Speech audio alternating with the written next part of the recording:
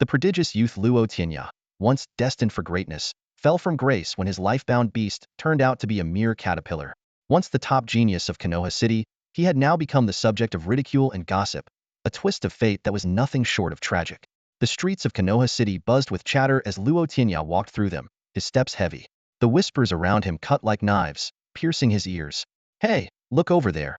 Isn't that the young master of the Luo family?" a passerby whispered. "Yeah, I heard he hatched a caterpillar from the sacred beast pool." Another chimed in, with a tone filled with both surprise and mockery. It was this unremarkable caterpillar that caused Luo Tianya's sudden fall from grace. Anger burned in his eyes as he cursed silently. What do they know? These ignorant people had no idea that what they saw as waste concealed a world-shattering secret.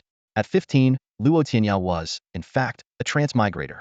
In this magical continent of sacred beasts, humans and mythical creatures forged alliances to fend off invasions from extraterrestrial monsters. Every child at the age of 12 had the chance to obtain their unique life-bound beast egg from the sacred beast pool. Remarkably, 3 years ago, Luo Tianya had set a record by being the first in Konoha City to receive a life-bound beast, marking him as a prodigy.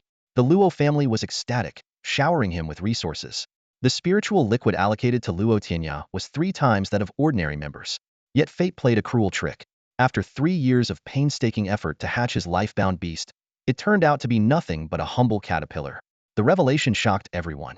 The Luo family was in an uproar, and the family head, Luo Tong, was furious. Luo Tianya plummeted from the heights of fame to the depths of disgrace, becoming the target of scorn. Even the young ladies who once admired him were left with only pity and derision.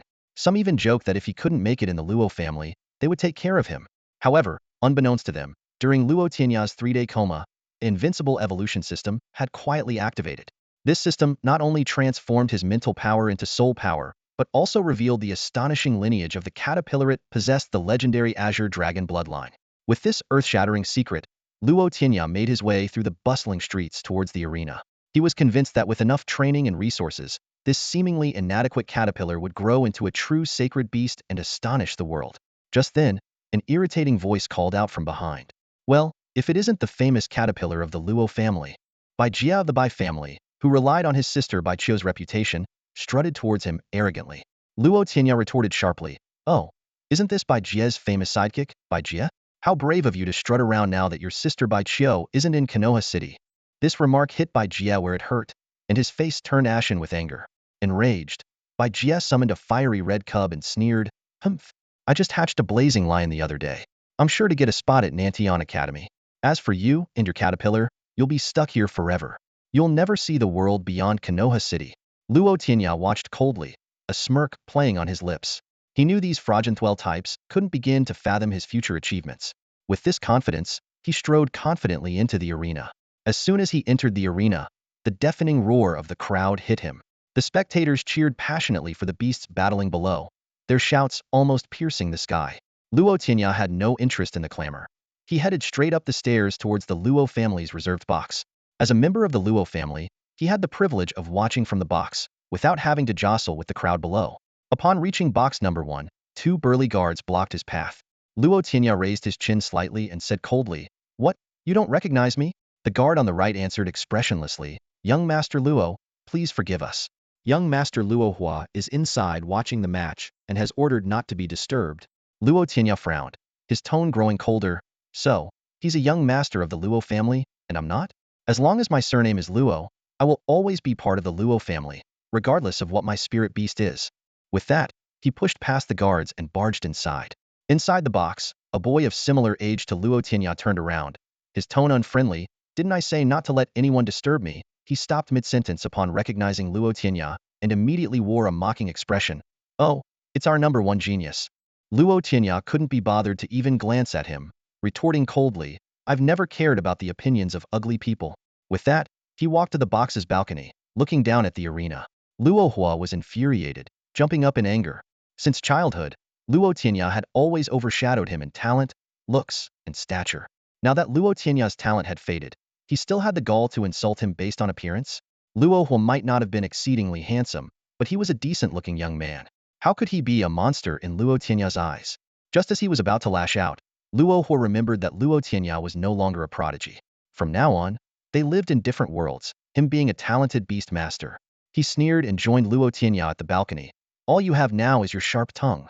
Let me tell you, my spirit beast is a blue moon greedy wolf, a level 3 beast from birth, and it's a mutant. The spot at Nantion Academy is now mine. Oh, Luo Tianya responded, clearly uninterested. Seeing Luo Tianya dismiss him, Luo was snorted in frustration and turned back to watch the beasts in the arena. Luo Tianya paid no mind to Luo Hua, whom he saw as a mere child. He was there to explore the issue of evolution points. Forming a special hand sign, a faint green light flickered, and his spirit beast, a listless caterpillar, appeared on his shoulder. Luo Tianya focused on the arena below. The battle was intense, with a giant wolf and a fiery lion clashing fiercely, representing the typical spirit beasts of the Luo and Bai families, respectively. A Luo family disciple, dressed in light blue, channeled spiritual energy to form an array, boosting the giant wolf's power. The wolf howled like the night, its strength surging, as it charged at the fiery lion with razor-sharp claws. Guided by its master, the fiery lion unleashed its innate ability, the 3 fireball spell. 3 large fireballs whizzed towards the giant wolf. At the critical moment, the Luo disciple shouted, "Iron head, copper bones, tofu waste." The wolf twisted agilely, dodging the vital areas, and the fireballs struck its rear. Despite the pain, the wolf continued its attack, its claws slashing at the lion's face. With a pained howl, the fiery lion was sent flying to the edge of the arena. Seeing the dire situation, the Bai disciple quickly conceded, rushing to check on his spirit beast's injuries. As the referee announced the result, the arena erupted once more. The victors cheered, the losers cursed, and exclamations arose from those taking advantage of the chaos. Luo Hua boasted, "See? The Bai family is nothing. They want to compete with us." Luo Tianya quickly poured cold water on his enthusiasm. "Save that talk for when you meet Bai Chio at Nantion Academy." Luo Hua deflated instantly. During the entrance exams at Nantion Academy, Bai Chio had defeated numerous city youths, claiming the top spot in the My City exams. Since then, the Bai family had matched the Luo family in academy spots. Unwilling to concede, Luo Hua muttered, "Why are you boosting others' morale while undermining your own?" Luo Tianya glanced at him. "Bai Chio has been training at Nantion Academy for 2 years. According to our family elders, she's quite the figure there. If you go to the academy, you should repeat what you just said to her face." With that, he turned and left the box. "Oomph. It's not like you're going to Nantion Academy anyway, so why do you care?" Luo Hua muttered under his breath, knowing full well that if he ever faced Bai Chio at the academy, he'd be the first to back down. Luo Tianya ignored Luo Hua's petty thoughts, frowning as he pondered while leaving the box. The arena remained noisy, but his mind was focused on how to gain evolution points. The system showed no response after the beast battle, indicating it wasn't a system that rewarded opportunistic gains. Did he need to personally command his spirit beast in battle? But his underdeveloped caterpillar would likely be blown away as soon as it stepped into the arena. Oh dear, what a headache. Luo Tianya rubbed his temples, murmuring to himself, "Spirit beast, mythical beast, beast battle, victory, surrender, surrender?" The last word sparked a realization. Surrender? Yes, that's it, surrender. Luo Tianya clapped his hands, his eyes lighting up as if he'd found the key. "Haha, let's give it a try. If it works, then I, Luo Tianya, truly am a peerless genius." Laughing, he descended the stairs and strode away. The 2 guards exchanged puzzled looks, wondering if young Master Luo Tianya had lost his mind from the shock. Luo Tianya stepped out of the arena, standing silently at the entrance as he gazed at the bustling street outside. He stroked his chin, his eyes scanning the throng of people, pondering over who would make suitable subjects for his experiment. Just as he was deep in thought, a surge of people suddenly poured out from the arena. The recent beast fight had just concluded, and these spectators wore gloomy expressions, clearly having lost their bets. Some even looked on the verge of tears, likely having gambled away their entire sustenance. Luo Tianya stood by, carefully observing this dejected crowd. Suddenly, an idea flashed in his mind. "Hey, these people might be perfect for my experiment."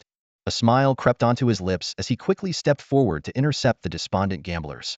Who the hell? Someone, already in a foul mood, snapped upon seeing someone blocking their path.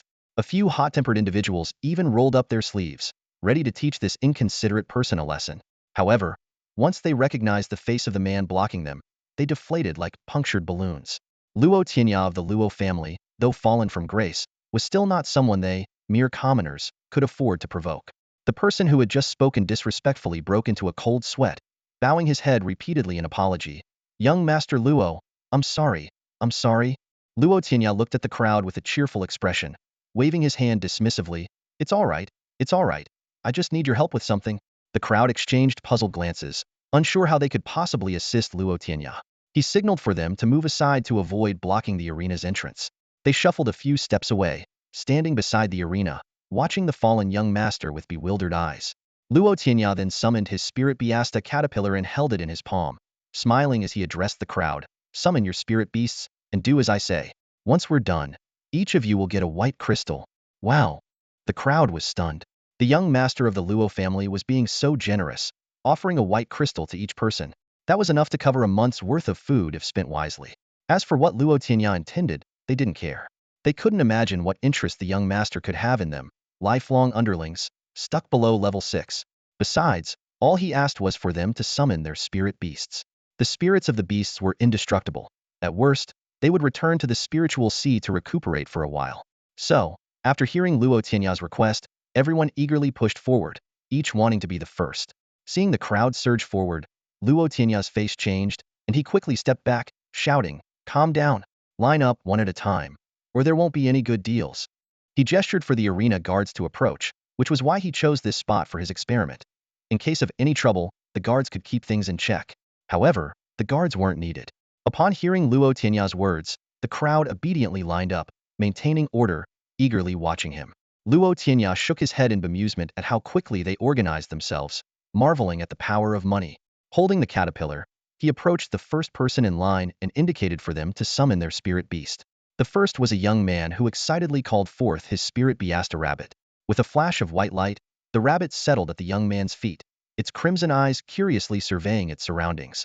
"Pick her up," Luo Tianya instructed. The young man complied, cradling the rabbit, aligning their hands at the same level. "What level is your rabbit?" Luo Tianya asked curiously. "Level 5. It can't go any higher without potential or resources," the young man replied dejectedly, speaking of his spirit beast. This was the reality for many at the lower rungs of the beast continent. Spirit beasts lacked potential, companion beast contracts were limited by mental strength, and resources were scarce, leaving them stuck at the bottom, unable to find a path forward. Luo Tianya looked at him coldly. "My spirit beast is a caterpillar, not even level 1, and my family has cut off my resources. I'm still trying to find ways to improve my spirit beast. You're young. Why not think of ways to do the same?" The young man wanted to retort but, recalling the other's status, lowered his head, muttering, "How could someone from a family like yours understand the struggles of US common folk?" Luo Tianya replied, "I may not understand your struggles, but I know that instead of wasting money on feudal beast bets, it would be better spent on self-improvement. If your spirit beast has no potential, then change direction. Use its traits to develop other abilities. Perhaps then, your spirit beast might ascend." Luo Tianya's words plunged those in front of him into silence. They too had once been ambitious and driven, but harsh realities had taught them otherwise. Years of setbacks had cooled their spirits, leaving them only with visits to the arena to admire others' advanced beasts and occasionally gamble. Hearing Luo Tianya's words now, many hung their heads in shame, while the young man clenched his teeth, tears welling in his eyes. The guards at the Colosseum listened to Luo Tianya's words with a look of helplessness on their faces. Inwardly, they thought to themselves that this young master Luo was really cutting off their source of income at the Colosseum. If people stopped coming, how would they make a living? Yet, due to Luo Tianya's status, the guards could only swallow their discontent in silence. Luo Tianya didn't say much more, knowing he had already done his best. Whether these people would come to their senses or change was beyond his control. What mattered most now was testing his hypothesis. "All right, let's begin our experiment," Luo Tianya said, with a hint of urgency in his voice. The young man wiped his tears with his arm, looked up at Luo Tianya, and asked, his voice trembling, "What do you need us to do?" Luo Tianya glanced down at the caterpillar lazily resting in his palm and softly said, "Begin the battle." He then looked up and instructed the young man, "Have your spirit beast concede, and you should say I concede as well." This request left everyone around them stunned. Someone whispered, "What kind of move is that? Never heard of such a request." Another person bluntly remarked, "Has Luo Tianya gone mad or something?" Luo Tianya paid no mind to the reactions around him. Seeing the young man still in a daze, he impatiently urged, "Why are you standing there? Hurry up and say it. Don't you want the money?" The young man snapped back to reality, thinking to himself that when dealing with the wealthy, it's best to humor them. Besides, the request was simple and wouldn't harm his spirit beast, so why not comply? He promptly had his spirit beast concede and followed up with, "I concede." Luo Tianya's reaction was unexpected. As soon as the young man completed the actions, Luo Tianya's eyes lit up, his hands trembled uncontrollably, and he burst into laughter. This scene only confirmed to those around that Luo Tianya had gone mad. Someone shook their head and sighed, It's a pity. He was once a genius, on par with Bai Qiu, and now he's ended up like this? Sure. Keep your voice down, someone cautioned, fearing Luo Tianya might hear. However, Luo Tianya didn't hear any of these comments. Even if he had, he wouldn't have cared. Moments ago, his experiment had succeeded. He had discovered a bug in the system. This revelation thrilled him, and he was completely absorbed in his own world. Overwhelmed with the joy of success, Luo Tianya watched as the evolution points in his mind's invincible evolution system increased from 0 to 6. He speculated that this was due to the extra rewards from the challenge beyond his level of battle between a level 0 caterpillar and a level 5 beast, which resulted in more evolution points for him. Excitement was evident in his expression, and his eyes shone brightly like two gleaming lamps. He quickly beckoned a guard over, took out a pouch of money, and instructed him to distribute a white crystal stone to everyone who passed the test. The young man quietly accepted the white crystal stone, standing aside with his beast still in his arms. Luo Tianya paid him no mind and signaled for the next person to proceed. Seeing this, others looked on with anticipation, eagerly waiting for their turn. Next was a middle-aged man who skillfully summoned a level 4 hedgehog and promptly conceded after a nod from Luo Tianya. Luo Tianya nodded in satisfaction, though not as excited as before. The middle-aged man received his white crystal stone and headed straight into the beast arena, which Luo Tianya didn't pay much attention to. After about half an hour, the queue of over 30 people finally cleared. Luo Tianya couldn't contain his joy as he looked at the significantly increased evolution points in the system. The last person was a sturdy young man, who recalled his wild boar with a simple, honest smile and prepared to enter the arena. Recognizing him as an old acquaintance named Dezhuang, Luo Tianya immediately admonished, "Dezhuang, if you dare to place bets, I'll break your legs." Dezhuang protested, saying he was just there to watch the beast fights. Luo Tianya remained unconvinced and scolded him for wasting money. Upon learning that Dezhuang had come by some money unexpectedly, Luo Tianya softened his stance. He retrieved his money pouch from the guard, which still had over a dozen white crystal stones. Ensuring no one was watching, he discreetly handed the pouch to Dezhuang, advising, "Be careful, don't let anyone see." Dezhuang was momentarily stunned, then broke into a wide smile, saying, "Tianya, you've always been a genius before, now, and always." Luo Tianya feigned a kick, and Dezhuang ran off with a laugh. As Luo Tianya was about to leave, the young man suddenly knelt down, pleading, "Young Master Luo, please take me in." Luo Tianya was taken aback, not understanding his intent. The young man resolutely expressed his desire not to live a muddled life and asked to follow Luo Tianya. Luo Tianya paused for a moment, cautioning, "You need to think carefully. I'm someone who's been abandoned right now. Following me, I might not be able to give you anything." Yet, the young man remained steadfast, his eyes filled with determination. He was moved not only by Luo Tianya's words, but also by his kindness to Dezhuang, firmly believing that following Luo Tianya was the right choice. "Stand up." Luo Tianya's voice was deep and commanding. Xiao Bai slowly rose to his feet, his legs still trembling. Luo Tianya gazed at the young man, a hint of approval flickering in his eyes.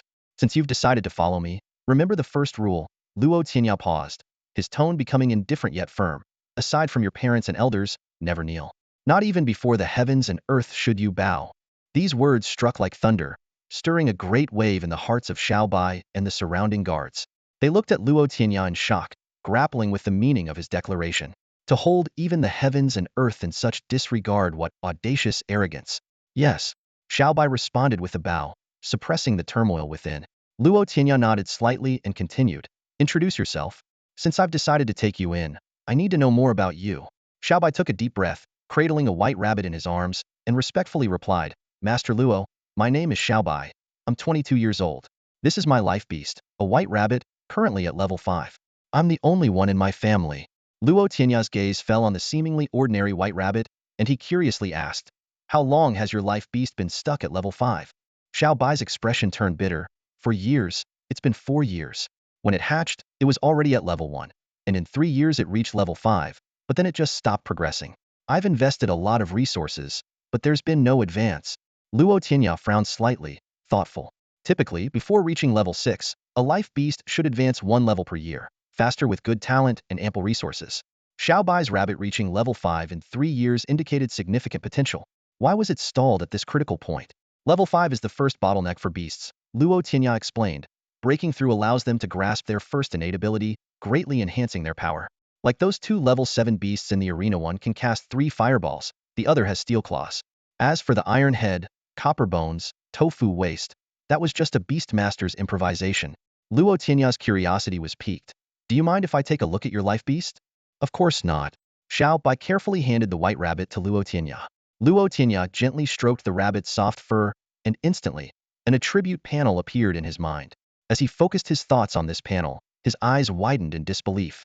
This is... Luo Tianya's voice was filled with astonishment, as if he had uncovered an incredible secret. Luo Tianya stood frozen in place, a look of surprise flashing in his eyes. He had originally tried it out of curiosity, to see if the invincible evolution system could detect information about beasts that didn't belong to him. To his astonishment, it actually worked. The secondary page clearly displayed the attributes of that rabbit. He eagerly scanned the information on the panel. Species, Taodai type. Level, level 5. Ability, gluttony. Status, perpetually hungry, too weak to level up.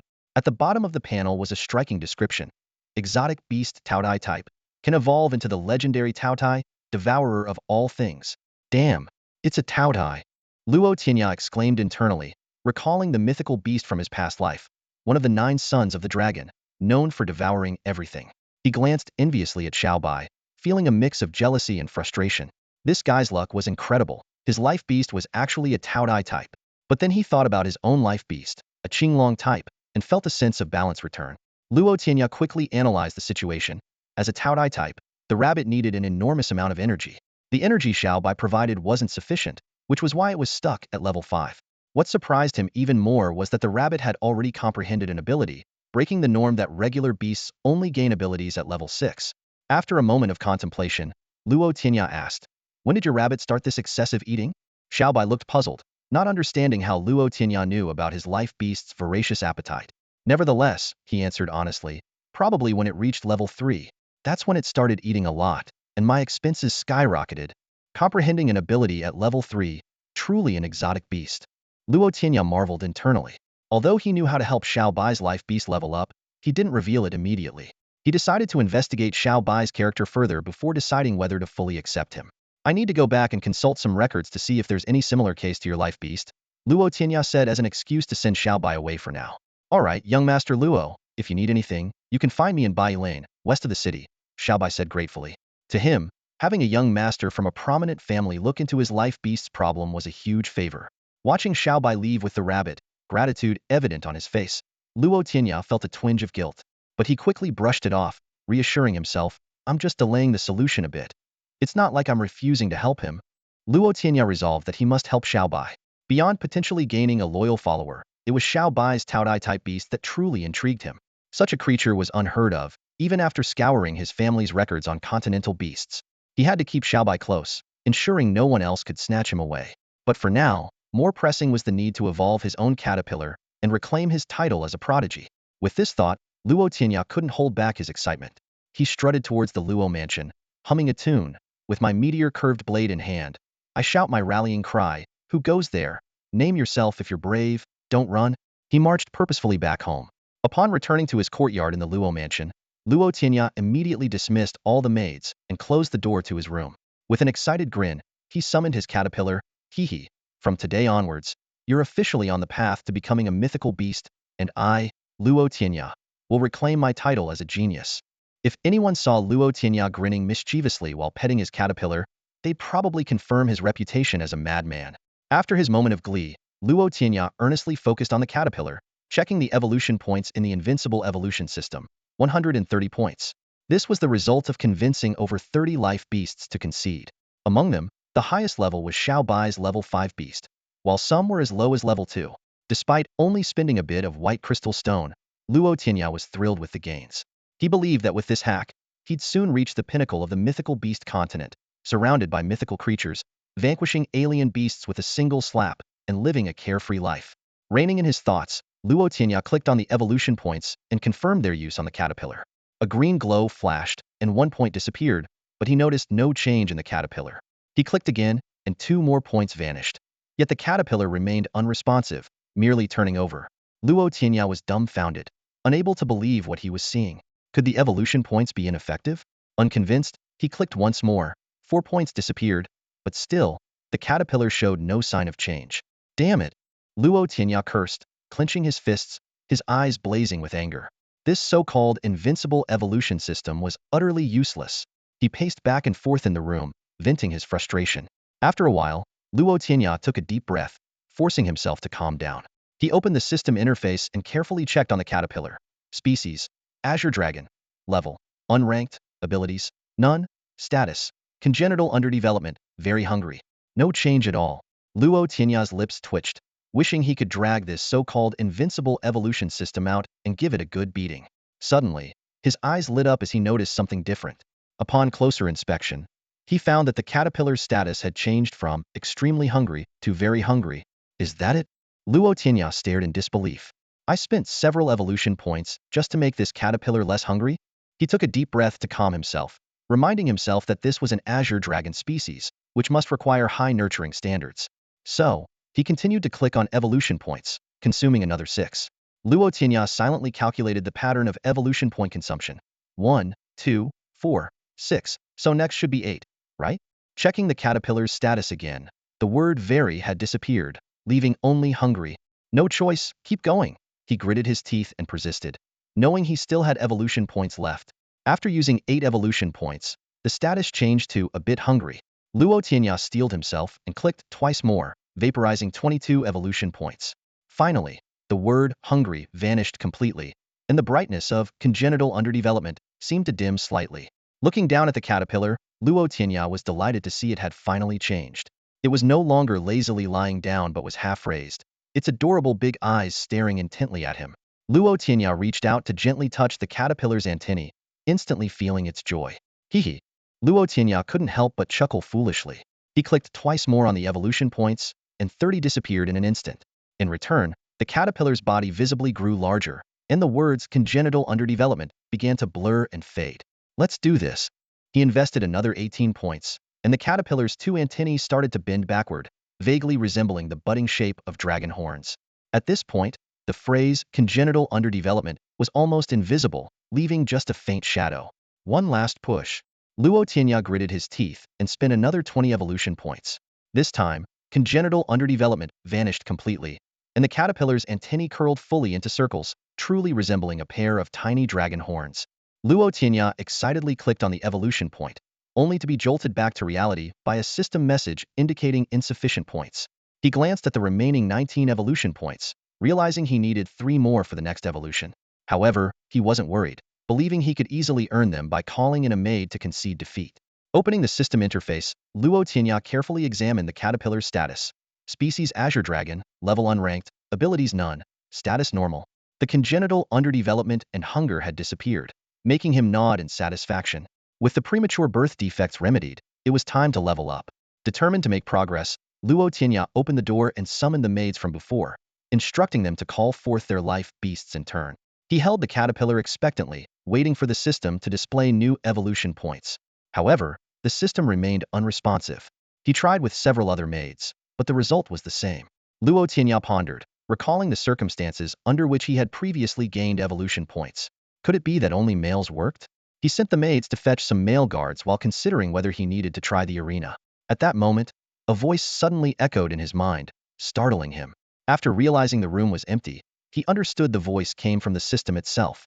I am the assistant spirit of the invincible evolution system, residing in your mind, said a cat floating above the system, lazily licking its paw. Luo Tianya, surprised, asked, "What functions do you have?"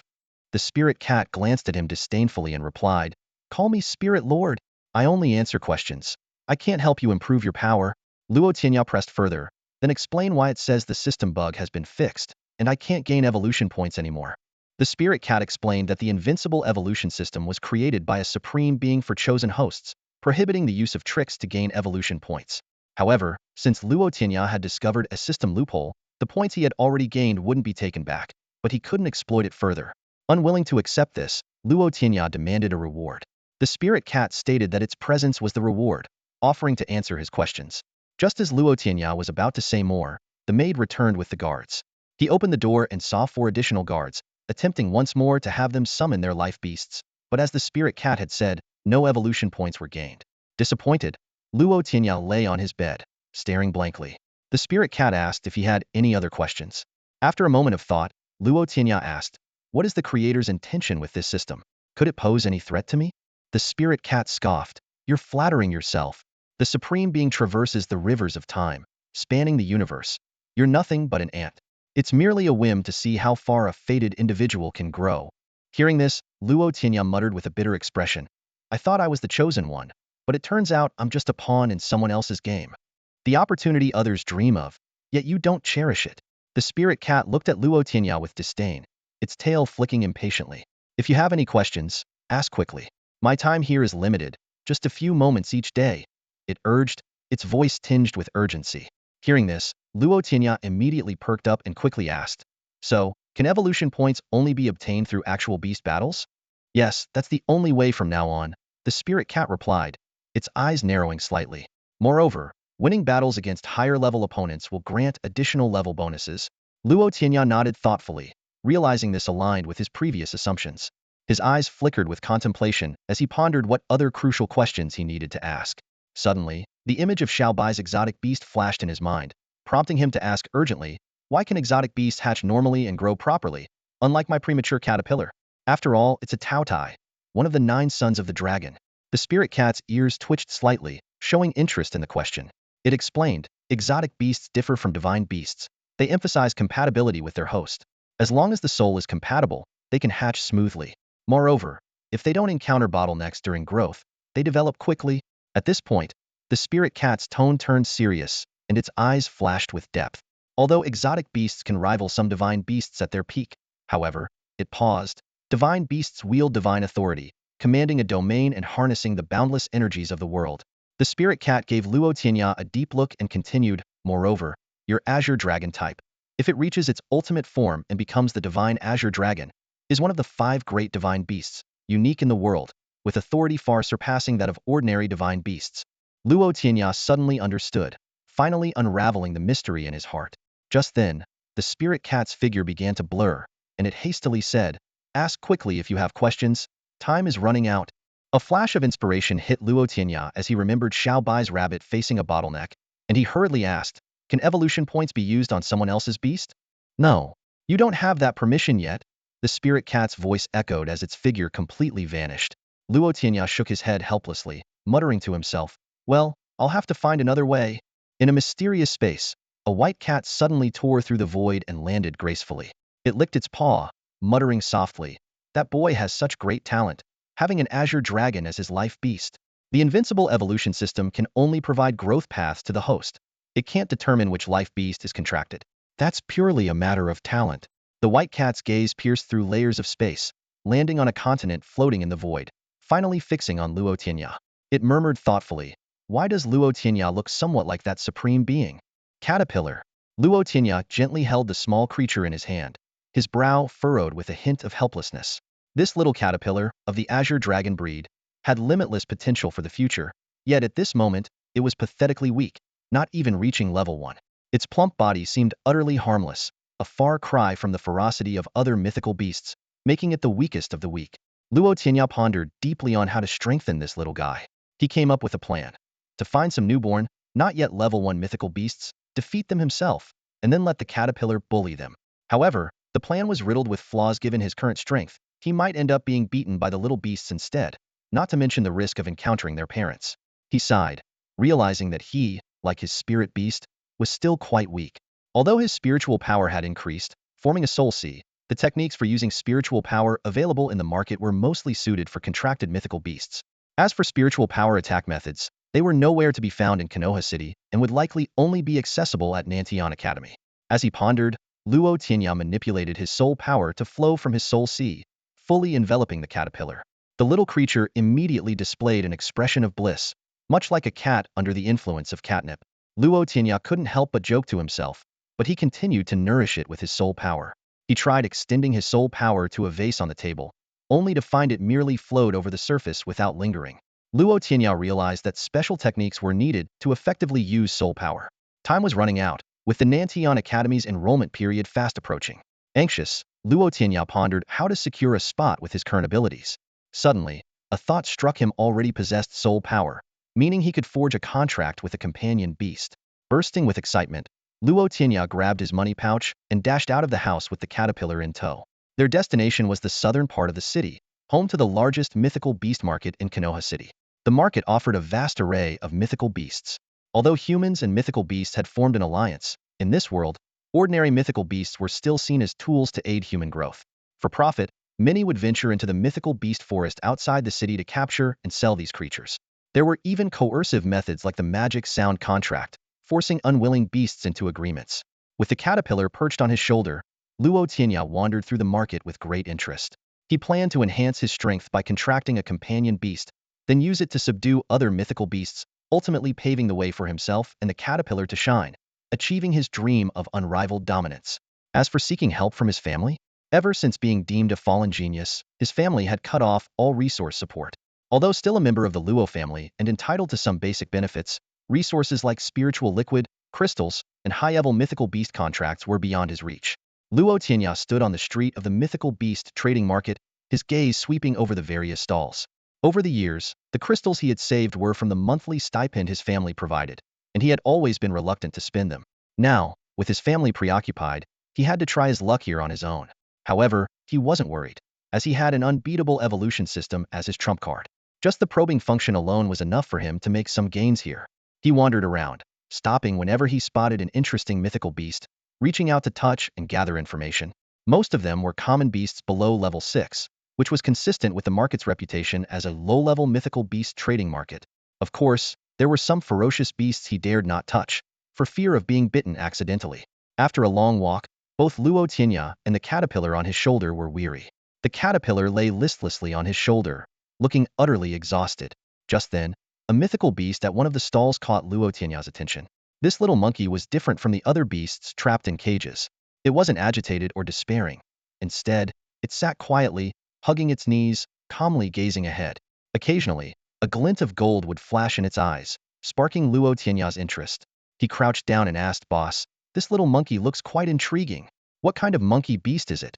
The stall owner, a middle-aged man with a long beard and a shrewd gleam in his eye, perked up immediately. Rolling up his sleeves, he launched into an animated tale. Speaking of this little monkey, it's got quite the story." The owner began recounting a grand battle, claiming he fought alongside the monkey's parents in the mythical beast forest for 300 rounds, battling from the ground to the sky and back again. The aftermath of the battle flattened vast areas of forest, causing a beast uprising. In the end, not only did he drive away the monkey's parents, but he also single-handedly held off the rampaging beasts, silently preventing a disaster for Leaf City. The more the owner spoke, the more animated he became, painting himself as Leaf City's greatest warrior, an unsung hero protecting the city. Just as he was getting carried away, a cold ha brought him back to reality. Looking up, he saw Luo Tianya standing with his arms crossed, looking down at him. The caterpillar on his shoulder mimicked its owner, using its short front limbs to awkwardly hug itself, its round eyes filled with skepticism. The owner chuckled awkwardly and abruptly stopped. Luo Tianya, with a faint smile, said, "Go on, I was quite entertained." It was like listening to a storytelling session. The boss's expression suddenly changed, adopting a more serious demeanor. He stroked his long beard and pointed at the quiet little monkey in the cage, saying, "Although this monkey wasn't obtained through arduous efforts, I did go through considerable challenges, using quick reflexes and sharp eyes to snatch it from other competitors. If you want it, I'll give you a fair price." Luo Tianya ignored the boss's words and crouched down to get a closer look at the little monkey. He scrutinized it for quite a while, noticing that the monkey remained completely still, not even glancing at him, but staring silently ahead. This unusual behavior piqued Luo Tianya's curiosity. "Can I touch it?" Luo Tianya finally asked. The boss hesitated for a moment before warning, "You can, but let me make it clear though this monkey seems calm. If anything happens to you, I'm not responsible." Luo Tianya replied nonchalantly, "Don't worry, even if something happens, I won't blame you." He gestured for the boss to unlock the cage. The boss gave him a dubious look, then released his mental energy, forming a special key. Under his control, the key inserted into the lock, and with a soft click, the cage opened. Luo Tianya noted that this was a special kind of beast cage that could only be opened with the owner's mental energy, ensuring safety. Even with the cage open, the little monkey remained quietly sitting, showing no intention of coming out. Luo Tianya took a deep breath and cautiously reached out to touch the monkey's soft fur. At that moment, a system interface suddenly appeared in his mind, displaying the monkey's attributes. Luo Tianya quickly scanned the information, his pupils contracting and his heart racing. If not for his experience from 2 lifetimes and his powerful mental energy transformed into spiritual power, he might have gasped in shock. The attribute panel showed: Species: Six-Eared Macaque. Born of heaven and earth, a unique creature. Level: 1. Ability: Listen to all things innate ability, currently sealed. Status. Ability actively sealed. Immersed in its own world. Luo Tianya's mind was in turmoil. A six-eared macaque. Isn't this the creature from Journey to the West that could rival the Monkey King, whose true form could only be discerned by Di Ting and the Buddha? While he wasn't sure of the connection between this macaque and the legendary one, the system's description indicated that this monkey was extraordinary. What was even more astounding was that it had awakened its innate ability at level 1, which was more potent than the gluttonous beast's ability that awakened at level 3. The listen to all things ability reminded Luo Tianya of the macaque's legendary traits. Keen hearing, understanding of logic, knowledge of past and future, and clarity of all things. While Luo Tianya was lost in thought, the boss nudged him. Hey, are you alright? You look like you've been scared stiff. Luo Tianya quickly snapped back to reality, smoothly withdrawing his hand and saying calmly, this little monkey is so tranquil, it made me zone out for a moment. The boss, somewhat relieved, enthusiastically said, so, what do you think? This little monkey's great, right? If you like it, you can have it for just 2 green crystals. Luo Tianya chuckled at this. Do you think I'm a fool? This monkey doesn't seem to have any abilities, and judging by its small size, it's probably just around level 1. If it's a juvenile, starting at level 1 is typical for an ordinary beast, or even quite low. If it's not a juvenile, he paused, looking directly into the boss's eyes, a mature beast at level 1, and you dare ask for 2 green crystals? The boss looked embarrassed. He had intended to swindle this well-dressed young man. In reality, he had merely picked up the monkey in the beast forest. Others had seen its weak energy and tiny size, barely larger than an adult's palm, and weren't interested. Having come out of the forest empty-handed, he brought it back without any resistance from the monkey. Looks like you know your stuff, the boss said, forcing a smile and quickly changing his expression to one of feigned hardship. How about 1 green crystal then? It wasn't easy bringing it out of the beast forest. 100 white crystals, Luo Tianya replied with a sly grin. What, the boss was taken aback. 100 white crystals for a green crystal was practically giving it away for free. Luo Tianya calmly explained. This little monkey was probably just picked up. Didn't cost you much effort. Luo Tianya stood in front of the beast vendor's stall, his eyes resting on the quiet little monkey. Though he was secretly delighted, he feigned indifference as he said to the vendor. This monkey doesn't have any abilities and isn't very active. At best, it can be a decorative pet. It can't even become a contract beast. So I guess only someone as wealthy as me would splurge on something like this. The vendor forced a bitter smile, acknowledging the truth in Luo Tianya's words. Most people came to the beast market searching for a contract beast. This low-level monkey, always sitting quietly, was hardly attractive to buyers. Who else but the rich would be interested in it as a mere ornament? The city's prominent families had special means to contract beasts and wouldn't bother with a low-end beast market like this.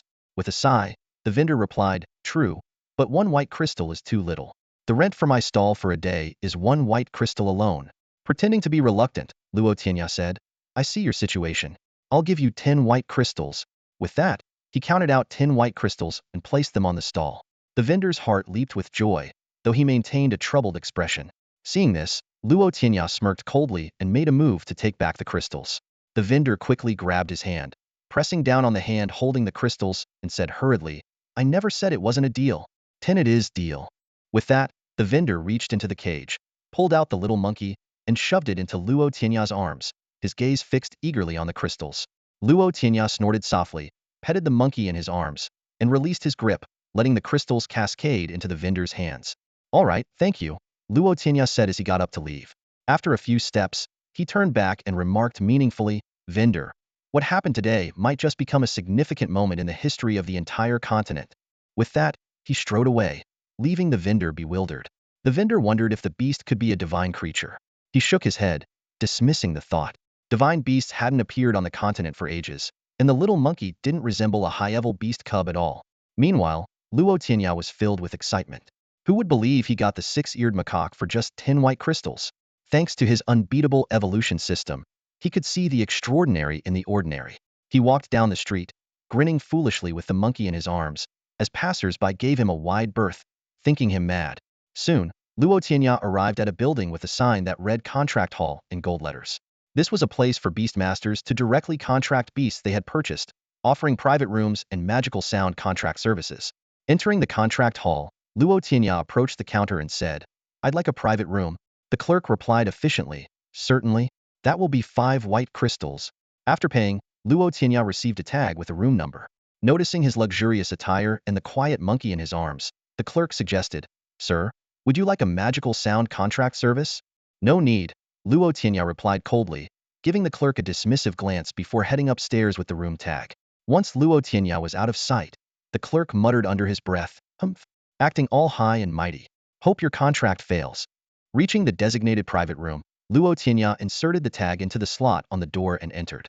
He didn't plan to use the magical sound contract service not because it cost a green crystal, but because he was concerned it might adversely affect the Six-Eared Macaque.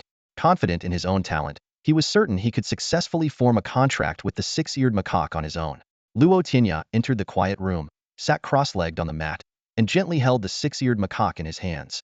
He gazed at the legendary creature, known for its ability to hear all things in the world, and examined its ears closely. Sure enough, beneath the two obvious ears were two tiny, barely noticeable bumps. Luo Tianya squinted, speculating that these might be additional ears not yet fully developed. At that moment, the caterpillar on his shoulder slipped down and crawled along his arm to the front of the Six-Eared Macaque. Its large eyes were full of curiosity as it inspected its new companion. Luo Tianya chuckled and said, "From now on, you two are partners." The caterpillar gathered its courage, extended its antennae, which glowed with a green light, and gently touched the little monkey. However, the Six-Eared Macaque remained unresponsive, quietly sitting in Luo Tianya's palm. The caterpillar turned back to Luo Tianya, its eyes filled with confusion and a hint of dejection. Luo Tianya reassured it, "It's okay, it's just shy right now. Once the bond is formed, it will greet you." He placed the little monkey on his lap and formed a series of intricate hand seals. His spiritual energy flowed out, coalescing into a contract array glowing with white light, hovering above the monkey. With 2 fingers of his right hand, he directed the array down onto the Six-Eared Macaque. To Luo Tianya's surprise, the contract array, although enveloping the monkey, quickly dissipated. He frowned in thought, recalling the system's description of the Six-Eared Macaque. Its abilities were automatically sealed, lost in its own world. Luo Tianya speculated that the monkey's ability to hear everything might have overwhelmed it with information, forcing it to shut itself off from the outside world. As a modern person, he immediately thought of the concept of information filtering. He stood up, placed the monkey on the mat, and began pacing the room, pondering how to teach the Six-Eared Macaque to filter information. Finally, he decided to try waking the monkey and instructing it on how to sift through information. Luo Tianya gathered a teacup, a piece of wood, a vase, and some incense, placing them before the monkey. He used his spiritual energy to nourish the monkey, then pushed aside everything except the incense, holding it up to the monkey. With the nourishment, the monkey's eyes brightened, a golden light flickering within. It looked at Luo Tianya with curiosity, letting out a soft squeak. Pleased to see a reaction, Luo Tianya repeatedly demonstrated how to filter information, explaining, "These, you don't need, push them away. This I want, so I keep it." As time passed, the Six-Eared Macaque's eyes grew increasingly bright. Suddenly, it let out an excited cry, scratching its ears and jumping around. Luo Tianya asked in delight, "Is it working?" The monkey stopped, closed its eyes, and made a mysterious gesture with its right hand, pointing to its forehead. A wave of energy radiated from it, and Luo Tianya felt a gentle breeze, as if establishing a connection with the monkey. He greeted it in his mind, "Hello, little monkey." The Six-Eared Macaque opened its eyes, looking at him with surprise and joy. Meanwhile, the caterpillar, feeling neglected, let out a soft whimper. Luo Tianya pointed to the caterpillar on his shoulder, and the monkey nodded before closing its eyes to send out another wave. The caterpillar watched the monkey in confusion, then saw it mimicking its earlier reaction with hand gestures. Luo Tianya observed the caterpillar's changing expressions, from confusion to realization, and finally to excitement, its antennae quivering, its forelegs waving. He realized that the Six-Eared Macaque could not only listen but also engage in two-way communication. Seeing that the monkey had learned to filter information and listen selectively, Luo Tianya felt a surge of joy. He speculated that the monkey might be using different spiritual energy waves to choose what to listen to. Truly one of the 4 great divine monkeys, with such extraordinary talent, even my clumsy demonstration could lead it to enlightenment. Luo Tianya thought to himself with admiration. Luo Tianya watched the caterpillar and the Six-Eared Macaque communicate in a language he couldn't understand, and felt a sense of satisfaction. These 2 little creatures were bound to become his dependable aides in the future, and fostering their bond was crucial. However, time was of the essence, and they had more pressing matters to attend to. "Alright, you two, save the chatter for later. We've got important business to handle." Luo Tianya interrupted the 2 chattering creatures. Turning to the Six-Eared Macaque, he asked seriously, "Little Six Ears, are you willing to make a pact with me?" Despite having helped the macaque solve its ability issues, Luo Tianya was still uncertain. If the macaque refused, he would have to prepare for a long-term strategy, winning its trust through emotional ties. But with the Southern Sky Academy's admissions approaching, time was running short. making Luo Tianya's heart race and palms sweat. To his surprise, the six-eared macaque nodded without hesitation, placing its small hand in Luo Tianya's palm with a determined look. Luo Tianya raised an eyebrow in surprise, thinking that the little creature's decisiveness must be due to the severe interference from external information. Perhaps, being naturally born and lacking guidance, it didn't know how to filter useful information? Luo Tianya shook his head, dismissing these thoughts. The most important task now was to form the pact. He sat cross-legged, placing the macaque on his lap, forming hand seals. Soon, a contract magic circle appeared from thin air, enveloping the six-eared macaque. This time, the little monkey responded, opening its arms to welcome the contract. With a soft hum, Luo Tianya suddenly felt his soul energy surge from his soul sea, rushing toward the macaque like a tide. The energy accelerated, making Luo Tianya feel dizzy. What's happening? Why is forming the pact consuming so much soul energy? Luo Tianya wondered. Typically, level 6 was sufficient to form a companion beast pact. It shouldn't require such a massive amount of soul energy. If every pact were like this, no one on the divine beast continent could successfully form a pact with a beast at level 6. But now, there was no turning back. Once the pact began, it couldn't be stopped. Luo Tianya had to persevere, gritting his teeth as sweat beaded on his forehead. He suddenly realized that this six-eared macaque was a unique, naturally born creature with pure, complete bloodline and innate abilities. Forming a pact with such a rare species naturally consumed more than an ordinary beast. If not for the macaque's willing acceptance and Luo Tianya's soul strength having transformed into soul energy, he would have been drained instantly. Even so, Luo Tianya felt he was nearing his limit. Just as he thought his soul sea would run dry, a loud boom echoed in his mind, signaling the pact's completion. A barely visible light connected him and the six-eared macaque closely. A smile of joy spread across Luo Tianya's face as he steadied his shaky body with one hand on the ground. Pale-faced, he looked at the macaque, about to speak, when a voice echoed in his mind. Pact successful. Level up by 1. Gained ability. Hear all things. Suddenly, a golden light enveloped Luo Tianya, enhancing his physical and soul strength. An overwhelming flood of information poured into his soul sea. The joy of the macaque and caterpillar. Details about the meditation room's mat, table, teacup, and incense, and conversations between people and beasts outside the room, along with their personal information. Luo Tianya felt his soul sea was about to explode. Just as his soul energy began to recover, it was hit by this intense surge. Under this massive information onslaught, he finally succumbed, losing consciousness. His life beast, the caterpillar, turned into a light and returned to his soul sea. In the last moment before darkness claimed him, Luo Tianya seemed to see the six-eared macaque running toward him in panic. His final thought was, hearing all things, this ability sure is tricky. After an unknown period, a gentle breeze brushed against his face, and Luo Tianya slowly regained consciousness. He opened his eyes to find himself in his familiar bed, with a maid fanning him gently. Seeing him awake, the maid's face lit up with delight. She stopped fanning and leaned closer, saying, "Young master, you're awake?" Luo Tianya looked puzzled. His memory stuck at the moment he fainted after forming the pact with the macaque. How had he suddenly returned home? Seeing his confusion, the maid explained, "Young master, you fainted at the contract pavilion 2 days ago.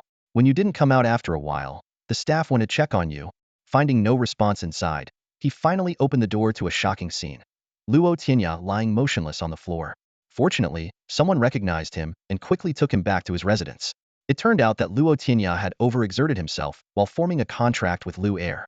Coupled with suddenly gaining the power to hear all things, the overwhelming influx of information from the outside world flooded his mind, ultimately causing him to collapse. This realization hit him like a bolt of lightning, causing Luo Tianya to sit up abruptly in bed. He looked around anxiously and asked, "Where is my little monkey?" The maid softly replied, pointing to a corner of the room, "It's sleeping over there." Following her gesture, Luo Tianya saw a cozy little nest made of soft fabric, where Lu Air was curled up, sound asleep. Mentioning the little monkey brought a relieved smile to the maid's face. She spoke quietly of Lu Air's loyalty. "This little monkey is so devoted to you, young master. It stayed by your side the whole time, even preventing anyone from getting close after you were brought back. It only relented when I explained we were there to help you." The maid glanced at the still sleeping Lu Air and continued, "It watched over you for 2 whole days until it finally couldn't stay awake any longer and went to rest." Luo Tianya's gaze softened as he looked at Lu Air, a wave of warmth flooding his heart. He now valued this little monkey even more, elevating it to the status of his life companion beast. Seeing that Luo Tianya seemed to be recovering, the maid hesitated before speaking, "Young master, the news of your collapse and return has spread throughout the estate. People are talking. saying you were overambitious in trying to bond with a companion beast. Leading to this, Luo Tianya raised a hand to stop her, his voice firm. Don't worry about what others say. I have my own plans. The maid wanted to say more, but Luo Tianya gently interrupted her. It's all right, don't worry. Everything will be fine. He patted her hand, indicating she should rest. You look like you haven't had a good rest in a while. After the maid closed the door and left, Luo Tianya slowly got out of bed to stretch his muscles. He didn't disturb the still sleeping Lu Air, instead turning his attention to the system in his mind. He was eager to understand why he had leveled up and how he had acquired this new power. The interface suddenly appeared in Luo Tianya's mind, immediately drawing his attention to his status panel.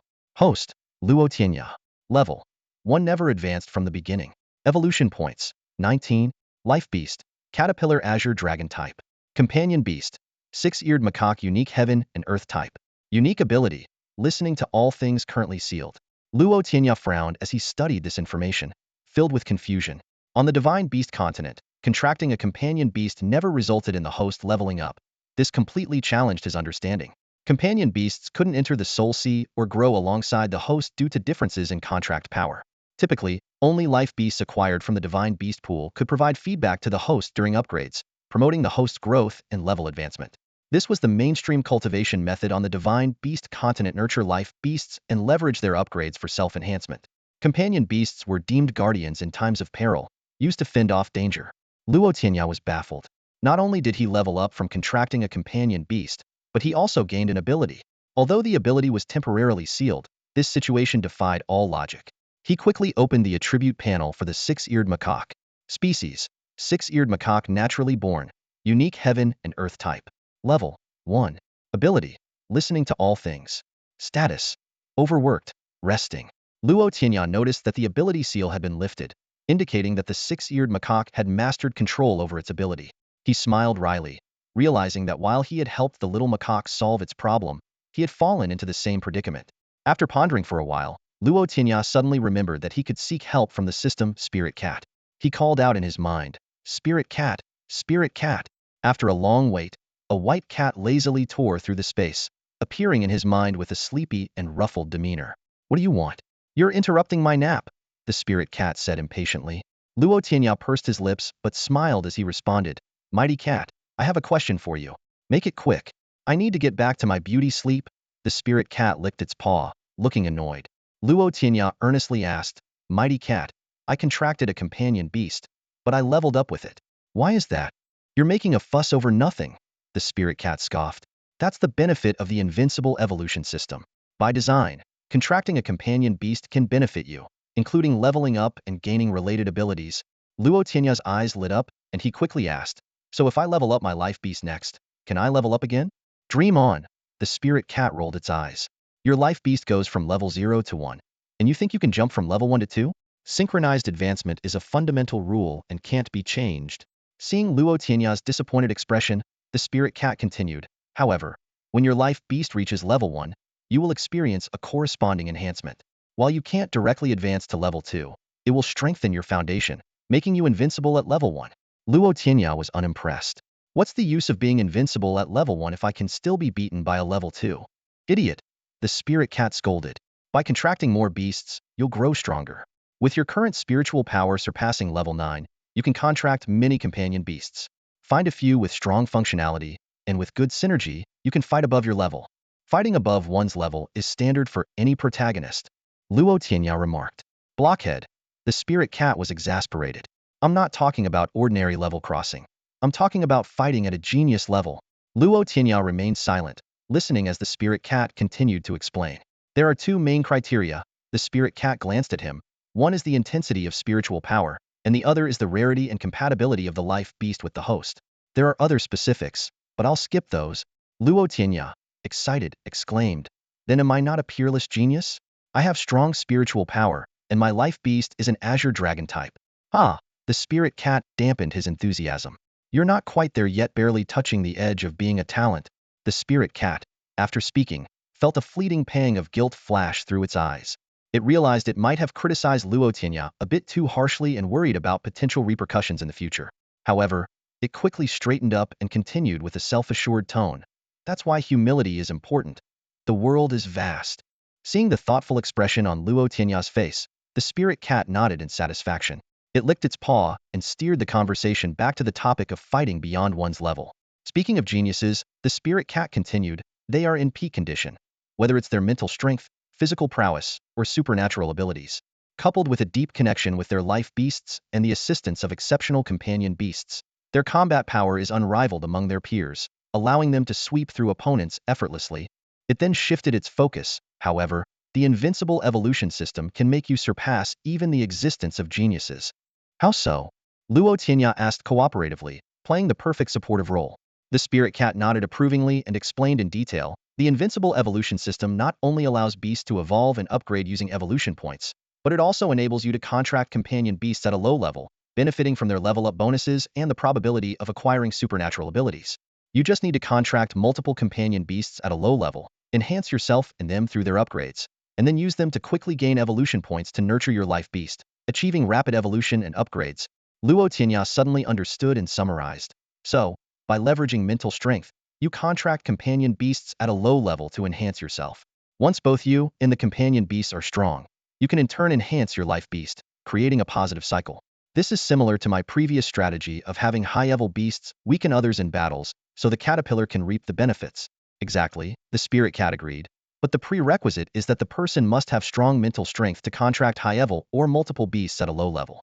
That's probably why the invincible evolution system chose you, because of your inherently powerful mental strength, which has even transformed into soul power. Curious, the spirit cat asked, now that you're at level 1, have you already contracted a companion beast? Luo Tianya replied with a wry smile. Yes, I contracted one, but it's not as simple as you say. Just contracting that one nearly drained my soul power. Impossible! The spirit cat exclaimed incredulously, unless it was a true divine beast cub, it couldn't have consumed that much. What kind of beast did you contract? Luo Tianya answered honestly, a six-eared macaque. What? The six-eared macaque is that scoundrel? The moment the name was mentioned, the spirit cat bristled, agitatedly bouncing around in Luo Tianya's mind. Luo Tianya looked puzzled. You know the six-eared macaque? He furrowed his brow in thought. Logically, the six-eared macaque was a unique creature in the world, and the young six-eared seemed to have just been born. How could it know the spirit cat? Could the six-eared macaque be some old demon reborn? The spirit cat halted its movements, perplexed, searching its own memory. It discovered that it only had introductory information about the six-eared macaque, but no memories of interacting with it. Strange, why do I feel so uneasy just hearing that name? It muttered to itself. Shaking its head, the spirit cat brushed off these doubts. It turned to Luo Tianya with a hint of admiration in its voice. No, I don't know it. But I suspect your greatest talent is luck, to encounter such a naturally born unique creature as the six-eared macaque. Luo Tianya nodded proudly, a confident smile spreading across his face. So, you acquired its divine ability? The spirit cat probed further. Seeing Luo Tianya nod again, this time with a slightly bitter expression, the spirit cat couldn't help but laugh heartily. Haha, the ability to hear all things is the strongest auxiliary divine power, but alas, it's incredibly difficult to master. Luo Tianya admitted with a wry smile. Although he had taught the young six-eared how to use the ability to hear all things, he himself had yet to master it. Seeing that the spirit cat seemed to know a lot about the six-eared macaque, he immediately flattered it. I knew our spirit cat lord is all-knowing and all-seeing. From the highest heavens to the deepest underworld, there's nothing you don't know. You're the oracle of the world. The spirit cat was so flattered it was floating on air, and was about to offer some guidance when it suddenly began to fade and vanished in an instant. What a waste of breath. Luo Tianya sighed helplessly. He noticed that the spirit cat's visit seemed shorter today than usual. Exiting the mental system, Luo Tianya got up from the bed. He quietly opened the door, taking care not to wake the still sleeping young six-eared. In the sunlit courtyard, Luo Tianya closed his eyes, feeling everything around him. A gentle breeze rustled the branches, leaves whispering in response. His spiritual energy unfolded, enveloping the entire courtyard. Suddenly, he seemed to see the path of the wind, the moment flowers bloomed, the process of leaves falling. Various sensations surged around him, yet he could distinguish each one. The emotions of the trees, the joy of flowers blooming, the resentment of leaves falling from the trees. So this is what it means to hear all things. Luo Tianya felt joy welling up inside, sensing a connection with all things in nature. His soul seemed to rise from his body, floating higher and higher, until it overlooked the vast continent. After a long while, his soul slowly returned to his body. Opening his eyes, Luo Tianya felt refreshed and renewed. I really am a genius, he couldn't help but boast. With the problem solved, Luo Tianya turned and went back to his room. As soon as he opened the door, he saw the newly awakened six-eared macaque chirping excitedly at him. Haha, you worked hard before, young six-eared. Luo Tianya laughed, patting the six-eared macaque on the head. The little macaque shook its head and continued chirping. Just in time. Let's level you up. Luo Tianya, holding 19 evolution points, had enough to advance the six-eared macaque a few levels. He summoned the invincible evolution system and chose to use the evolution points on the six-eared macaque. In an instant, energy waves surged between heaven and earth, a flash of golden light, and the six-eared macaque's body grew larger, advancing from level 1 to level 2. 2 evolution points were consumed, and Luo Tianya himself also advanced to level 2, enhancing both his physical strength and spiritual power. More. Luo Tianya lavishly continued to pour evolution points into the six-eared macaque. Duong. The six-eared macaque leveled up to 3, and extraordinary phenomena emerged. Golden light surrounded it, and countless monkey shadows appeared, each throwing punches, some breaking mountains, some splitting seas, others shattering the sky. Luo Tianya was dumbfounded, wondering what profound martial arts this could be. Finally, the myriad monkey shadows merged behind the six-eared macaque, forming one, delivering a seemingly ordinary straight punch. But in Luo Tianya's eyes, what pressed upon him was not just a fist, but an entire world. The six-eared macaque opened its eyes, a golden light of fist intent instantly reducing the chair in front of it to dust. So powerful. Luo Tianya's eyes widened in excitement. The stronger the six-eared macaque became, the stronger he himself would be. Then, the six-eared macaque stood up, and the singular shadow behind it rose as well. A domineering and invincible aura surged forth, forcing the already level 3 Luo Tianya back, then spreading throughout the courtyard, eventually encompassing the entire Luo family estate. Roar! In a secluded room, the head of the Luo family, Luo Tong, suddenly opened his eyes. His life-bound beast, the howling moon heavenly wolf, was restlessly growling, poised to attack, its crimson eyes fixed on the outside. What a domineering aura! Luo Tong also sensed that aura, one of solitary invincibility, an aura of unrivaled dominance. Which esteemed master is passing by my Luo family? Please, come down for a meeting. His figure flashed, and he, along with the howling moon heavenly wolf, appeared instantly in the air above the Luo estate. Such a level of power had never appeared in my city, and Luo Tong dared not act rashly, respectfully bowing in the air. However, the aura came and went quickly, vanishing completely by the time Luo Tong arrived. The beasts within the Luo estate gradually returned to normal, no longer cowering on the ground. As it left, after a long while, Luo Tong could no longer sense the aura. He straightened up, his spiritual power sweeping through the entire estate, finding nothing unusual, and vanished into the air with a furrowed brow. He decided to consult with the elders to see if they could uncover what had happened. In the small courtyard, Luo Tianya was startled to find himself pushed against the wall by the aura. He watched as the shadow behind the six-eared macaque was merging into its small body. As the external aura rapidly retracted, that shadow completely fused into the six-eared macaque. The young macaque gestured to Luo Tianya and then collapsed, the golden light receding, becoming just an ordinary little monkey. Through their shared ability to hear all things, Luo Tianya understood the young six-eared's message needed time to digest the newly acquired divine power, and he shouldn't upgrade it any further for the time being. Carefully, Luo Tianya placed the six-eared macaque back into its little nest, then opened the invincible evolution system to check on the young macaque status. Hiss! He gasped in astonishment. He opened the system and his gaze fell upon the section for companion beasts.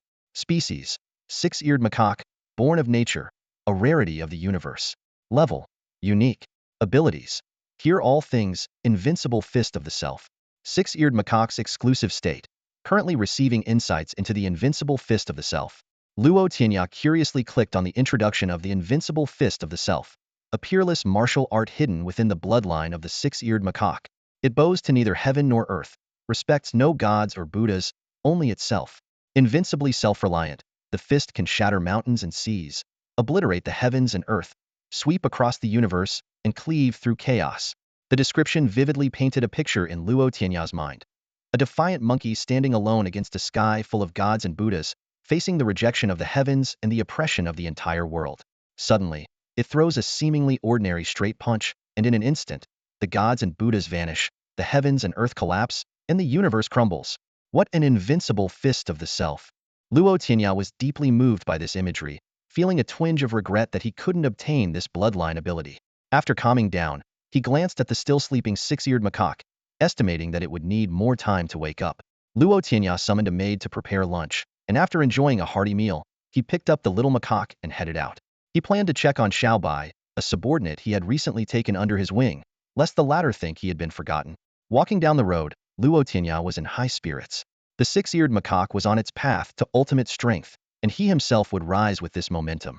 He dreamed of a future where his name would be renowned across the sacred beast continent, leading it to repel outer world monsters and even launch a counterattack.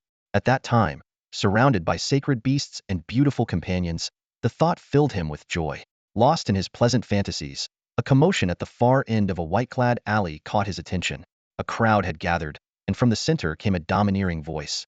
"How dare you dirty my clothes, mess up my hair, make me fall and play the hero?" Frowning, Luo Tianya quickly pushed his way through the crowd. The scene before him ignited his fury. Two burly servants were brutally restraining two people, while an arrogant youth stomped on their heads. Nearby, a rabbit and a wild boar were struggling against a python's attack. Recognizing the two pinned on the ground, Luo Tianya couldn't hold back any longer. He stomped the ground with his right foot, using the force to propel himself towards the two servants, and shouted angrily, "Get lost." With a kick, he sent the two mere level 5 servants crashing into a nearby house. Standing firm, Luo Tianya's cold gaze fixed on the previously arrogant youth. "Wang Chong, are you looking to die?" His voice was as cold as a piercing winter wind, chilling to the bone. Moments ago, Wang Chong had been cocky, but now he trembled like a frightened chick, stammering, I didn't mean to." "If you didn't mean to, then move your filthy foot away." Luo Tianya took a step closer, his eyes blazing.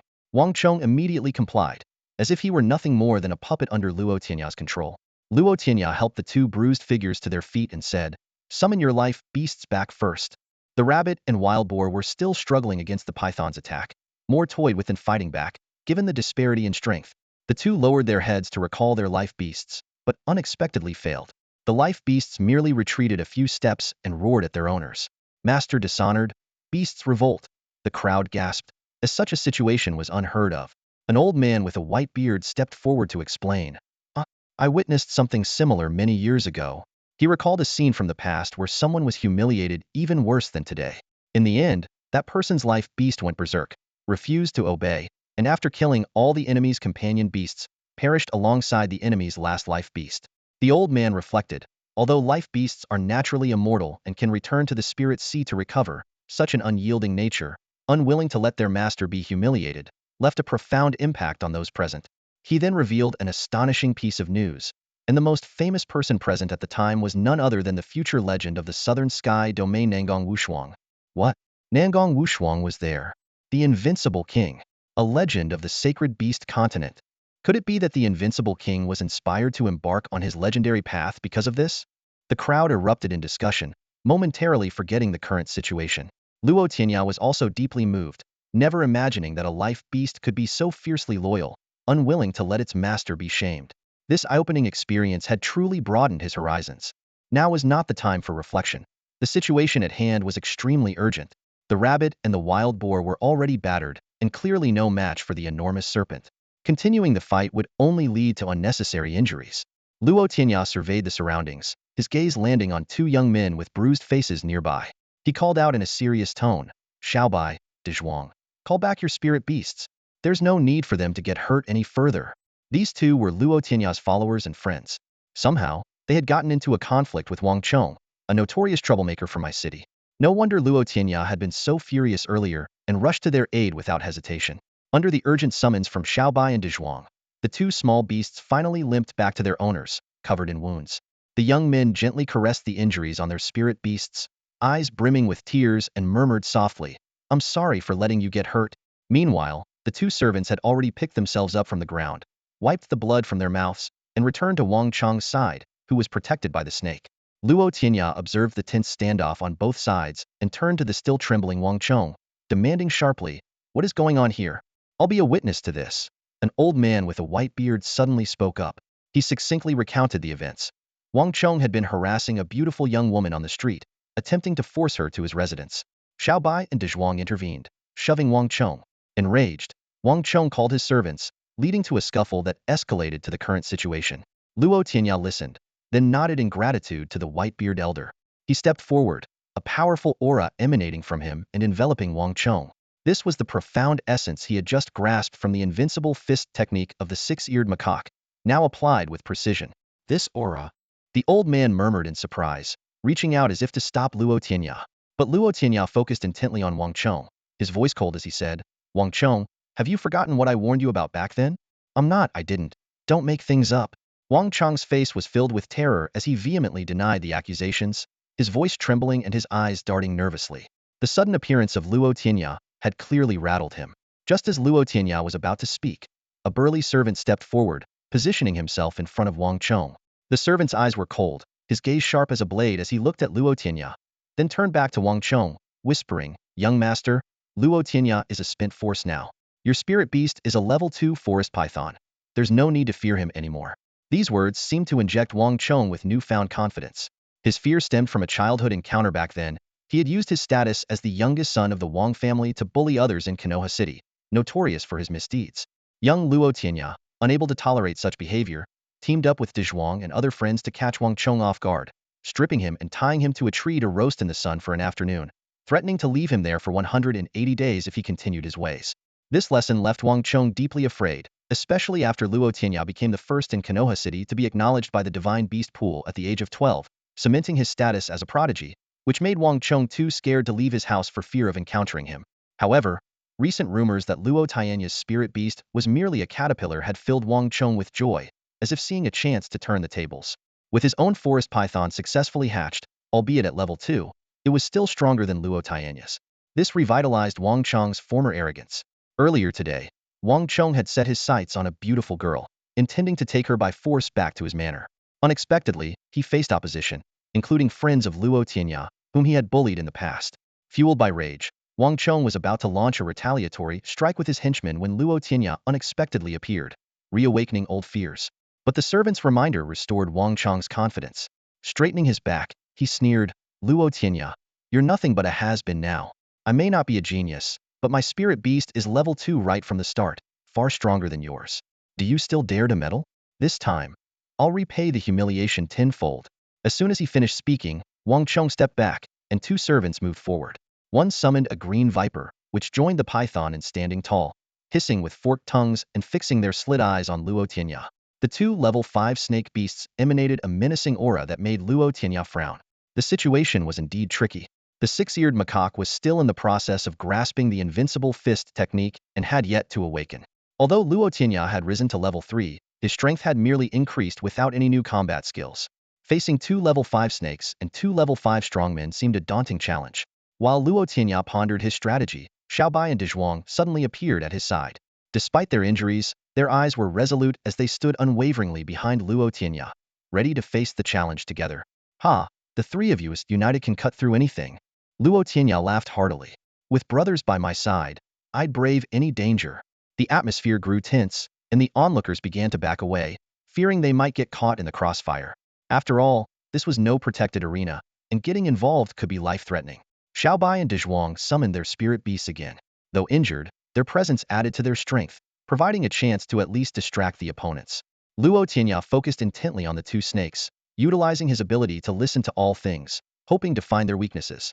Just then, the Six-Eared Macaque, which had been quietly resting in Luo Tianya's arms, began to stir. Luo Tianya glanced down to see the macaque enveloped in a golden glow, exuding an aura that suggested it was on the verge of awakening. Hidden within the crowd, the old man with the white beard sensed the powerful aura. He furrowed his brows and pondered quietly. This aura was similar to the one from not long ago, yet it was purer and more domineering. His eyes were fixed intently on the unfolding scene. At that moment, the Six-Eared Macaque in Luo Tianya's arms suddenly awoke. In a flash, it appeared in midair. Behind it, a colossal monkey manifestation emerged, exuding an awe-inspiring, defiant stance ready to battle the heavens and earth. This apparition came and went swiftly, merging back into the Six-Eared Macaque in the blink of an eye. The Six-Eared Macaque opened its eyes, which glimmered with intelligence. An unstoppable and domineering aura erupted from it, overwhelming everyone present. The surrounding crowd fell to the ground, except for the old man with the white beard, who remained steadfast, his bright eyes fixed on the Six-Eared Macaque in the air. Seeing this, Luo Tianya laughed heartily. Ha ha ha! Wang Chong, my beast has awakened. I promise, I'll hang you on a tree to dry for 180 days. He was secretly delighted, as the awakening of the Six-Eared Macaque meant it had fully grasped the insights of the Invincible Fist. With its third-level power, if it couldn't easily handle those two fifth-level serpents, the reputation of the technique would be in vain. With a flash of golden light, the Six-Eared Macaque reverted to its ordinary monkey form and appeared on Luo Tianya's shoulder in an instant. It gleefully chattered away, grabbing Luo Tianya's dangling hair with its tiny hands. Luo Tianya smiled and said, all right, I know you're powerful now." With his ability to understand all things, he easily comprehended the little macaque's words. But he quickly composed himself and said seriously, "We'll celebrate later. Right now, we have some trouble to deal with first." He pointed to the two trembling snakes in the arena and briefly explained the situation. Upon hearing the story, the Six-Eared Macaque was instantly filled with fury. It stood up abruptly, its eyes fixed on Wang Chong, whose back was chilled by the intense gaze. The Six-Eared Macaque gently leaped down from Luo Tianya's shoulder and walked towards the two snakes step by step. With each step it took forward, the snakes involuntarily retreated. This casual yet immensely confident demeanor left everyone present deeply impressed. The old man's eyes shone with a keen light as he murmured to himself, "I've never seen a creature like this before." His gaze never left the Six-Eared Macaque, as if determined to etch this wondrous being into his memory. Luo Tianya confidently summoned a caterpillar and fixed his gaze on the six-eared monkey in the arena. He thought to himself that since Xiao Luer had made the first move, he must be confident in his abilities. This was the perfect opportunity to witness the power of the Invincible Fist. Just then, a deafening roar shattered the silence, drawing everyone's attention. It was Wang Chong, cornered with his two followers and a pair of level 5 serpents, their backs against a high wall with no escape route. Wang Chong shouted hysterically, "Attack! I refuse to believe that two level 5 serpents can't defeat a little monkey." He frantically waved his arms, commanding his robust servants to direct the beasts forward, determined to take down the monkey. The two servants looked troubled. Although their beasts were supposed to be in sync with their masters, the creatures seemed frightened and reluctant to obey. Left with no choice, they forced their beasts to advance while charging towards Luo Tianya's group, hoping to divert their attention. The six-eared monkey stood like a master unmoved by the chaos, calmly watching as the men and beasts approached. It stood firm, slowly raised its right hand, and assumed a fist stance. A phantom image appeared, mirroring the monkey's movements, as it unleashed a powerful punch towards the attackers. Mountain Splitter. This was the first move of the Invincible Fist Mountain Splitter. The two serpents and the servants felt an overwhelming force rushing towards them, rendering them immobile. Immediately, a colossal power struck them. The serpents, at the forefront, let out a mournful cry before dissipating into light, retreating to the mental sea of their masters. They had evidently suffered fatal injuries and needed time to recover. The residual force then crashed onto the two servants. They felt as if they were crushed by a 1,000-pound weight, instantly being flung back and slammed into the wall. The bricks shattered upon impact, and the men collapsed to the ground like lifeless clay, their fate uncertain. The six-eared monkey retracted its fist, leapt lightly, and returned to perch on Luo Tianya's shoulder, eagerly greeting the newly summoned caterpillar. Luo Tianya chuckled softly, his gaze settling on the stunned Wang Chong. "What's wrong, scared stiff? When we tie you to a tree later, don't start crying." Wang Chong's legs gave way, causing him to collapse to the ground. A damp patch spread beneath him as he trembled and stared at Luo Tianya in terror. Don't come any closer." Luo Tianya looked at him with disdain. "You're a grown man, and you wet yourself out of fear." He covered his nose and stepped back a few paces, looking down at Wang Chong. "Evil deeds will be your downfall. Wang Chong, I advise you to turn over a new leaf and become a better person." Wang Chong, on the verge of a breakdown, backed away, stammering incoherently, "Let me go today, or my brother Wang Teng will come back from Nantian Academy and won't spare you." Luo Tianya was no stranger to Wang Teng. 5 years ago, Wang Teng was in the same class as Bai Qiu, the eldest son of the Wang family head and Wang Chong's older brother. Although not as dazzling as Bai Qiu, he was still a genius second only to him, with a mutated white snake as his beast, which allowed him to enter Nantian Academy. In contrast, the Luo family had no outstanding figures that year. Those who entered Nantian Academy barely met the requirements. Luo Tianya smirked, crossing his arms with a hint of disdain, and teased, "Oh, Wang Teng, does he have the potential to be an emperor?" This question left everyone present stunned. An emperor? Who dares claim to be an emperor, and which beast dares to be called an emperor beast? In their minds, a king was already the pinnacle of power on the beast continent.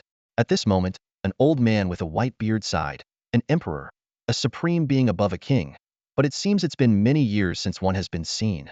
The crowd was astounded, realizing that an emperor was a level beyond a king. In Konoha City, Wang Ting might be considered a genius, but the chances of him becoming an emperor or even a king, were almost non-existent. Luo Tianya's words echoed like a thunderclap, leaving everyone present in stunned silence. He dared to ask if Wang Tang had the makings of a great emperor, as if only a young emperor could be worthy of competing with him.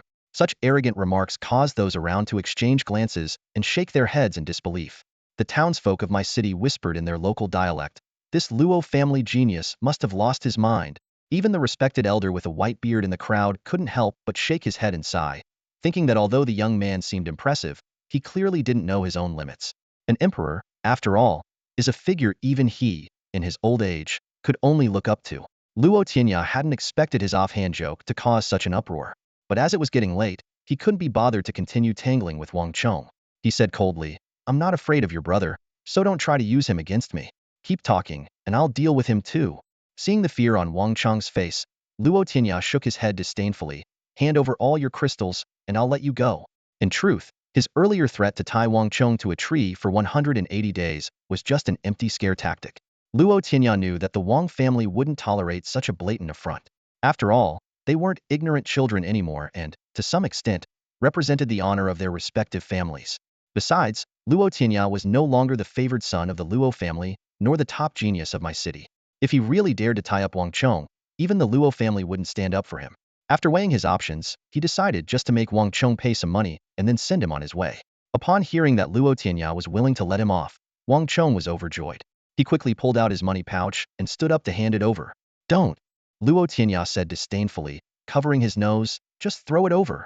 Wang Chong felt both humiliated and furious. Today, he had lost face, and only by severely punishing Luo Tianya could he restore his honor. He secretly planned to endure today and wait for his brother to return to exact revenge. Gritting his teeth, Wang Chong threw the money pouch forcefully at Luo Tianya. The latter picked it up with disdain but nodded in satisfaction. "All right, you can go now. And don't cause any more trouble." With that, he waved his hand dismissively like shooing away a fly. Seeing this, Wang Chong didn't even wait for his companions, bolting away and disappearing in no time, clearly unable to handle the pressure any longer. Heh, what a windfall. Luo Tianya thought gleefully about the crystals in the money pouch. Luo Tianya pocketed the money pouch and quickly approached the two servants lying on the ground. He crouched down to check on them and found that they were only unconscious due to their severe injuries. Breathing a sigh of relief, he took out 2 white crystals from his pocket, looked around, and found a few honest-looking strong men. "Could you please help take these 2 back to the Wang family?" Luo Tianya handed one of the crystals to one of the men, speaking sincerely. Once arranged, he cheerfully returned to Xiaobai and Dezhuang. Both had bruises on their faces, but their spirits seemed intact. "How are you? Are you all right?" Luo Tianya asked with concern. "We're fine, just minor injuries." Xiaobai and Dezhuang replied in unison, waving their hands dismissively. Despite their reassurances, Luo Tianya decided to be cautious. He took them to a nearby medical clinic where they found a healing spirit Biasta butterfly fairy. This tiny sprite, with a human-like body and butterfly wings, fluttered over to them. It gently flapped its wings, casting milky white light over the group. Miraculously, their wounds healed before their eyes. "Amazing," Dezhuang exclaimed, touching his now smooth face. After the treatment, the butterfly fairy hummed a tune only it could understand as it flew away. Luo Tianya paid the treatment fee of 10 white crystals, which made Xiaobai and Dezhuang gasp. "Don't worry about it. It's Wang Chong's money after all," Luo Tianya said with a smile. The 3 of them, along with their spirit beasts, found a tavern to sit in. While waiting for their food, Xiaobai, holding his rabbit, apologized. "Young Master Luo, thank you for rescuing us this time." "No big deal." Luo Tianya waved it off. "You're with me now, so standing up for you is only right. Now, let me take a look at your life-bound beast." Grateful, Xiaobai handed over the little white rabbit. As soon as Luo Tianya held it, its attribute panel appeared in his mind. Species, Taodai kind. Level, 5. Ability, Gluttony. Status, Hungry, lacks energy to level up. Still the same status, Luo Tianya thought. But with Wang Chong's money, we should be able to fix this. He handed the rabbit back to Xiaobai and said, "After we eat, we'll deal with your life-bound beasts issue." Xiaobai was so excited he almost knelt down, but Luo Tianya stopped him just in time. "Remember, no kneeling casually," Luo Tianya reminded him. Having settled Xiaobai's issue, Luo Tianya turned to Dezhuang. "Let me see your life-bound beast too." "Why? My little black doesn't like strangers," Dezhuang said defensively, clutching his black pig tightly. Luo Tianya rolled his eyes and snatched the black pig, ignoring its grunts of protest, and checked its attributes. Species, Boar King. Level, 3. Ability, Charge. Status: terrified, fears being braised, if necessary requests to be steamed. Luo Tianya couldn't help but laugh. Holding up the pig's front hooves, he jokingly threatened, I'm going to braise you. Braising has more flavor. Steaming's too bland. The little black pig struggled desperately, finally giving De Zhuang a helpless look before closing its eyes, resigned to its fate. What a drama pig! Luo Tianya chuckled, returning the pig to the watchful De Zhuang. He was secretly impressed. It seemed everyone at this table was extraordinary. De Zhuang's lifebound beast was a king beast species, ranking third in the fourth level of spirit beasts, just below the highest level of mutated king beasts. De Zhuang, you're quite a talent, Luo Tianya thought to himself. As of now, there hasn't been a king-level beast appearing in Konoha City. Luo Tianya frowned slightly, his thoughts drifting to the lifebound beast of the Luo family head, the Howling Moon Heavenly Wolf. It's said that this majestic giant wolf is striving to evolve and become a king among beasts. His gaze shifted to Da Zhuang, an ordinary-looking wild boar with extraordinary potential. Despite its bulky form, Da Zhuang has reached a level that many beasts can only dream of. Astonishingly, it awakened a divine ability at the third level, one that perfectly complements its offensive skills. Luo Tianya calculated silently, believing that with sufficient resources, Da Zhuang could soon rival the lifebound beast. He bowed his head in contemplation, carefully pondering his original plan. Tianya, Tianya. Da Zhuang's call interrupted his thoughts. The dishes had long been served, filling the air with delicious aromas, yet Luo Tianya remained oblivious. Da Zhuang called out several times without response before finally shouting in his ear. Oh, let's eat, everyone. Let's eat. Luo Tianya snapped out of his reverie, quickly inviting the others to enjoy the feast. He noticed that even the Six-Eared Macaque was being treated to a plate of fruit, which the little monkey was eagerly devouring. Suddenly, Luo Tianya remembered something. Hey? Speaking of which, where's the girl you guys heroically saved? Da Zhuang, mouth full of food, mumbled an unclear reply. Don't know. Xiao Bai put down his chopsticks, frowning as he recalled. It seems as soon as we showed up, the girl disappeared. Don't worry about it, Luo Tianya said indifferently. Probably just a regular person who ran off to avoid trouble. Xiao Bai nodded and continued to dive into the culinary delights. Not far from them, in a corner, an unusual pair was quietly observing them. An elderly man with a kindly face and a girl of about 15 or 16 sat there, speaking in low tones. Curiously, the people around them seemed oblivious to their presence, as if they were invisible. The girl pouted, dissatisfied. Grandpa, why did you follow me? Those three kids are so boring. The old man put down his wine cup, looking at her gently. Cece, I find those three young men quite interesting, although you might not understand the details. Oh, then tell me, Grandpa, the girl named Cece said, intrigued.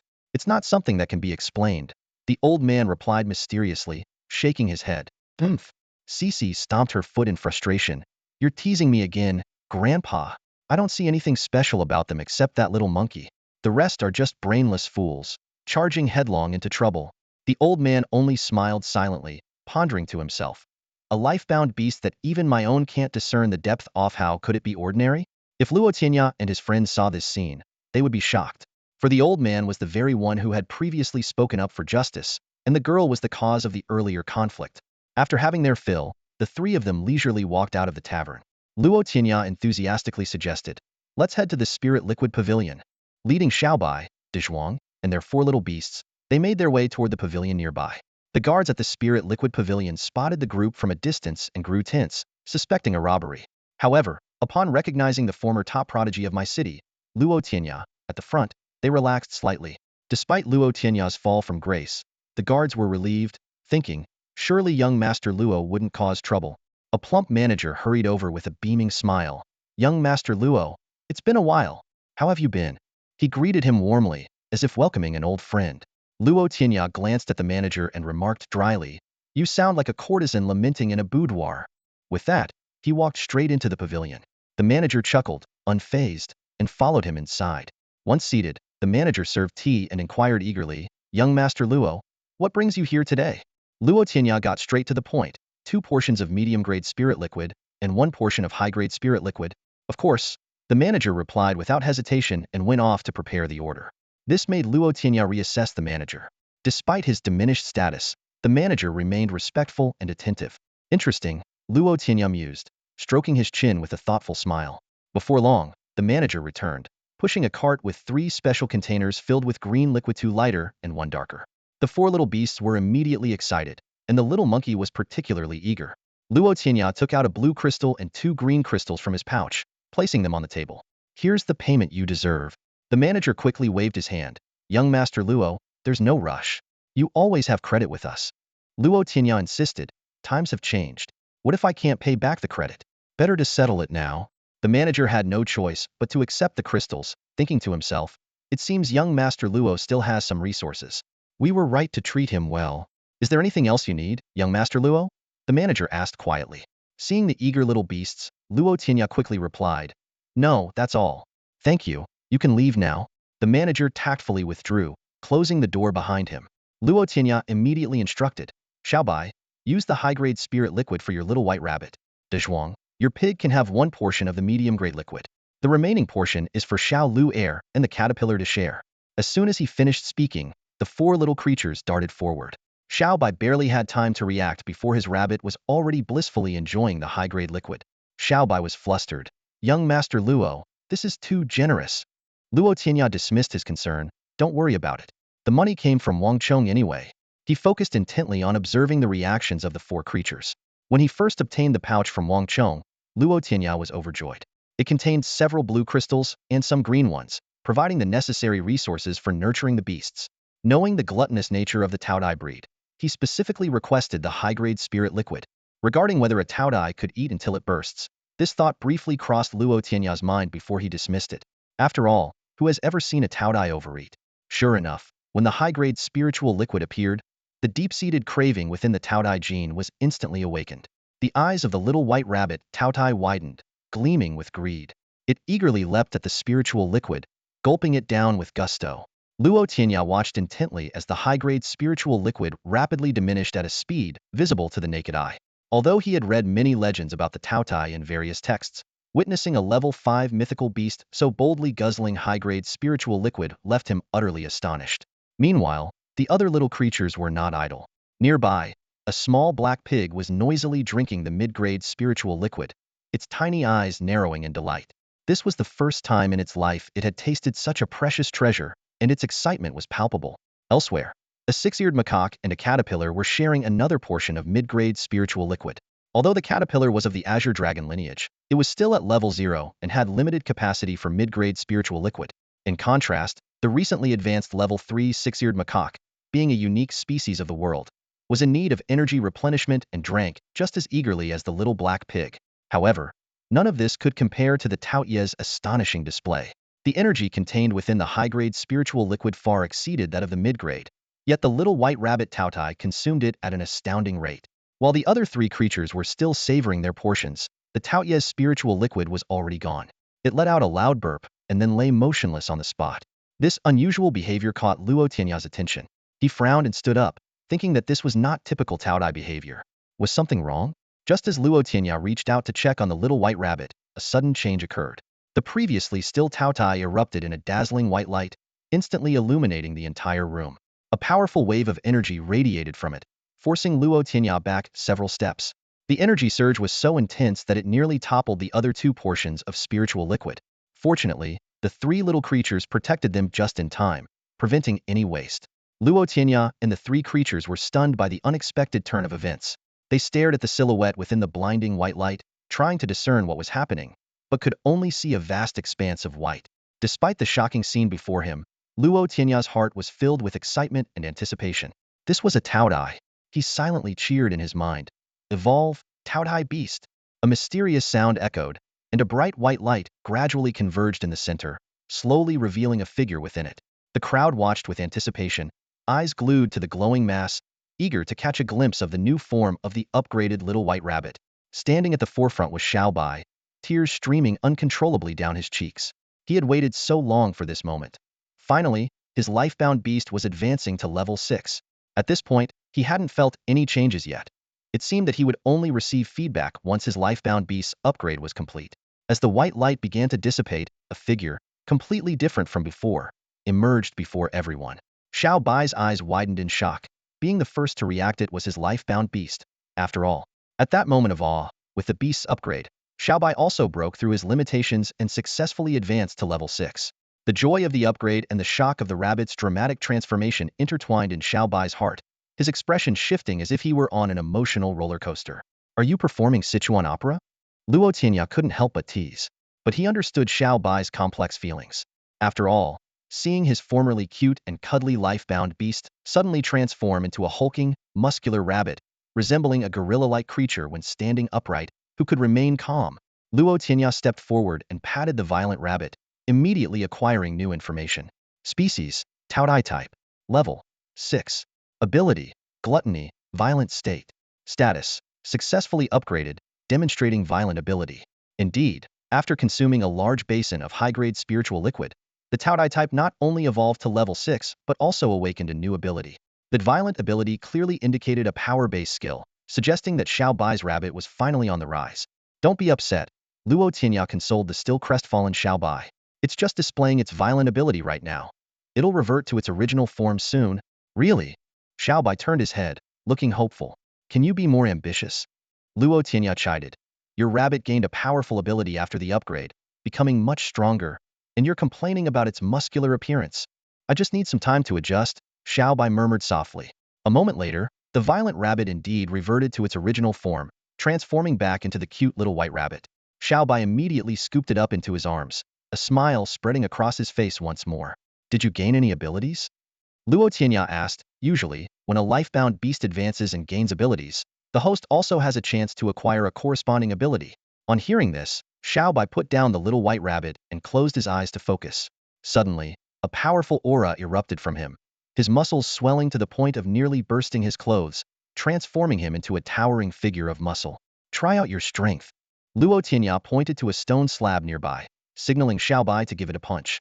Xiao Bai strode over, each step cracking the tiles beneath him. Standing before the slab, he drew upon his strength and swung a powerful punch, shattering the slab into countless pieces. The power of this violent ability is immense. Even Wang Chong and those servants wouldn't stand a chance. Luo Tianya remarked. Xiao Bai had reached level 6, with significant enhancements in physical and mental strength, and with the violent ability, he and his beast were now a formidable duo. After the testing, Luo Tianya instructed Xiao Bai to retract his ability. Looking at the mess on the ground, Xiao Bai seemed a bit embarrassed. No worries, it's just because you haven't fully mastered the control of your strength yet, Luo Tianya reassured. With more practice, you'll be able to harness this violent ability more effectively. With Xiao Bai's situation settled, Luo Tianya turned his attention to Dazhuang. The mid-grade spiritual liquid had successfully elevated Dazhuang's Wild Boar King to level 4. However, since it wasn't a bottleneck breakthrough, there were no remarkable phenomena, just a brief flash of light, and both man and beast found themselves at level 4. Luo Tianya's gaze then shifted to the Six-Eared Macaque and the caterpillar. They had already consumed their share of spiritual liquid, but there seemed to be no change, as they remained in their original forms, unable to progress. It must require a tremendous amount of energy. Luo Tianya speculated inwardly, grateful for his invincible evolution system, as relying solely on spiritual liquid for upgrades would quickly lead to bankruptcy. With business concluded, the trio and their 4 beasts opened the door and stepped outside. Luo Tianya handed 10 white crystal stones to the chubby manager as compensation for the damaged floor. With the manager's respectful farewell, they left the inn. What's your plan next, young Master Luo? Xiao Bai inquired. To the arena. Luo Tianya replied calmly. The primary goal of visiting the arena was to earn evolution points, and secondly, to train the beasts. Xiao Bai's life-bound beast, having just acquired the violent ability, was perfect for some rigorous training in the arena. After all, true progress comes only through actual combat. They made no attempt to conceal their identities, walking openly and confidently to the arena. With so many witnesses to Luo Tianya's earlier display of prowess, word of his genius return had likely spread throughout the city, even if the title hadn't been gone for long. Now, he fears nothing. Among the younger generation, he fears no one. Luo Tianya strode forward confidently, his gaze sharp as he disdainfully glanced at the 2 guards who respectfully saluted him. They entered the interior of the arena, where a long line had formed in front of a wooden counter. We want to enter the beast fight, Luo Tianya announced loudly, drawing curious looks from those around him. The clerk behind the counter didn't even look up as he mechanically asked, all right, please state your identity, beast level, any previous participation in beast fights, and whether you wish to conceal your identity. Luo Tianya responded steadily, Luo Tianya, beast level 3, no previous participation, no need to hide my identity. Lo Lord Luo. The clerk suddenly looked up, his eyes filled with panic. Stammering, he said, Lord Luo, how can you participate in a beast fight? Luo Tianya stared at him coldly. Are you looking down on me? The clerk waved his hands frantically in denial. No, no, it's just that. Don't worry, You won't be held responsible if anything happens, Luo Tianya interrupted him. Besides, aren't there referees in the arena? The clerk was still hesitant. Luo Tianya narrowed his eyes, his tone becoming threatening. Hurry up and process our registration, or I'll start with you. With no other choice, the clerk quickly registered their information, then handed each of them a wooden plaque. He explained, you can choose to challenge opponents of the same level or a higher level. Same level challenges require scheduling, while higher level challenges can be initiated at any time. We will arrange exciting battles based on the compatibility of the beasts. So troublesome. Luo Tianya said impatiently, my little monkey can take on anyone below level 7. Just set it up for me. The clerk's eyes widened in astonishment. Lord Luo, your companion beast is precious. Be cautious. The clerk immediately recognized that the monkey on Luo Tianya's shoulder was his contract companion beast, not his primary beast. The caterpillar was clearly Luo Tianya's primary beast. Sensing the clerk's well-intentioned reminder, Luo Tianya flashed a confident smile. No worries, I have faith in my companion beast. If things go south, I'll just concede. Before he could finish, the little monkey on his shoulder grew anxious, chattering and tugging at Luo Tianya's hair. Luo Tianya quickly reassured it. All right, we won't concede. Little Luo is invincible, a warrior without equal. Only then did the six-eared monkey calm down, sitting steadily on Luo Tianya's shoulder. Schedule us for the earliest beast fight, Luo Tianya instructed the clerk. The clerk nodded in agreement, thinking to himself that it didn't matter who went first, and the sooner they were done, the sooner he could be relieved. He turned to Xiaobai and Dezhuang, asking, are you two also going for a higher level match? Luo Tianya shook his head. You guys should start from your current level, accumulate some experience. Xiaobai and Dezhuang nodded, agreeing with the arrangement, as their primary beasts hadn't had much battle experience before. 15 minutes later, the clerk cautiously asked, there's a level 6 venomous serpent beast available. Can you handle it? No problem, just schedule it. Luo Tianya replied, exuding confidence. Another 15 minutes passed, and in the bustling beast fighting arena, the announcer stood at the center, declaring through the loudspeaker, now entering the arena, undefeated in 10 consecutive matches, the level 6 venomous serpent beast. The audience erupted in thunderous cheers. This venomous serpent beast had gained a bit of fame recently in the arena, earning the title of level 6 invincible with 10 straight wins. Its poison was potent, and its speed was unmatched, making it a formidable opponent for most beasts. Despite the presence of a level 9 referee and a butterfly fairy to prevent accidents, the venomous serpent had still managed to poison a few companion beasts to death. The spectators buzzed with curiosity, speculating on whose beast would be the next victim. Hey, who did you bet on? A seasoned bettor asked his companion. Of course, the venomous serpent. Even though the odds are low, it's a guaranteed win, the companion replied matter-of-factly. Heh, I bet on the other side, the bettor said with a smug grin. Are you crazy? The opponent is a level 3 monkey. Even with odds of 20 to 1, it's bound to be crushed. You're just throwing money away, the companion exclaimed in disbelief. Well, betting on the serpent won't earn much anyway. Might as well take a chance, and I didn't bet much, the bettor explained. The companion shook his head in resignation. When it's over in a second, don't blink. The harsh reality will show you what real power is. The bettor merely chuckled, saying no more. In a more distant section of the stands, Dezhuang asked nervously, do you think Tianya can really pull this off?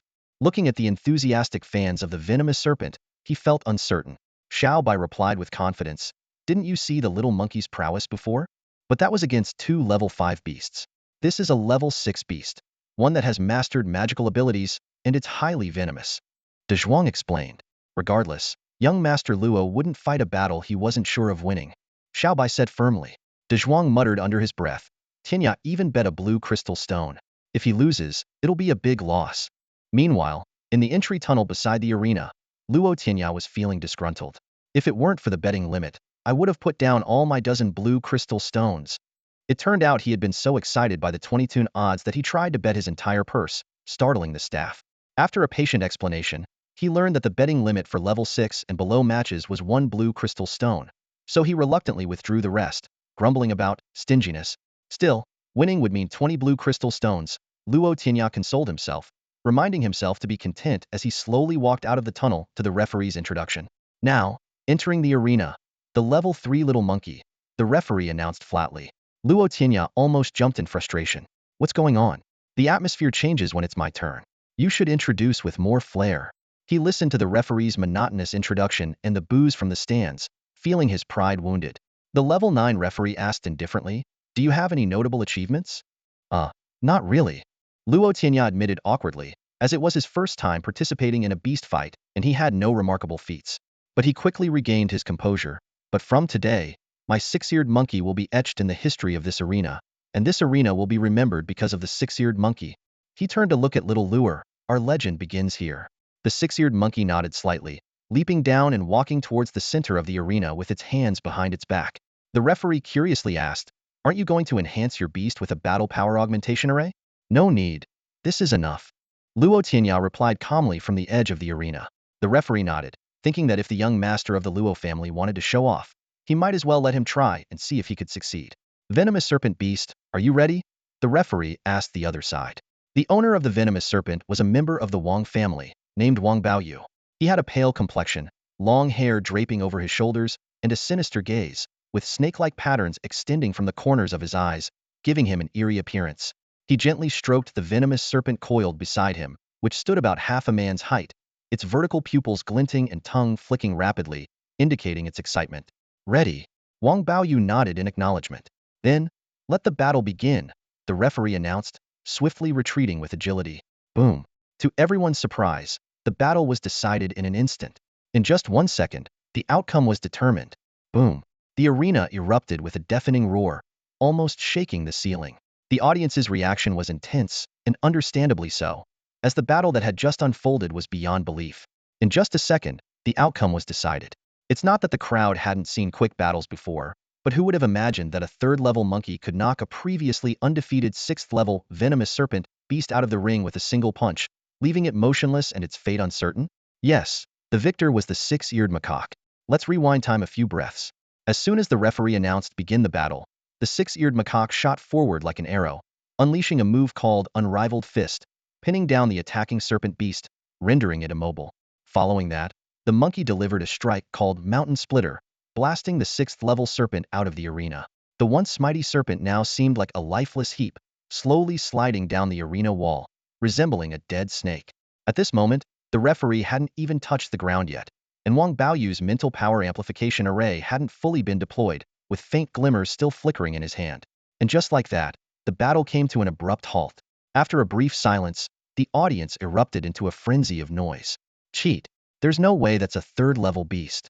Rigged. It's definitely rigged. They're conspiring to cheat us out of our crystals."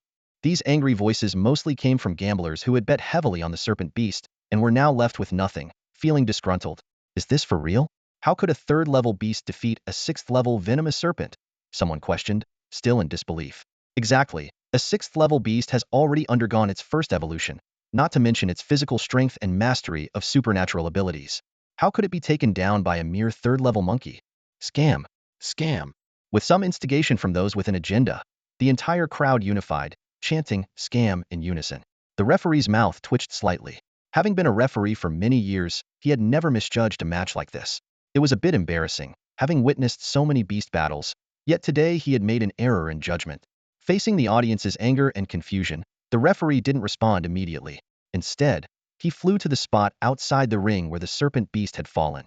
At that moment, Wang Baoyu was anxiously watching his fallen beast, while a healer and a butterfly fairy were assessing its injuries. It's almost severed into several pieces, with all its cartilage shattered. Thankfully, the venom sac didn't burst, or it would have been the first beast on the divine beast continent to be killed by its own poison. The healer concluded after a thorough examination. "The life-bound beast won't die," the referee remarked with a shrug. "It will need quite some time to recuperate unless you continuously supply it with intermediate spirit fluid. Or a few doses of advanced spirit fluid would speed up the recovery," the healer added. Wang Baoyu's face fell upon hearing this. Such a huge expense was beyond his means. He turned to the butterfly fairy, urgently pleading, "Healer, could your butterfly fairy help with the treatment?" The healer sighed, "Well, our beast arena is obliged to treat injured beasts, but today the butterfly fairy is not in a good mood, and I can't persuade her to help." The referee and Wang Baoyu looked at the butterfly fairy, who was leisurely flitting around, seemingly ignoring their conversation. "Here's what we'll do," the referee suggested. "We'll provide you with 3 doses of intermediate spirit fluid. Use them quickly on your life-bound beast to at least alleviate the situation." He then instructed a nearby guard to fetch the spirit fluid. The referee was not particularly fond of Wang Baoyu and his serpent beast. In previous battles, they had shown a ruthless streak, nearly attacking opponents even after they had conceded. For a perfectionist referee, this was an oversight that could tarnish his impeccable career.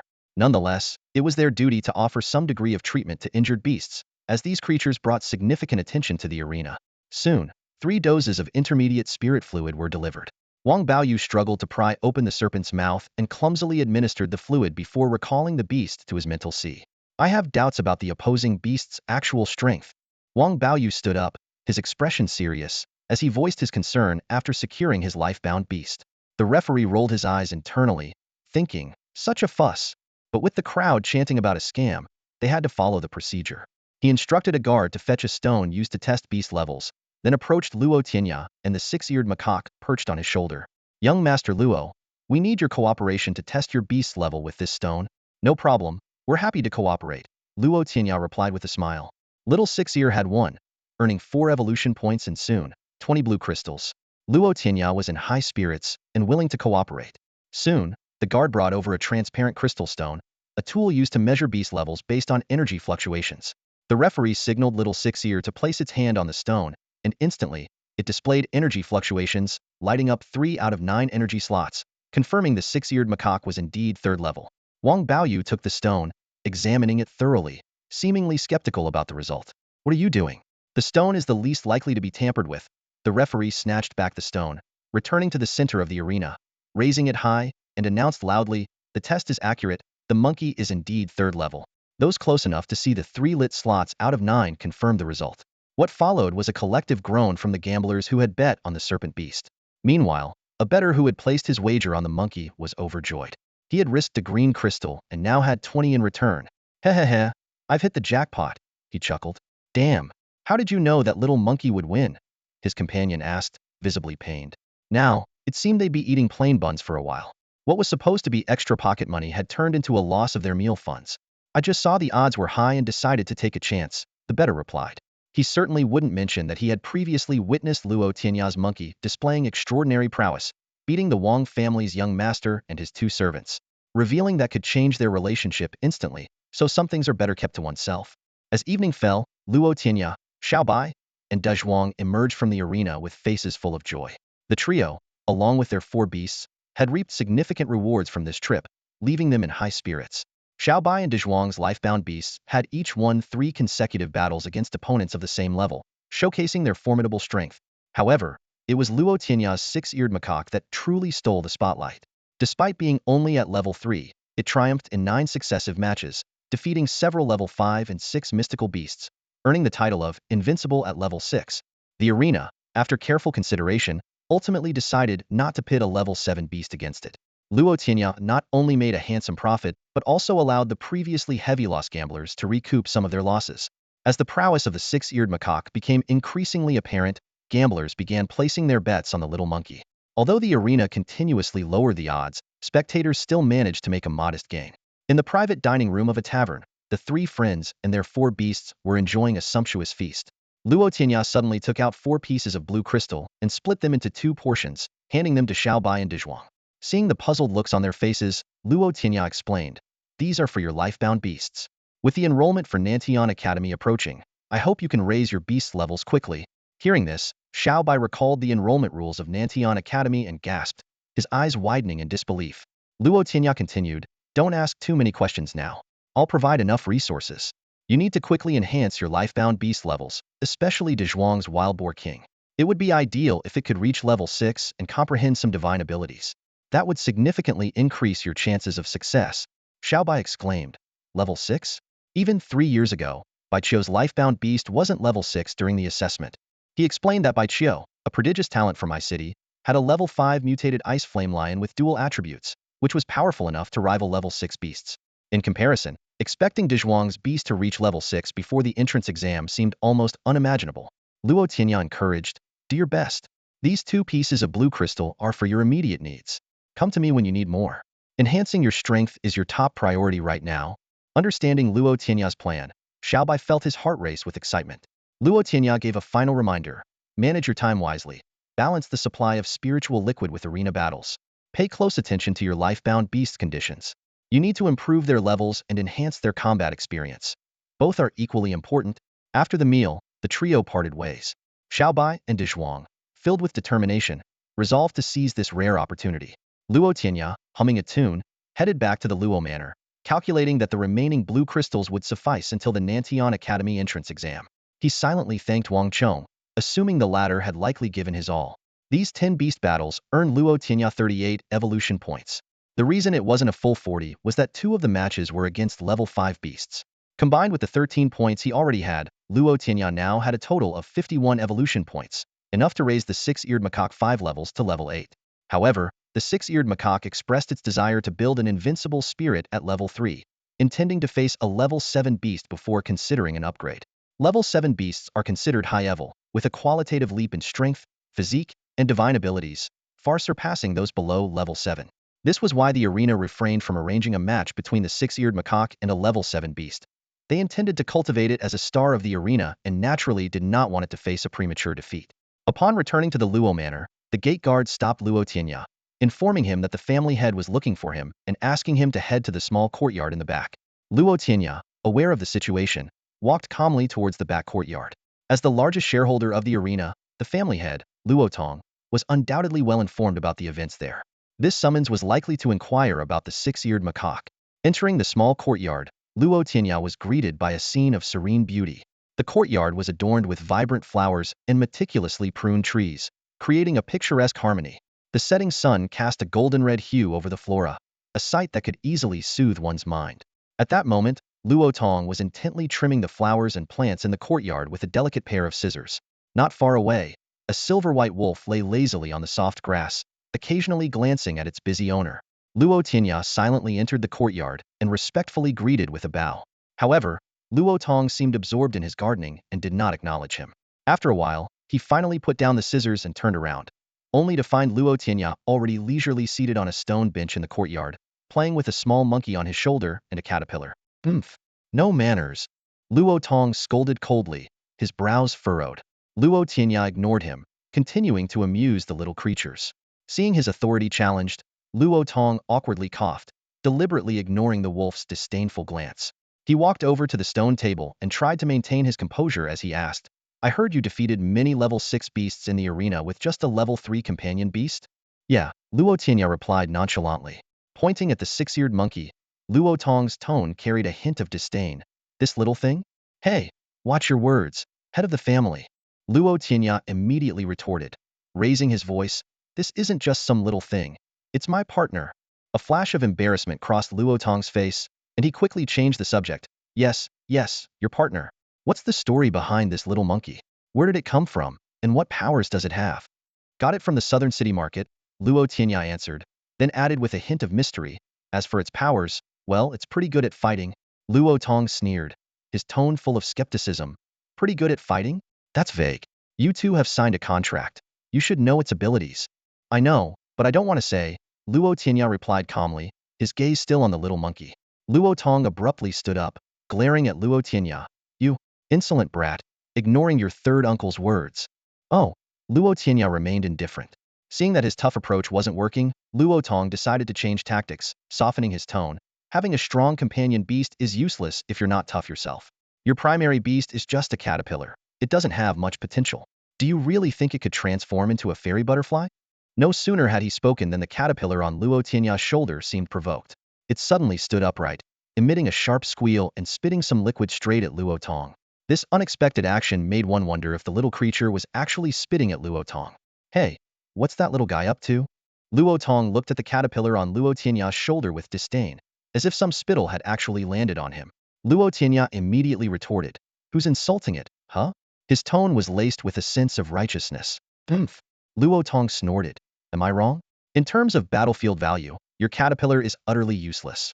Even if your companion beast is strong, it can't enhance you. On the battlefield, you'll be targeted immediately and won't even know how you died. And once you die, the contract with your companion beast ceases to exist. So what's the point?" Luo Tianya smirked inwardly.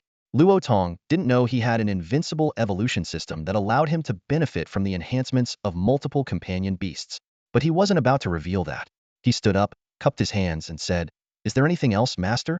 "You stubborn kid," Luo Tong said furiously. "I've already given the spot at Nantian Academy to someone else. You should just be a rich young master in the Luo family." "I'll get into Nantian Academy on my own merits," Luo Tianya said, turning to leave. "No need for your concern, master. If you dare go, I'll break your legs." Luo Tong shouted angrily. Okay. Luo Tianya replied nonchalantly, disappearing around the corner. Luo Tong slumped back into his chair, exasperated. Brother, your son has a temper just like yours. Luo Tianya walked out of the master's courtyard, his icy demeanor affecting the atmosphere around him. The maids and guards on the path dared not approach, keeping their distance. Even Luo Hua, the little tyrant, was scared off. Scared to death. It feels like Luo Tianya is about to explode again. Luo Hua thought, recalling the times he had seen Luo Tianya in such a state. Knowing those who dared provoke him usually didn't end well. Luo Tianya had a compelling reason to attend Nantian Academy. If the Luo family wouldn't give him the opportunity, he'd fight his way in with his own strength. Back at his courtyard, he instructed the maids not to disturb him. After closing the door, he carefully took the caterpillar off his shoulder, watching it nervously. Since the Six-Eared Macaque relied on its current level to forge an invincible heart, he wouldn't interfere. Such a unique creature must have its growth guided by the power in its bloodline. Luo Tianya respected the will of the Six-Eared Macaque. Naturally rebellious and irreverent, it cherished freedom, and he wouldn't chain it down. However, with enough evolution points now, it was time to consider upgrading the caterpillar. Previously, he had used many points to fill innate deficits, and now it required 22 evolution points to upgrade the caterpillar to level 1.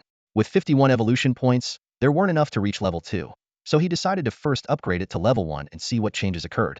Caterpillar, you better do your best. Luo Tianya held it in his palm, gazing at it intently. The Six-Eared Macaque beside him waved its fists, cheering the caterpillar on. Luo Tianya silently commanded in his mind, use evolution points on the caterpillar. As his thoughts swept over the evolution points section in the system, 22 points vanished instantly. Boom!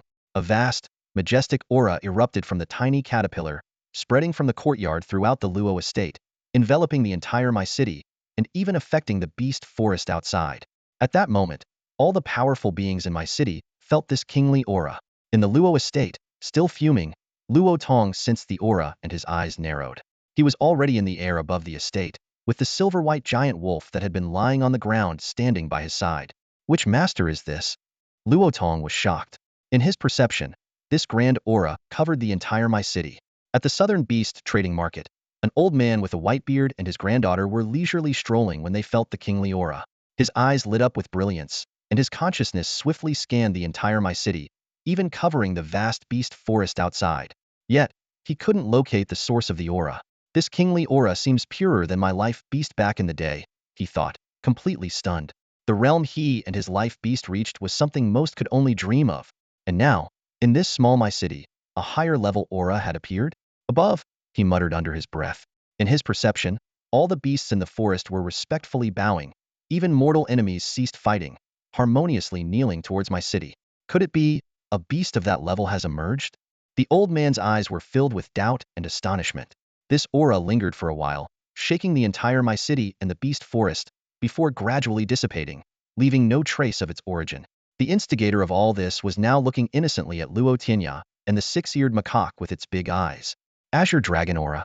Luo Tianya exclaimed with delight, reading the system's description. Species: Azure Dragon type. Level: 1. Ability: Azure Dragon Aura. Status: just upgraded, a bit dazed. The Azure Dragon Aura was the grand force the caterpillar had just emitted.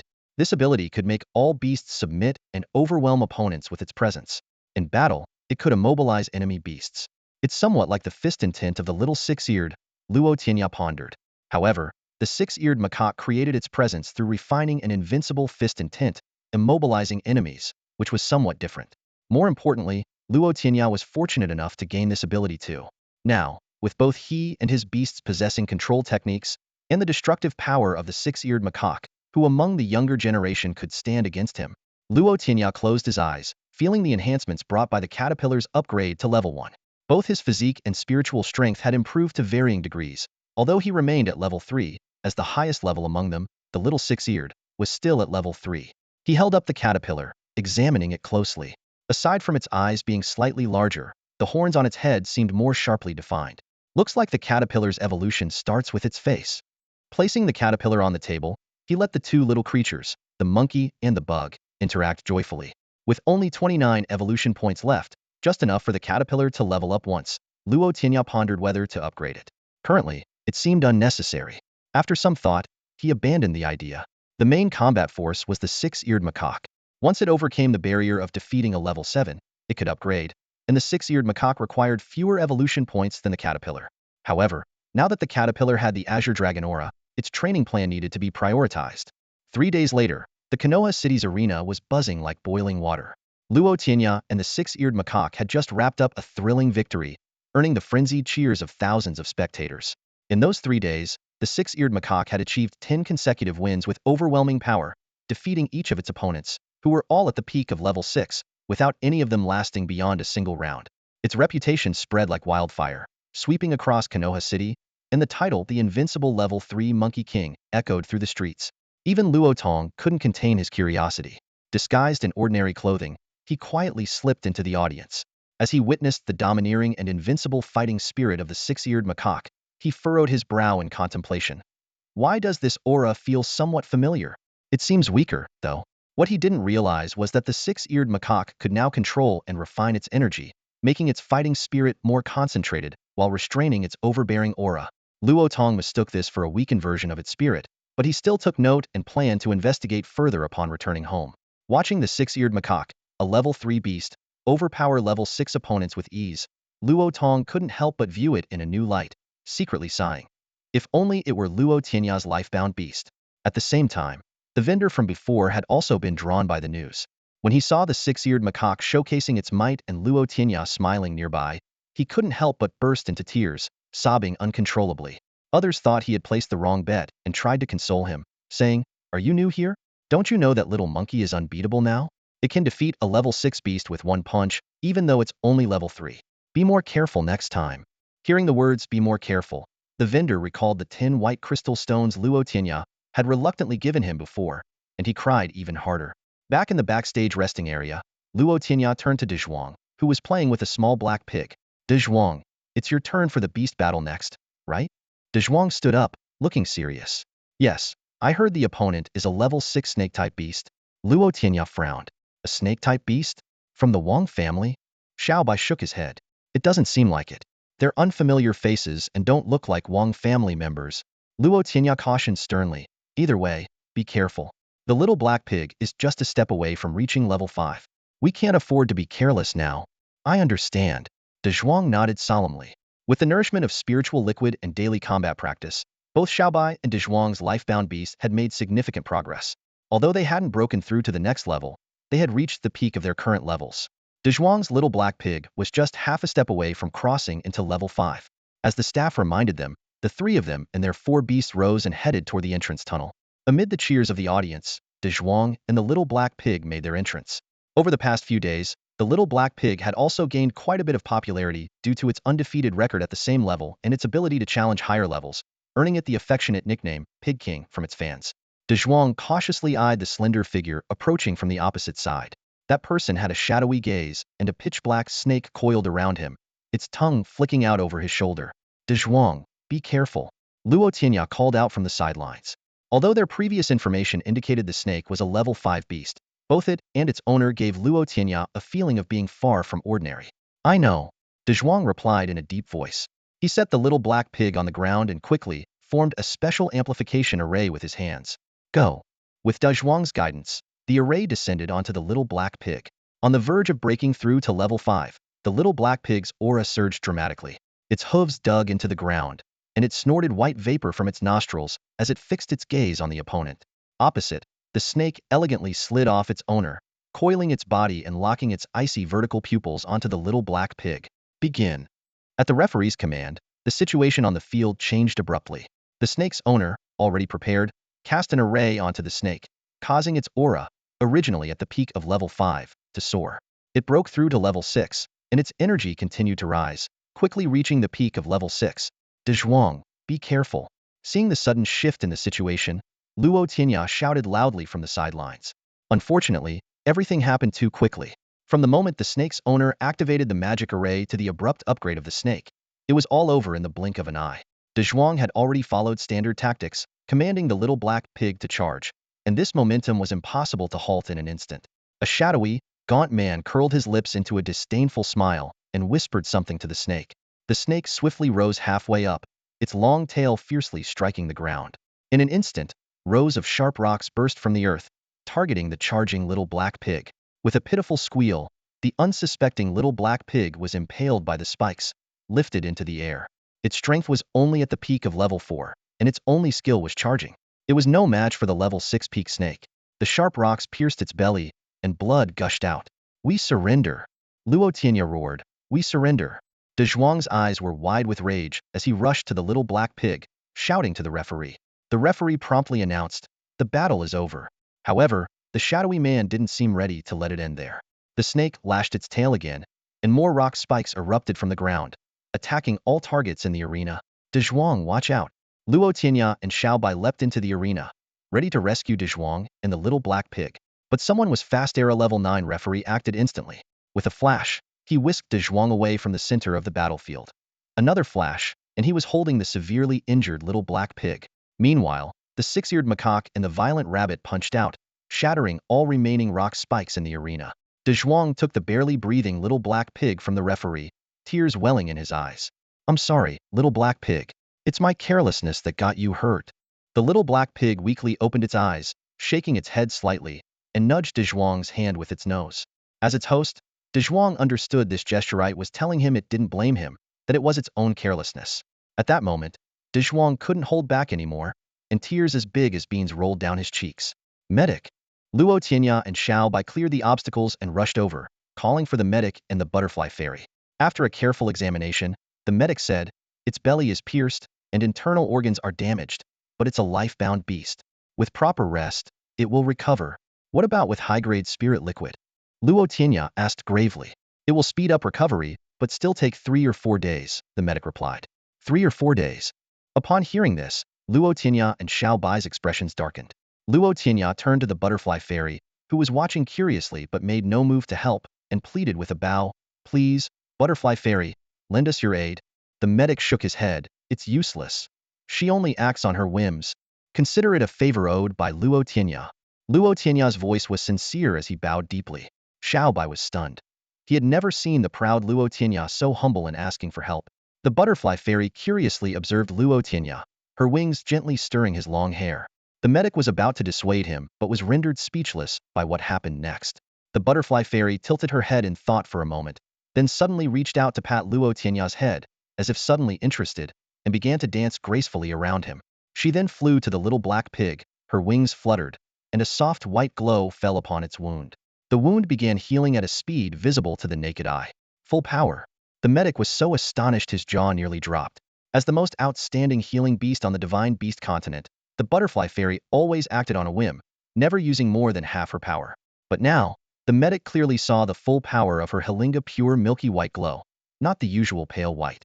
What kind of ability does the young master of the Luo family have? The medic wondered, evidently moved by Luo Tianya's plea. "Thank you, butterfly fairy. I will repay this favor." Seeing the little black pig's condition improve, Luo Tianya breathed a sigh of relief and bowed again to the butterfly fairy. "Hee hee." The butterfly fairy giggled, flapped her wings, and vanished. With the injury issue resolved, the next problem was the shadowy man. Luo Tianya turned to see the referee had already subdued him, but it was more of a voluntary surrender. He sat cross-legged on the ground with his hands raised, and the snake coiled obediently beside him. "Oomph." A cold laugh echoed from the entrance tunnel, cutting through the audience's gasps and reaching Luo Tianya's ears. His eyes turned icy as he silently mouthed 2 words, "Wang Tang." The arena manager's roar echoed through the empty hall. "Go after them. I want them back, no matter where they run. How dare they break the rules of my arena?" His face was flushed with anger, and his fists were clenched tightly.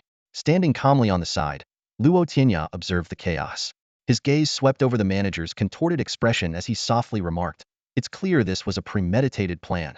If you chase now, you'll probably just end up eating their dust."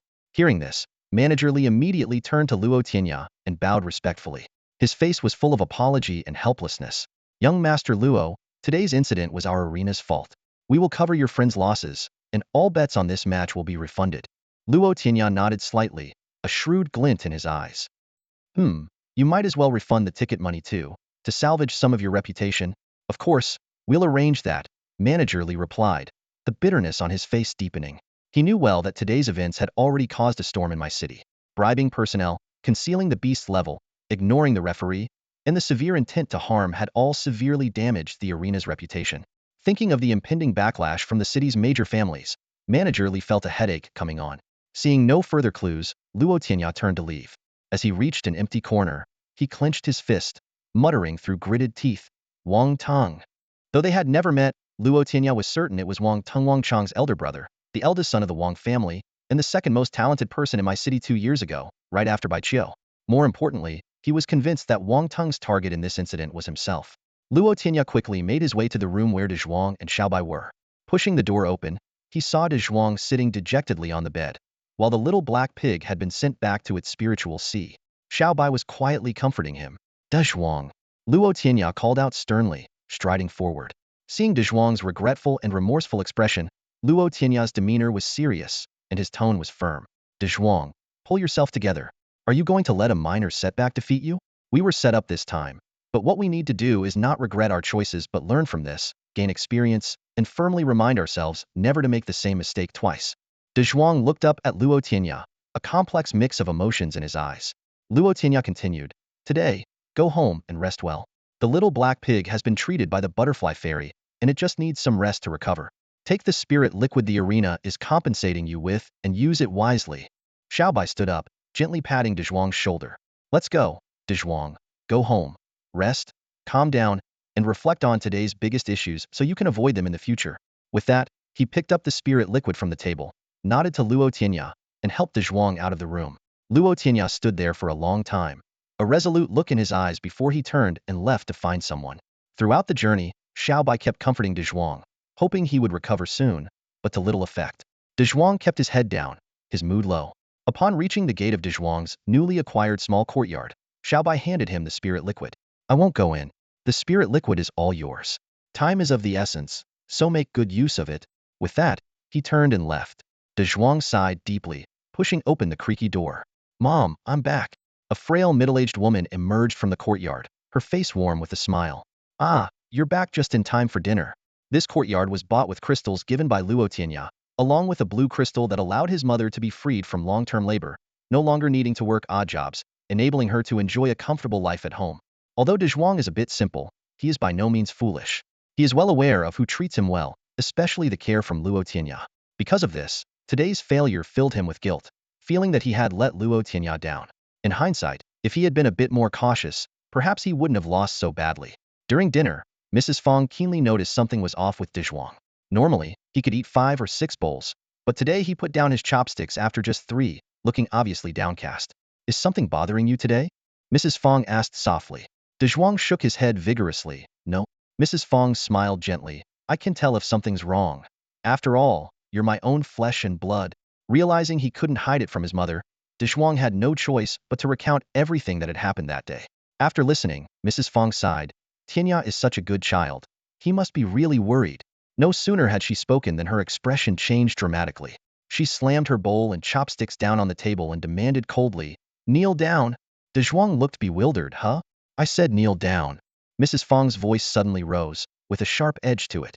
De Zhuang hurriedly knelt on the ground, looking up at his mother, feeling as if he was a child again being scolded for causing trouble. Mrs. Fong snorted. Do you know what you did wrong today? I shouldn't have been careless and overconfident. Shouldn't have been so reckless, De Zhuang replied, head bowed, fingers pinching his earlobes. That's only part of it, Mrs. Fong said sternly. The other part is that you worried your friends. More importantly, your behavior was not worthy of a man. Seeing De Zhuang's dejected look, Mrs. Fong sighed inwardly and continued. I've taught you since you were little to be a man of integrity and courage. Don't be afraid or back down when faced with challenges. Step over the hurdles boldly. Don't let them stop you. If you can't overcome a small obstacle, what will you do when you encounter bigger ones in the future? De Zhuang replied quietly, Mother, I understand, but I still feel bad inside. Then make sure you hit back hard next time, Mrs. Fong said with determination. Consider this a disgrace. In your next battle, don't let your friends down again. Fight with all you have, and bring back victory to cleanse this humiliation. No one understands a child better than their mother. The words from Luo Tianya and Xiao Bai couldn't compare to Mrs. Fong's impact. De Zhuang's spirits lifted immediately. Clenching his fists, he said through gritted teeth, Mother, I get it now. Next time, I'll give it my all and beat them. Watch your language. Mrs. Fong immediately reprimanded. Oh. De Zhuang deflated again but quickly added, Mother, I'm hungry again. I want 3 more bowls. All right, I'll get you some, Mrs. Fong said with a satisfied smile. The story unfolds in 2 parts.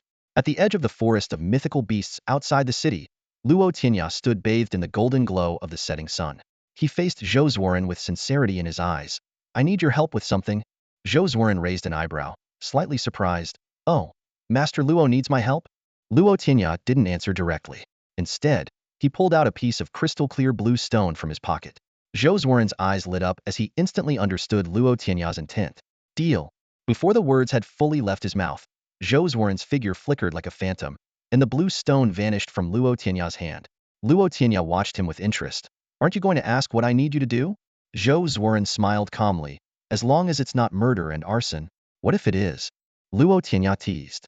Then I won't do it. Joswarin replied with righteous indignation. And the stone? Won't give it back. Luo Tianya couldn't help but laugh. You've got some nerve. Joswarin shrugged it off. Thanks for the compliment. Shifting to a more serious tone, Luo Tianya said, all right, enough joking. I do need a small favor. To find those two traitors? No problem. Joswarin patted his chest confidently. Luo Tianya shook his head. Finding them is pointless. It's Wang Tung's scheme, a legitimate one at that. I want you to know it's me behind it, but you won't be able to pin anything on me. Joswarin nodded inwardly, admiring the young master's foresight and poise. He asked, puzzled. Then what do you need me to do? Luo Tianya got straight to the point. Do you have a companion beast above level 6? I do. A level 7 white fox. But what do you need it for? Joswarin was increasingly confused. Luo Tianya slowly explained. I want your white fox to have a match with my little monkey. Joswarin was full of questions, not understanding the purpose of such a request. Luo Tianya spoke firmly. Don't ask, just answer. You mean a foolin match? Yes, a foolin match. Luo Tianya nodded. The little monkey on his shoulder looked equally eager. Joswarin shrugged. I don't mind, as long as you don't. As dusk fell, the two had reached the edge of the mythical beast forest. Joswarin had his life beast, the Swordbird, perched on his left shoulder, and cradled a pure white fox in his arms. Luo Tianya gave him a curious look. Choosing a white fox as a companion beast, and it's a female? That's unusual. Joswarin blushed slightly but then indignantly explained. It's not what you think. This white fox has awakened an illusion ability, combined with my life beast's instant flash ability. It's the perfect escape duo. Luo Tianya thoughtfully glanced at the white fox squinting in Joswarin's arms, then turned to his own shoulder where the Six-Eared Macaque sat. Are you ready? The Six-Eared Macaque shook its head, indicating it was ready. This battle was precisely what the macaque had requested. After dominating level 6 mythical beasts in the arena for 3 days straight, it felt its martial intent stagnate, unable to unlock the second form of its ultimate technique. It sought a full-power fight against a beast above level 6 to ignite its fighting spirit and awaken its latent potential. Luo Tianya asked, are you prepared? The Six-Eared Macaque nodded, and in a flash, it disappeared from Luo Tianya's shoulder, standing calmly with its hands behind its back, eyeing the white fox across from it. Let the battle begin, Luo Tianya commanded, and the two companion beasts instantly sprang into action. Boom! The six-eared monkey refused to back down, launching a preemptive strike against the level 7 white fox. With the first move of its unmatched fist, it unleashed a mountain-like punch aimed at the white fox and Josua. Josua, quick-witted and agile, chuckled softly as he tossed the white fox aside and swiftly retreated from the battlefield. Though the white fox excelled at creating illusions, it was also remarkably fast for a level 7 beast. It darted and dodged, barely escaping the punch's reach. Not one to be outdone, the six-eared monkey changed its stance, pushing off the ground with its right foot like an arrow shot from a bow, closing in on the white fox once more. The white fox remained unfazed, its right claw gleaming coldly as it sliced through a nearby giant tree.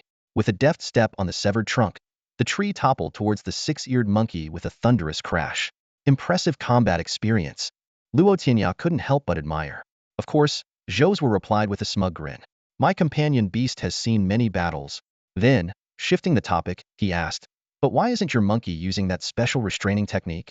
Luo Tianya shook his head, explaining, the little monkey isn't using any fist intent right now, just pure technique. It's a way to push its limits under pressure. Josua clicked his tongue in amazement. This little monkey is only at level 3 and already so bold. What a pity. If it were your life-bound beast, the young master of the Luo family would be renowned across the continent. As they conversed, the six-eared monkey punched through the falling tree. Amidst the flying branches and leaves, it used the momentum to leap towards the white fox again. The two beasts weaved through the forest, startling countless resting creatures. Fortunately, being at the edge of the beast forest, the surrounding beasts were low-level, and the two men remained unconcerned. Suddenly, the swordbird on Joe's was shoulder chirped, drawing their attention. Luo Tianya turned to meet the Swordbird's gaze, and using his ability to listen to all living things, he heard its thoughts. Ah, so boring. Luo Tianya couldn't help but smile. This Swordbird was quite amusing. Turning back to the battle, the six-eared monkey continued its relentless pursuit, while the white fox kept creating obstacles. Yet, every barrier was shattered by the monkey's powerful punches. After all, the white fox was better at support and not suited for direct confrontation. Realizing this, Luo Tianya and Zhou were exchanged a few whispered words. With Zhou's surprised expression, Luo Tianya nodded in agreement. The Swordbird spread its wings and soared into the air, transforming into a silvery gray sword shadow that shot straight at the six-eared monkey. The six-eared monkey, with its natural combat instincts, detected the new threat. It swiftly punched away the white fox's attacks with its left hand while drawing back its right hand, gathering power, and then thrusting forward with a punch that seemed capable of splitting mountains. Boom! The punch met the sword shadow, sending shockwaves rippling outward. Nearby trees were uprooted, and even the white fox was flung back, tumbling through the air before landing on an ancient tree, chattering in protest. As the dust settled, two figures stood silently facing each other. Suddenly, a dripping sound caught their attention. Luo Tianya and Zhou focused their gaze to see the six-eared monkey standing proudly on a fallen tree, golden blood slowly dripping from its right hand. Meanwhile, the Swordbird's silvery gray beak glowed faintly. Zhou gasped in terror, truly frightened this time. The Swordbird was his life-bound beast, and he was well aware of its power. As per their prior agreement, the Swordbird would attack the six-eared monkey with the strength of a 7th-level beast. However, the Swordbird's 9th-level awakened ability, the Divine Sword Strike, combined with its naturally sharp beak, had the power to challenge even an 8th-level demon beast. Shockingly, such a formidable attack was merely slightly overpowered by a 3rd-level demon beast. The six-eared monkey's right hand no longer bled. Instead, it seemed even more exhilarated. Unlike the earlier encounter with the white fox, this intense clash fueled its battle spirit and stirred its blood. With a roar, it stomped its right foot, crushing the tree beneath, and leapt into the air. The mountain-splitting punch, bolstered by its fighting spirit, once again targeted the Swordbird. The Swordbird refused to yield, letting out a sharp cry, spreading its wings, and spiraling upward. It aimed its sword-like beak as the attack point, unleashing the Divine Sword Strike, transforming into a silver-gray flash, and collided head-on with the six-eared monkey. Instantly, the edges of the demon beast forest became a backdrop for the flashing silhouettes of the two clashing titans, with thunderous booms echoing across the sky, deafening all around. Zhou, taken aback, murmured, "What kind of creature are you, little monkey?" He had never seen a demon beast defy the odds like this. Luo Tianya, eyes fixed on the center of the battle, replied solemnly, "One of a kind in the world." Another tremendous sound followed as a shockwave rustled through the treetops. The two beasts stood atop the trees, swaying in the wind. Although the six-eared monkey panted heavily, it looked incredibly excited. It felt it was just a step away from unlocking the second form of its invincible punch.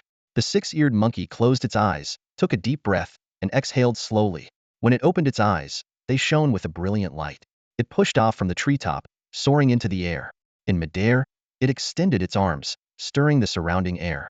Under the moonlight, it exuded an aura of a grandmaster. Infused with unparalleled fighting spirit, it roared and unleashed its most powerful mountain-splitting punch yet, with an unstoppable force, descending upon the Swordbird from above. The Swordbird, no longer making its usual chirping, let out a sword-like hum. Its sharp claws shattered the ancient tree beneath as it launched skyward. The Divine Sword Strike cleaved through the air, sending a meter-long sword aura toward the mountain-splitting punch, as if intent on piercing the heavens. In that moment, time seemed to freeze. The clash between the invincible punch of the six-eared monkey and the supreme sword aura of the Swordbird appeared like a still image. Suddenly, an inaudible impact was followed by a resonant sound akin to striking a great bell, leading to a series of booming explosions. The two beasts were sent flying backward, the six-eared monkey soaring into the sky before crashing into the forest, while the Swordbird plummeted into the woods. The surrounding trees were sliced and shattered by the punch and sword aura, kicking up dust and obscuring the retreating figures of the two beasts. Who emerged victorious? Luo Tianya's face tightened with concern as he rushed into the battlefield, heedless of the lingering smoke and dust. He was acutely aware of the fundamental difference between the six-eared macaque and the Swordbird. As a companion beast, the six-eared macaque could not recover in the mental sea like the 9th-level demon beast, Swordbird. Despite the six-eared macaque's extraordinary power, Luo Tianya doubted that a 3rd-level demon beast could overcome the 9th-level Swordbird. He suspected that in their final clash, the six-eared macaque might have been at a disadvantage. Zhou followed closely behind, appearing beside Luo Tianya in a blink. Placing his right hand on Luo Tianya's shoulder, the two vanished and reappeared at the heart of the battlefield. As the dust gradually settled, the figures of the two beasts became clearer. The Swordbird stood still on a fallen tree branch, its sword-like beak gleaming coldly in the moonlight. Apart from its slightly disheveled feathers, it seemed unscathed. In contrast, the Six-Eared Macaque was barely managing to stand, leaning against a tree, panting heavily and utterly exhausted, yet its eyes still burned with an unyielding fighting spirit. Suddenly, a burst of golden light erupted from the Six-Eared Macaque, and in the blink of an eye, it appeared rejuvenated before everyone. Zhou's face was etched with disbelief. As an experienced judge, he could clearly discern that both combatants had surpassed the power of 7th-level beasts in their final strike. Yet, this incredibly powerful demon beast had managed to level up after the battle. Luo Tianya also advanced to the 4th level, but the system, considerate of the presence of others, masked the fluctuations of his upgrade. He silently praised the system for its thoughtful design. Just as the Six-Eared Macaque prepared to challenge the Swordbird again, a mysterious force suddenly descended. Its right foot, poised to move, found only empty air, and the macaque toppled over, falling into a deep slumber.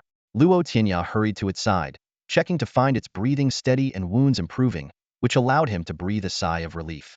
The system informed him that the Six-Eared Macaque was undergoing an enlightenment of the second form of the Unrivaled Fist, putting Luo Tianya completely at ease. Zhou appeared beside Luo Tianya, with the Swordbird on his shoulder, curiously eyeing the Six-Eared Macaque. To avoid lengthy explanations, Luo Tianya simply stated that the Six-Eared Macaque had collapsed due to mental exhaustion and the intensity of the battle.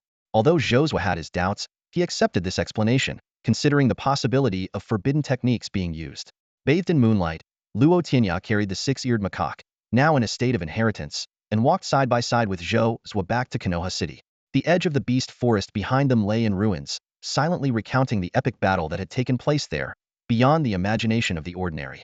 Zhou gazed at the Six-Eared Macaque in front of him, overwhelmed with emotion. This third-level demon beast's power completely shattered his understanding. It not only easily defeated a 6th-level beast, but also held its own against a 7th-level peak beast, eventually unleashing strength that surpassed the 7th level.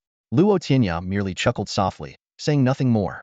At this moment, the white fox in Zhou's arms let out a disgruntled squeak. Despite its efforts to make an appearance, it ended up playing only a minor role, ultimately being swept away by the shockwave from the clash between the Six-Eared Macaque and the Swordbird, leaving its smooth fur in disarray. Clearly, the white fox was quite annoyed. "Don't be mad. Don't be mad." Zhou quickly comforted it. "I'll buy you some Qilin fruits when we get back." Luo Tianya was secretly surprised, thinking that Zhou's attitude towards the white fox was better than one might have towards a wife. But then he remembered that Zhou didn't have a wife. So could he be treating the white fox as one? This reminded Luo Tianya of those impoverished scholars in old tales who got entangled with mountain spirits and wild creatures, making him discreetly take a few steps back to distance himself from Zhou. While Zhou was busy placating the white fox, a gentle breeze passed over Luo Tianya's shoulder, and the Swordbird landed steadily on it. Luo Tianya sincerely thanked it. "I owe you today." The Swordbird not only controlled its strength in the battle with the Six-Eared Macaque, but also helped him break through to the next level, unlocking the second form of the Invincible Fist, making it the day's greatest hero. The Swordbird shook its head and chirped softly, its gaze falling on the Six-Eared Macaque in Luo Tianya's arms, seemingly inquiring about its injuries. "Don't worry, a good night's sleep will do the trick," Luo Tianya said with a smile. The Swordbird nodded, looking relieved. Amused by the Swordbird's expressive demeanor, Luo Tianya suddenly felt intrigued. "Can I touch you?" he asked, extending his right hand toward the Swordbird while holding the sleeping Six-Eared Macaque with his left. The Swordbird, without any hesitation, lightly hopped along Luo Tianya's arm and landed in his palm. The system's scanning function immediately analyzed the Swordbird, and detailed information appeared in Luo Tianya's mind. Species: Swordbird. Level: 9th level peak. Abilities: Instant Flash, Sword Strike. Status: Slightly fatigued post-battle, but curious about its opponent. Desire: To explore the limits of the sky. Luo Tianya was surprised to see Desire section in the system information. He speculated that this might be related to the Swordbird reaching the 9th level peak, and perhaps fulfilling this desire could increase its chances of breaking through. Gazing at the Swordbird curiously tilting its head in his palm, Luo Tianya earnestly declared, "If you want to fly, then fly with all your might." Upon hearing this, the Swordbird's tiny eyes sparkled with boundless excitement. It chirped joyfully, bouncing energetically in Luo Tianya's palm. This scene made it seem as if Luo Tianya understood the Swordbird's thoughts better than Zhou did. Luo Tianya pondered for a moment, then turned to Zhou, who was busy calming a white fox, and asked, "Josua, when did your Swordbird reach the peak of level 9? Josua paused in surprise and looked up at Luo Tianya, puzzled as to how he knew the Swordbird was at the peak of level 9, as he had only mentioned that his life-bound beast had reached level 9. Despite his curiosity, Josua answered truthfully, "It reached the peak of level 9 3 years ago. But despite all the spirit liquid I've used and the countless battles I've fought, I can't surpass the limit and go beyond level 9. What do you think the reason is?" Luo Tianya asked with a smile, and the Swordbird also turned to look at Josua, as if waiting for an answer. Josua shook his head in frustration. "I can't figure it out. They say surpassing level 9 is a huge hurdle for mythical beasts, and crossing it would bring about tremendous change. But this hurdle is too difficult for me. I've tried countless times over 3 years and still haven't succeeded." Luo Tianya continued, "Have you ever asked the Swordbird what it thinks?" Josua frowned in confusion. "I've tried all the usual methods for Swordbird breakthroughs. Could my life-bound beast have some unique desire?" He explained that although a host and their life-bound beast can communicate on some level, it doesn't mean they can fully understand all of the beast's thoughts. Luo Tianya, with his ability to listen to all creatures and his invincible evolution system, could fully grasp the thoughts of mythical beasts. He had a fondness for the Swordbird and hoped it could fulfill its wish and break through its level. He earnestly told Josua, "Your Swordbird wants to fly into the sky and see the limits of the heavens." What? Josua was stunned, both by Luo Tianya's ability to know the Swordbird's thoughts and by the Swordbird's grand aspiration. The Swordbird stood in Luo Tianya's palm, nodding its small head as if agreeing with him. Seeing this, Josua fell silent. He recalled how, after failing with the usual Swordbird breakthrough methods, he had resigned himself to working as a referee at the Leaf City Beast Arena. He spent his days idly, going through life in a daze. Since he had mastered the divine skill of instant flash, he rarely needed the Swordbird. The Swordbird often seemed sleepy, only occasionally staring into the sky. Josua mistakenly thought the Swordbird had lost its fighting spirit, so for a long time, they hadn't communicated deeply. Suddenly, a strong sense of guilt overwhelmed Josua. As the Swordbird's master, he should have understood its thoughts the most. Yet now, an outsider had revealed his life-bound beast's desires. "I'm sorry," Josua said, stopping in his tracks, his voice low and somber. The Swordbird quickly returned to Josua's shoulder, nuzzling his neck with its tiny face as if comforting him. Witnessing this touching scene, Luo Tianya said warmly, "Give it a chance to see the limits of the sky." In the moonlight, Josua looked up at Luo Tianya's departing figure. That seemingly slender yet resolute silhouette compelled him to ask, "The Swordbird wants to see the limits of the sky. So what's your wish?" Without turning back, Luo Tianya's powerful voice echoed, "To surpass the limits of this world, of course." In the Luo residence, within the small courtyard of Luo Tianya, as night fell, the courtyard was enveloped in silence. Luo Tianya gently placed the exhausted Six-Eared Macaque into its little nest and let out a slow breath. Today's battle had evidently left the little monkey utterly spent, providing a perfect opportunity for it to rest and process the day's insights. After quietly closing the door, Luo Tianya strolled to the pavilion in the courtyard and gazed up at the bright moon, lost in thought. Not only had the Six-Eared Macaque completed its challenge, but it had also leveled up to level 4 during the battle, saving precious evolution points. Unfortunately, the fight with the Swordbird ended prematurely due to unforeseen circumstances, missing out on additional rewards. As his thoughts swirled, Luo Tianya opened the system interface and was pleasantly surprised to discover that he had accumulated 149 evolution points. A quick calculation made him realize this was enough to elevate the Six-Eared Macaque directly to level 9, or to raise the caterpillar to level 6. Thinking of the caterpillar, Luo Tianya immediately summoned the Baiji little creature. Looking at the innocent bug in his palm, he jokingly scolded, "You little thing. Why do you need so many evolution points?" The caterpillar remained unfazed, instead cheerfully standing upright and clasping its tiny hands together as if paying respects to its master. Luo Tianya couldn't help but chuckle, softly asking, "Where did you learn that trick?" As a life-bound beast of the Azure Dragon lineage, the caterpillar held limitless potential, with the possibility of evolving into a divine beast. After careful consideration, Luo Tianya decided to first elevate it to level 3, hoping it would awaken some divine abilities like the Six-Eared Macaque. Without further delay, he selected the option to use evolution points on the caterpillar in the system. In the blink of an eye, 50 points vanished.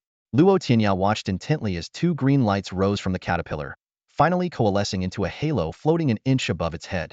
The prominent mark made Luo Tianya burst into laughter. "Ha! If you go out like this, you'll be the center of attention." However, before his laughter subsided, the caterpillar waved its small hands, and a similar green halo instantly appeared above Luo Tianya's head, scattering green sparkles. Luo Tianya was momentarily speechless. thinking how quickly karma had struck, as his own halo, due to his larger head, appeared even more striking. Just as he was feeling a bit frustrated, the light from the halo above his head fell upon him, instantly dispelling his fatigue and leaving him feeling refreshed, as if he'd undergone a complete rejuvenation. What kind of divine ability is this? Luo Tianya, now invigorated, looked at the caterpillar in delight. The little creature appeared quite pleased with itself, its mouth curling up as if awaiting praise. Eager to learn more, Luo Tianya quickly checked the caterpillar's attributes in the system. Species: Azure Dragon lineage. Level: 3. Abilities: Azure Dragon aura, sweet rain. Status: I have a halo, and so do you. Happy. Skipping past the caterpillar's amusing status description, Luo Tianya carefully read the introduction to the sweet rain ability. The Azure Dragon resides in the east, associated with wood, bringing down sweet rain to nourish all things. Bringing down sweet rain to nourish all things. Could it be an ability that promotes growth and recovery? Luo Tianya murmured to himself. The system's description seemed somewhat vague, and there was currently no one else or any other creatures to test it on. He decided to later enter the game world to seek guidance from the esteemed spirit cat. Luo Tianya snapped back to reality and carefully examined the caterpillar. He was astonished by what he saw. The caterpillar's body had noticeably expanded, the horns on its head were more defined, and its entire face was gradually elongating. Even more surprising, whiskers seemed to be sprouting on either side of its cheeks. You're evolving into a Qilin starting from the face. Luo Tianya thought to himself as he gently poked the caterpillar's chubby face with his finger. Indeed, the caterpillar's entire face was increasingly resembling a dragon's. Dragon horns, dragon whiskers, and dragon eyes were slowly taking shape. It seemed that with a few more levels, it would completely shed its caterpillar form. Putting the evolution aside for now, Luo Tianya decided to learn more about the power of Shan Tong Gonlin. He called out loudly in his mind, "Spirit cat! Spirit cat!"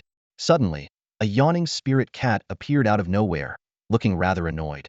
"What are you shouting for? Disturbing my nap?" Luo Tianya quickly put on a smile and flattered, "Hee hee, spirit cat. I've heard you're all-knowing and all-seeing. I have something I'd like to ask you." He knew well that to deal with cats, you had to go along with their whims and experience from his past life. Sure enough, the spirit cat's irritation melted away, replaced by a proud expression. "Of course, what's your question? I don't have much time today. I want to ask about the power of Shan Tong Gonlin." Luo Tianya got straight to the point. "Oh, the Qinglong's power." The spirit cat realized. This ability can promote the growth and restoration of all things. It's quite a remarkable power. Luo Tianya was speechless. The explanation was too vague.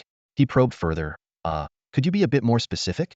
The spirit cat gave him a sidelong glance, licked its paw, and mocked, "Kid, you lack insight."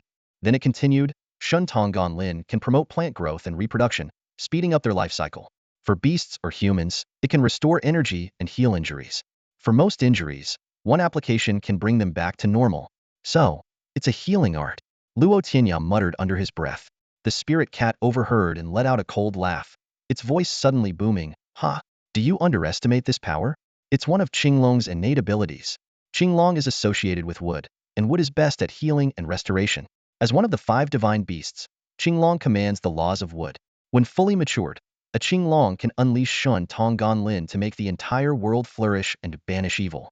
The spirit cat's gaze turned mischievous as it continued. "And do you know what the highest level of restoration is?" "What?"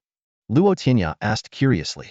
"Restoration can mean bringing someone back from the lost river of time," the spirit cat said mysteriously. Luo Tianya was so shocked he could barely speak. "Isn't that resurrection?" The spirit cat chuckled. "This is not just simple resurrection. In the divine beast continent, the most famous in the healing arts is the butterfly fairy. When fully grown, the butterfly fairy can resurrect the dead, but there's a condition. There must still be a physical body or a soul essence. However, Qinglong's restoration can bring you back even if your body turns to ash and your soul shatters." "Hiss!" Luo Tianya gasped, utterly amazed by such an unparalleled power. He had only read about such terrifying abilities in novels, and never imagined his own life beast possessed such formidable powers. The spirit cat gave Luo Tianya a meaningful look and advised sincerely, "So, young one, nurture your life beast well. Let it grow soon, and it will bring you even greater surprises." Luo Tianya exited the system space and carefully cradled the caterpillar in his hands, his eyes gleaming with anticipation. As a Qinglong species, the potential of this little creature made it hard for him to contain his excitement. He gazed down at the tiny being in his palm, quickly calculating the remaining evolution points in his mind. "Should I just upgrade you to level 6 right away?" Luo Tianya muttered to himself. gently stroking the caterpillar's soft fuzz with his finger. He recalled the caterpillar's awakened abilities, Qinglong Aura and Sweet Rain. One was for control, the other for healing, but it still lacked an offensive ability. Typically, after reaching level 6, a beast would awaken another ability. This enticing possibility left Luo Tianya deeply conflicted. Shifting his gaze from the caterpillar, Luo Tianya's thoughts turned to the six-eared monkey. This powerful companion, even at just level 4, could challenge beasts at the peak of level 8. If it advanced one more level, it might even contend with those at the pinnacle of level 9. After weighing his options, a sudden idea struck Luo Tianya. Why fret? Tomorrow, I'll challenge everyone in the Luo residence below level 9. That'll get me the evolution points I need. Then I can upgrade both at once. This thought instantly lightened his mood. However, he quickly remembered another pressing matter. Right, I need to address Dezhuang's little black pig's injuries tomorrow. As the host of the caterpillar, Luo Tianya had also gained the Sweet Rain ability. With 2 doses of Sweet Rain, there's no injury that won't heal. Thinking about the abilities he had acquired, Luo Tianya felt a bit puzzled. Apart from the six-eared monkey's bloodline ability, the unrivaled fist, he seemed to have gained all the other abilities of his contracted beasts. I'll have to ask the spirit cat about this next time, he noted mentally. With his immediate concerns resolved, Luo Tianya stopped overthinking. He gently summoned the caterpillar back to his soul sea, washed up quickly, and went to bed. The next morning, Luo Tianya opened his eyes to find the six-eared monkey already awake, enjoying fresh fruits under the care of a maid. Squeak! Squeak! The six-eared monkey waved a peach excitedly upon seeing Luo Tianya rise, gesturing for him to join in. Luo Tianya approached, gently ruffling the monkey's fur, confirming it was fully recovered. Eat well, eat a lot, he laughed, then called over a maid to instruct her to invite Dezhuang and Xiaobai to the residence. Besides treating the little black pig's injuries, there was also a plan to discuss for 2 days later. In 2 days, the entrance examination for Nantian Academy would take place. Since the Luo family had revoked his spot, he was determined to reclaim it through his own strength. After breakfast, Luo Tianya stepped out of his room with confidence. The six-eared monkey perched firmly on his left shoulder, while the caterpillar coiled on his right. The trio marched with heads held high towards the Luo family's martial training grounds.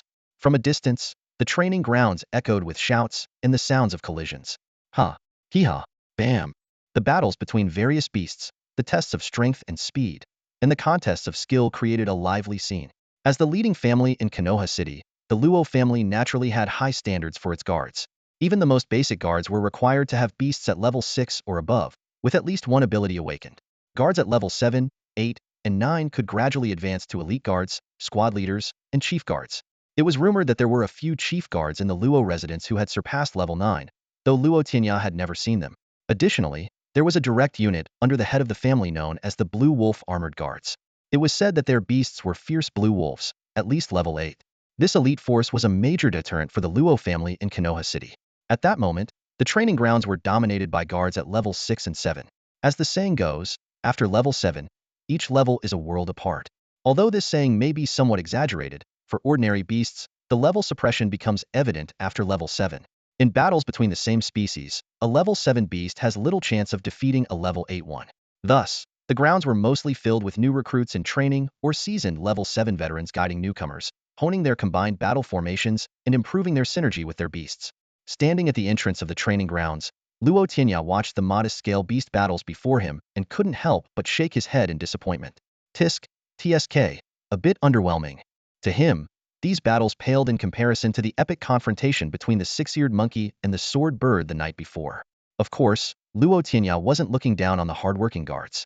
He had initially come to train his newly upgraded six-eared monkey, helping it better grasp its current strength while also earning some evolution points.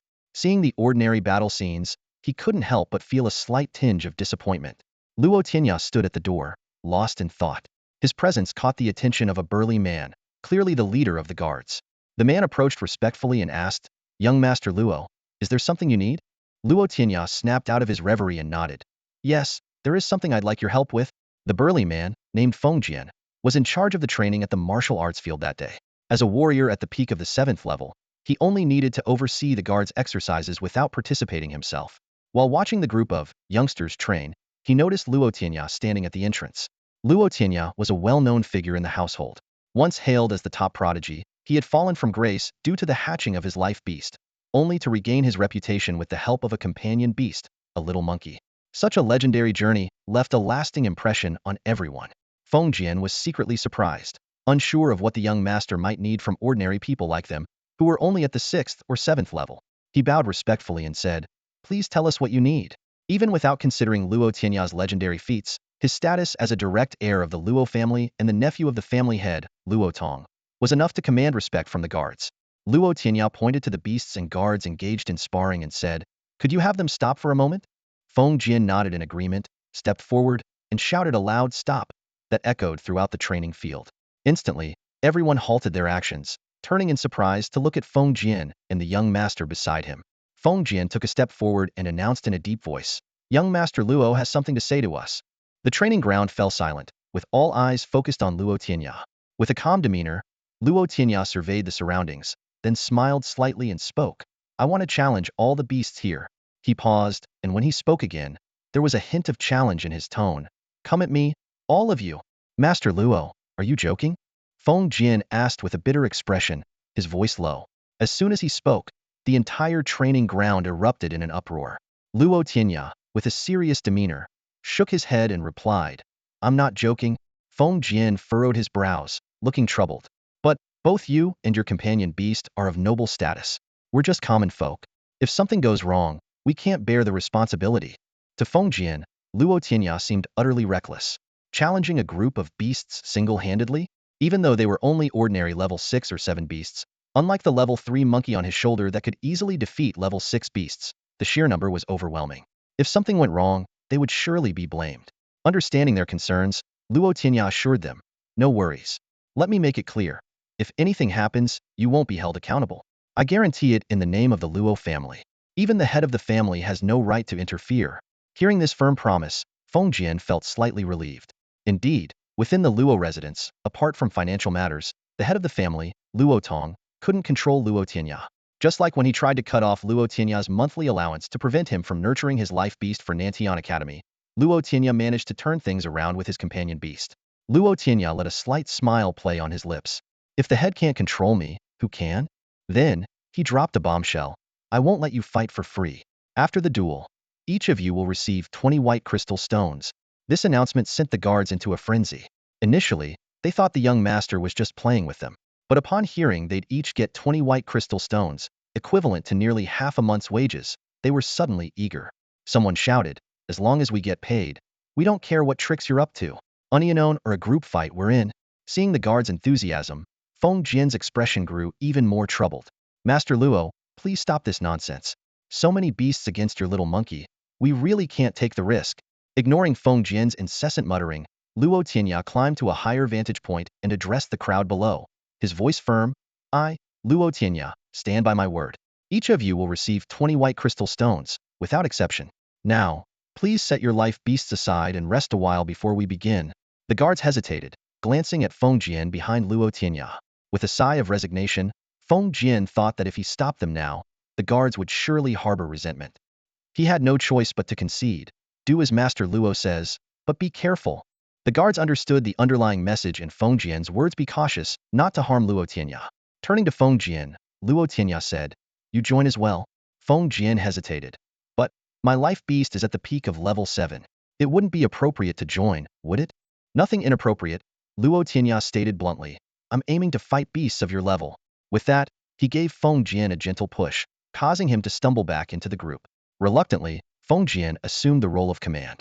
Soon, a clear space was made in the training ground. Various life beasts, under their owner's guidance, quietly waited on the sidelines. Luo Tianya surveyed the scene. Tigers, lions, wolves, bears, porcupines, like a miniature zoo. "Master Luo, whenever you're ready." Feng Jian and the guards stood on the opposite side, signaling to Luo Tianya that the beasts were assembled. With a swift leap, the Six-Eared Macaque descended from Luo Tianya's shoulder, its steps composed and its demeanor impressive. A roar erupted as some beasts sensed the macaque's aura, becoming restless. Seeing Luo Tianya nod, Feng Jian gave the order, "Attack."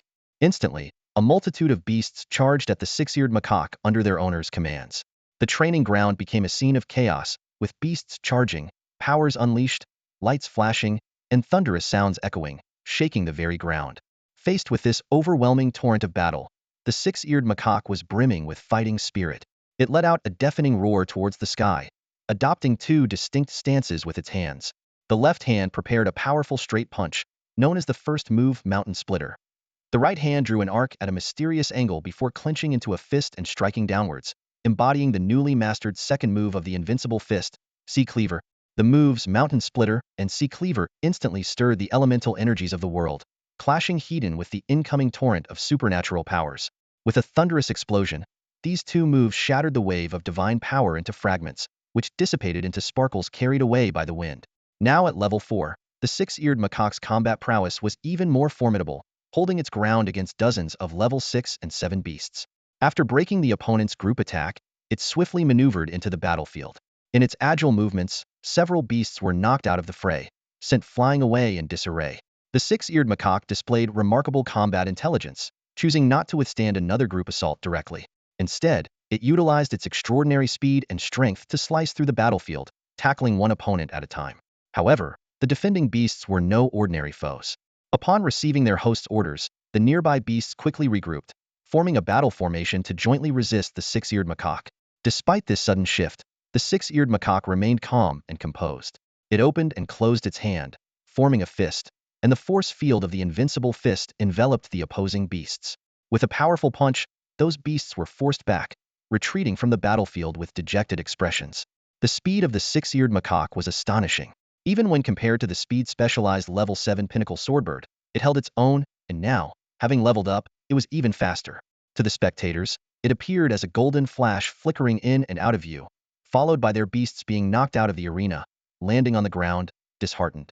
Although everyone was aware of Luo Tianya's Six-Eared Macaque's formidable strength, witnessing it fend off such a large group of beasts with ease left the defenders astounded. Luo Tianya, with his ability to hear the voices of all creatures, could hear the defeated beasts' inner thoughts, sensing their deep frustration and feelings of inadequacy. He couldn't help but smile wryly, realizing that even the beasts' pride had been wounded. As the battle rapidly unfolded, soon only a few beasts remained in the vast martial arena. These were level 7 beasts, including Feng Jian's level 7 pinnacle beast, the Greenwood Wild Wolf. Facing these opponents, the Six-Eared Macaque remained unruffled, standing with its hands behind its back, watching them silently, without initiating an attack. Feng Jian felt a loss of face. Over 30 level 6 and 7 beasts had charged together, only to be routed by a single small monkey, leaving only a few remaining. With a stern expression, he shouted, "Form up, all-out attack!" Instantly, under their host's command, the remaining beasts moved with coordinated steps, blocking the Six-Eared Macaque's escape routes. They unleashed their supernatural abilities, creating a spectacular scene. The roar of tigers, the thunderous shout of lions, slicing wind blades, trampling boars, and elephants raising their trunks.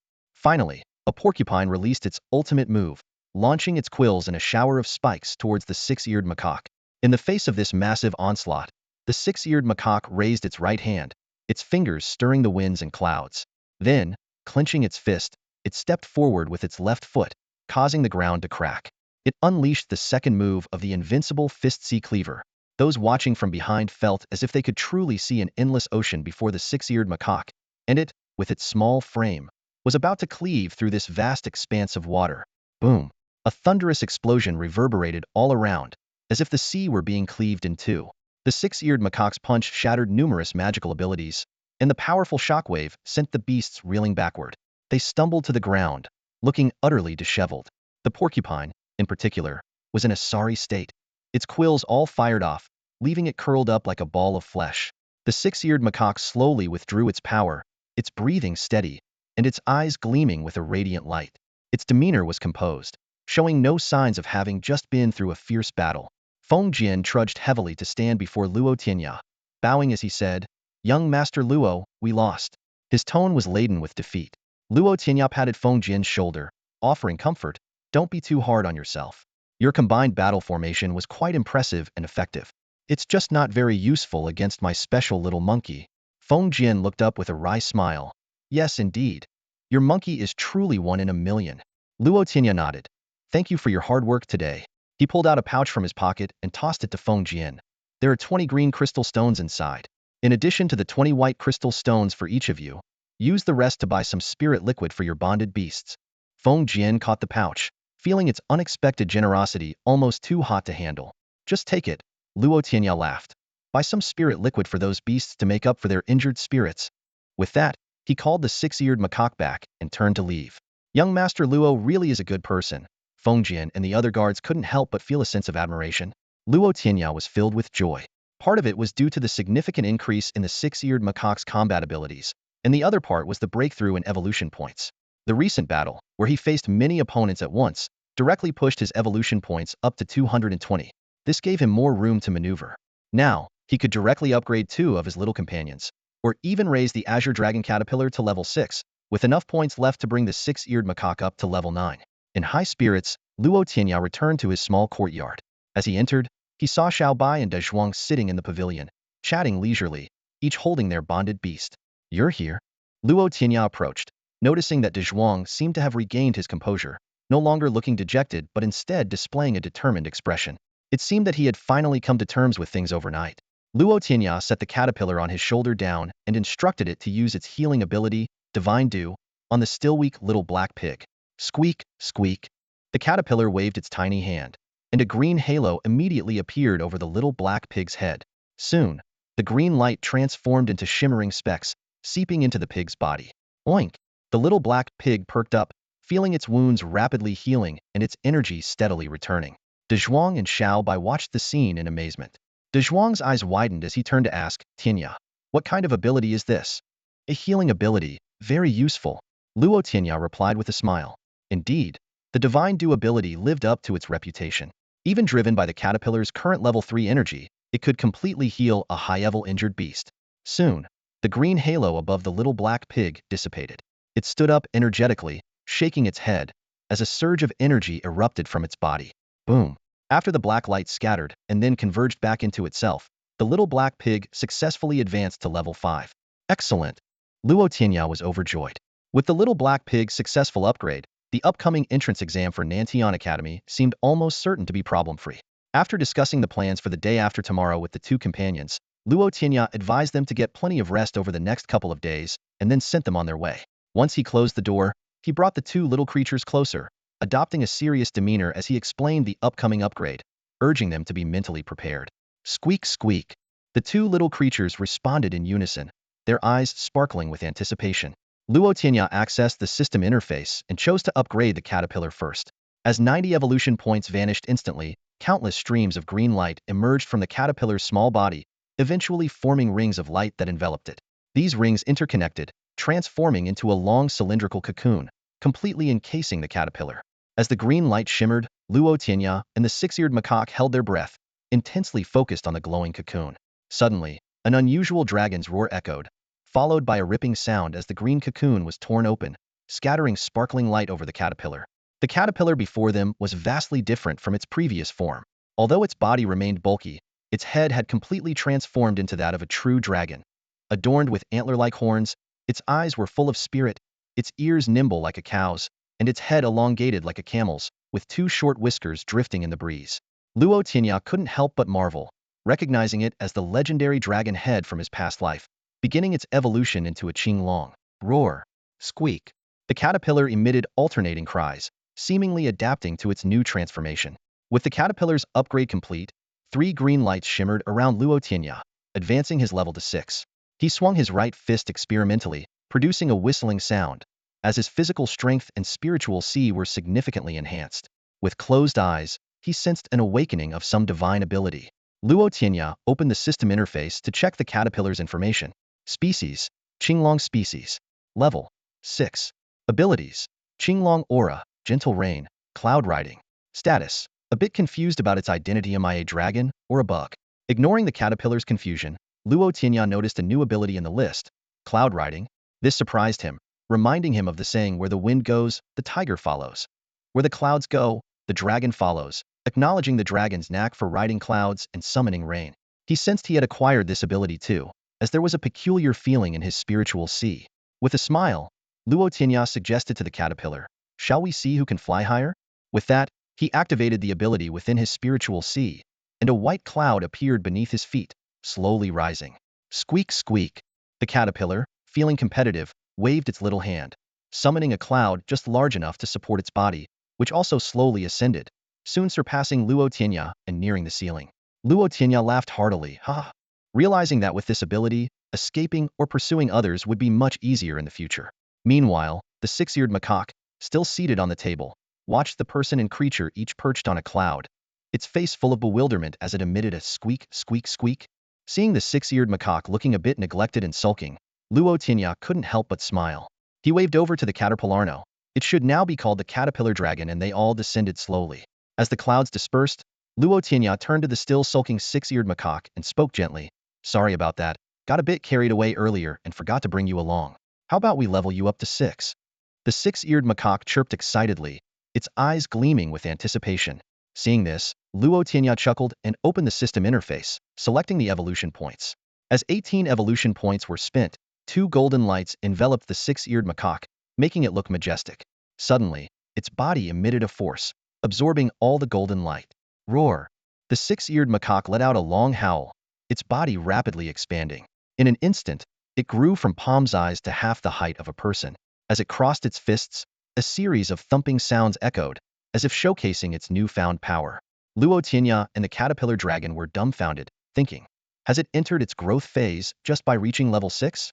As Luo Tianya pondered, an inexplicable energy suddenly surged through him, enhancing his physical strength and rapidly boosting his spiritual power. An uncontrollable urge bubbled up, and he couldn't help but let out a long howl.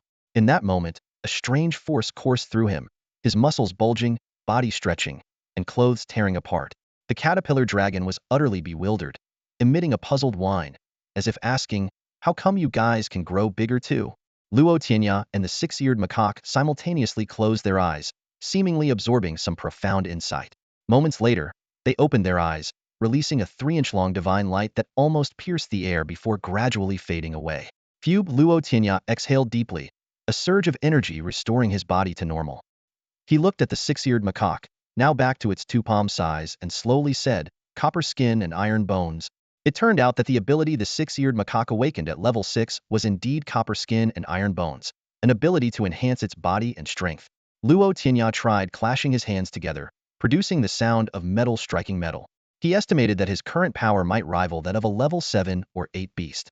Despite the significant boost in physical and spiritual power, Luo Tianya knew his attack methods were still lacking. At this stage, he would still rely on the beasts to lead the charge while he supported from behind. However, with the six-eared macaque's new ability, its combat power was greatly enhanced. Its resistance to attacks and endurance in battle were significantly improved, making it uncertain whether even a full-strength level 9 Swordbird could defeat it. As for the earlier body expansion, it was merely a temporary loss of control upon gaining the ability. Now that they had fully mastered it, such occurrences wouldn't happen again. Luo Tianya gently patted the six-eared macaque's head and asked, want to level up some more? He still had plenty of evolution points, enough to bring the six-eared macaque up to level 9. As for beyond level 9, he wasn't sure if other conditions needed to be met. The six-eared macaque shook its head firmly, chirping to express its desire to first adapt to this power increase through real combat. As a member of the Fighting Saint tribe, it relished battle, and leveling up too quickly might dampen its fighting spirit.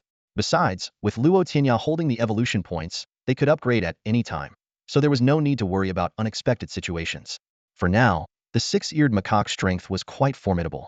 As long as opponents weren't beyond level 9, victory was likely. The upcoming entrance exam at Nantian Academy probably wouldn't feature beasts beyond level 9, right? Luo Tianya silently calculated, preparing for the upcoming assessment. Today, the Colosseum in Konoha City is unlike any other day. The ceiling, resembling the sky, slowly opens to create a semi-open space. The arena has been reinforced, and there are more referees who are also stronger. The entrance examination for Nantian Academy is being held here. The audience seats are divided into sections. The Luo family, the Bai family, and the Wang family each have their own section, while the remaining scattered areas are reserved for smaller families and powerful beast tamers. A special box is reserved for the staff of Nantian Academy. Ordinary spectators cannot enter the Colosseum but can watch from a distance at higher vantage points. This rule is set to avoid trouble. The participants for the examination have already arrived, awaiting instructions from the Nantian Academy staff. Before long, a group of people descended from the box. Leading them was a middle-aged man in a white robe with a neatly trimmed beard, followed by several young individuals also in white robes. The middle-aged man used a special device to amplify his voice. Ladies and gentlemen, I am Linley, an instructor at Nantian Academy and the examiner for this Konoha City assessment. Nantian Academy is committed to nurturing beast tamers for the divine beast continent and defending against extraterrestrial monsters. We welcome talent and foster excellence. In a distant restaurant, an old man with a white beard sat by the window with a girl around 15 or 16 years old. Hearing Lin Li's speech, The girl covered her ears and mumbled, Uncle Lin is still so long-winded. The old man chuckled, Cece, an opening speech is necessary. It enhances a sense of identity and honor. Cece pouted, I just can't listen to it. The old man shook his head, his gaze once again focusing on the distant, blurred Colosseum. Linley announced, all right, I hereby declare the entrance examination for Nantion Academy officially begins. On the field, the boys and girls summoned their spirit beasts. White wolves howled, fierce lions bristled, pythons coiled, and scorpions flicked their tails. The Colosseum was instantly filled with beasts, bustling with excitement. A young man with a fair complexion and a slight smile stepped out from behind Linley, seemingly in charge. He said, first, we'll test the predetermined slots for the major families of Konoha City. Please step forward. 8 individuals from the Luo, Bai, and Wang families stepped forward with their spirit beasts. 2 members of Nantion Academy approached with special crystals, preparing to test the participants' bone age and the level of their beasts. This was to ensure that the participants were at least 15 years old and that their beasts met the Academy's minimum admission standards. After the test, the 2 nodded at Linley, confirming everything was in order. The young man continued, next, we proceed to the entrance examination. This was the true entrance examination for Nantion Academy, open to anyone meeting the criteria, regardless of whether they were commoners or from noble families. After a round of testing, only one person met the requirements. Linley shook his head, contemplating the idea that the strong always prevail. He signaled the young man to continue with the process while he lowered his gaze in thought. The young man loudly asked, is there anyone else who wishes to participate in the Nantion Academy entrance examination? His voice echoed through the nearby streets. I do. A voice rang out from the crowd surrounding the Colosseum. 3 figures slowly made their way through the crowd and into the arena. The young man's gaze fell on the boy in the middle of the 3 and asked warmly, are you the one who wants to participate in the Nantion Academy entrance examination? The young man responded with a smile, none of your business. Luo Tianya's words struck like a heavy blow, shattering the calm of the scene. The young man's smile didn't waver, but a glint of coldness flashed in his eyes. He spoke slowly, his voice tinged with disdain. Young and ignorant, you'll only learn how high the sky is after you fall. Luo Tianya was unfazed and retorted, yeah, you're right. People like you need a fall to realize how high the sky is. The young man's smile finally cracked, and his voice rose, sharp-tongued, two-faced, hypocrite. You, Luo Tianya, everyone in my city knows your spirit beast is a caterpillar, and it didn't even have a level when it hatched. What are you doing here? Xiaobai and Dezhuang exchanged glances beside Luo Tianya, clearly surprised at how quickly things escalated. Luo Tianya chuckled. Did I say I was participating? Wang Teng, you're not very capable, are you? Jumping to conclusions before hearing someone out. It turned out that this young man was Wang Teng, the brother of Wang Chong, who had previously plotted against Dezhuang. After that incident, Luo Tianya had thoroughly investigated Wang Ting and knew his appearance by heart. Wang Tong was undeterred, pointing at Xiaobai and Dezhuang as he questioned, then who is participating in the entrance assessment? It can't be those 2 behind you. They don't look like they're just 15. Xiaobai couldn't help but laugh, while Dezhuang's face turned dark, thinking, do I really look that old? Luo Tianya mocked again. I told you your capability is lacking, didn't I? Who are you to say whether they're 15 or not? Can't you measure bone age? You talk too much. Wang Ting lost his patience completely, his face turning livid. His earlier gentle smile was gone, replaced by a look of frustration. Linley, standing in the back, frowned, dissatisfied with Wang Teng's behavior today. He signaled for someone to test the participant's bone age. The person in charge of the test was Luo Lu, a member of the Luo family and Luo Tianya's cousin. He approached the 3 with a special crystal and asked, Tianya, who needs the test? Dezhuang stepped forward immediately, pointing to himself. Luo Lu muttered under his breath, you don't quite look 15. Dezhuang gritted his teeth, thinking, do you really think I can't hear you this close? The test results showed the bone age was normal. Luo Lu then switched to another special crystal, asking Dezhuang to summon his spirit beast. A flash of black light appeared, and a small, black pig manifested in Dezhuang's arms. It was level 3 at birth, now it's level 5. Luo Lu announced, surprised by the reading on the crystal. This result caused a stir among the onlookers. People murmured in amazement at how such a seemingly ordinary boy could have such a high-level spirit beast. Those who recognized Dezhuang were even more astonished, recalling that his spirit beast was only level 4 just days ago. Ignoring others' reactions, Luo Tianya asked directly, Brother Lu, does he meet the requirements? Luo Lu snapped out of his daze, nodding repeatedly, huh? Oh, yes, he meets them completely. Luo Tianya turned to Dezhuang with satisfaction. Dezhuang, you can enter Nantion Academy. Dezhuang laughed excitedly and shouted to the crowd, Mom, I can get into Nantion Academy. In the crowd, Mrs. Fong was in tears, responding with a choked voice, "Good, that's good." Wang Ting snorted, pushing his way to the front, looking down at them. "He meets the requirements. But you two probably don't. Unrelated people should leave now. We're moving on to the next monster duel." Luo Tianya remained calm. "No rush.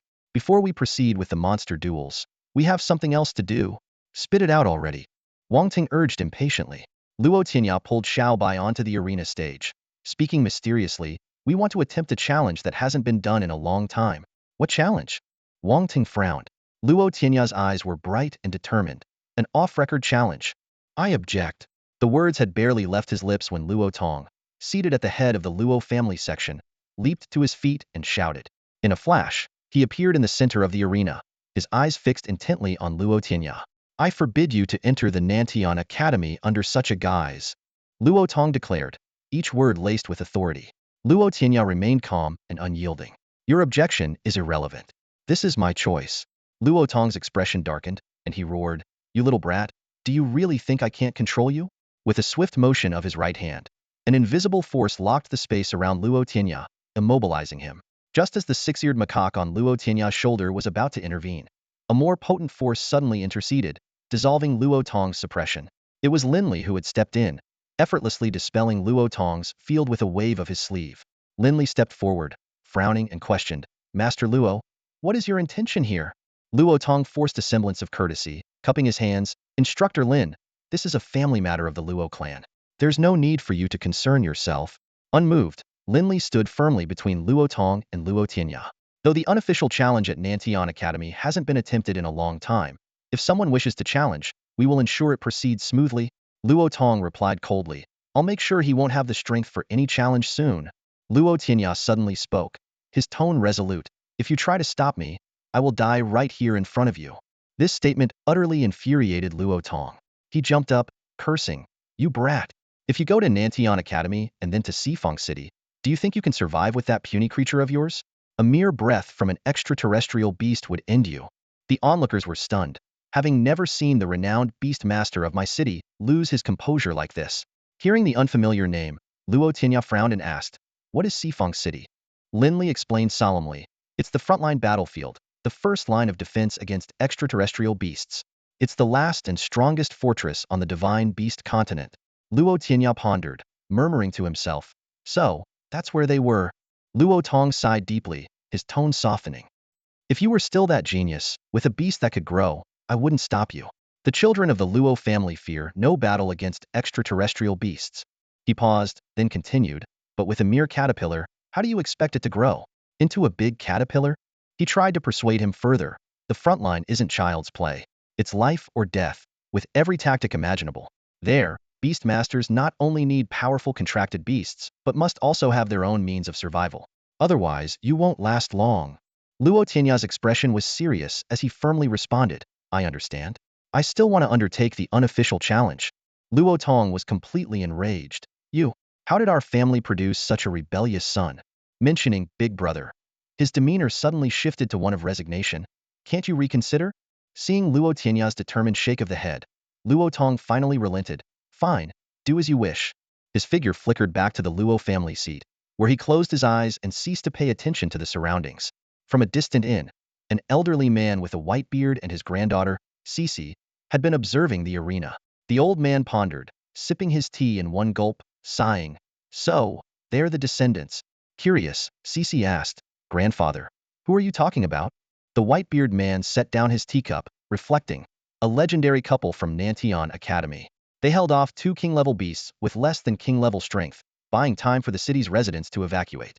In the end, they sacrificed themselves, severely wounding one of the beasts and delaying the assault on Sifang City."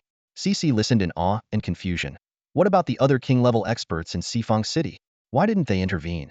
The old man sighed, explaining that the continent had been deceived, with the powerful ones occupied elsewhere. They hadn't anticipated the beast's true target was Sifang City.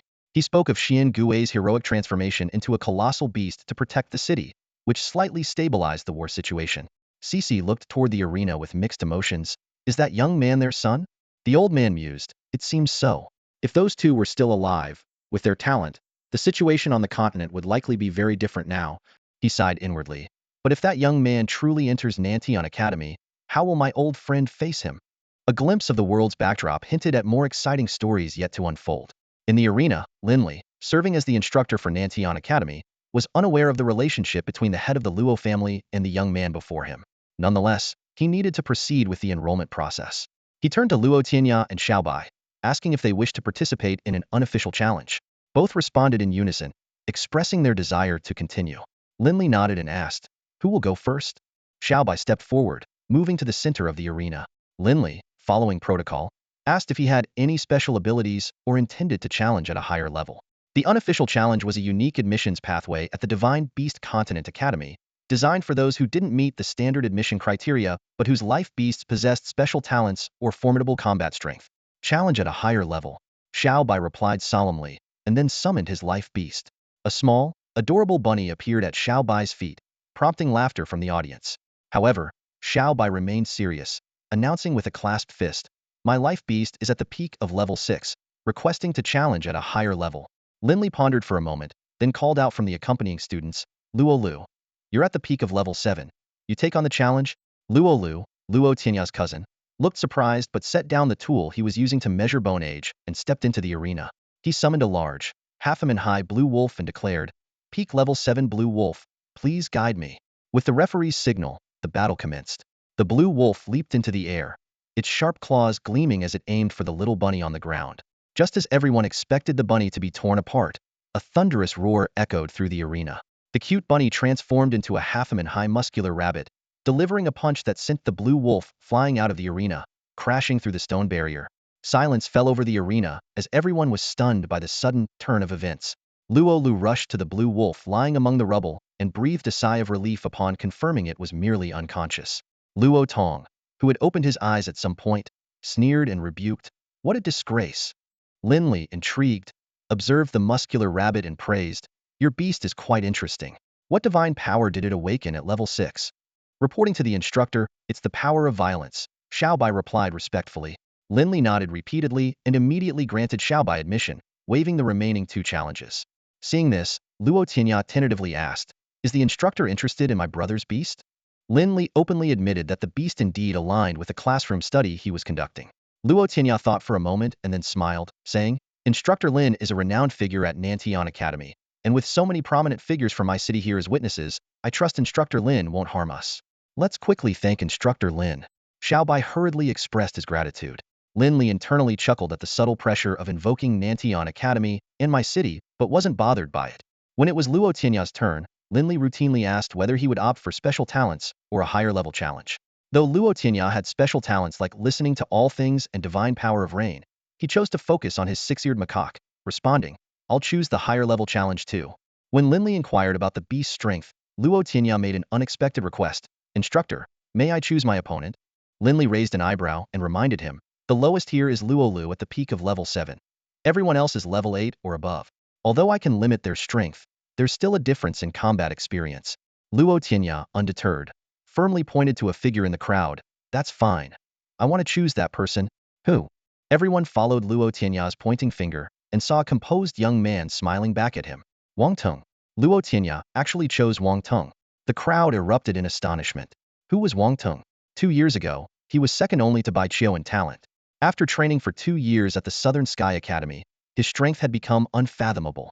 His return had placed him at the forefront of the students, a testament to his status. Linley frowned and said, "Wang Teng? His spirit beast has reached the 9th level. Even if he suppresses his strength, it's not suitable for your 6th level beast to compete against him." Before Linley could finish, Luo Tianya shook his head and said something shocking. "I mean to fight his 9th level beast without any suppression? Ridiculous." Before Linley could respond, Luo Tong stood up angrily.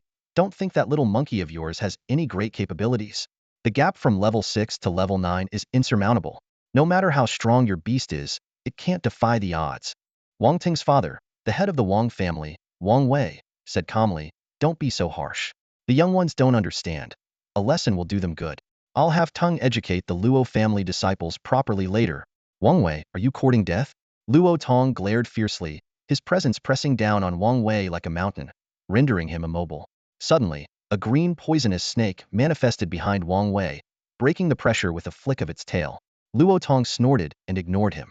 Wang Wei discreetly wiped his sweat, his mind a whirl of suspicion. Could it be that Luo Tong's spirit beast has broken through to the next level? Now, his mere presence can suppress me. On the field, Luo Tianya ignored the others' reactions and looked only at Linley. Instructor Lin, does this comply with the rules? Linley hesitated. Since the establishment of the offless challenge system, no one has directly challenged 3 levels above. But you're not violating any rules. He paused, his ears twitching as if listening to something. After a moment, he said solemnly, all right, we agree to your direct challenge against a 9th level beast. Luo Tianya noticed a disturbance near Lin Li's ear, as if someone was transmitting a message, but his skills weren't advanced enough to hear it clearly. Heh. Wang Ting chuckled, stepping to the center of the field. If you're looking for a beating, I'll oblige. Who beats whom is yet to be seen. Luo Tianya replied calmly. Besides, I originally wanted to challenge Bai Qiu. Since she's absent today, I settled for you. Wang Ting squinted, staring at Luo Tianya like a venomous snake. Bai Qiu had always outshone him, and since entering the academy, her progress had been swift, far surpassing their peers. Linley smiled and said, Bai Qiu couldn't make it. Her spirit beast is breaking through beyond the 9th level. We'll likely see her surpassing the 9th level when we return. This statement caused another uproar. To reach such a level at such a young age after only 2 years of study? The Bai family beamed with pride, the family head grinning from ear to ear, and Bai Qiu's brother, Bai Jie, strutted with arrogance. Didn't expect you to be left so far behind by her, Luo Tianya teased Wang Tong. Still better than you and your little caterpillar, the #1 genius from 3 years ago. Wang Tong retorted sharply. Well then, let's see the real skills in the battle. Let the fight begin. Boom. The arena floor exploded with a shower of debris as the 6-eared monkey used the momentum to soar into the air. Its movements were lightning fast, descending with the force of a tidal wave. Its fists radiated power, instantly enveloping Wang Ting and the 3-meter-long white snake at his side. Wang Tung's expression changed dramatically. Although he had researched the 6-eared monkey beforehand, its current display of strength far exceeded its previous arena performances. Break! Wang Ting shouted, gathering all his energy. The white snake initially coiled, then sprang forward with explosive force. Together, they shattered the oppressive aura of the 6-eared monkey. Wang Tong quickly retreated, his right hand glowing as a mental amplification array descended onto the white snake. Its body, initially 3 meters long, rapidly expanded into a 5-meter-long giant. Linley, watching from the sidelines, was visibly excited. Luo Tianya's 6-eared monkey had taken the initiative with overwhelming momentum, even affecting the formidable 9th-level beast. Yet, Wang Tung's swift response and skilled use of arrays promised an extraordinary showdown. The 6-eared monkey, still airborne, remained unfazed despite its aura being broken and the white snake's sudden growth. With a twist of its right fist, it unleashed a sea-splitter attack, significantly enhanced by its 6th-level strength, aiming directly at the 5-meter-long snake. The white snake let out a piercing hiss, its long tail striking the ground to propel itself upwards, directly colliding with the monkey's fist.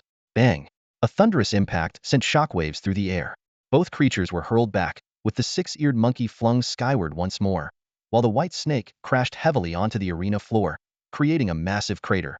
The 6-eared monkey reached the open ceiling of the arena, pushed off the ironwood beams, and dove back towards the pit.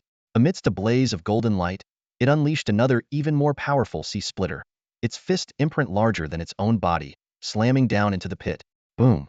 The giant snake, just emerging from the crater's edge, was struck hidden, driven back into the depths. The continuous explosions expanded the crater, and cracks began to form on the arena's surface. Unrelenting, the 6-eared monkey descended into the pit, engaging the white snake in close combat. The crowd erupted in disbelief, witnessing a 6th-level beast overpowering a 9th-level Oni phenomenon unheard of in their experience. Many stood up, eager to see the battle unfolding within the pit. Despite having the advantage, Luo Tianya's expression remained composed. In contrast, Wang Tong, though looking grim, showed no signs of panic. Another loud crash echoed from the pit, and a white figure was tossed out, curling up in a corner of the arena. Upon closer inspection, it was Wang Tong's life-bound beast, the white snake. Its scales were shattered, wounds covering its body, as it coldly stared at the 6-eared monkey leaping from the pit. Who would have thought your beast could withstand even the initial 9th-level power and still win? Wang Ting said, his face stern, eyes locked on Luo Tianya. Show me your strongest form, Luo Tianya replied calmly, meeting his gaze. Heh. Wang Ting chuckled darkly. I never expected my greatest opponent to understand me so well. In fact, it was the 6-eared monkey that had informed Luo Tianya. After emerging from the pit, it had chirped to him, revealing through its extraordinary hearing that it sensed a vast hidden power within the white snake. This led Luo Tianya to suspect Wang Tang had more to reveal. As Wang Ting approached the white snake, he spoke. The world believes Bai Qiu is the true genius, breaking through 4 realms in 2 years and now on the verge of surpassing the 9th level. Meanwhile, I've always been overshadowed by her in my city, and at Southern Sky Academy, she's at the top of the 9th level rankings, while I'm stuck at 99th. He spread his arms, looking skyward. You are all ignorant fools. The crowd erupted again. Even Lin Li frowned in displeasure, as Wang Ting seemed to be condemning everyone. I, Wang Ting, am no less a prodigy than Bai Qiu. Wang Ting roared, stepping forward. Disguise off. Boom. The previously weakened white snake's aura surged, its body rapidly expanding from over 5 meters to over 10, then 20, finally stabilizing at over 30 meters. The audience watched in awe as the colossal snake coiled upward, its icy scale shimmering, its massive head flicking its tongue, cold eyes gazing down at the 6-eared monkey.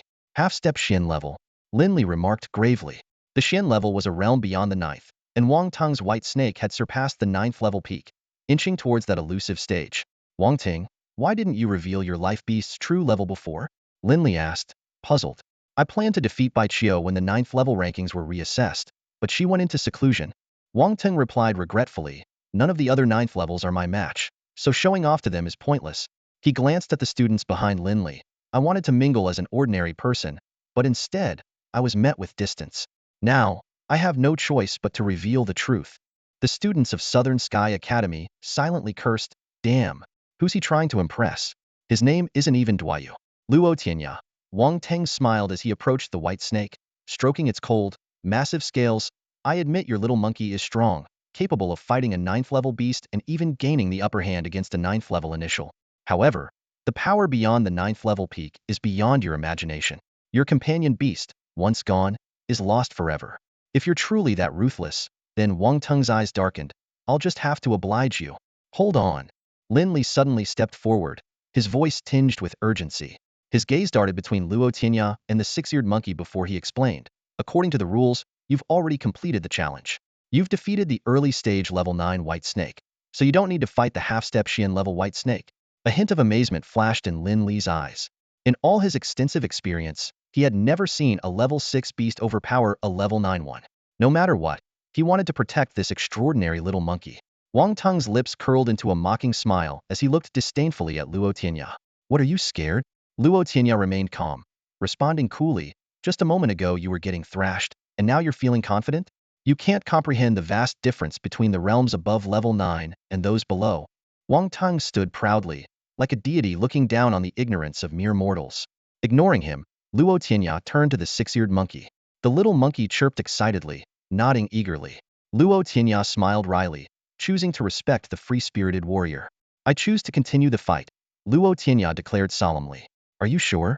Lin Li asked again, his tone tinged with regret. I'm sure. Luo Tianya affirmed with a nod. Lin Li sighed. Although he believed the battle could have been avoided, he respected both sides' wishes. Lightning flickered at his feet, his powers ready to intervene if necessary. As the referee walked back to the center of the arena, the atmosphere grew tense. All eyes were on the golden little figure, hoping the 6-eared monkey, who had defied the odds with its unmatched prowess, could perform another miracle. Begin the fight, the referee announced. The 6-eared monkey shot forward like an arrow, this time opting for agility over brute force. It deftly maneuvered around the massive white snake, drawing its attention. This little monkey has impressive battle instincts, Lin Li praised. Against such a large opponent, Hitandran tactics are best. However, Wang Ting sneered from the sidelines. A trivial trick. Before his words faded, the white snake let out a long hiss. Its 5-meter tail rose high, then slammed down with a thunderous crash, shattering the already uneven arena into debris. The 6-eared monkey was swept up by the shockwave, its golden form sent flying. Suddenly, a roar echoed through the arena. The golden figure abruptly expanded in midair, halting its retreat. It ran forward, kicking debris at the white snake. But the stones, which could pierce tiles, merely clinked harmlessly against the snake's cold scales. Beyond the peak of level 9, physical defense increases significantly. You're just tickling the snake. Wang Ting sneered again. Luo Tianya frowned, contemplating whether to boost the 6-eared monkey directly to level 9. If he did, defeating the half-step Xian level white snake would be easy. The situation shifted again. The 6-eared monkey suddenly shrank, dodging the snake's sweeping tail and climbing up its body. Nice move, the spectators murmured. The 6-eared monkey clung tightly to the white snake, reducing its attack range and searching for a weakness. The white snake, no easy opponent, shook its lower body, its scales rippling like waves to dislodge the monkey. Just as the monkey was about to be thrown off, it used the momentum to deliver a powerful punch to the snake's tail. Clang! The sound of metal striking echoed. Although the punch didn't pierce the scales, the force penetrated, causing the snake pain. The white snake was enraged. Its massive head turned, icy eyes locking onto the monkey. Suddenly, a blur of white swept past, leaving a crater where the monkey had been. The snake emerged, baring its sharp fangs. Did the monkey get eaten? Was the initial thought of most spectators. Only a few with keen eyesight saw the monkey dodge at the last moment, reappearing behind the snake. The six-eared monkey raised its fists, golden light swirling around them. With unwavering determination, it launched its punches at the approaching snake head. Boom! A shockwave erupted, sending the referee flying. As the wave threatened the audience, Linley intervened, dispelling it with a sweep of his sleeve. All eyes were glued to the center of the arena, now shrouded in dust. Only the outlines of two figures, one large and one small, could be seen. Suddenly, a faint thud was heard, like someone coughing up blood. Luo Tianya's expression changed. He recognized it as the sound of the six-eared monkey. As expected, with another wave of Lin Li's sleeve, the dust quickly dispersed. All eyes were drawn to the center of the battlefield, where they saw a pool of golden blood beneath the six-eared macaque, while the white snake appeared completely unscathed. The spectators couldn't help but wonder, had the six-eared macaque already been defeated? However, before they could ponder further, the six-eared macaque launched another fierce attack. It transformed into a streak of golden lightning, charging at the white snake with even greater speed than before. Its small frame seemed to harbor immense power, and its fists swung as if challenging a towering mountain. Bang! With a loud crash, the six-eared macaque was sent flying again, golden blood scattering through the air. The onlookers marveled at its courage, yet hoped it would recognize the insurmountable odds and concede defeat. Only one person remained steadfast in his belief in the macaque's strength. Time seemed to stand still at that moment. The sneer on Wang Tung's face was unmistakable. The electric sparks on Lin Li's body were strikingly vivid, and the chaotic light fluctuations in Luo Tong's hands were captivating. The varied expressions and emotions of others present were also clearly visible. Suddenly, time resumed its flow. Just as the six-eared macaque was about to crash down heavily, a tail appeared precisely where it was about to land. Now was the moment. With a roar, Luo Tianya swiftly activated the system, using evolution points to elevate the six-eared macaque to level 7. Amidst the radiant golden light, the macaque's body swelled to half a man's height. Its hands clapped together, and the mountain-splitting, sea-cleaving fist imprint fused instantly. With crossed fists, the macaque aimed directly at the tail and struck fiercely. Wang Ting cried out in shock. No. His eyes widened in disbelief, losing his usual composure. Boom! With a thunderous impact, the six-eared macaque smashed the tail along with the cratered ground into an even larger pit, simultaneously dragging the white snake's body along with it. The white snake let out a harrowing scream, its 30-meter-long body rapidly shrinking to just over 10 meters, its massive head drooping weakly at the edge of the crater. The now half-human-sized macaque seemed intent on avenging its earlier spitting of blood, gripping the snake's tail tightly and, with a furious roar, began swinging the massive creature around. Boom! Crash! The white snake was battered senseless, letting out cries of agony. The entire arena was reduced to ruins under the relentless assault. We surrender! We surrender! Wang Ting shouted, his eyes ablaze with anger as he rushed forward. Yet, the playful six-eared macaque seemed oblivious, continuing to joyfully slam the white snake. Seeing Lin Li about to intervene, Luo Tianya quickly called out, "That's enough, little one." Only then did the macaque reluctantly release the snake's tail, shrinking back to its smaller form and obediently returning to Luo Tianya's side. Luo Tianya looked down at Wang Tong, who was crouching to check the white snake's injuries, and remarked with a mocking tone, "I heard your snake is half-step to Xian level? Well, we just took down that half-step Xian level white snake." Wang Tong, with a dark expression, refused the physician's treatment and waved the white snake back into his mental sea. He slowly walked over to where Luo Tianya stood nearby and coldly asked, "How did you know the weakness of my white snake was in its tail?" Luo Tianya did not answer immediately. Instead, he turned to greet the approaching butterfly fairy. This action only fueled Wang Tong's anger, and with a cold snort, he turned and left in a huff. As Wang Tong was about to leave the arena, Luo Tianya's voice echoed from behind. "Sometimes the more you try to hide something, the more obvious it becomes." Wang Ting turned around, gave Luo Tianya a deep look, and then left without saying another word. The six-eared macaque jumped onto Luo Tianya's shoulder, tugging at his hair excitedly, as if seeking praise. Luo Tianya chuckled and complimented, Well done. You were the best today. The monkey flipped joyfully upon hearing the praise. At that moment, the butterfly fairy landed on Luo Tianya's other shoulder and gently tugged at his hair. Turning his head, Luo Tianya asked, "What's up, butterfly fairy?" The fairy looked at him longingly. Activating his ability to listen to all things, Luo Tianya suddenly understood what the butterfly fairy wanted from him. Puzzled, Luo Tianya thought to himself, what could a man like him possibly have that the butterfly fairy would want? Seeing his confusion, the butterfly fairy grew impatient, pulling harder on his hair. Ouch! Stop, butterfly fairy, let go. Luo Tianya cried out in pain as a few strands of hair were pulled out. Suddenly, Luo Tianya realized, I got it, just wait a moment.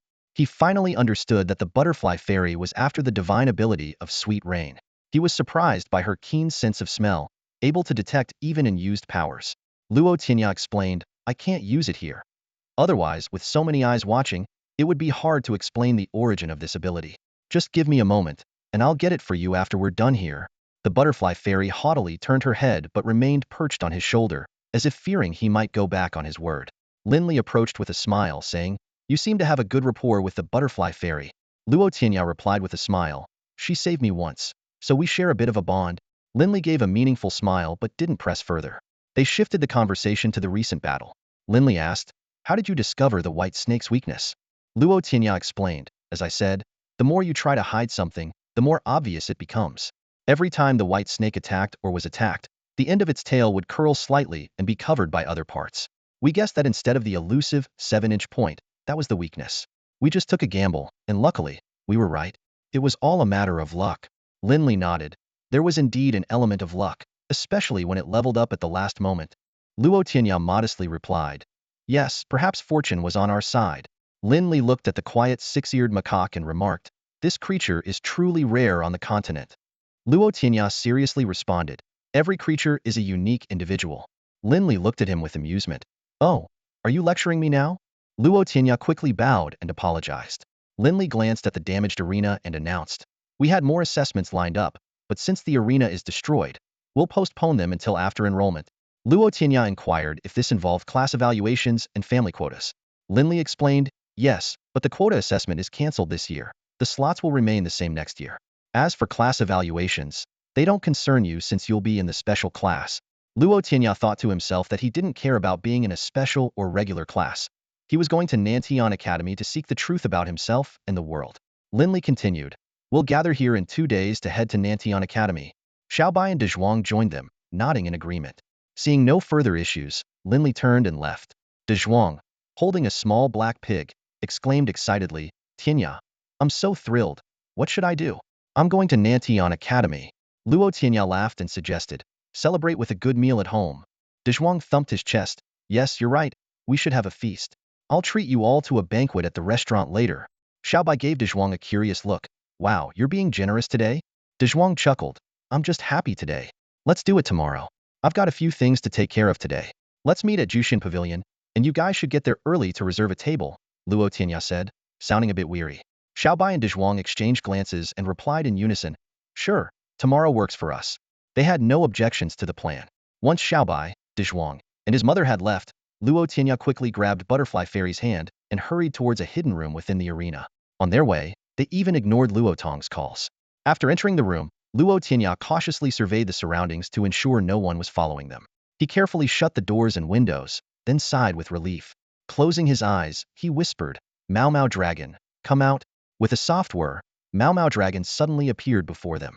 The little creature, still unsure of its own identity, blinked its large round eyes in confusion and let out a few puzzled chirps, pointing at Butterfly Fairy, who was curiously observing Mao Mao Dragon. Luo Tianya instructed, Little one, use your gentle rein on Butterfly Fairy. Suddenly, Butterfly Fairy burst into giggles. With his ability to listen to everything, Luo Tianya was surprised to discover that Butterfly Fairy was laughing at Mao Mao Dragon's funny appearance. He couldn't help but feel amused. It turned out this fairy had a thing for appearances. Admittedly, Mao Mao Dragon did look a bit comical at the moment. Its disproportionately large dragon head paired with a tiny insect-like body was quite a sight. However, the innocent Mao Mao Dragon was oblivious to Butterfly Fairy's thoughts. It obediently nodded, waved its little hand, and a green halo appeared above Butterfly Fairy's head. Although Luo Tianya could perform this divine ability himself, it was one of Mao Mao Dragon's innate powers, so the effect might be better when it used it. Tiny specks of light began to gently fall, merging into Butterfly Fairy's body. A soft white glow started to shimmer on Butterfly Fairy, mingling with the green light. As the gentle rain's light fully integrated into Butterfly Fairy, a blinding white light suddenly filled the entire room, nearly dazzling Luo Tianya. He was relieved that he had chosen this secluded room to use the divine ability. Otherwise, he would have had a hard time explaining such a spectacle in public. Once the light gradually faded and the room returned to normal lighting, Luo Tianya opened his eyes and was stunned by what he saw. A large egg had appeared. Luo Tianya was filled with questions as he stood in awe at the scene before him. The lively Butterfly Fairy had transformed into an egg, floating midair. He cautiously reached out to touch it, and the system immediately provided detailed information. Species Butterfly Fairy, level peak level 9 profound level, abilities healing spell, symbiosis aura, status upgrading and evolving. The Butterfly Fairy is upgrading and evolving? Luo Tianya muttered to himself, feeling at a loss. He recalled entering the room with the Butterfly Fairy, and upon leaving, this transformation had occurred. At this moment, the Six-Eared Monkey and Mao Dragon gathered around, all three creatures looking at each other, unsure of what to do. Suddenly, Luo Tianya had an idea. How about another divine rain? He thought, hoping it might accelerate the evolution process. Without hesitation, he swiftly formed seals with his hands. Instantly, a green halo appeared above the egg, and droplets of green light rained down, absorbed entirely by the egg. Curiously, the egg began to slowly rotate in the air. Luo Tianya checked again, but the status still read, upgrading and evolving. After a moment, the egg stopped rotating and merely floated gently up and down. Unwilling to give up, Luo Tianya cast the divine rain once more, but this time the egg showed no reaction. After pondering for a while, he decided to seek professional help. He discreetly recalled Mao Dragon and went to fetch the elderly physician from the arena. After securing the doors and windows, Luo Tianya pointed to the floating egg and explained to the physician, "That's the Butterfly Fairy. She seems to be upgrading and evolving." Initially skeptical, the physician's expression changed dramatically after Luo Tianya's repeated assurances. His eyes widened in disbelief. "What? Upgrading and evolving?" He repeated the words as if unable to comprehend them. Seeing this, Luo Tianya quickly supported the physician, worried he might stumble. After a long pause, the physician sighed. "Ah, fate has run its course. What do you mean by that?" Luo Tianya asked, curious. With a distant look, the physician began to explain. The Butterfly Fairy is a rare healing beast on the Divine Beast continent. They never form formal contracts with humans. Our bond is merely a temporary contract, and it's led by the Butterfly Fairy. These words hit Luo Tianya like a bolt from the blue, stirring a great turmoil in his heart. He had always believed that contracts on the Divine Beast continent were human-led. Noticing his confusion, the physician patiently recounted the history of the Divine Beast continent. During the ultimate battle with the extraterrestrial beasts, the Butterfly Fairy clan saved countless lives but suffered heavy losses due to being targeted by the beasts. After the war, to honor their contribution, the strongest humans declared the Butterfly Fairy as spirit beasts, prohibiting forced contracts. Over time, the Butterfly Fairy clan gradually recovered and began venturing out of Butterfly Valley. Through negotiations with the strongest humans, temporary contracts led by spirit beasts came into being. So what now? Luo Tianya asked, filled with remorse. Had he known earlier, he would never have acted so rashly. The physician explained that the Butterfly Fairy, having reached level 9, must return to Butterfly Valley to progress further. Although his tone was calm, Luo Tianya could see the reluctance in his eyes. Just as Luo Tianya was about to offer comfort, the physician waved him off. "This is a good thing. I'm truly happy she can upgrade and evolve. Though she's proud, loves eating Qilin fruit, and is moody, to me, she's just a child." Tears glistened in the physician's eyes as he spoke. Seeing her grow up and succeed means it's time to let go. At this moment, the floating egg slowly descended. The physician quickly stood up, carefully cradling it in his arms. "I need to contact those people," he said, nodding to Luo Tianya before leaving. Watching the physician's departing figure, Luo Tianya felt a mix of emotions inside, following him out of the room. The arena was still in disarray, with staff busy tidying up. He casually inquired about Zhou Zhua and Jian Yao's whereabouts. Learning they had taken leave, suspecting Jian Yao might also be upgrading and evolving. Stepping out of the arena, Luo Tianya gazed at the setting sun, lost in thought. Although the journey was bound to have regrets, everyone was striving forward because the view at the end would surely be beautiful. 2 days later, the entrance of the Konoha City Coliseum was bustling with people. It was the day when the new students from Nantian Academy were set to depart. Besides the families of the new students, most of the crowd had gathered just to watch the spectacle. Among the crowd, Linley looked around, ensuring everyone was present, and loudly announced, "All right, since everyone's here, let's get ready to go." Standing to the side, Luo Tianya and Xiao Bai silently observed the touching farewells between others and their families. Xiao Bai turned to Luo Tianya and quietly asked, "Young Master Luo, aren't you going to say goodbye to the Luo family?" His eyes glanced over to where the Luo family members were gathered not far away. Luo Tianya shook his head, his tone calm. "I've said everything that needed to be said. There's nothing more to add." Not far away, De Zhuang was being fussed over by his mother, Feng Yangzi, who was advising him to think twice before acting, to be humble, not to be overconfident, and to listen to Tianya.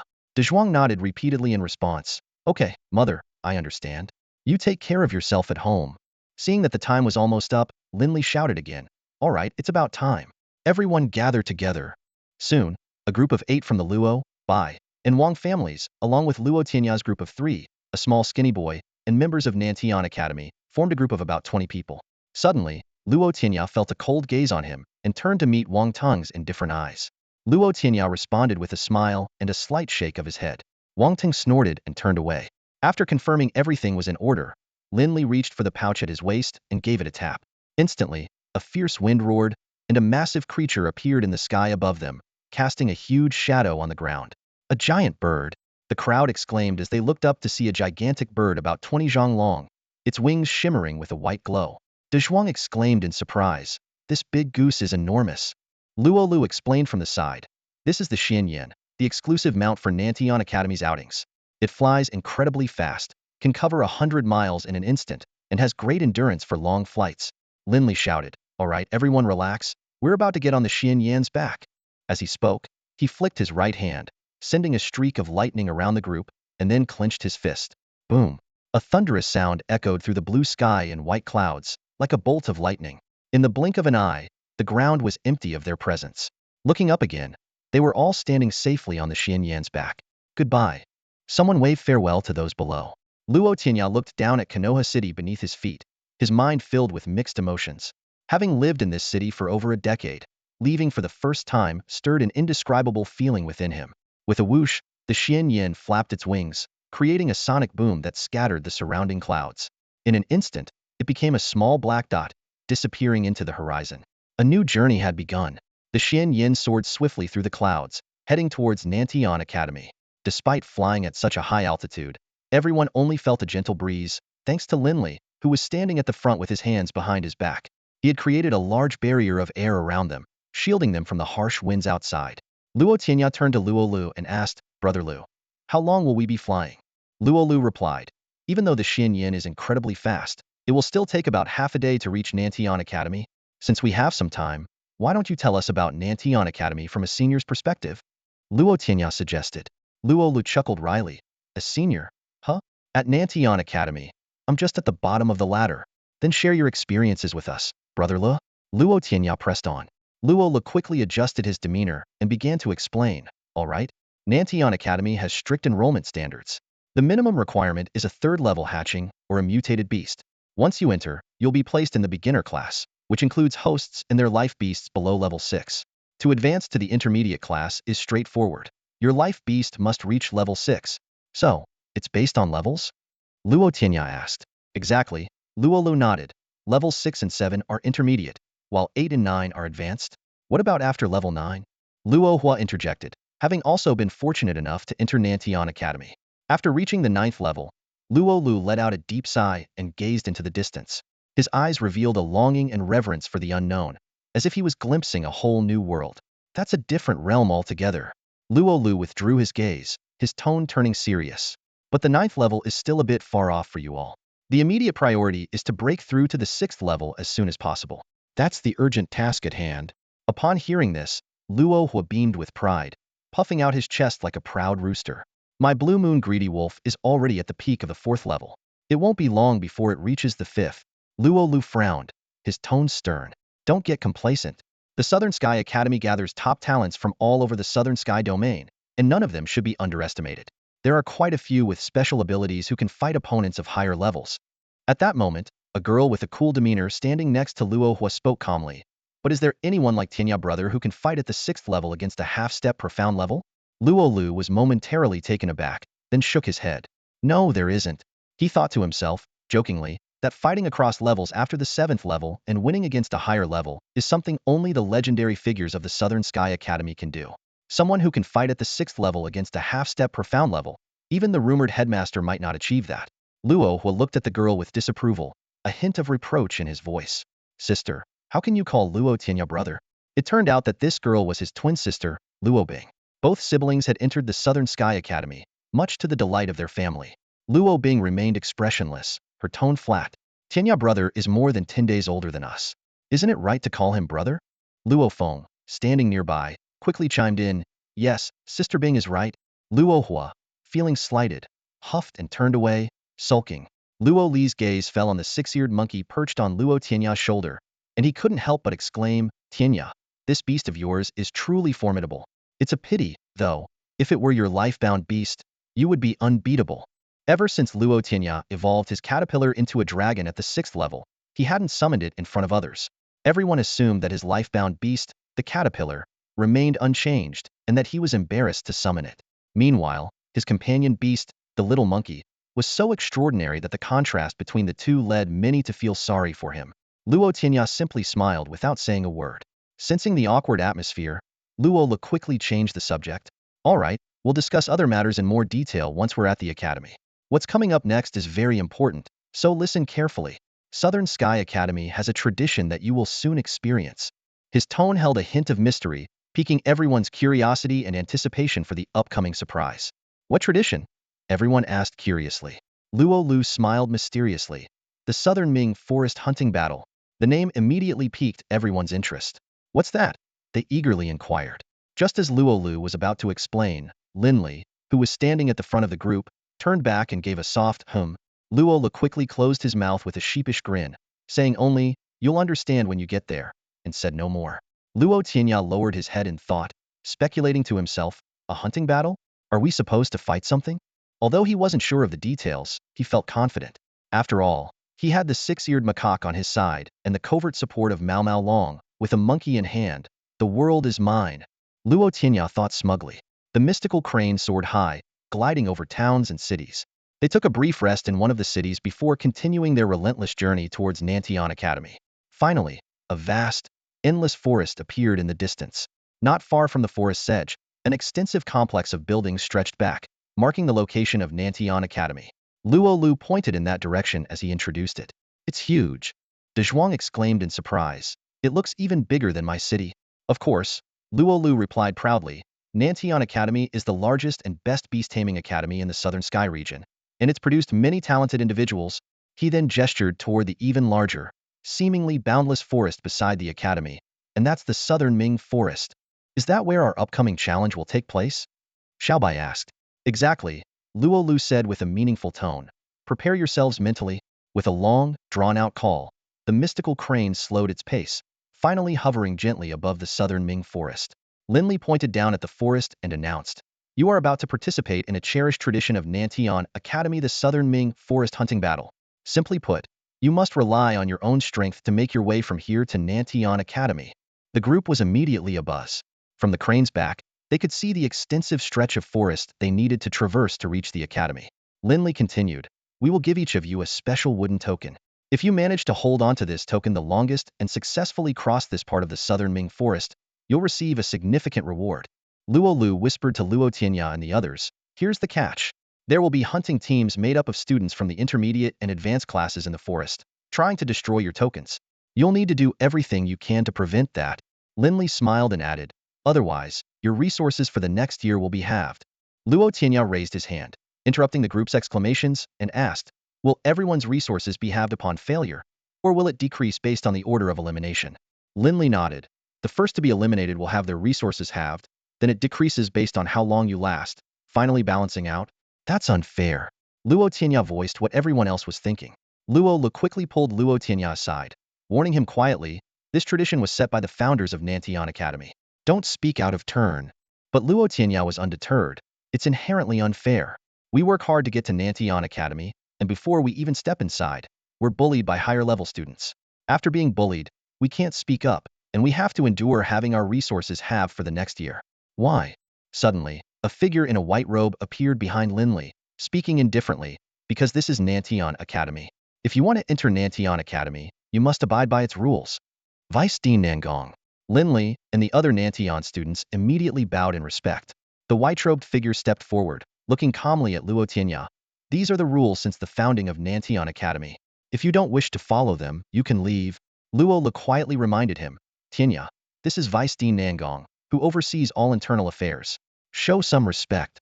Luo Tianya squinted slightly, a grin spreading across his face, revealing 8 white teeth as he provocatively said, "What if I take down all those intermediate and advanced students?" The white-robed man chuckled coldly. "Ha! No one has ever turned the tables on the hunters in all the years this challenge has been held." Luo Tianya replied calmly, "You'll see it happen soon enough." "Tianya, show some respect." Luo Li's voice rose in volume.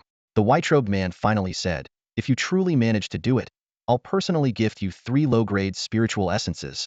3 low-grade spiritual marrows. The exclamation not only came from Lin Li's mouth, but also drew a sharp intake of breath from everyone present. Although Luo Tianya didn't know what this treasure was, the reaction of the crowd made him instantly realize it was something extraordinary. Without a second thought, he stepped forward boldly and said firmly, "A gentleman's word is his bond." The man in the white robe merely glanced at Luo Tianya indifferently. In the next moment, a gentle breeze blew, and his figure vanished without a trace. Phew! Luo Lu let out a long sigh of relief, the cold sweat on his forehead not yet dry. He turned to Luo Tianya, his tone reproachful. "Tianya, you were too reckless just now. That was the highest authority in Nantian Academy, second only to the elusive dean. How could you dare to argue with him?" Luo Tianya shrugged nonchalantly. "If something's wrong, shouldn't it be pointed out?" Linley approached at this moment, his tone calm as he explained, "Actually, this challenge is mainly to temper the arrogance of you young ones, to help you adjust your mindset and realize there are always greater heights to reach, so you can focus on learning once you're in the academy." Luo Tianya was still unconvinced. "But why reduce resources?" Linley chuckled. "That's also to motivate students to strive harder and aim higher." With that, Linley turned and began organizing the details of the hunting contest. He gathered the participants and handed each one a specially made wooden token. This token contains a magic formation that will measure the time from now until it breaks. Make sure to take good care of it.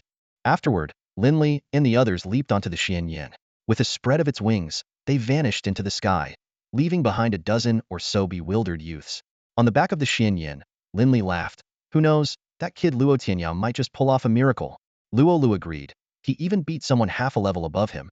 How could he fear those at levels 8 or 9? Hearing this, Wang Ting's face turned grim. Linley pondered for a moment. Hard to say. There might be skills that counter his. Besides, with so many hunters, if they gang up on him, it might be tough to handle. "By the way, who's leading the hunters this year?" Someone answered, their tone tinged with resignation. "Who else could it be? It's been those top 3 level 9 guys leading since last year." "What? Those 3?" Linley exclaimed. "Yeah, so let's have a moment of silence for the new students participating in this hunting contest." Meanwhile, deeper in the forest, away from Luo Tianya and his group, another group of new students stood trembling, watching 3 seemingly odd individuals. They wanted to leave but dared not move, as a massive knife mark had just appeared beside them. A young man with a large sword on his shoulder looked skyward at a 45-degree angle and shouted, "My blade splits the sky." A melancholic youth with a sword lowered his head and murmured, "Loneliness like snow, ever at my side." A tall young man with arms crossed and occasional flickers of electricity on his body coldly asked, "Do you want to feel the sting of lightning?" The 3 suddenly spoke in unison. "We are the unmatched trio, Breeze and Moonblade, Feng Qingyue, Gentle Swordmaster, Li Yang, Thunder Rogue, Lin San. Kindly leave your tokens." This sudden introduction only intensified the fear among the new students, who silently prayed they could survive this hunting contest unscathed. "What if I say no?" a frail young boy asked, his voice trembling with a hint of anxiety. A glint of coldness flashed in the tall boy's eyes as a mocking smile played on his lips. "Then you'll find out what it feels like to be struck by lightning." Before his words had fully left his mouth, he vanished like a bolt of lightning. A thunderous crash reverberated around them. A dozen new students saw a flash of white light before their eyes, accompanied by the sound of thunder in their ears.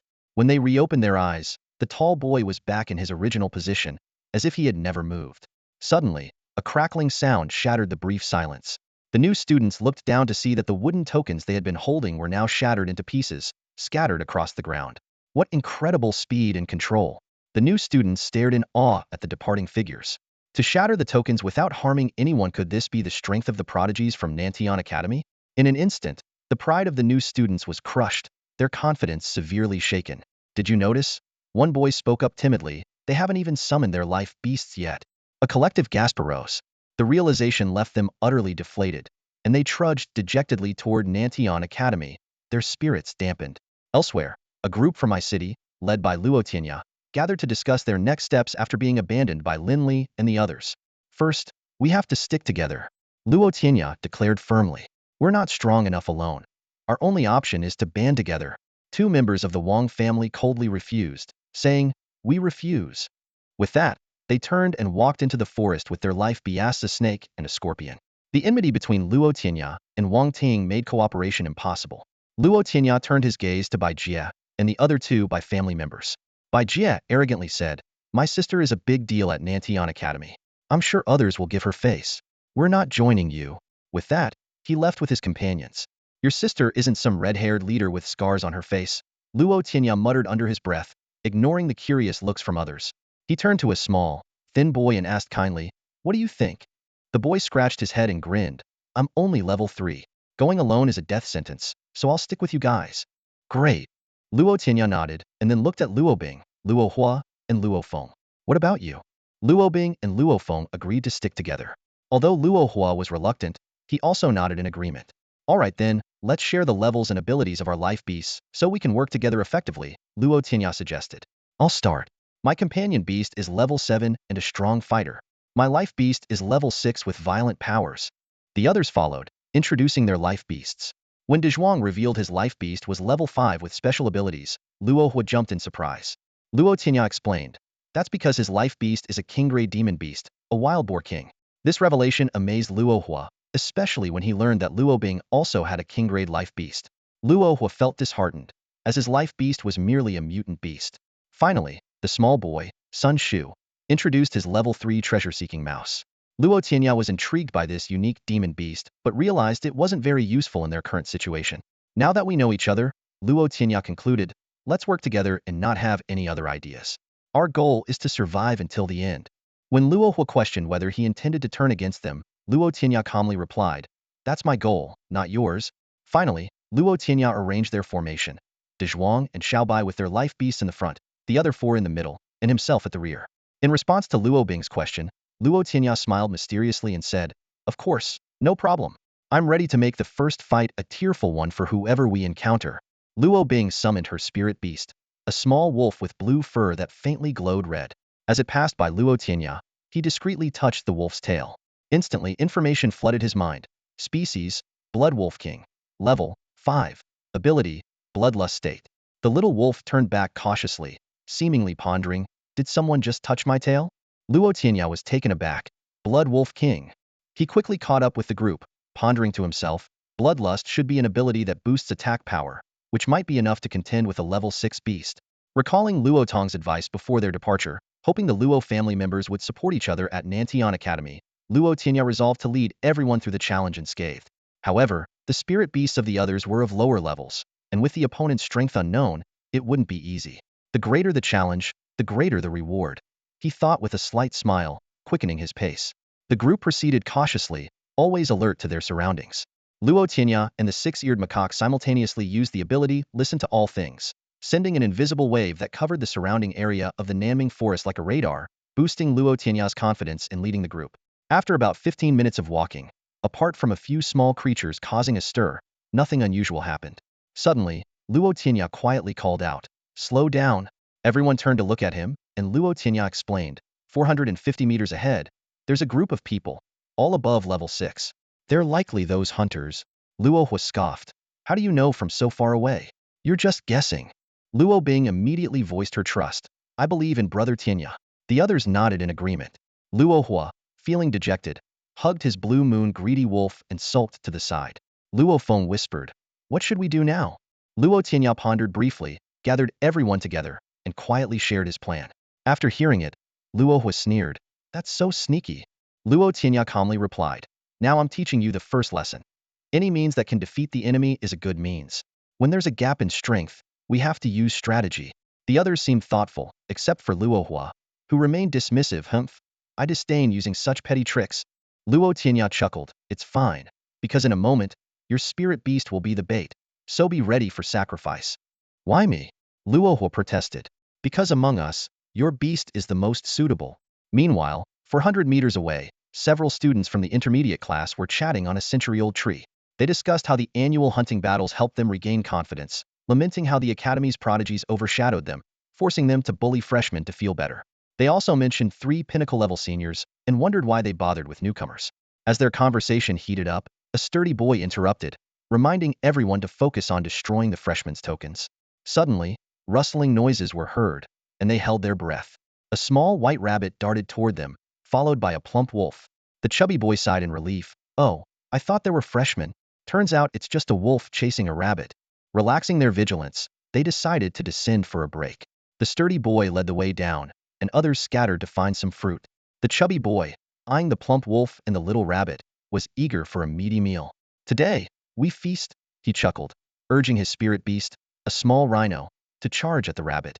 However, his dreams were quickly shattered. A muscular rabbit, half the height of a person, suddenly appeared, knocking out the small rhino with a punch, and then delivered another blow to the chubby boy's head. His last thought before fainting was, how did a cute rabbit turn into a violent one?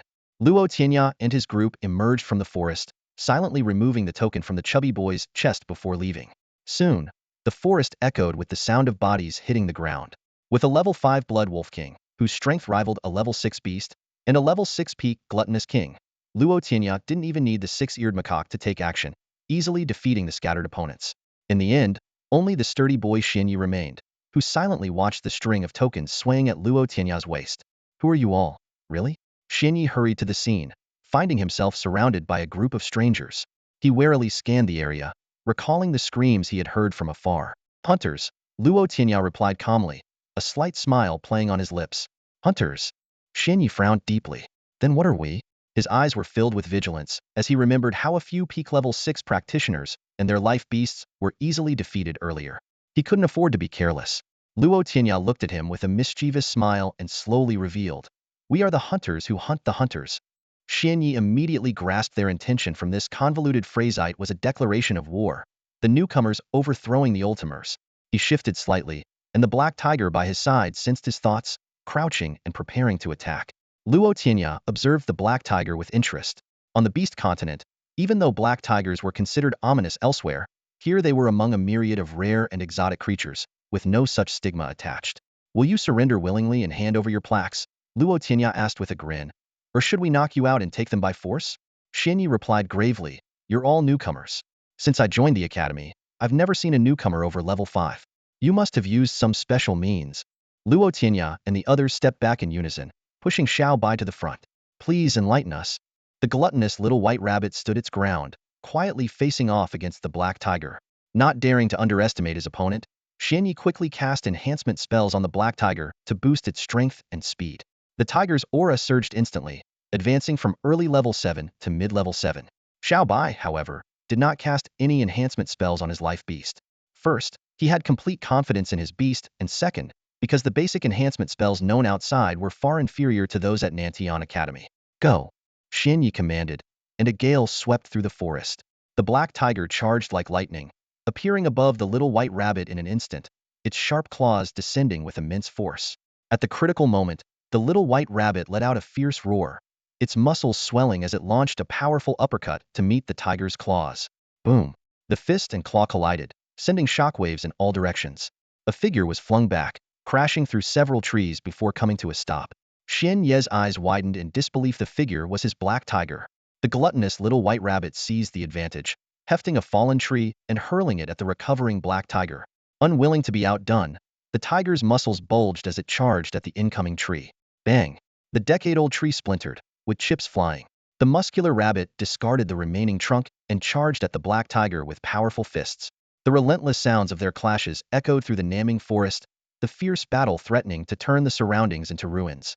Finally, under Xian Ye's shocked gaze, Xiao Bai's life beast delivered a fierce uppercut to the black tiger's jaw, sending it flying.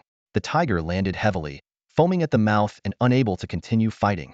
Xian Yi rushed over, relieved to find the tiger merely unconscious, and summoned it back to his mental sea.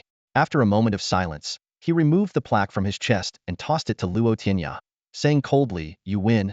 Luo Tianya caught the plaque and added it to the string of plaques at his waist, smiling, "Friend, may I know your name? Your black tiger is quite something." "Xianyi. Xianyi. I'm Luo Tianya." Luo Tianya said with a bow. Thanks for your generous gift, farewell. With that, he and his companions turned and continued their hunt. Watching their retreating figures, Xianyi thought to himself, these people joining Nantian Academy are bound to stir up a storm. Luo Tianya and his team continued their strategy, using the wolf, chasing the rabbit, trick to lull the hunters into complacency, then defeating the main force and seizing their plaques. They even encountered an 8th level beast, but easily triumphed thanks to the formidable strength of the Six-Eared Macaque. Those who had their plaques taken watched them leave with admiration, exclaiming, Nantian Academy, the wolves have arrived. However, after several successful counterhunts, they finally met a challenging opponent. Do you want to feel the sting of electricity? A tall teenager blocked their path, deliberately creating an aura of solitary mastery. Such a dramatic kid. Luo Tianya chuckled. The tall teenager turned to face them, his eyes sharp and focused. I heard you're counter-hunting us? Luo Hua impatiently stepped forward, pointing at him and shouting, if you want to fight, then fight. Enough with the chatter. Let's settle this with a battle first. The recent successful hunts had filled him with confidence, despite his blue moon greedy wolf being just a decoy. The tall teenager's eyes narrowed, electricity crackling around him as he prepared to attack, but Luo Tianya intervened just in time. We're beast tamers, the competition is between beasts, Luo Tianya reminded him. What's with you jumping in directly for a fist fight? You don't deserve to see my life beast in action, the tall teenager retorted coldly. Luo Tianya laughed. Is your life beast as strong as Baichio's? If not, then don't boast. The tall teenager fell silent. Though he considered himself a prodigy, he was still slightly inferior to Baichio. While he was seeking a breakthrough, Baichio was already in seclusion, striving for even higher levels. Despite this, he was annoyed by the newcomer's taunts. A bolt of lightning struck a nearby tree, scattering wood chips and expressing the attacker's anger, while the unfortunate tree bore the brunt of his wrath. Lin-san, at your service. The tall teenager snorted, electricity dancing around him. Lin-san? Luo Tianya muttered. Anyone with san in their name is a maverick. Tang-san, the maverick of the Tang sect, Zhang-san, the outlaw, and now Lin-san, the lightning maverick. He had already learned from the senior hunters about the top 3 contenders in this hunting game and their characteristics. As the electricity subsided, a small figure appeared on Lin-san's broad shoulder. A level 9 lightning beast, at your service, Luo Tianya said, staring at the little beast on Lin-san's shoulder, utterly dumbfounded, and finally stammered, Pika, Pika, Pikachu?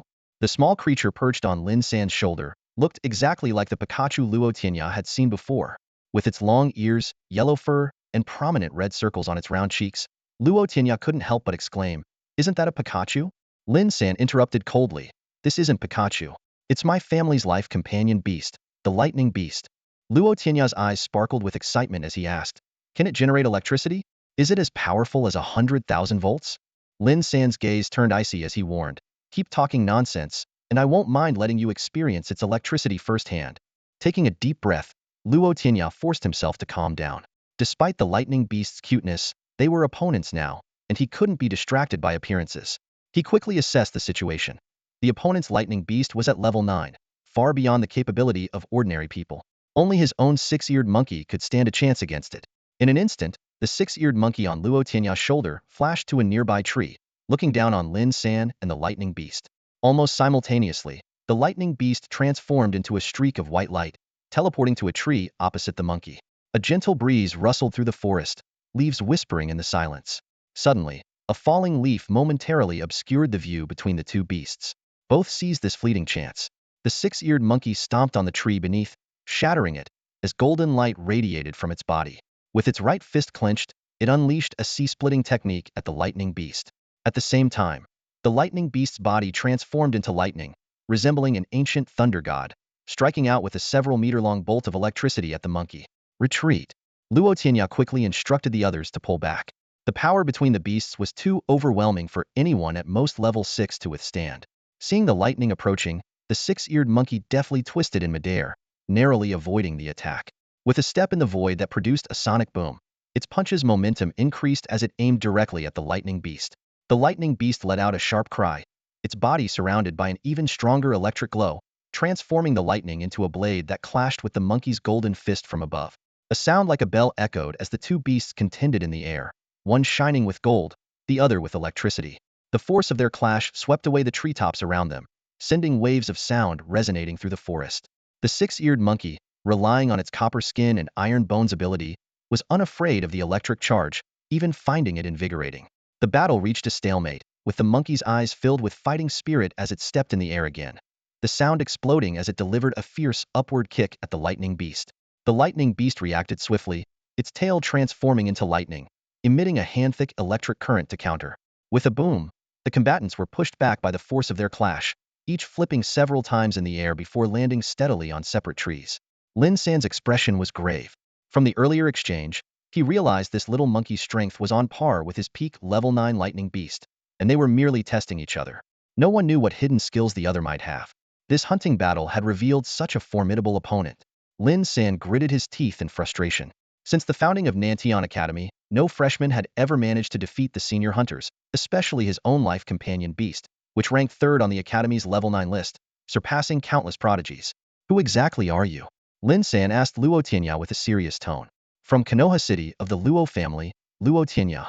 Luo Tianya replied calmly. Lin San frowned in thought. The only person he knew from Konoha City was Bai Chiu, whose strength far exceeded that of him and his companions. As for others, they were not even worth his notice due to their lack of strength. While they conversed on the ground, the six-eared monkey and the lightning beast clashed again in the trees. The lightning beast made the first move, unleashing a myriad of electric arcs from its small body, weaving an impenetrable electric net in midair to trap the monkey, cutting off all escape routes. Oomph! The six-eared monkey snorted, fully activating its copper skin and iron bones ability, its form suddenly growing to half a person's height.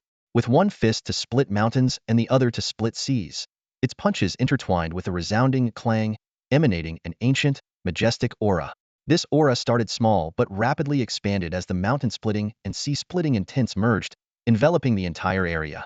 Countless birds and beasts were startled into flight, and even the lightning beast was affected, its electric glow flickering as if about to disperse and revert to its true form. The electric net encasing the monkey flickered with arcs, unstable and seemingly on the verge of collapse.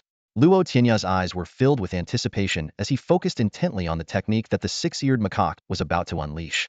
He recalled the last battle against Wang Tang's white serpent, when the six-eared macaque had briefly combined the first two forms of the Invincible Fist Mountain Splitter and Si Sundererto revert Wang Tang's half-step, shin-level white serpent back to its original form.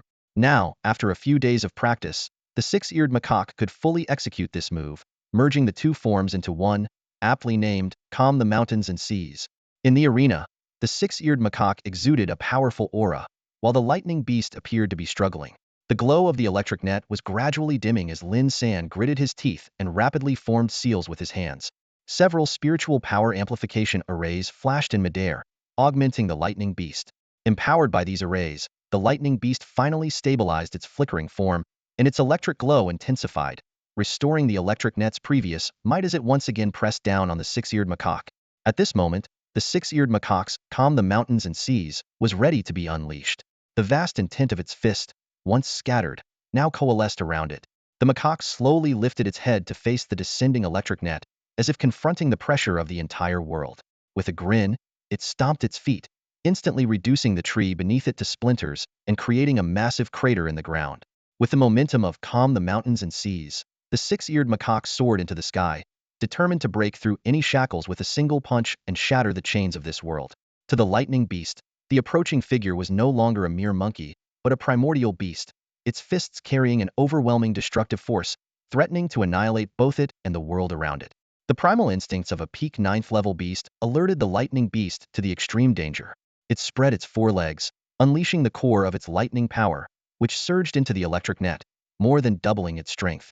The moment the fists collided with the electric net, the world fell silent. Electric arcs shattered in the air, yet no sound accompanied them. Then, an earth-shattering explosion erupted, with a deafening shockwave sweeping across the sky like a massive detonation. Electric arcs scattered, white light flashed, and those on the ground were forced to shield their eyes, unable to discern the battle in the sky. After a long moment, the electric glow finally dissipated. The people on the ground lowered their hands and eagerly looked up to the sky, desperate to see who had emerged victorious. In the midst of the scene, a golden figure stood proudly, looking down at the small yellow beast on the ground. The creature, a lightning beast, lay on its back, twitching with electric sparks, yet showing no obvious injuries. Lin San swiftly appeared beside the small beast, and after a thorough check, he sighed in relief it was merely unconscious from exhaustion. He was secretly thankful that the six-eared macaque had held back at the last moment, or that punch might have sent the lightning beast back to the mental sea. Lin San decisively recalled the lightning beast, then tore off the badge from his chest and tossed it to Luo Tianya. You win, he declared, turning to leave even before finishing his words. Wait, Luo Tianya suddenly called out. Lin San, surrounded by electric sparks, turned his head coldly. What? Isn't surrendering enough? Luo Tianya didn't look at Lin San, but instead gazed in another direction. You've watched enough of the show. Isn't it time for you to step in? Lin San's eyes narrowed as he swung his right hand, sending lightning striking towards the spot Luo Tianya pointed.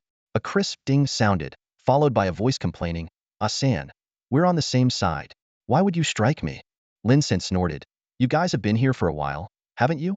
Were you laughing at me just now? Even though he should have sensed their presence, the intensity of the battle had his full attention on the lightning beast, causing him to overlook his surroundings. What surprised him more was that Luo Tianya had noticed them.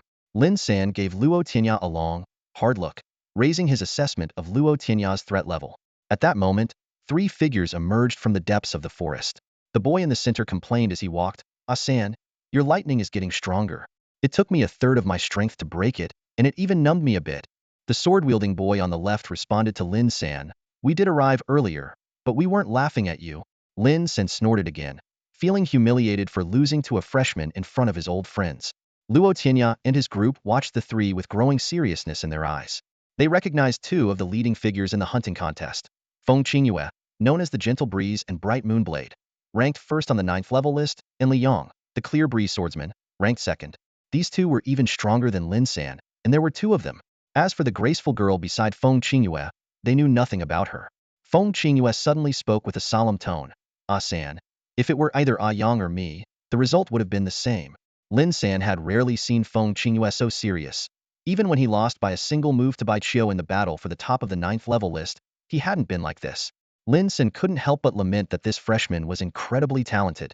Was the new generation truly surpassing the old? Despite still being young, he felt a sense of aging. Feng Qingyue set down his large blade and introduced himself. I am Feng Qingyue, this is my sister Feng Tingyu, and beside us is Liang. Luo Tianya courteously introduced in return. I am Luo Tianya. These 3 are my siblings, Luo Bing, Luo Hua, and Luo Feng. The 3 beside us are my friends, Xiaobai, Dezhuang and Sun Shu. Truly, heroes emerge from the young. Feng Qingyue praised, giving a thumbs up. Luo Tianya responded politely, Brother Feng, you truly embody the spirit of a predecessor, the aura of a blade king. After a few exchanges of courtesy, Feng Qingyue sighed, is it possible not to fight? Luo Tianya laughed. Perhaps I should ask that on behalf of the freshmen whose badges you shattered? Ah, the ways of heaven are cyclical. Feng Qingyue sighed to the sky. His sister, Feng Tingyu, couldn't hold back and retorted, Brother, can't you be brave and act like a man? Feng Qingyue replied with a bitter smile, Sister, didn't you see that move just now? That punch could our little treasure at home withstand it? Feng Tingyu turned to Liang. So, why don't you both go together? What a joke. Feng Qingyue erupted in anger upon hearing that the top 2 ranked students of Nantian Academy's 9th level were teaming up against a newcomer. He sprang up, eyes blazing as he glared at them. If word gets out, where's our dignity? I don't mind if you both come at me. Luo Tianya faced the challenge unfazed, taking a step forward. The 6-eared macaque leapt gracefully onto his shoulder, its sharp gaze sweeping over the 3. Luo Tianya spoke with calm authority. Alternatively, you could take off your badges and walk away. That's an option too. You're going too far. Feng Qingyue exclaimed, flicking his right hand. A large blade appeared, hovering an inch above his palm, spinning rapidly. It traced arcs of silver light in the air, emitting a sharp ringing sound. This spinning blade technique was a top-tier skill, one only a master swordsman could wield. By using it, he clearly declared his intent fight. Luo Tianya remained unfazed, speaking calmly, we are beast tamers. Naturally, the competition should be between our contracted beasts. This was his sole advantage, as facing 2 9th-level peak warriors armed with weapons would make it difficult to protect everyone around him. Of course, Liang responded, between us, it will be a beast showdown. Now, please summon your life beasts. Feng Qingyue turned to Feng Tingyu and quietly instructed, Tingyu, step back. He didn't want her caught in the crossfire of their fierce battle. By now, the surrounding trees were filled with onlookers drawn by the commotion. Many were those whose badges had previously been taken by Luo Tianya's group, now wide awake and eager to witness the spectacle. Xianyi was among them, silently consoling himself. I never thought it would take 2 of the top 3 to match Luo Tianya. I don't feel so bad about losing now. The seriousness of the situation had alerted the higher-ups at Nantian Academy. They dispatched personnel to the scene to maintain order and prevent chaos. Luo Tianya surveyed the growing crowd, unfazed by the attention. He focused on Feng Qingyue and Li Yang, gesturing with a hand to signal them to make the first move. In an instant, two beams of mystical light flashed. Feng Qingyue and Li Yang each had a companion appear on their shoulders, a blade mantis and a sword-wielding hamster. Both said in unison, "Please, let's begin." Finally, the legendary sword mantis and sword-hugging hamster are back in action. The crowd erupted into excited chatter. Since their epic battle at the peak of the 9th level rankings last year, these two mythical creatures hadn't faced off in public. Now, all eyes were fixed on them, the anticipation palpable. Perched on Feng Qingyue's shoulder was a figure as translucent as dark green jade, the sword mantis. Its forearms were raised high, resembling two sharp blades, poised to cleave the sky. With its slender body, powerful hind legs, and transparent wings softly vibrating with a buzzing sound, it was a sight to behold. Luo Tianya, with a serious expression, introduced it to the onlookers. This is the exclusive beast of the Blade King family from the mythical beast continent. It's incredibly fast, with innate mastery of swordsmanship. Its forearms are as lethal as divine weapons. Back in the day, the Blade King and his beast, in just 4 strikes, felled a king-level magical beast, cementing their legendary status. Hearing this, Luo Bing and Dezhuang's faces changed dramatically.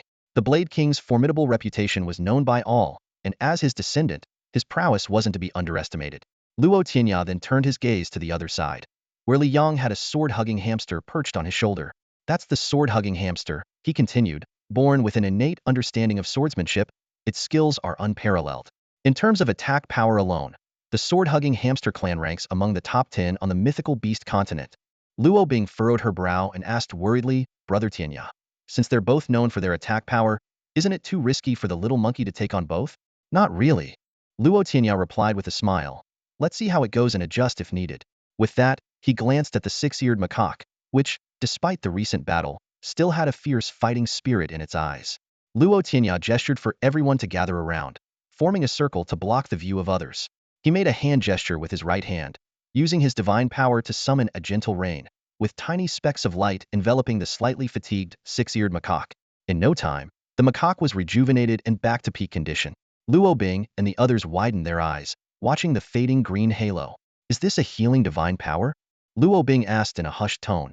Luo Tianya nodded in confirmation, and the astonishment on the others' faces lingered. Healing mythical creatures and their corresponding divine powers were extremely rare on the mythical beast continent. This scene made them wonder if Luo Tianya's so-called fallen life beast, the caterpillar, was indeed a healing mythical creature. At this moment, Luo Bing had a revelation, understanding why the family head, Luo Tong, had instructed her to follow Luo Tianya's lead before their departure. Initially, she believed that with her life beast, the Blood Wolf King's king-level aptitude, she could quickly rise to power, defeat Bai Chio, and claim the title of the top young talent in Konoha City. But now, witnessing the extraordinary abilities of Luo Tianya's companion beast, coupled with the healing divine power of his life beast, she realized that the title of the top young talent in Konoha City, or even the top young talent in the Southern Sky Academy, would soon belong to Luo Tianya. "Are you guys cramming at the last minute?" Li Yang spoke calmly, his gaze sweeping over Luo Tianya and the others gathered in a circle. Just then, the effects of the divine rain wore off completely. The six-eared monkey, now invigorated and eager, was ready to leap into action. Luo Tianya turned around, a confident smile playing on his lips. "We don't need last-minute cramming to deal with you." His words immediately stirred the onlookers into a buzz of chatter. A newcomer, puzzled, asked, "Who is this guy? He's so arrogant. He doesn't even regard the second on the 9th level ranking as a threat." Someone nearby glanced at him and explained, "He really does have the skills. He just took down Lin San, who's ranked 3rd. Even Feng Qingyue and Li Yang admitted that in an unknown fight, their spirit beasts are no match for that little monkey. They're planning to team up against him." "What?" The newcomer was so shocked he nearly fell off the tree he was perched on. Regaining his balance, he was full of disbelief. "Are you serious? Lots of people saw it just now. Why would I lie? Oh my god. Is this year's freshman class going to defy the odds?" In the arena, the six-eared monkey, now fully recovered, couldn't hold back any longer. It tapped Luo Tianya's shoulder lightly and leaped onto a fallen tree trunk, its gaze fixed on the blade mantis and the sword-wielding hamster. Feng Qingyue and Li Yang quickly exchanged tactics. "Quick battle. Don't give him time to prepare that punch. One attacks, the other disrupts. Switch roles as needed." "Got it." The two coordinated seamlessly, reaching an instant agreement. "Attack." At the command, the blade mantis vibrated its wings, and the sword-wielding hamster was propelled forward, flanking the six-eared monkey from both sides. The sword-wielding hamster pointed skyward with its right hand, and the sword in its left hand unsheathed itself with a crisp ring, dropping into its right hand. The blade mantis swung its arms, enveloped in blade energy, each movement causing the air to tremble. The six-eared monkey stood with its hands behind its back, exuding a masterly aura, waiting patiently for the opponents to strike. Feng Qingyue and Li Yang focused intensely, seizing the moment to decisively order, "Go." The sound of the sword pierced the air as the sword-wielding hamster unleashed a fierce wave of sword energy. Simultaneously, the blade mantis flashed behind the six-eared monkey in a green blur, crossing its blades to unleash a slashing cross of energy. Faced with sword energy from the front and blade light from the back, the six-eared monkey remained unperturbed. As the attacks closed in, it let out a furious roar, its body glowing with a golden light. Clang! The blade energy struck the monkey's body as if hitting the hardest rock on the mythical beast continent. The blade mantis's attack was ineffective, but the sword-wielding hamster's piercing sword still roared forward, the sword energy vibrating the air with increasing ferocity. The six-eared monkey's eyes widened, releasing divine light that intertwined into golden sword energy, meeting the piercing sword Hedon. Boom! The collision of sword energies erupted with a deafening explosion. Shockwaves swept the surroundings, snapping trees and scattering leaves.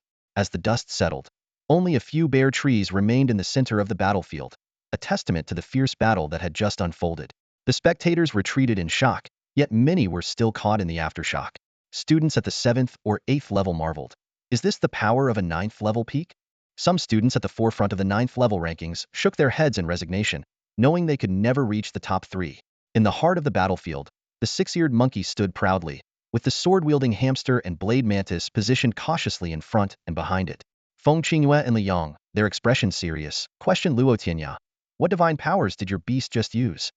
Luo Tianya chuckled nonchalantly, providing the answer, bronze skin and iron bones, along with fiery eyes. Copper skin and iron bones? Fiery eyes that can see through anything? Feng Qing and Yuli exchanged puzzled glances, both shaking their heads to indicate they've never heard of such abilities. Despite this, they knew well that the continent of mythical beasts was teeming with a vast variety of creatures, each with its own unique powers, many of which were beyond their knowledge. However, one thing was certain: the little monkey's abilities must be extraordinary. How else could it withstand the blade mantis's slicing wind attack unscathed, or effortlessly dispel the unmatched sword energy of the sword-wielding hamster with a mere glance? Luo Tianya gazed at the six-eared macaque in the arena, watching it wield its copper skin and iron bones along with its fiery eyes.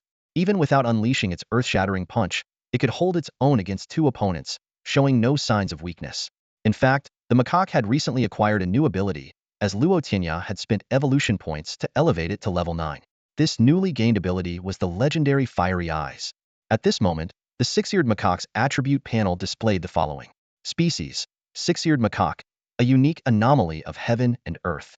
Level: 9. Abilities: Here all things, Invincible Fist, copper skin and iron bones, fiery eyes.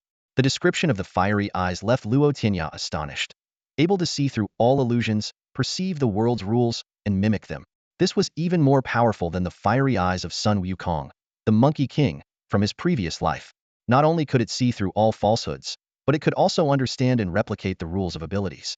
Clearly, this was the manifestation of the macaque's description of hearing all sounds, perceiving logic, knowing past and future, all things understood. Specifically the part about perceiving logic. The golden sword light that had shot from the macaque's eyes earlier was a result of it, mimicking the sword-wielding hamster's air-slicing sword. On the battlefield, the blade mantis and the sword-wielding hamster were poised and ready. With a ding, the sword-wielding hamster lightly flicked its long sword. Instantly, countless tiny sword energies burst from the blade, coalescing into a massive sword of air that hung suspended in the air, aimed directly at the six-eared macaque. Simultaneously, the blade mantis swung its arms, creating 2 massive intersecting slashes that flew toward the macaque. The blade mantis acted as a distraction, creating an opportunity for the sword-wielding hamster's air sword to strike. With a boom, the six-eared macaque swiftly punched the incoming slashes, shattering them instantly and sending the blade mantis flying. Immediately, the macaque leapt into the air, delivering a punch towards the giant air sword.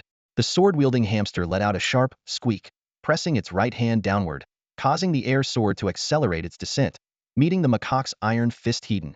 With a resounding crash, the sword tip and iron fist clashed fiercely midair. At that moment, the blade mantis seized the opportunity, its wings vibrating as it crossed its arms and attacked the macaque, which was still locked in battle. Sensing the danger, the six-eared macaque remained calm. Its right foot stepped into the air as if on solid ground, making a booming sound as it met the blade mantis's arms with a crisp collision. The battlefield was filled with thunderous roars, sword energies flying, blades gleaming, as the clashes of unmatched physical strength resonated with earth-shaking force. Outside the arena, the spectators, apart from the few involved, were left in awe. They had never witnessed such an intense battle scene before. Not even last year's fight for the top spot on the 9th level could compare to today's showdown. Who on earth is that newcomer? This question lingered in the minds of the many onlookers. On the battlefield, three beasts were fiercely locked in combat. The sword-wielding hamster, realizing its prolonged attacks were ineffective, deftly guided its small sword with its right hand, causing the massive energy sword to disperse into countless smaller sword energies. These energies, like a torrential storm, assaulted the six-eared monkey, filling the air with a sharp, whistling sound.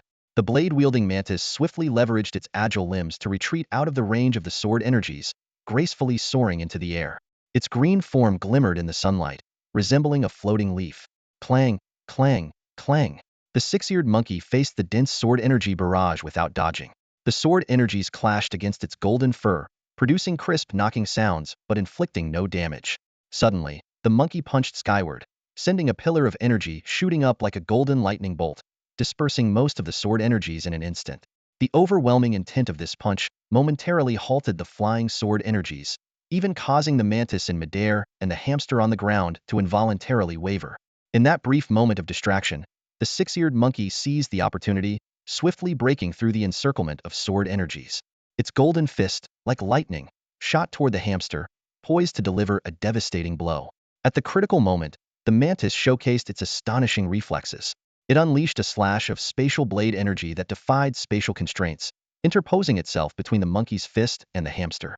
The collision of blade energy and fist resulted in a deafening roar. This interference allowed the hamster to regain its senses instantly. A fierce glint flashed in its beady eyes as it raised its sharp sword high, slashing directly at the six-eared monkey. The sword's edge gleamed coldly in the sunlight, as if it could split the air itself. Meanwhile, the mantis did not pause after its initial blade energy attack. Its arms swung rapidly, like phantoms, sending continuous slashes of spatial blade energy behind the six-eared monkey. The sound of blade energy slicing through the air was incessant, placing the monkey in a perilous situation of being attacked from both front and back. Facing this predicament, the six-eared monkey demonstrated remarkable adaptability. It placed its left fist on its right, instantly releasing a profound fist intent that formed a tangible defense, manifesting as a golden bell encasing the monkey securely. In an instant, the battlefield was ablaze with white light, forcing everyone to squint. They could only hear the relentless clash of unparalleled sword and blade energies against the golden bell, creating a cacophony of metallic symphony. Moments later, the sounds subsided, and everyone opened their eyes to see the sword-wielding hamster and blade-wielding mantis slightly out of breath, clearly exhausted from their intense assault. In contrast, the six-eared monkey, having dispersed the golden bell of its fist intent, appeared unruffled, as if the fierce battle had left no impact on it. At this point, the outcome was becoming apparent. Luo Tianya seized the moment, stepped forward, and called out loudly, "There's no point in dragging this out any longer. How about we each unleash one final move to determine the winner?" Feng Qingyue and Li Yang exchanged glances and nodded in agreement. "As you wish, one final move to decide everything," they replied in unison. With that, Feng Qingyue and Li Yang quickly formed hand seals, their powerful spiritual energy spreading like a tide, eventually forming an amplification spell array over the mantis and hamster. This array seemed to inject them with new vigor, allowing them to recover some energy. Luo Tianya, however, did not apply any spell array to the six-eared monkey, believing it unnecessary. In truth, he had secretly tested it before. Even the most basic spell array could drastically enhance the monkey's power with his soul force, which had long surpassed level 9. To keep some cards hidden, he chose not to reveal this technique now. Moreover, the strength of the level 9 six-eared monkey had already reached an unfathomable level. Heavenly blade, heavenly sword. Feng Qingyue and Li Yang exclaimed simultaneously, their voices filled with determination. Instantly, the skies above the southern forest transformed, with two massive energy vortices appearing above the mantis and hamster. These small creatures were now wielding astonishing power, stirring the very winds and clouds. The sword-wielding hamster slowly raised its sword, energy flowing like streams along its gesture, converging onto the sword before rapidly expanding.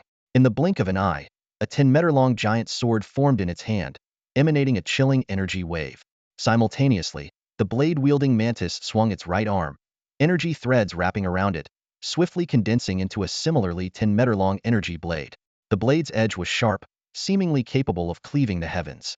Faced with this awe-inspiring scene, the six-eared monkey's gaze remained calm and composed.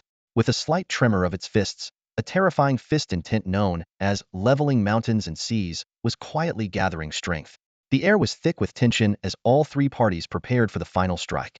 This last move was about to erupt, determining the outcome of the battle. Many years later, those who witnessed the battle still recall it vividly. In that moment, two celestial blades seemed to weave through the sky with the power to cut through the heavens, their might astonishing. Suddenly, a small golden monkey leapt up and, with a single punch, shattered the seemingly invincible attack. That small yet brilliant figure is forever etched in everyone's memory. However, the truly breathtaking scene was yet to come. After the 10-meter-long energy blades were shattered by the six-eared macaque's punch, the sword and saber energies dispersed, slicing through the surrounding space with a piercing hum. The onlookers were still stunned by the earth-shattering punch when, unexpectedly, the sharp energies were upon them. "Watch out!" Luo Tianya, Feng Qingyue, and Liang exclaimed simultaneously. Just as they were about to summon their contracted beasts to intercept, the entire Naming forest seemed to freeze. A radiant five-colored light suddenly appeared, gently sweeping away the scattered energies and the lingering fierce punch intent of the six-eared macaque as if dusting off debris. The wind began to flow again, and a figure in a white robe appeared in the midst of the scene. Destined Nangong. The startled spectators and the previously confident trio of Feng Qingyue all respectfully greeted the robed figure. Only Luo Tianya and his group remained silent. The white-robed figure looked calmly at Luo Tianya. "I didn't expect you to win." Luo Tianya met his gaze, neither humble nor arrogant, and said, "So, are you going to keep your promise?" This exchange left the onlookers surprised. Feng Qingyue and the other students from the intermediate and advanced classes looked at Luo Tianya with puzzled expressions, wondering how this freshman was involved with the stern Destined Nangong. Destined Nangong replied calmly, "Your resources won't be halved, and as for the reward, once you officially join the academy, I'll have someone deliver it to you." These words made everything clear to the others. It was evident that this newcomer had made a bet with Destined Nangong and won. This group of freshmen had created an unprecedented miracle in the history of Nanhua Academy, defeating the seniors as freshmen, reversing the roles of hunter and prey, and ultimately claiming victory. Destined Nangong gave Luo Tianya one last deep look before stepping away and disappearing instantly.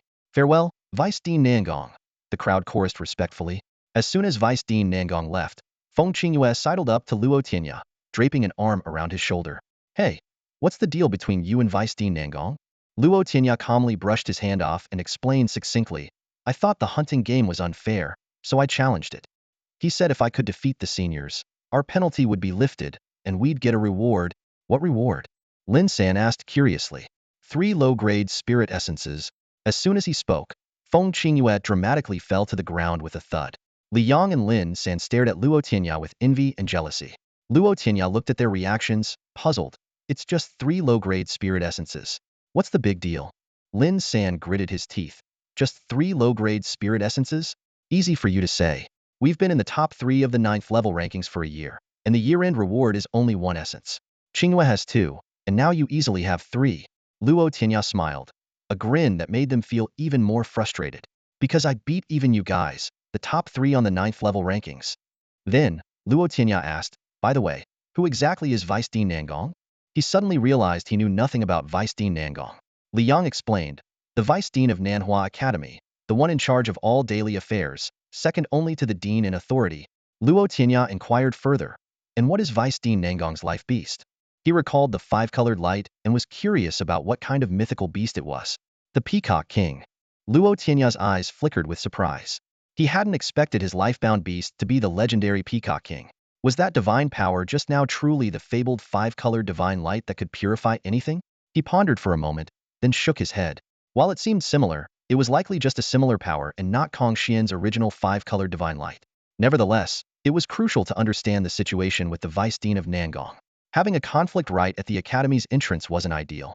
Though Luo Tianya wasn't afraid, complications could arise if others got involved. "Let's go." Luo Tianya turned to Luo Bing and the others, motioning for them to follow. With confidence and determination, the group strode through the Naming forest toward Nantiang Academy. As they arrived at the academy gates, led by Feng Qingyue and others, the sight before them left everyone in awe. A massive peacock statue stood at the entrance, wings spread wide, exuding an aura of majesty as if it might soar into the sky at any moment. Behind the statue, buildings stretched along the mountain's contours, disappearing into the horizon, grand and imposing. Nantiang Academy is huge. Luo couldn't help but exclaim. Feng Qingyue responded with pride.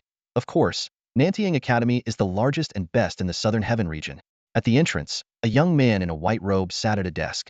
Seeing the group emerge from the Naming forest, he asked curiously, Feng Qingyue, why are you all back together? Feng Qingyue stepped forward and bowed. Instructor Yang, we were all defeated. So we came back together. Defeated? Yang Tian rose in surprise. What do you mean by defeated? With a wry smile, Feng Qingyue explained. Just as it sounds, we hunters were all countered. Countered by the new students? Yang Tian's gaze swept over Li Yang, Lin San, and the others behind Feng Qingyue, who all nodded bitterly in confirmation. How is that possible? Yang Tian's voice turned sharp. You all are at least level 6, and the top 3 among you are at the peak of level 9, ranking in the top 3. Are you telling me that a group capable of taking down a Shin-level beast was defeated by new students? Li Yang stepped forward. That's exactly what happened. Even Vice Dean Nangong appeared and acknowledged their victory, he said, gesturing towards Luo Tianya and his group, who were smiling. Vice Dean Nangong? Yang Tian exclaimed, realizing he had to believe it. No one would dare joke about Vice Dean Nangong. Come, let's register you all. Confirming their impressive feat, Yang Tian eagerly called them forward to register. The previous instructor had already brought the list of names, and now they needed to confirm numbers and the timing of wooden token damage to allocate resources. As Luo Tianya and the others stepped forward, Yang Tian warmly inquired about their backgrounds and names. When he learned that Luo Tianya and Xiaobai had been admitted through an external challenge, Feng Qingyue and the others were taken aback. They were even more shocked to learn that Luo Tianya was only 15 and that his little monkey was an accompanying beast, not a life-bound beast. Yang Tian explained some of the rules for external students, including separate classes and different resource allocations. When Luo Tianya asked if he could participate in the ranking challenges, he received an affirmative answer and calmly stated, if you want resources, you just have to earn them. His words left the veteran students speechless. If it were anyone else, they would have opposed, but having just been defeated, they knew Luo Tianya had the ability. Yang Tian continued to explain that external students could take the academy's basic courses. Luo Tianya and his companions expressed their gratitude, while Feng Qingyue and the other two shared a regretful glance. What a pity. They sighed, their eyes showing a mix of surprise and a hint of regret. The powerful contracted beast Luo Tianya had just displayed was merely an accompanying beast, not a life-bound beast. This meant he couldn't benefit from the accompanying beast's growth, fundamentally different from having a life-bound beast. People couldn't help but speculate whether Luo Tianya's life-bound beast could be just as strong. However, the likelihood seemed slim. Firstly, students participating in the external challenge typically didn't meet the regular admission criteria of the academy, suggesting that there might be some issues with his life-bound beast. Secondly, nurturing such a powerful accompanying beast required enormous resources and effort, making it hard to imagine him also cultivating an equally powerful life-bound beast. Therefore, they concluded that Luo Tianya's life-bound beast must not be strong, and it was his unmatched accompanying beast that made him an anomaly in Nantian Academy and even across the entire mythical beast continent. Luo Tianya noticed everyone's reactions and thought to himself, life-bound beast, accompanying beast, it doesn't matter. They are all my partners. He softly remarked. How do you know an accompanying beast can't grow with its host? His words carried a deeper meaning, as if hinting at something. Just then, Yang Tian suddenly slapped his forehead, his expression turning serious. He looked at Luo Tianya and Xiaobai and said, there's a big problem. Nantian Academy hasn't accepted students through the external challenge for a long time, so there hasn't been any arrangement for their accommodation. In other words, you two don't know where you're going to stay yet. Luo Tianya and Xiaobai were taken aback by this. Does this mean we have nowhere to stay? Yang Tian explained. We have to wait for the higher-ups to make arrangements and see if there's any available space for you to move in. Pointing to the grand buildings behind them, Luo Tianya asked in confusion, in such a large place, is there really no room for 2 people? Feng Qingyue and the others stepped forward to explain, there are rooms, but they can't be assigned arbitrarily. The accommodation area is planned. So what do we do now? Where do we sleep tonight? Luo Tianya inquired. As they spoke, a whooshing sound suddenly came from afar. Everyone looked up to see a dark shadow darting through the clouds, swiftly approaching. In the blink of an eye, the shadow landed in front of Yang Tian's desk. A swordbird? The crowd finally saw it was a swordbird with a note tied to its leg. Yang Tian quickly retrieved the note and respectfully saluted the swordbird. The bird let out a long cry and soared into the sky, disappearing in an instant. Yang Tian read the note and then looked at Luo Tianya with a peculiar expression. Strange. How do you know Elder Zhou? Luo Tianya looked puzzled. Elder Zhou? I don't know him. Yang Tian pointed at Luo Tianya and Xiaobai, saying, but Elder Zhou has arranged for you to stay next to him. This news immediately sparked discussions among the students. Some were surprised that Luo Tianya knew Elder Zhou, some envied his opportunity to live next to Elder Zhou, while others speculated about Luo Tianya's background. Feng Qingyue, Li Yang, and Lin San looked at Luo Tianya with complex expressions, their feelings mixed. Luo Tianya reiterated, I really don't know Elder Zhou, nor have I ever heard of him. Yang Tian made a decision. Since Elder Zhou has given instructions, let's go with that. I'll arrange for someone to take you over. As for the rest of you, he said, looking at Luo Bing and the others, you came through the regular channels, so your accommodation will be arranged accordingly. De Zhuang seemed reluctant to part with Luo Tianya. Luo Tianya reassured him, it's fine. We're all in the academy, so we can see each other anytime. Besides, you should focus on learning the basics with everyone else and fill in the gaps. Study hard. Feng Qingyue volunteered to escort Luo Tianya and the others inside. With Yang Tian's approval, the group headed towards the academy's interior. On the way, Luo Tianya asked about Elder Zhou's identity. Li Yang respectfully replied, he's a formidable figure, a strong warrior who retired from the front lines. Although Luo Tianya couldn't understand how he might know such a person, he could only accept the situation for now. Midway, Luo Bing, De Zhuang, and the others parted ways with Luo Tianya and Xiaobai. Feng Qingyue arranged for others to help the newcomers settle in while she, Li Yang, and Lin San continued leading Luo Tianya and Xiaobai forward. Though none of them were weak and their pace was brisk, it still took them nearly half an hour to reach their destination. Luo Tianya couldn't help but complain. Doesn't the academy have any transportation? Li Yang calmly replied, through adversity, we achieve greatness. After passing through a small grove, they arrived at a tranquil spot.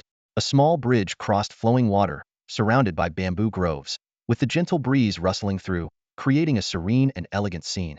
In front of a wooden cabin in the woods, Feng Qingyue, Li Yang, and Lin San all bowed deeply. Feng Qingyue, Li Yang, Lin San, pay respects to Elder Zhou.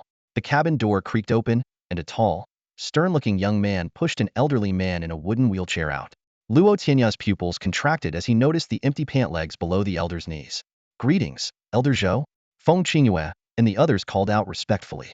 The elder, with a kind face, smiled and told them not to stand on ceremony. Then he turned his gaze to Luo Tianya and Xiaobai.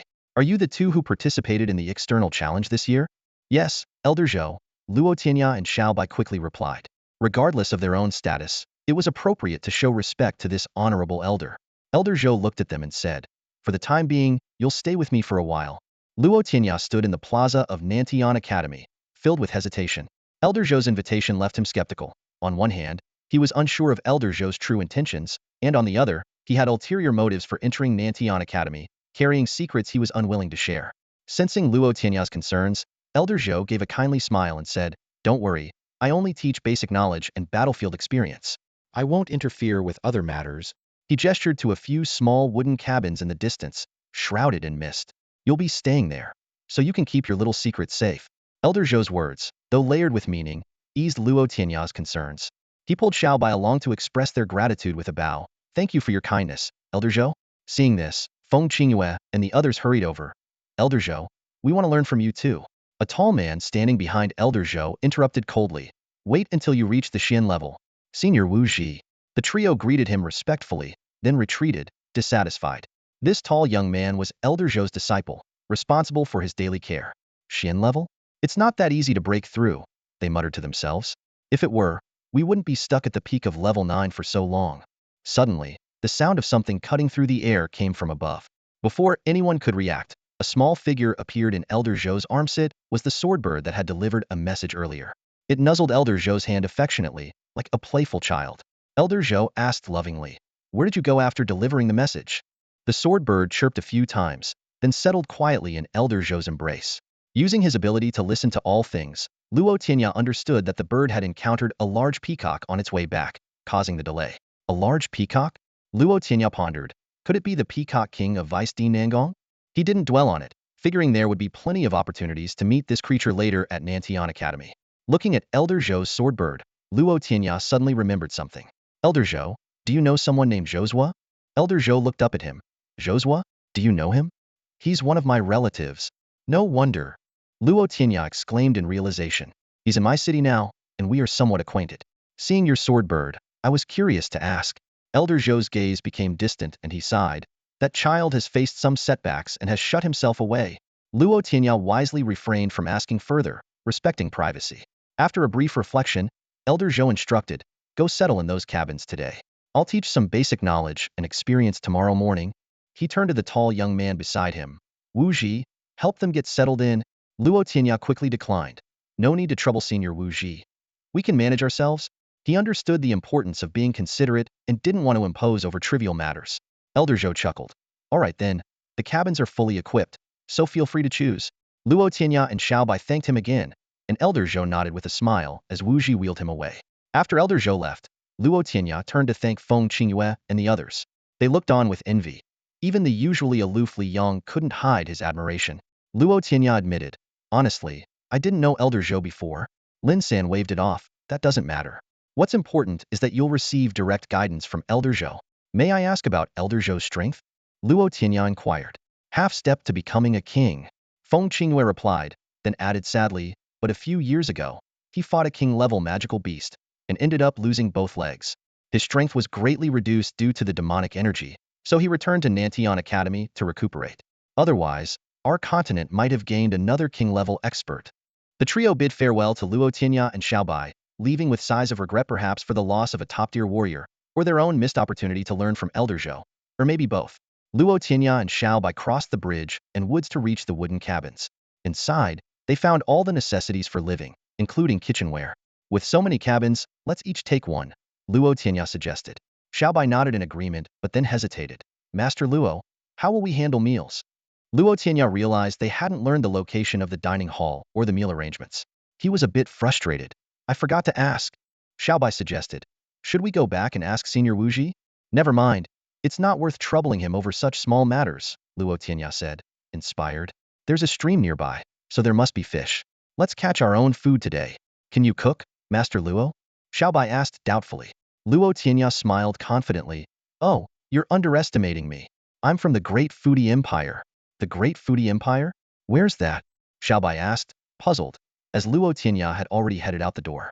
Soon, smoke curled up from a fire on the clearing outside, rising through the small woods.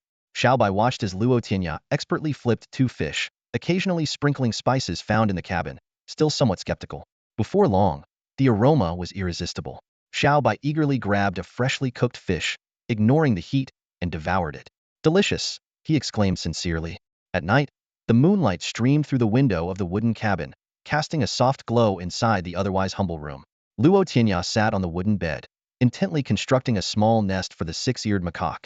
His nimble fingers moved swiftly through the fabric, and before long, a simple fabric nest was completed.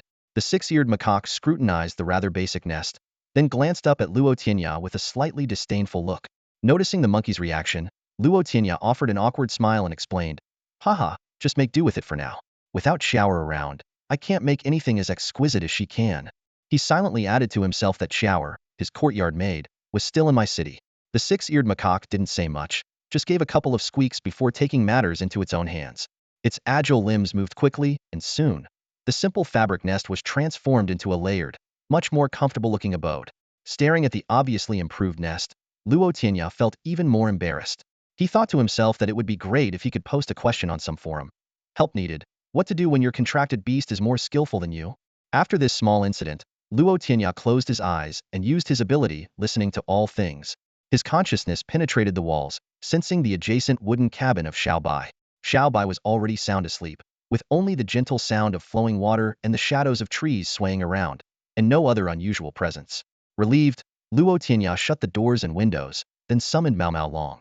A long-suppressed dragon roar echoed as a beast with a nascent dragon form appeared in the cabin. It had a dragon's head, a snake's body, and deer antlers, its entire form a shade of green. Apart from its Yetagro dragon claws, it was almost indistinguishable from the dragons of myth, for small bulges on its body hinted at the impending emergence of its claws. The over on a meter-long green dragon rode on a cloud to Luo Tianya's side, affectionately resting its head on his shoulder while greeting the six-eared macaque. The two extraordinary creatures exchanged their unique calls, with roars and squeaks echoing back and forth. Luo Tianya gently stroked Mao Mao Long's scales, reflecting on how he had finally managed to evolve it into something resembling a dragon. Although it had nearly exhausted all his evolution points, it was all worth it. Both the six-eared macaque and Mao Mao Long had reached level 9, And even though his evolution points had dwindled to single digits, Mao Mao Long's significant progress made all the sacrifices seem trivial. He carefully examined Mao Mao Long's attributes. Species: Azure Dragon type. Level: 9. Abilities: Azure Dragon Force, Sweet Rain, Cloud Riding, Azure Dragon Body.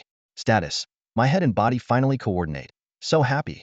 The Azure Dragon Body was an ability Mao Mao Long gained upon reaching level 9, akin to having skin as tough as copper and bones as hard as iron, enhancing its physique, strength, and speed in all aspects.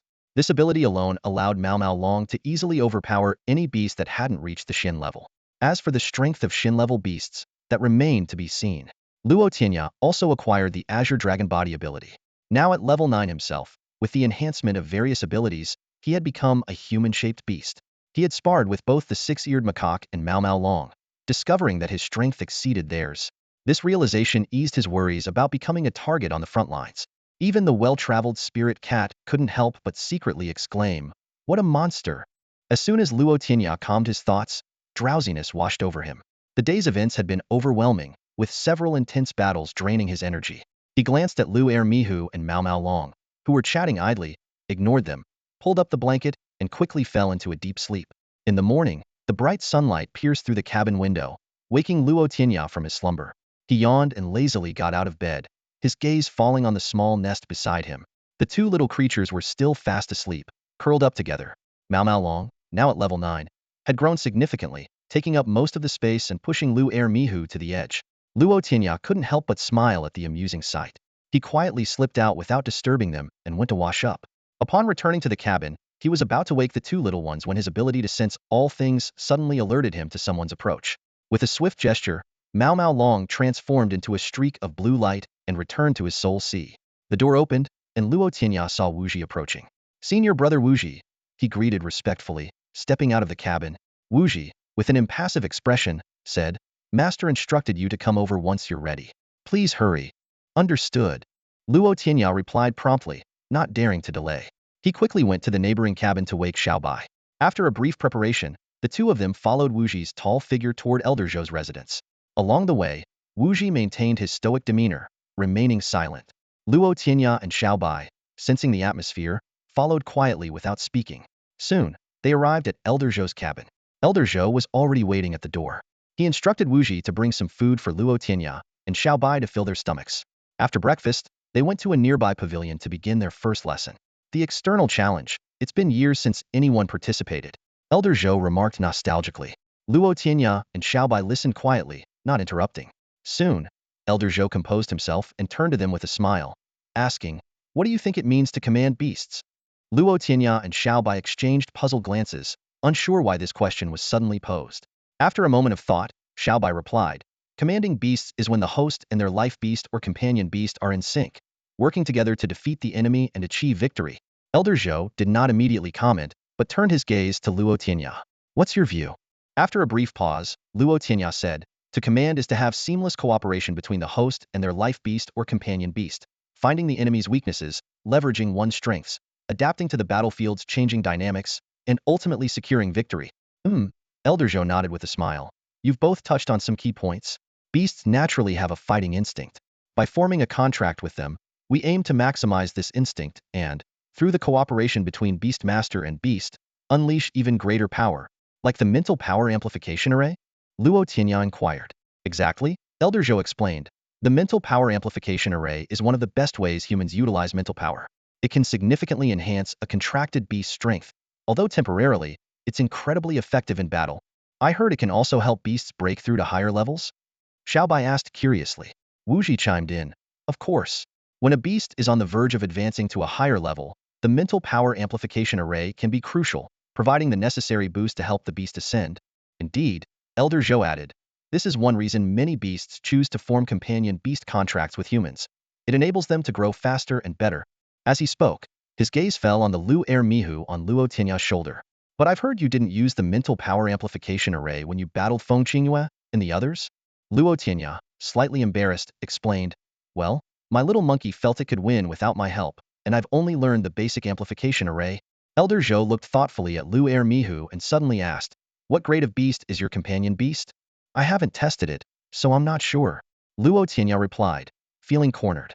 Given Lu Er Mihu's current strength, he dared not reveal its true identity, the world's only heavenly anomaly, unrivaled in battle, capable of defeating higher-level opponents effortlessly.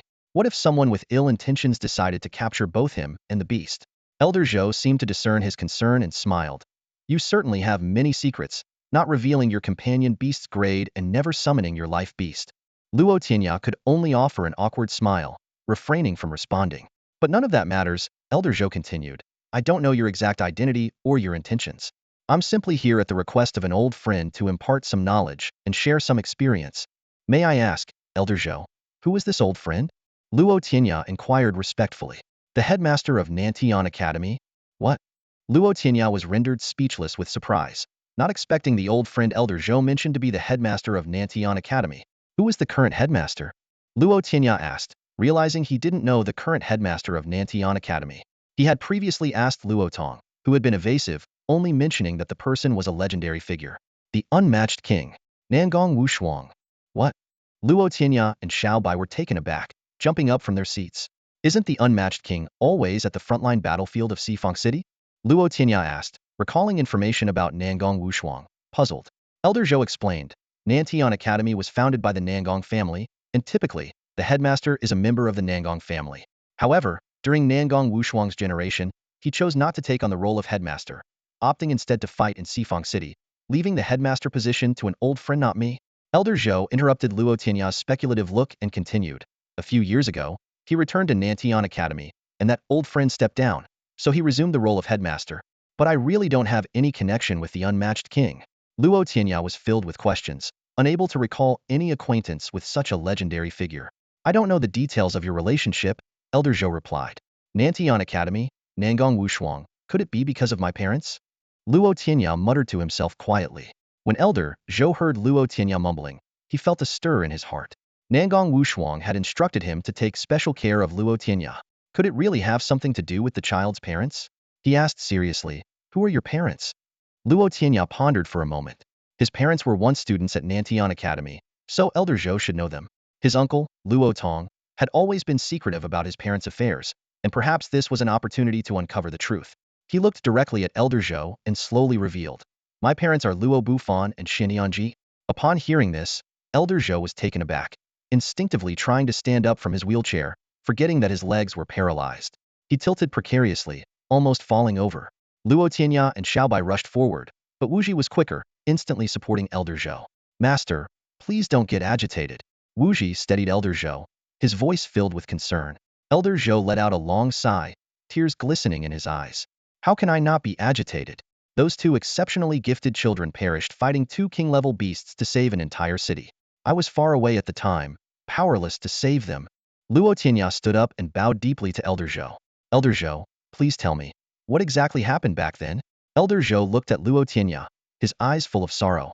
They were the most talented individuals I had ever seen. They should have been the hope of the divine beast continent, the ones most likely to break through the king level and reach even higher realms, perhaps even challenge that legendary position. As Luo Tianya listened, a wave of emotion surged through him. Though he had never met them, the connection of blood stirred deep feelings within him. His main purpose for coming to Nantian Academy was to uncover the truth of what happened back then. Elder Zhou continued, since you were their child, you must have been born in Xifang City, right? Luo Tianya shook his head, indicating he had no memory of being in Xifang City as a child. Elder Zhou reminisced, shortly after you were born, you were sent back to the Luo family. Then, Xifang City and other border towns frequently suffered attacks from beasts. We were constantly traveling between cities to save people and fight the beasts. One day, it seemed the beasts were preparing for a major assault, gathering forces to attack all border cities except Xifang City, and our forces had to be spread thin to counter them. He sighed and continued, at that time, Xifang City was hosting the Divine Beast Continent's youth tournament, with many young talents gathered there. The beast attack came too suddenly, and they had no time to retreat. The strongest in the city were below king level, and faced with two forcibly enhanced king level beasts, without a miracle, the entire city would have been annihilated. Elder Zhou's expression grew solemn. That was the beast's ultimate goal, to disperse our top forces and, during the youth tournament, sacrifice numerous beasts to forcibly elevate two of them to king level. Though their combat power was unstable and would fall after the battle, they were still unbeatable king level beasts. They aimed to wipe out the young generation of talents on the Divine Beast Continent and cut off our future. In the final moments, Elder Zhou's voice was filled with sorrow. Luo Bufan and Xintianji volunteered to stay behind. They unleashed power nearly reaching king level, holding back the two king-level beasts, buying precious time for the city's residents to evacuate. When other experts returned to aid Sifang City, they found the battlefield devastated, mountains leveled, rivers cut off, and only the two severely injured king-level beasts remained, with no sign of anyone else. Luo Tianya lowered his head in contemplation, his brow furrowed slightly. You can't confirm their life or death either? Elder Zhou shook his head with a sigh. No, they self-destructed at the last moment, and the evidence left at the scene confirmed it. Their heroic sacrifice severely injured those two king-level beasts. The powerful individuals who arrived later managed to slay the heavily wounded beasts, but it was too late to change the outcome. Elder Zhou's gaze grew distant. The fall of these two peerless geniuses enraged the strongest among humans. They gathered many experts and launched a fierce retaliation deep into the beasts' territory. 1,000,000 beasts were slain, and 6 king-level beasts were uprooted. In the end, the Beast Emperor had to personally intervene to repel the human forces. He continued. Although this battle preserved most of the young talents, the two with the greatest potential left us forever. Afterward, Senior Xian Gui used his great powers to transform into a colossal beast to guard Four Direction City, and the border situation gradually stabilized. Apart from a major assault 5 years ago, there have been only small skirmishes between humans, beasts, and monsters over the years, with no large-scale conflicts. All sides are biding their time, waiting for a decisive showdown. Xiao Bai watched Luo Tianya beside him, noticing his head bowed in silence, his expression unreadable, unlike the confident and spirited youth he usually was. As an orphan who had also lost his parents, Xiao Bai understood Luo Tianya's feelings at that moment, but when he tried to offer comfort, he found himself at a loss for words. After a long silence, Luo Tianya lifted his head, his expression somewhat calmer. May I ask, Elder Zhou, what were my parents' life-bound beasts? Before he could finish speaking, an aged yet powerful voice came from nearby. They were the Zhao Yi Jade Lion King and the White Wolf King. On a small bridge not far away, an old man and a young girl were approaching, and it was the elder who spoke. It's him. Luo Tianya and Xiao Bai exchanged glances, recognizing the elder. Xiao Bai whispered to Luo Tianya, that girl is the one who got us into that conflict with Wang Chong. Hearing this, Luo Tianya's mind raced, quickly piecing together the events of the past. Dean, Wu Ji, who stood behind Elder Zhou, respectfully greeted the elder. Indeed, the newcomer was none other than the legendary figure of the continent, the unmatched king Nangong Wushuang. Luo Tianya nodded to Xiao Bai, understanding that Nangong Wushuang's appearance had unraveled many mysteries. Nangong Wushuang approached with a smile. Young friends, I apologize for hiding my identity earlier. I hope you won't mind. Luo Tianya and Xiao Bai hurriedly stood and bowed. Not at all, not at all. They were well aware that facing this legendary figure, a pillar of the human side who had slain countless enemies on the front lines, they dared not harbor any discontent, even if some actions were less than appropriate. Nangong Wushuang's eyes gleamed, as if he could see through their thoughts. He pulled the lively young girl beside him into the pavilion. This is my granddaughter, Nangong Cici. Nangong Cici giggled, revealing her cute little fangs. Hello there.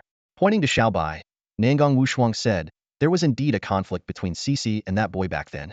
She was about to take action when you and another tall boy rushed out. Xiao Bai's face turned slightly red. We were reckless. He thought to himself that being the granddaughter of the unmatched king, her strength was certainly extraordinary, much greater than theirs back then. Recalling how he and Dezhuang had foolishly charged forward only to be knocked back, Xiao Bai felt a sense of embarrassment, imagining how comical it must have appeared to Nangong Cici.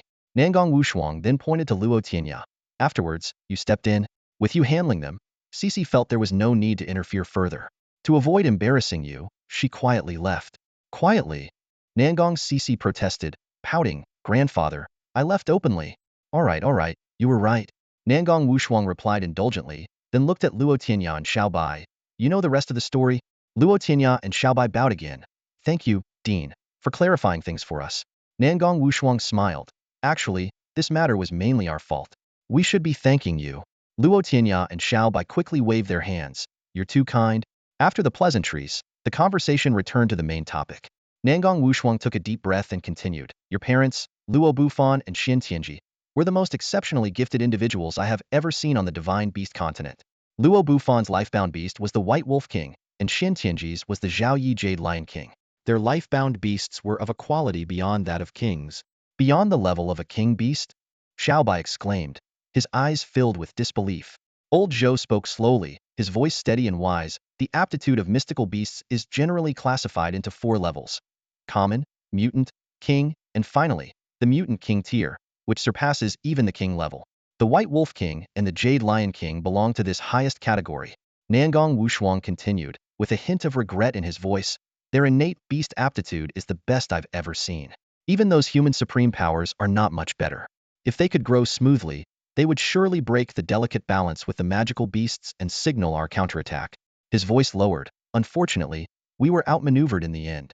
Although the elder Xian Gui transformed into a giant beast to guard the border, no one with such exceptional talent has appeared since. The current situation remains deadlocked. Nangong Wushuang and Old Zhou exchanged a glance and sighed deeply. Their sighs were not just for the current stalemate between the divine beast continent and the magical beasts, but also for the lack of outstanding individuals in the younger generation who could take up the mantle. They couldn't help but worry about what changes the divine beast continent would face once their generation passed. Luo Tianya, keenly picking up on the key points, asked, "So the principal returned to Nantian Academy to take up the position of principal to address the current situation and discover new talent?" Nangong Wushuang shook his head with a wry smile. "No. Old Zhou and I were both severely injured at the front lines and had to step down." Luo Tianya was shocked. "You are a king-level figure, and Old Zhou is nearly at that level. What could have possibly injured you so severely?" Nangong Wushuang gazed into the distance, as if he were transported back to that fierce battlefield. The Great Battle 5 years ago was the largest conflict in recent years between humans, mystical beasts, and magical beasts.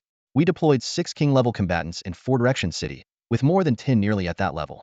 On the magical beasts side, there were 9 king-level magical beasts alone, an overwhelming difference in strength. The human supreme power was held back by the Beast Emperor, unable to assist.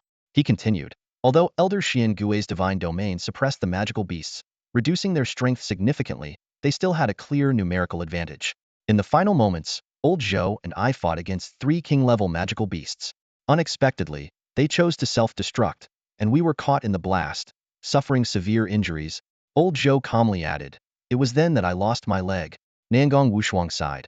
"Although we won that battle, the cost was high. Old Zhou lost his leg, and our innate beasts were tainted by demonic energy, their strength greatly reduced. We had to return to Nantian Academy to recuperate." Luo Tianya and Xiaobai listened with deep respect in their eyes. It was because of these veterans fighting on the front lines that they could grow up in a relatively safe environment. Nangong Wushuang paused briefly, then turned his gaze to Luo Tianya. "The first time I saw you, I felt there was something special about you. I couldn't see through you or your companion beast." Luo Tianya was taken aback, not immediately understanding. Nangong Wushuang continued, "My innate beast is extremely unique, able to see through almost everything in the world. Yet with you and your companion beast, I couldn't discern anything." Luo Tianya suddenly understood. "Is that why you allowed me to enter Nantian Academy so smoothly and arranged for Old Zhou to mentor us?" Nangong Wushuang nodded in acknowledgement. "That was part of the reason. The other part is because you are the descendant of an old friend. We also hoped you could join Nantian Academy and carry on their legacy." He sighed lightly. "I missed the chance to teach your parents at Nantian Academy back then. So now I can only place my hopes on you." Luo Tianya was silent for a moment, then curiously asked, "May I ask, what kind of mystical beast is your innate beast, principal?" Upon hearing this, Nangong Wushuang waved his right hand. A tall mystical beast appeared out of thin air, snorting and shrouded in black mist, looking somewhat weak. It slowly approached Nangong Wushuang. Nangong Wushuang smiled and introduced, "This is my innate beast." Luo Tianya exclaimed in surprise, "Is that the mythical beast, Bai Zhe?" The mythical creature standing before Luo Tianya was none other than Bai Zhe, the legendary beast from his past life that was said to understand all things.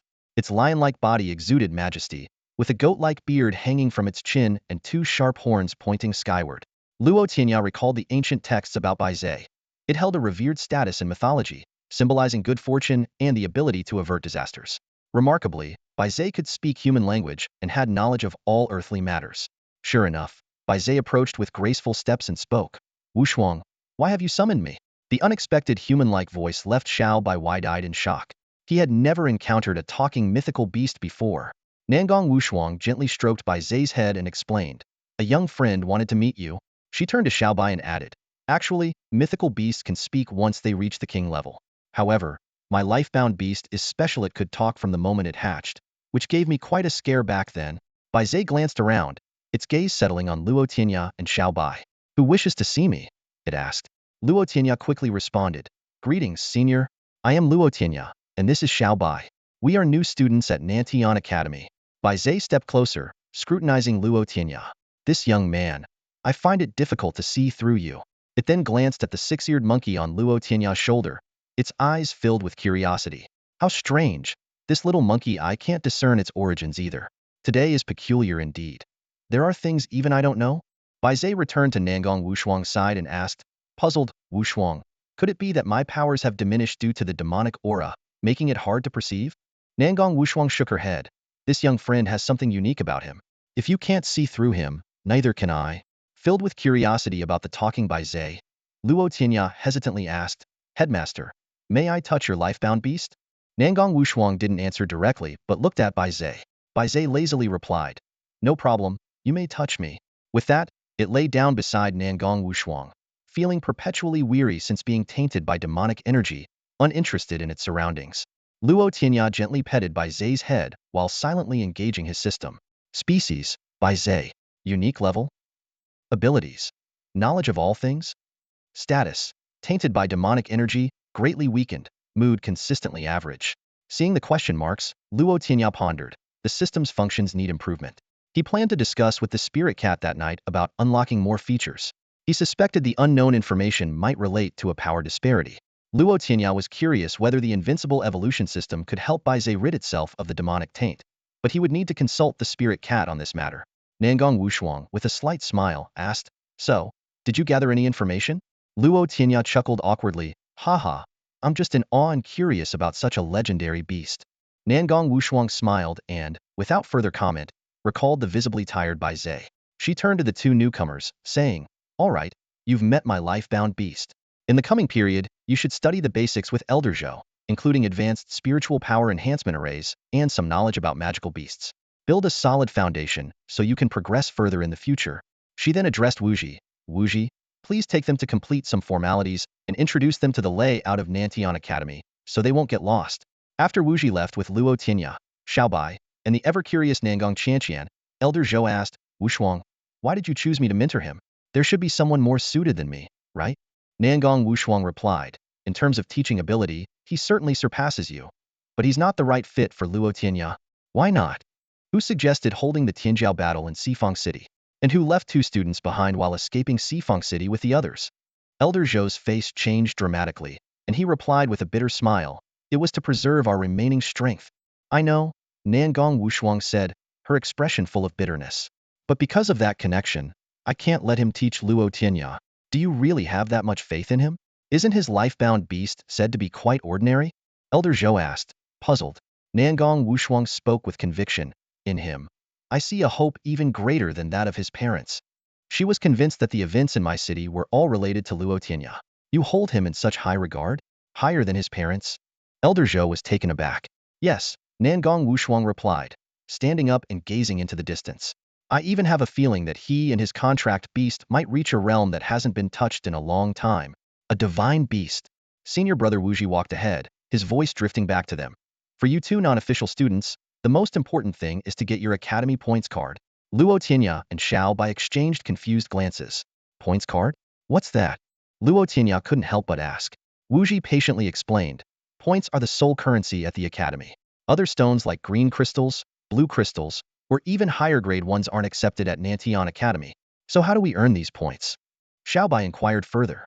New students receive 100 points upon entry, along with a monthly allowance of 6 portions of intermediate spiritual liquid, Wuji continued.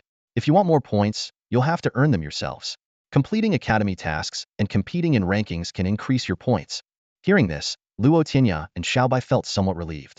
With their gluttonous beast and six-eared macaque, they figured defeating other beasts of the same level shouldn't be too difficult. They walked past a bamboo grove and crossed a stream, and suddenly, the view opened up. Before them stood a majestic building, with a wide arena in front of it. At that moment, a beast battle was taking place on the platform, surrounded by a bustling crowd. What's going on here? Xiaobai curiously asked. That's the freshman ranking competition, Wuji replied succinctly. It's usually held in major cities, but sometimes it's postponed to the start of the term due to special circumstances. Luo Tianya looked into the distance and spotted some familiar faces in the crowd. I see Dezhuang and the others, he exclaimed excitedly. Senior brother Wuji, can we go over and take a look? Wuji thought for a moment and nodded.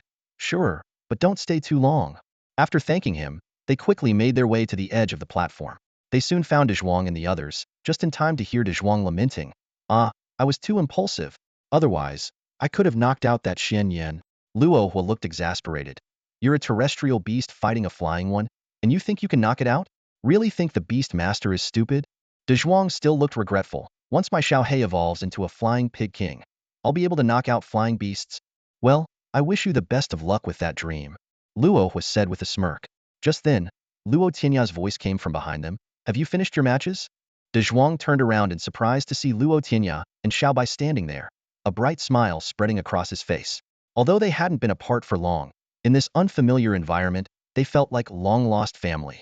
After some brief catching up, Luo Tianya asked about everyone's matches. De Zhuang, looking dejected, said he faced a level 5 mutant Xianyan that was too fast for his Xiao Hei's charge to be effective. Luo Feng and Sun Shu, whose spirit beasts weren't mutants, had to join the beginner class. Luo was Blue Moon Greedy Wolf, despite being a level 5 mutant beast, was scared off by the roar of a hippo beast as soon as it got on stage.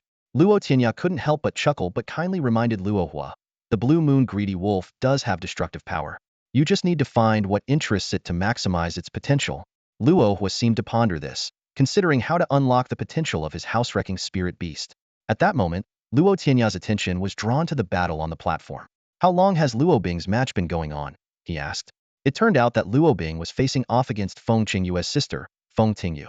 Luo Tianya noticed that Feng Tingyu's spirit beast was a peculiar jade mantis, with its forelimbs as straight as swords, emitting a piercing sound as they cut through the air.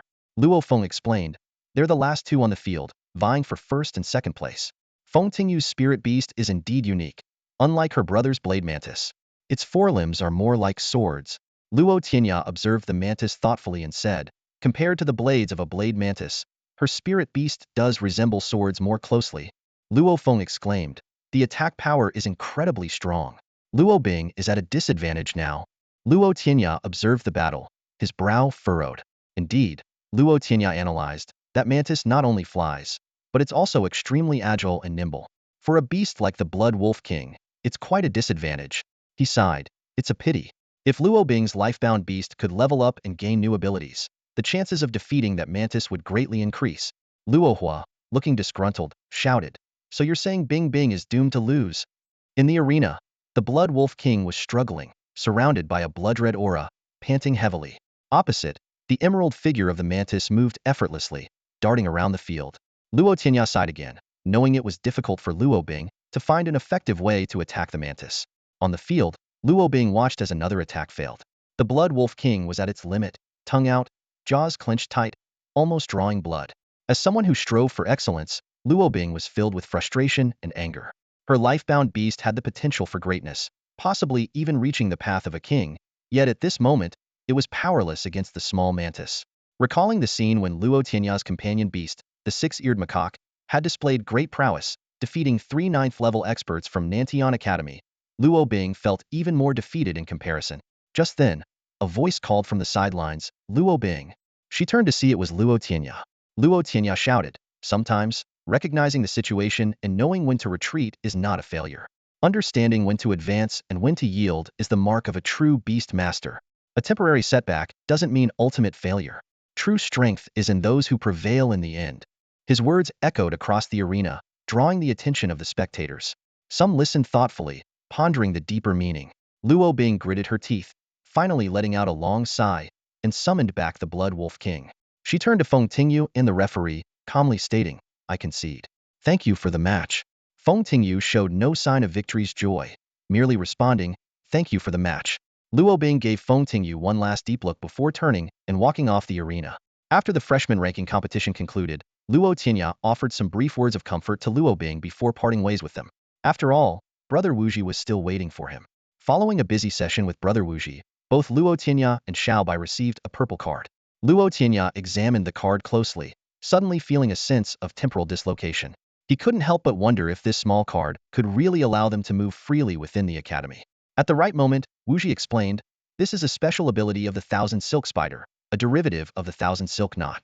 By using the Thousand Silk Spider as a center and connecting these cards through the Thousand Silk Knot, it allows real-time monitoring of the values on the cards. Luo Tianya marveled silently, impressed by the ingenuity of using such abilities to enhance communication efficiency, even in a world devoid of modern information technology. When they returned to the cabin, the headmaster and Elder Zhou had already left. Checking the time, Luo Tianya suggested inviting brother Wuji to try his cooking. Facing Wuji's skeptical gaze, Luo Tianya confidently handed him a grilled fish, saying, "Give it a try. It's free if you don't like it." With a crunch, Wuji's perpetually stoic face melted away. Delicious. Before he finished speaking, he devoured the fish like a whirlwind, leaving only the bones behind.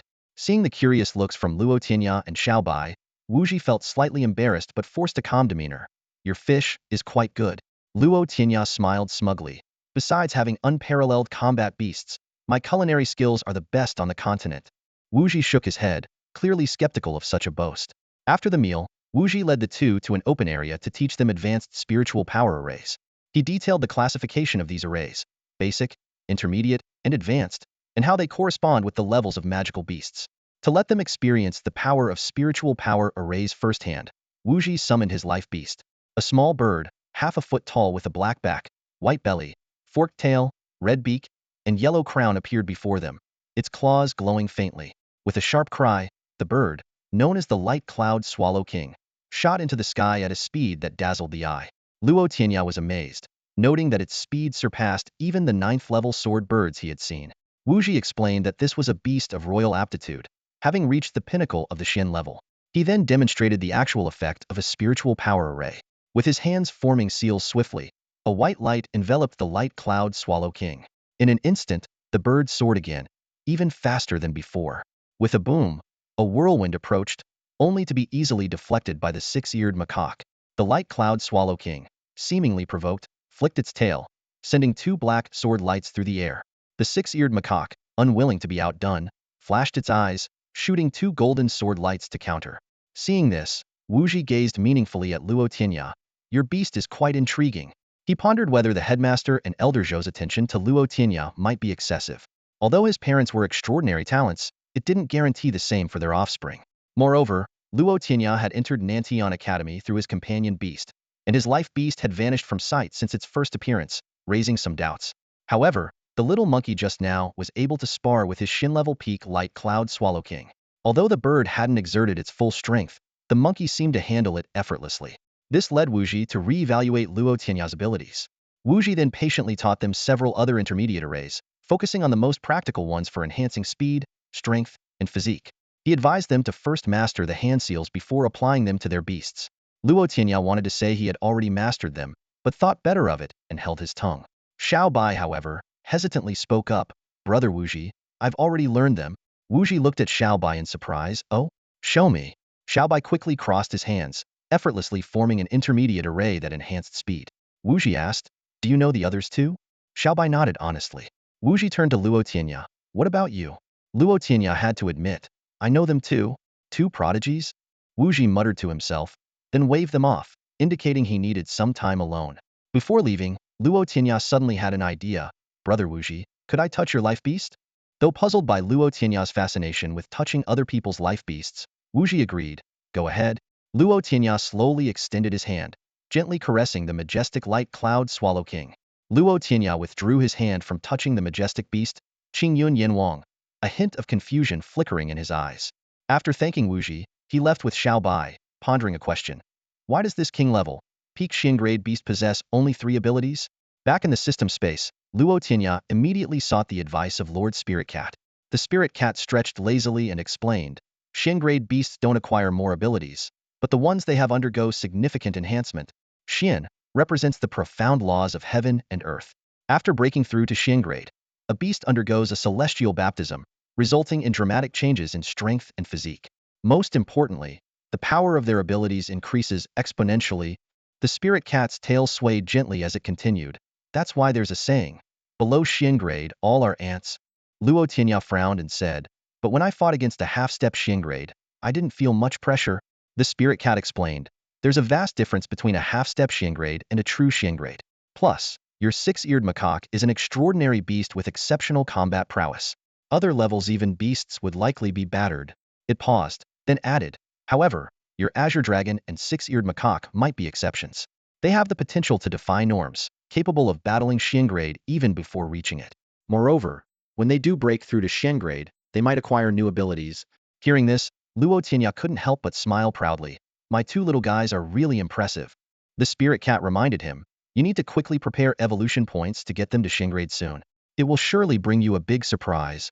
At this, Luo Tianya's smile froze. He remembered that evolving each of his little companions from level 9 to Shingrade required a staggering 100 evolution points each, no longer following the previous incremental pattern. This was indeed a significant challenge. To accumulate 200 evolution points, Luo Tianya would need to hunt down at least 200 ninth-level beasts or several dozen even stronger profound-level beasts. The daunting nature of this task made him furrow his brow. Just then, the white cat suggested, "Why not head to the frontline battlefield to hunt magical beasts? There are plenty of targets there." Luo Tianya pondered for a moment, his fingers gently tapping the table. "I'll seriously consider it," he finally said, a flash of determination in his eyes. Having cleared up most of his doubts, Luo Tianya turned to the spirit cat, voicing his frustration. "Spirit cat, why do I always have to personally encounter the beasts to learn about them? At this rate, they'll soon think I'm some kind of weirdo." The white cat smirked disdainfully, its tail swaying lightly. "Don't blame others for your own lack of strength. Once you reach the profound level, the system's detection function will automatically activate. Combined with your fiery eyes, there won't be much in this world that can escape your sight." "Do I really have to wait until the profound level?" Luo Tianya sighed, his shoulders slumping slightly. The white cat's figure began to blur, and it offered one last piece of encouragement. "Work hard to earn those evolution points." With that, it vanished, as if it had reached its designated departure time for the day. Luo Tianya didn't immediately exit his mind space. Instead, he took a rare moment to review his own information. Host, Luo Tianya. Level, 9th level. Abilities, Azure Dragon Force, Sweet Rain, Cloud Riding, Azure Dragon Body, Listen to All Things, Copper Skin and Iron Bones, Fiery Eyes. Evolution Points, 3. Primary Beast, Azure Dragon Species. Companion Beast, Six-Eared Macaque. Currently, Luo Tianya was already a formidable 9th level beast. He seriously considered the white cat's suggestion. The frontline battlefield indeed had an abundance of magical beasts. With his strength, combined with the Six-Eared Macaque and the capabilities of the Mau Dragon, they should be able to sweep through the lower-level battlefield.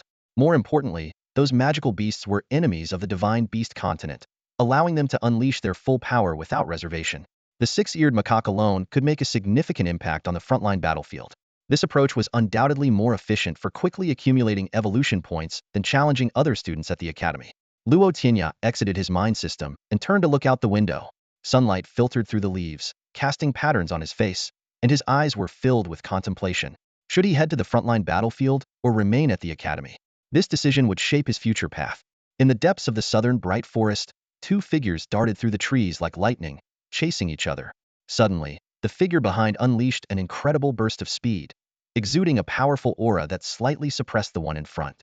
The leader faltered, watching helplessly as their opponent overtook them and reached the finish line first. A golden figure appeared at the finish, waving its arms in frustration.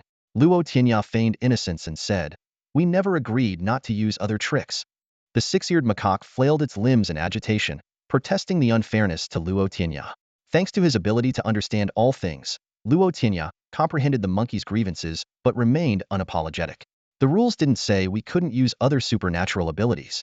I was just being adaptable." The Six-Eared Macaque became thoroughly exasperated, its golden form leaping onto Luo Tianya's shoulder, tugging at his hair in protest. Hey, let go, all right, I admit you won." Luo Tianya cried out, his scalp tingling, quickly conceding. Once the macaque released its grip, he sternly added, "No pulling hair next time, got it?" Luo Tianya silently grumbled to himself, this little guy, always picking up the bad habits from Butterfly Fairy. With that thought, he couldn't help but reminisce about Butterfly Fairy and the elderly healer in my city, wondering how they were doing now. The scene shifts to an unnamed valley on the continent of divine beasts, where it's eternally spring, and flowers bloom in abundance. Several small figures frolic among the blossoms, with one noticeably larger than the rest, consistently collecting nectar faster than its companions. Eventually, its belly was full, while the others were still hard at work. The smaller companions encircled the larger one, protesting with grumbles. The big one just giggled, fluttering its wings to create a small whirlwind, and shot upwards, scattering the others. The dispersed companions steadied themselves in the air, angrily waving their tiny hands. The big one continued to ascend, heedless of the complaints below. Suddenly, there was a thud, as she seemed to collide with an invisible barrier and began to fall, dazed. "Xiao Sergio, bullying your companions again, are you?" A stunning woman in palace attire called out with a smile from a distance. Xiao Sergio, who was the same butterfly fairy encountered in my city and now advanced to the Xin level, quickly recovered from her dizziness. She flew to the woman's shoulder, playfully tugging at a lock of hair and laughing carelessly. The woman gently tapped Xiao Shurjio's little face, chuckling. Don't think just because you're a bit bigger and stronger, you can bully your sisters. Xiao Shurjio laughed, seemingly indifferent to the advice. Watching the unique Xiao Shurjio, the woman pondered silently. What had she experienced in my city to grow so quickly? Back in the southern Bright Forest, Wuji had given Luo Tianya and Xiaobai a day off, as they had completed a 3-day course in just one. Xiaobai stayed in the cabin, striving to break through to level 7, while Luo Tianya headed to the school's task board to find a mission. He chose a task to find 20 red fruits, with the reward increased from 5 to 10 points. Despite well-meaning warnings, Luo Tianya accepted the challenge. He later learned that a group of red-faced monkeys guarded the fruits. These beasts lived in groups and were quite powerful, mostly above level 6, with many even stronger. Previous attempts had left challengers beaten or entirely defeated. As a result, the task had been largely ignored over time. Luo Tianya readily took on the task. He had 2 objectives in mind. First, to gain insight into the school's operations, and second, to delve into the South Ming Forest, which was even larger than the school itself. After leaving the school and walking a short distance, he made sure there were no suspicious figures around. Luo Tianya then made a bet with the Six-Eared Macaque. They chose a tree as their finish line to see who could reach it faster. This race was the backdrop for the earlier scene. After soothing the Six-Eared Macaque's mood, Luo Tianya swiftly navigated through the forest, heading toward the location of the Zhu fruit marked on the map. However, as he got closer to the destination, he noticed more and more unusual occurrences along the way. Red-faced monkeys were strewn across the ground, with some even hanging from trees. At first, Luo Tianya thought these monkeys had been attacked, but upon closer inspection, he realized they were still breathing. The system indicated they were merely unconscious. However, these unconscious monkeys exhibited a bizarre state. Their eyes were tightly shut, a mischievous grin adorned their mouths, and they occasionally emitted a hee-hee chuckle, their faces displaying a lascivious expression. This eerie scene sent a shiver down Luo Tianya's spine, prompting him to quickly move on. Just then, he heard the sounds of a fierce battle coming from the map's marked destination. Luo Tianya put away the map, thinking that he might finally uncover the mystery of who or what had caused the red-faced monkeys to fall into such a strange slumber. Luo Tianya and the Six-Eared Macaque swiftly concealed themselves in a large tree. Through the dense foliage, they witnessed an astonishing scene. A woman in red was fiercely battling a tall red-faced monkey with her bare hands. Although he couldn't make out her features, Luo Tianya was amazed by her courage to engage a beast in hand-to-hand combat. Even more astonishing was the sudden rise of waves in a nearby puddle. Emerging from the rippling water was a unique creature with the upper body of a woman and the lower body of a fish tail. A mermaid! Luo Tianya couldn't help but exclaim, the sight before him completely defying his imagination. Before the sound of her voice faded, the 2 combatants, a human and a monkey, swiftly turned their heads, their eyes like lightning, to where Luo Tianya was hiding. The woman in red and the tall, red-faced ape cautiously stepped apart, retreating while keeping their eyes fixed on the large tree. Who's there? Show yourself, the woman in red demanded loudly, her voice tinged with a hint of tension. Only then did Luo Tianya get a clear view of the woman in red. Her delicate features were accentuated by bold, sword-like eyebrows, and her bright eyes sparkled with alertness. Her fair skin appeared even more radiant against her red attire. I'm just passing by, carry on, Luo Tianya said casually, arms crossed as he nonchalantly stepped out from behind the tree, a playful smile on his face. The woman in red kept her gaze fixed on the unexpected young man, secretly on guard. Anyone who could venture deep into the Naming Forest with a contract beast was no ordinary person. Who are you? She asked in a deep voice, summoning a mermaid at the same time. With a splash, a surge of clear water rose from the dry ground, lifting the mermaid into the air. Luo Tianya looked at the beautiful yet icy mermaid with interest and sighed. This mermaid is not only good-looking but also quite intriguing with her powers. Just a bit cold, though. Just as he finished speaking, a branch, sharp as a sword, whizzed past Luo Tianya's cheek, embedding deeply into the tree behind him with a vibrating hum. Luo Tianya stepped forward, looking down at the woman in red, and said coldly, listen, kid, don't just attack randomly. If you wreck all these flowers and plants, are you going to pay for them? Ha, the woman in red scoffed, staring at my companion beast like that. You can't be up to any good. Just teaching you a simple lesson. Get lost quickly if you know what's good for you. I'm busy. With that, she glanced at Luo Tianya before turning back to face the red-faced ape, ignoring him. In a flash of red, the woman in red swung her fist, forcefully dragging the tall red-faced ape back into the fight. The person and the monkey resumed their fierce battle. Luo Tianya ignored the cold, warning glance from the mermaid and whispered to the Six-Eared Macaque, see that? Behind where they're fighting should be where the red fruits are growing. A string of bright red, very conspicuous. The six-eared macaque looked over and indeed spotted the area. They were deliberately avoiding that spot during their fight, clearly to prevent damaging the red fruits. After a brief discussion, Luo Tianya and the six-eared macaque exchanged a knowing smile, splitting up to circle around the battlefield and heading towards the red fruit location. Little Fish, the woman in red, who had been keeping an eye on Luo Tianya and his companion's movements, called out to the mermaid as she saw them. With a splash, the mermaid raised her hands, and two walls of ocean waves emerged out of thin air, blocking Luo Tianya and the six-eared macaque's path. Child's play. Luo Tianya scoffed, smashing the waves with a punch, sending water splashing everywhere. With his current strength, such obstacles were negligible. The six-eared macaque also easily shattered the waves, continuing forward without missing a beat. However, a sudden change occurred. The falling water, under the mermaid's control, transformed into countless water arrows, whistling towards them. To the surprise of the woman in red and the mermaid, Luo Tianya and the six-eared macaque seemed oblivious, charging straight towards the red fruits without dodging. Clink, clink, clink. The sound of metal striking metal rang out as the water arrows disintegrated into droplets upon contact with their bodies, scattering harmlessly. These arrows, capable of piercing century-old trees, had no effect on them. Well, not entirely no effect. Luo Tianya's clothes were soaked, and the six-eared macaque's golden fur was dampened. What? The woman in red exclaimed in shock. She knew her companion beast well. The power of a 9th-level pinnacle beast should have had some effect. In her moment of distraction, the red-faced ape seized the opportunity. It clashed its fists together, releasing white smoke from its mouth, nose, and ears, its body swelling as it swung its massive fists towards the woman in red. In the nick of time, just as the fists were about to strike the woman in red, they halted, as if held by an invisible force, stopping right behind her head. Boom! A wave surged up between the red-faced ape's fists and the woman in red's head, blocking the fists but soaking her hair. The woman in red snapped back to reality, lightly tapped her feet, and gracefully retreated, quickly escaping the red-faced ape's attack range. Meanwhile, as the battle raged on, Luo Tianya and the six-eared macaque had reached the area where the red fruits grew. In a flash, their hands were filled with the bright red fruits. Roar! A thunderous roar echoed through the jungle. The red-faced ape was furious upon seeing the zhugua being picked. It beat its chest fiercely, bellowing skyward, and yanked a large tree from the ground with ease. With muscles bulging, it wielded the tree trunk like a club and charged at Luo Tianya and the six-eared macaque holding the zhugua. Squeak!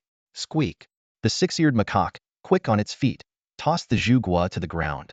Its right fist clenched, muscles coiling like dragons, ready to strike.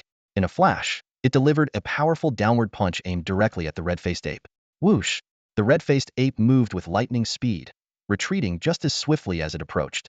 The six-eared macaque's punch was unstoppable, instantly shattering the tree in the ape's hands into a flurry of branches and leaves. The force of the punch carried on, landing heavily on the ape's chest.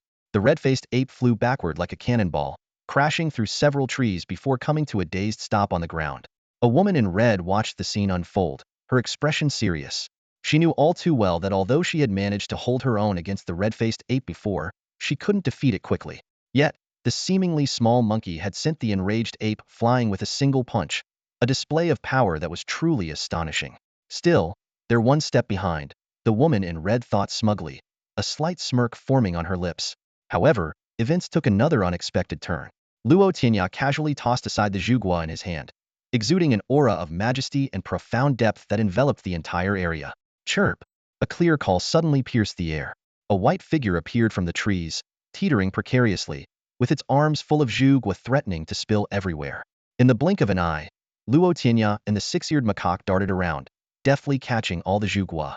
Luo Tianya even managed to catch the little three-tailed white fox that nearly fell to the ground. Thank you, Luo Tianya said playfully, lifting the small fox with a teasing smile. Thanks to your little white fox for helping us gather so many zhugua. The woman in red gritted her teeth, her eyes blazing as she glared at Luo Tianya. Who are you? How did you see through my spirit beast's illusion? Luo Tianya's eyes flashed gold, but he didn't answer. He gently returned the small white fox to the woman in red, then quickly secured the zhugua with the six-eared macaque and turned to leave. Who are you?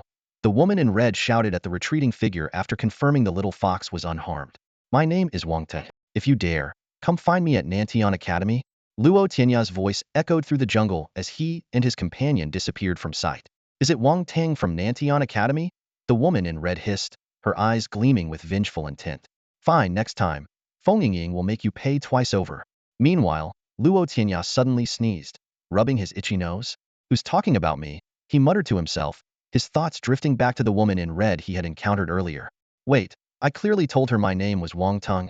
He shook his head, dismissing the thought. Luo Tianya picked up a bright red fruit, wiped it casually, and took a bite. Instantly, the fragrance filled the air, and the sweet juice burst in his mouth, making him squint with delight. So delicious. His eyes sparkled brighter than when he used his magical sight.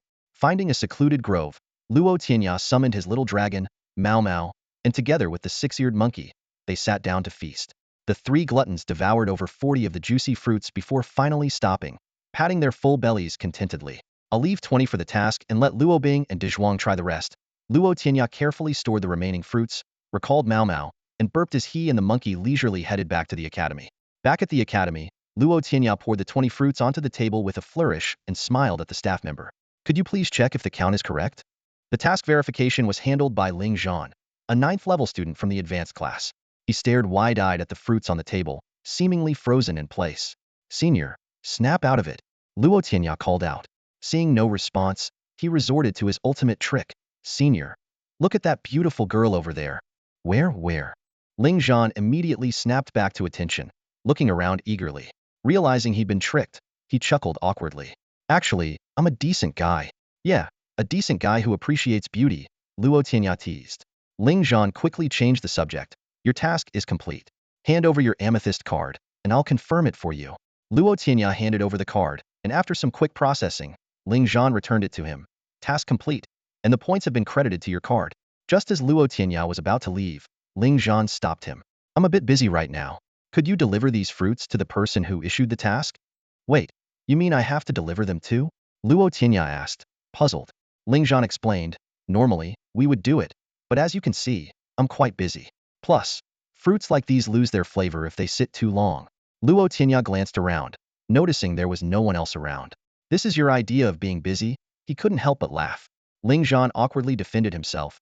Busy can mean busy with other things, like breaking through levels. I've been stuck at the peak of level 9 for ages, always losing out on the leaderboard to those 3 guys. Luo Tianya's interest was piqued. What rank are you on the level 9 leaderboard? 4th. Ling Zhan said dejectedly. They call me Eternal 4th. Luo Tianya got the hint and held up 5 fingers. 5 points? Why don't you just rob me? Ling Zhan exclaimed. The task itself is only worth 20 points. And now you want 5 just for delivering something? Forget it. Luo Tianya turned to leave, but Ling Zhan quickly called him back. Wait, let's negotiate. 5 points is too much. He pulled a leather pouch from under the table. This is a beast tamer's pouch. You can store your companion beasts in it. Very convenient. Luo Tianya inspected it closely, finding it similar to the one trainer Linley had. Although he didn't really need it, he figured it was a freebie worth taking. After pocketing the pouch, he asked, all right, who do I deliver them to? An old man named Gu Ziyuan. I'll give you the address. As Luo Tianya left, he couldn't resist a parting jab at Ling Zhan. Afraid to deliver something yourself, senior? What a waste of your peak level 9 prowess. Ling Zhan watched him leave, secretly relieved. He knew Gu Ziyuan was a tough character and felt smug for offloading the task onto Luo Tianya with just a low-level beast tamer's pouch. Luo Tianya sensed there might be more to this delivery, but he wasn't worried. After all, it was just delivering some fruits. Not climbing mountains or crossing seas. What could possibly go wrong? Besides, being new at Nantian Academy, he didn't know many people, and surely no one would give a simple courier too much trouble, right? Following Ling Zhan's directions, Luo Tianya arrived at the most secluded part of the academy.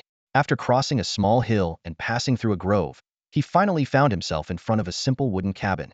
The cabin had a small yard fenced with a picket, filled with flowers and trees. Luo Tianya carefully pushed open the creaky gate.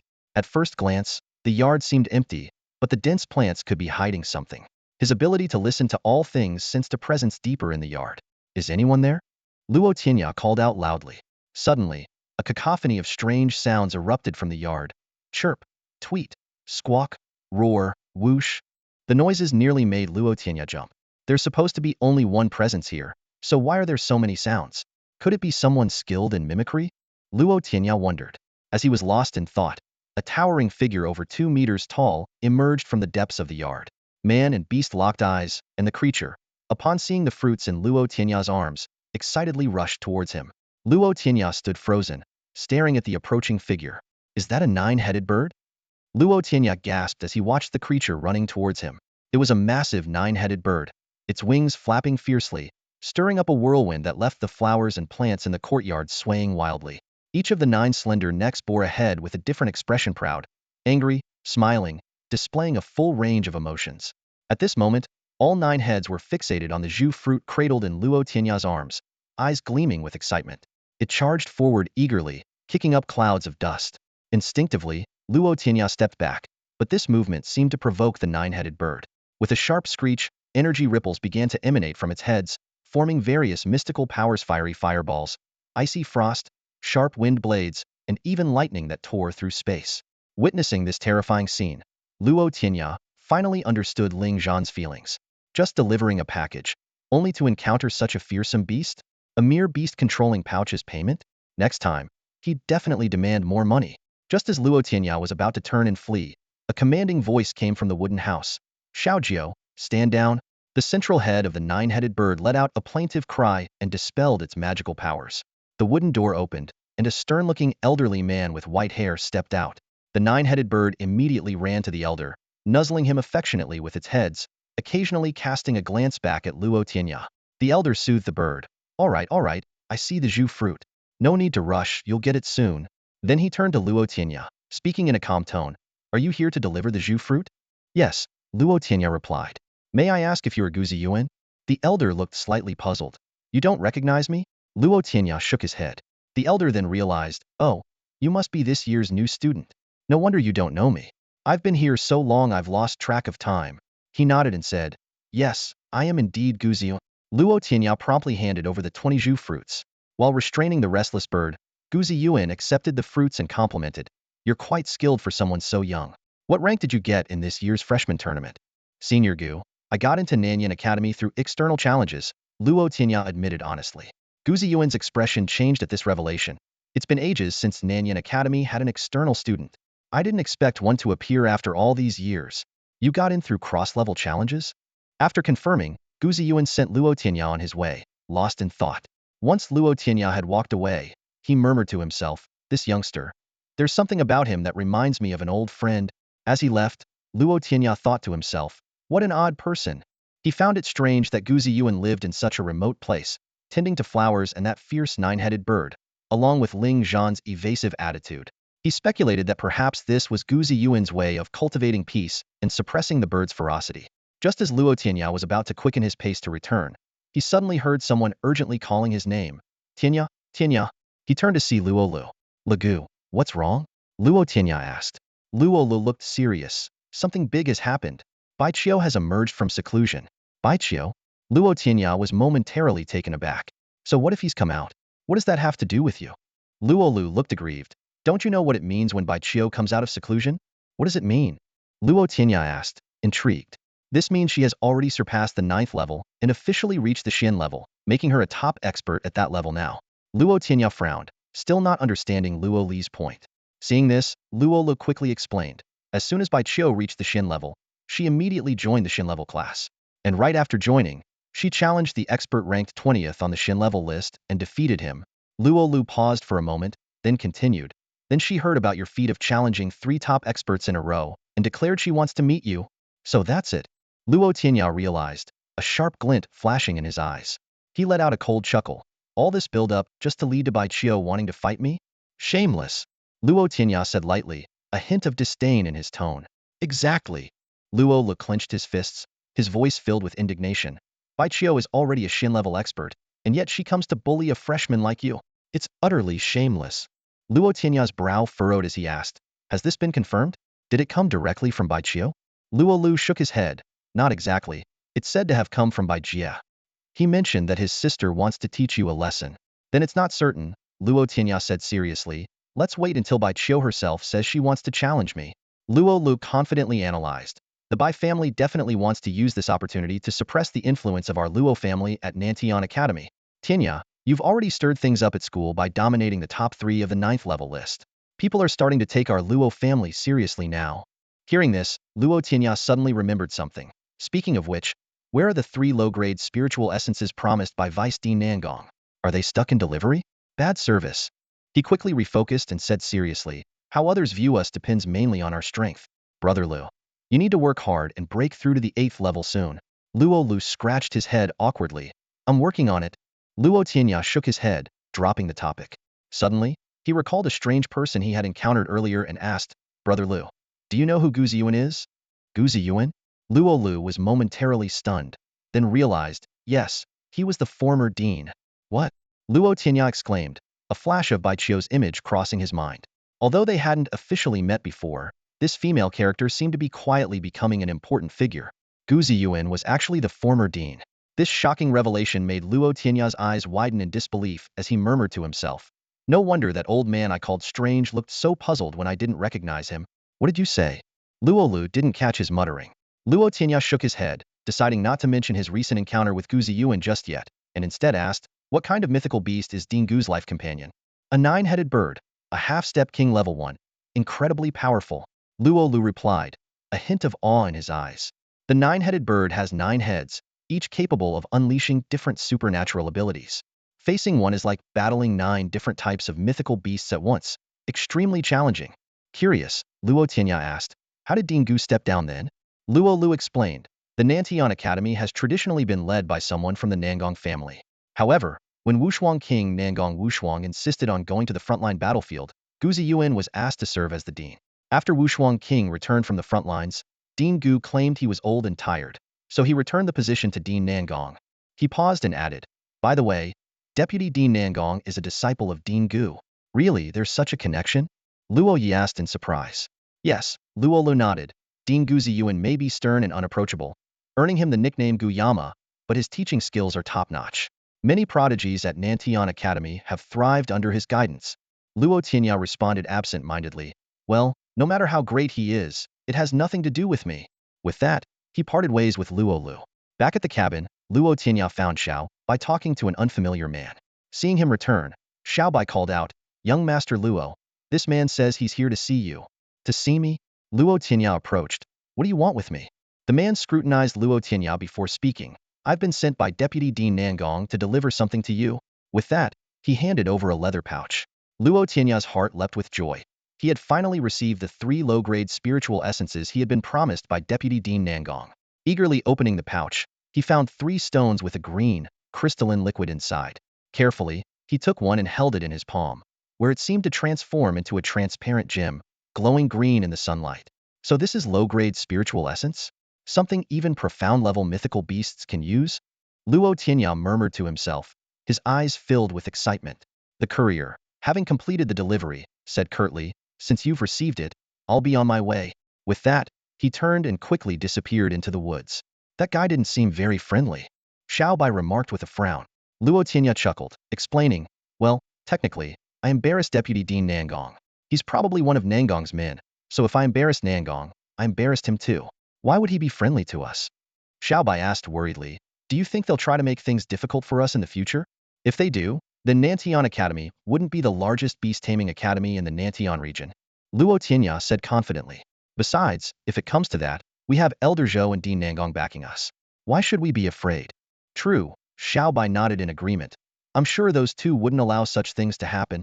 Although he had only met them recently, Xiao Bai had a good impression of Elder Zhou and Dean Nangong.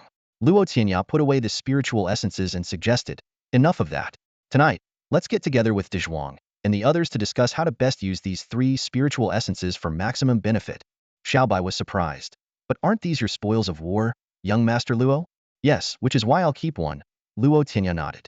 As for the other 2, I'm thinking of converting them into high-grade spiritual liquid or something, and then distributing it to help boost your strength quickly. Young Master Luo, your Xiao Bai was puzzled by Luo Tianya's actions. Luo Tianya explained candidly, you're all progressing too slowly. I'm worried you won't be able to keep up with me, so I want to help you improve your strength as quickly as possible. That evening, a group gathered at Luo Tianya's cabin. He had planned to find them, but they ended up coming over, right around dinner time. With no other choice, Luo Tianya had to put his culinary skills to the test, much to the detriment of the fish in the nearby river. Even senior brother Wu Ji was drawn by the aroma and took 2 fish, claiming one was for Elder Zhou. Watching Wu Ji's swift departure, Luo Tianya couldn't help but think it was a bit of a waste for someone so fast to use their speed for grabbing food. After a satisfying meal, everyone sat around the table, their eyes fixed on the 3 low-grade spiritual essences in the center. So these are the low-grade spiritual essences that only profound-level experts can fully utilize. Luo Hu gazed at the gem-like essences, eyes full of fascination. Low-grade spiritual essences can help those at the peak of the 9th level break through, which is why they're highly sought after and extremely valuable. Luo Bing's eyes also gleamed as he stared intently at the essences.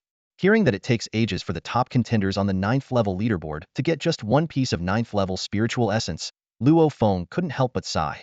Yet here they were, with 3 pieces right in front of them. Turning to Luo Tianya, he earnestly reminded him, Tianya, make sure you take good care of them. De Zhuang chimed in, yeah, losing something so precious would be a real tearjerker. However, Luo Tianya simply smiled and said, resources are meant to be used. With that, he took one piece and handed the remaining 2 to the others, saying, the rest are in your hands. Everyone was stunned, except for Xiaobai. Luo Bing, puzzled, asked, Tianya, what do you mean by this? Luo Tianya explained, to put it simply, you all are too weak right now. I want you to quickly boost your strength. Sun Shu pointed at himself, incredulous. Me too? Luo Tianya replied with a smile. Your life beast is quite interesting. Nurture it well, and it will prove useful. He continued. Nantian Academy recommends that your life beast should reach at least level 9 before you consider contracting a companion beast. So, before reaching level 9, focus on developing your life beasts. Once you're at level 9, you'll barely be able to keep up with me. Luo Hu looked at him with a hint of resentment, asking, what level are you at now? Luo Feng also chimed in, yeah, Tianya. I've only seen your life beast once, when it hatched and never again. What level are your life beast and companion beast at now? Luo Tianya sidestepped the question with a smile. That's not important.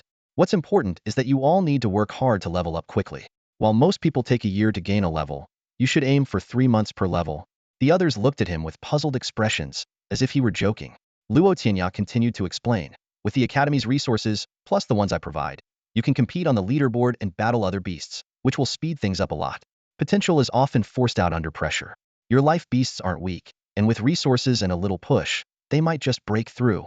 He was calculating in his mind. The Mao Dragon and Six-Eared Macaque only considered the spiritual essence as snacks, and it wouldn't help them break through level 9.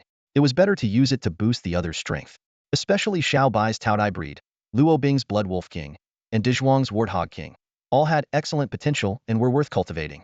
Sun Shu's treasure-seeking mouse could be very useful in special scenarios, and Luo Feng's life beast seemed particularly sensitive to the wind element, which could shine in the future. As for Luo Hu's husky, well, it could focus on being adorable. Just as Luo Tianya was contemplating exchanging lower-level spiritual essence for medium and high-level spiritual liquids for them to use, the wooden door suddenly swung open. Luo Lu rushed in, breathless, bringing explosive news from Bai Qiu. Bai Qiu was challenging Luo Tianya. What? Everyone exclaimed in shock, jumping from their seats. Luo Lu, panting heavily, grabbed a glass of water and gulped it down. I heard her say it with my own ears. Luo Tianya frowned and pressed for more details. What's going on? Lu, tell us clearly. Luo Lu turned to Luo Tianya, his face filled with anger. Remember I told you before that Bai Jie said his sister Bai Qiu wanted to teach you a lesson? So, I went to confront Bai Jie. I ran into both of them in the cafeteria and directly questioned them. Bai Qiu didn't even deny it, and publicly announced she wanted to have a match with you. The news must have spread everywhere by now. What a shameless act. Luo Hu slammed the table and roared. Bai Qiu is 3 years older than us and joined Nantian Academy years ago. Now she's bullying a freshman? Truly disgraceful. Luo Feng sneered. She's already reached the Xin level, and yet she's talking about sparring with Tianya, who just joined. Ridiculous. Others echoed their disapproval, expressing disdain for Bai Qiu's behavior. Luo Bing calmly analyzed the situation. It seems the Bai family wants to suppress us since our Luo family has been gaining some momentum lately. If the news reaches my city, it could bring them more benefits. Luo Tianya chuckled coldly. No matter her intentions, since she wants a match, I'll grant her wish. Tianya, are you going to accept Bai Qiu's challenge? Da Zhuang looked at Luo Tianya in surprise. Xiaobai also advised, young Master Luo, please reconsider. Having been at Nantian Academy for a few days, they understood the significant gap between the Xin level and those below it. Although Luo Tianya's little monkey had defeated Wang Tong's half-step Xin level white snake, now he was facing a fully Xin level opponent, Bai Qiu, who had just beaten the 20th ranked on the Xin level list a rare mutant beast with dual ice and fire attributes. Luo Tianya shook his head. If Bai Qiu insists on a match, backing down would be exactly what the Bai family wants. Besides, just by stepping onto the stage, whether I win or lose, the Bai family won't gain any respect, as they're clearly bullying the young. He smiled mysteriously. And who says I'm bound to lose? After seeing his worried friends off, Luo Tianya returned to his cabin, lying on the bed to contemplate his strategy. Although he had confidence in the Six-Eared Macaque, he lacked experience against Shin-level beasts and needed to consider his approach carefully. As moonlight filtered into the cabin, Luo Tianya drifted into sleep while pondering his plans. In his dreams, he imagined landing a punch on Baichio's ice flame lion, only to be abruptly awakened by a commotion. Luo Tianya, come out? Yawning, he stepped outside to see Bai Jia with a smug expression. Luo Tianya said nonchalantly, "Hey kid, are you itching for trouble?" Bai Jia was startled, knowing Luo Tianya's reputation for defeating 3 ninth-level experts at once had spread across the academy. But holding on to his purpose, he straightened up and scoffed. "I'm not afraid of you. I'm here to deliver a challenge letter on behalf of my sister, Bai Chio. She formally invites you to the arena this afternoon." He tossed a letter at Luo Tianya. Catching it without a glance, Luo Tianya flicked his wrist, turning the letter to confetti. He coldly stared at Bai Jia. "Tell your sister I'll be there." Intimidated by Luo Tianya's presence, Bai Jia retreated hastily. Watching him leave, Luo Tianya murmured to himself, "The Bai family? Huh? If it's a fight they want, it's a fight they'll get." That afternoon, the Nantian Academy's dueling arena was bustling with excitement. Bai Chio, who had just advanced to the Shin level, was challenging a freshman none other than Luo Tianya, the recent sensation who single-handedly defeated senior students in a hunting contest, took on the top 3 of the 9th level list, won a bet with Vice President Nangong, and earned the personal mentorship of Elder Zhou. The entire student body was eager to witness this showdown, with even the prominent figures from the Shin-level class dressed in white robes, standing by to watch the battle unfold. As the appointed time arrived, a figure in white emerged from the crowd. Everyone parted to make way, revealing Bai Chio striding toward the arena like a queen surrounded by her subjects. From the Shin-level class, a tall figure chuckled. "Quite the entrance she's making. He's got the skills to back it up," said a man in flowing white robes with long hair, his tone tinged with admiration. "Absolutely." Another young man chimed in with a grin, his eyes sparkling with excitement. "He just came out of seclusion and made Old Five cry." "What do you mean, made me cry?" retorted the one called Old Five, looking slightly exasperated. He rubbed his slightly reddened eyes and explained, "I just wasn't used to her beast's attack style switching between hot and cold. It was like heaven and hell." He paused, his expression turning serious. "But she is indeed formidable. She might pose a threat to Yueya in the future." Hearing this, the tall young man smirked dismissively. "Do you think surpassing Xing Yueya, second on the Shin ranking, is that easy?" The long-haired youth shook his head, his expression solemn. "Bai Chio and her life-bound beast shouldn't be underestimated." His words left the others stunned, not expecting such high praise. "Ah Xing, do you really hold her in such high regard?" The man called Xing Yueya nodded, frowning slightly. "Yes, I suspect she didn't use her full strength in her fight with Old Five." "What?" The group gasped, their shock evident. Leaving their reactions aside, Bai Chio approached the edge of the arena gracefully. With a light tap of her feet, her white robes fluttered in the breeze as she effortlessly landed in the center of the platform. She stood there calmly, ignoring the surrounding clamor, waiting for her opponent to arrive.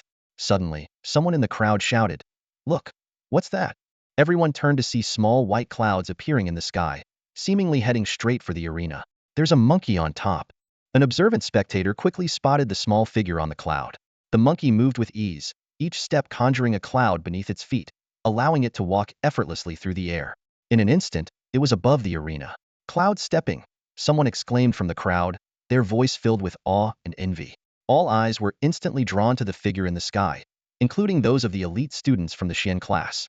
Bai Chio frowned, gazing up at the small figure above. The little monkey leaned forward, hands clasped behind its back, sitting regally high above. It looked down at Bai Chio with a gaze that was both calm and commanding, as if assessing an opponent about to challenge it. Boom! Just as everyone's attention was focused on the six-eared monkey in the sky, a series of footsteps suddenly echoed from outside the arena. The crowd quickly turned their gaze to see Luo Tianya leading the way, with Luo Bing, De Zhuang, and others following closely, all walking with calm expressions. The onlookers hurriedly made way for them, knowing that they were the main attraction of the day, especially since Bai Chio had proactively challenged them. Luo Tianya and his group stopped, their eyes fixed on Bai Chio on the stage. The two locked eyes. Bai Chio, dressed in a white robe with delicate features, exuded an aura of detachment. Luo Tianya smiled slightly, standing at the edge of the several-meter-high platform. He lifted his right foot, and a small white cloud appeared beneath it. As he raised his left foot, another cloud formed. Step by step, he ascended the stage, supported by the clouds beneath him. Meanwhile, the six-eared monkey in midair seemed to walk down an invisible staircase, stepping on clouds until it landed steadily on Luo Tianya's shoulder. This display showcased Luo Tianya's extraordinary cloud-walking skill. "Are you Luo Tianya?" Bai Chio asked, her tone tinged with curiosity. And you must be Bai Qiu? Luo Tianya replied with a smile. Wow. The crowd erupted in astonishment, sensing the tension building between the two. Bai Qiu frowned slightly and admitted, I am Bai Qiu. Originally, I didn't want to spar with you, but family orders leave me no choice. However, I'll hold back a bit. Sis, Bai Jia called out from below, looking helpless. He didn't expect his sister to be so candid about the situation. Luo Tianya silently admired Bai Qiu's straightforwardness, but since they were already on the stage, words were unnecessary. Only a duel would settle things. Don't hold back, Luo Tianya said calmly, or my little monkey might make your little lion cry. This remark stirred a commotion among the audience. Some from the Xin level class couldn't help but chuckle, thinking this newcomer was overly arrogant.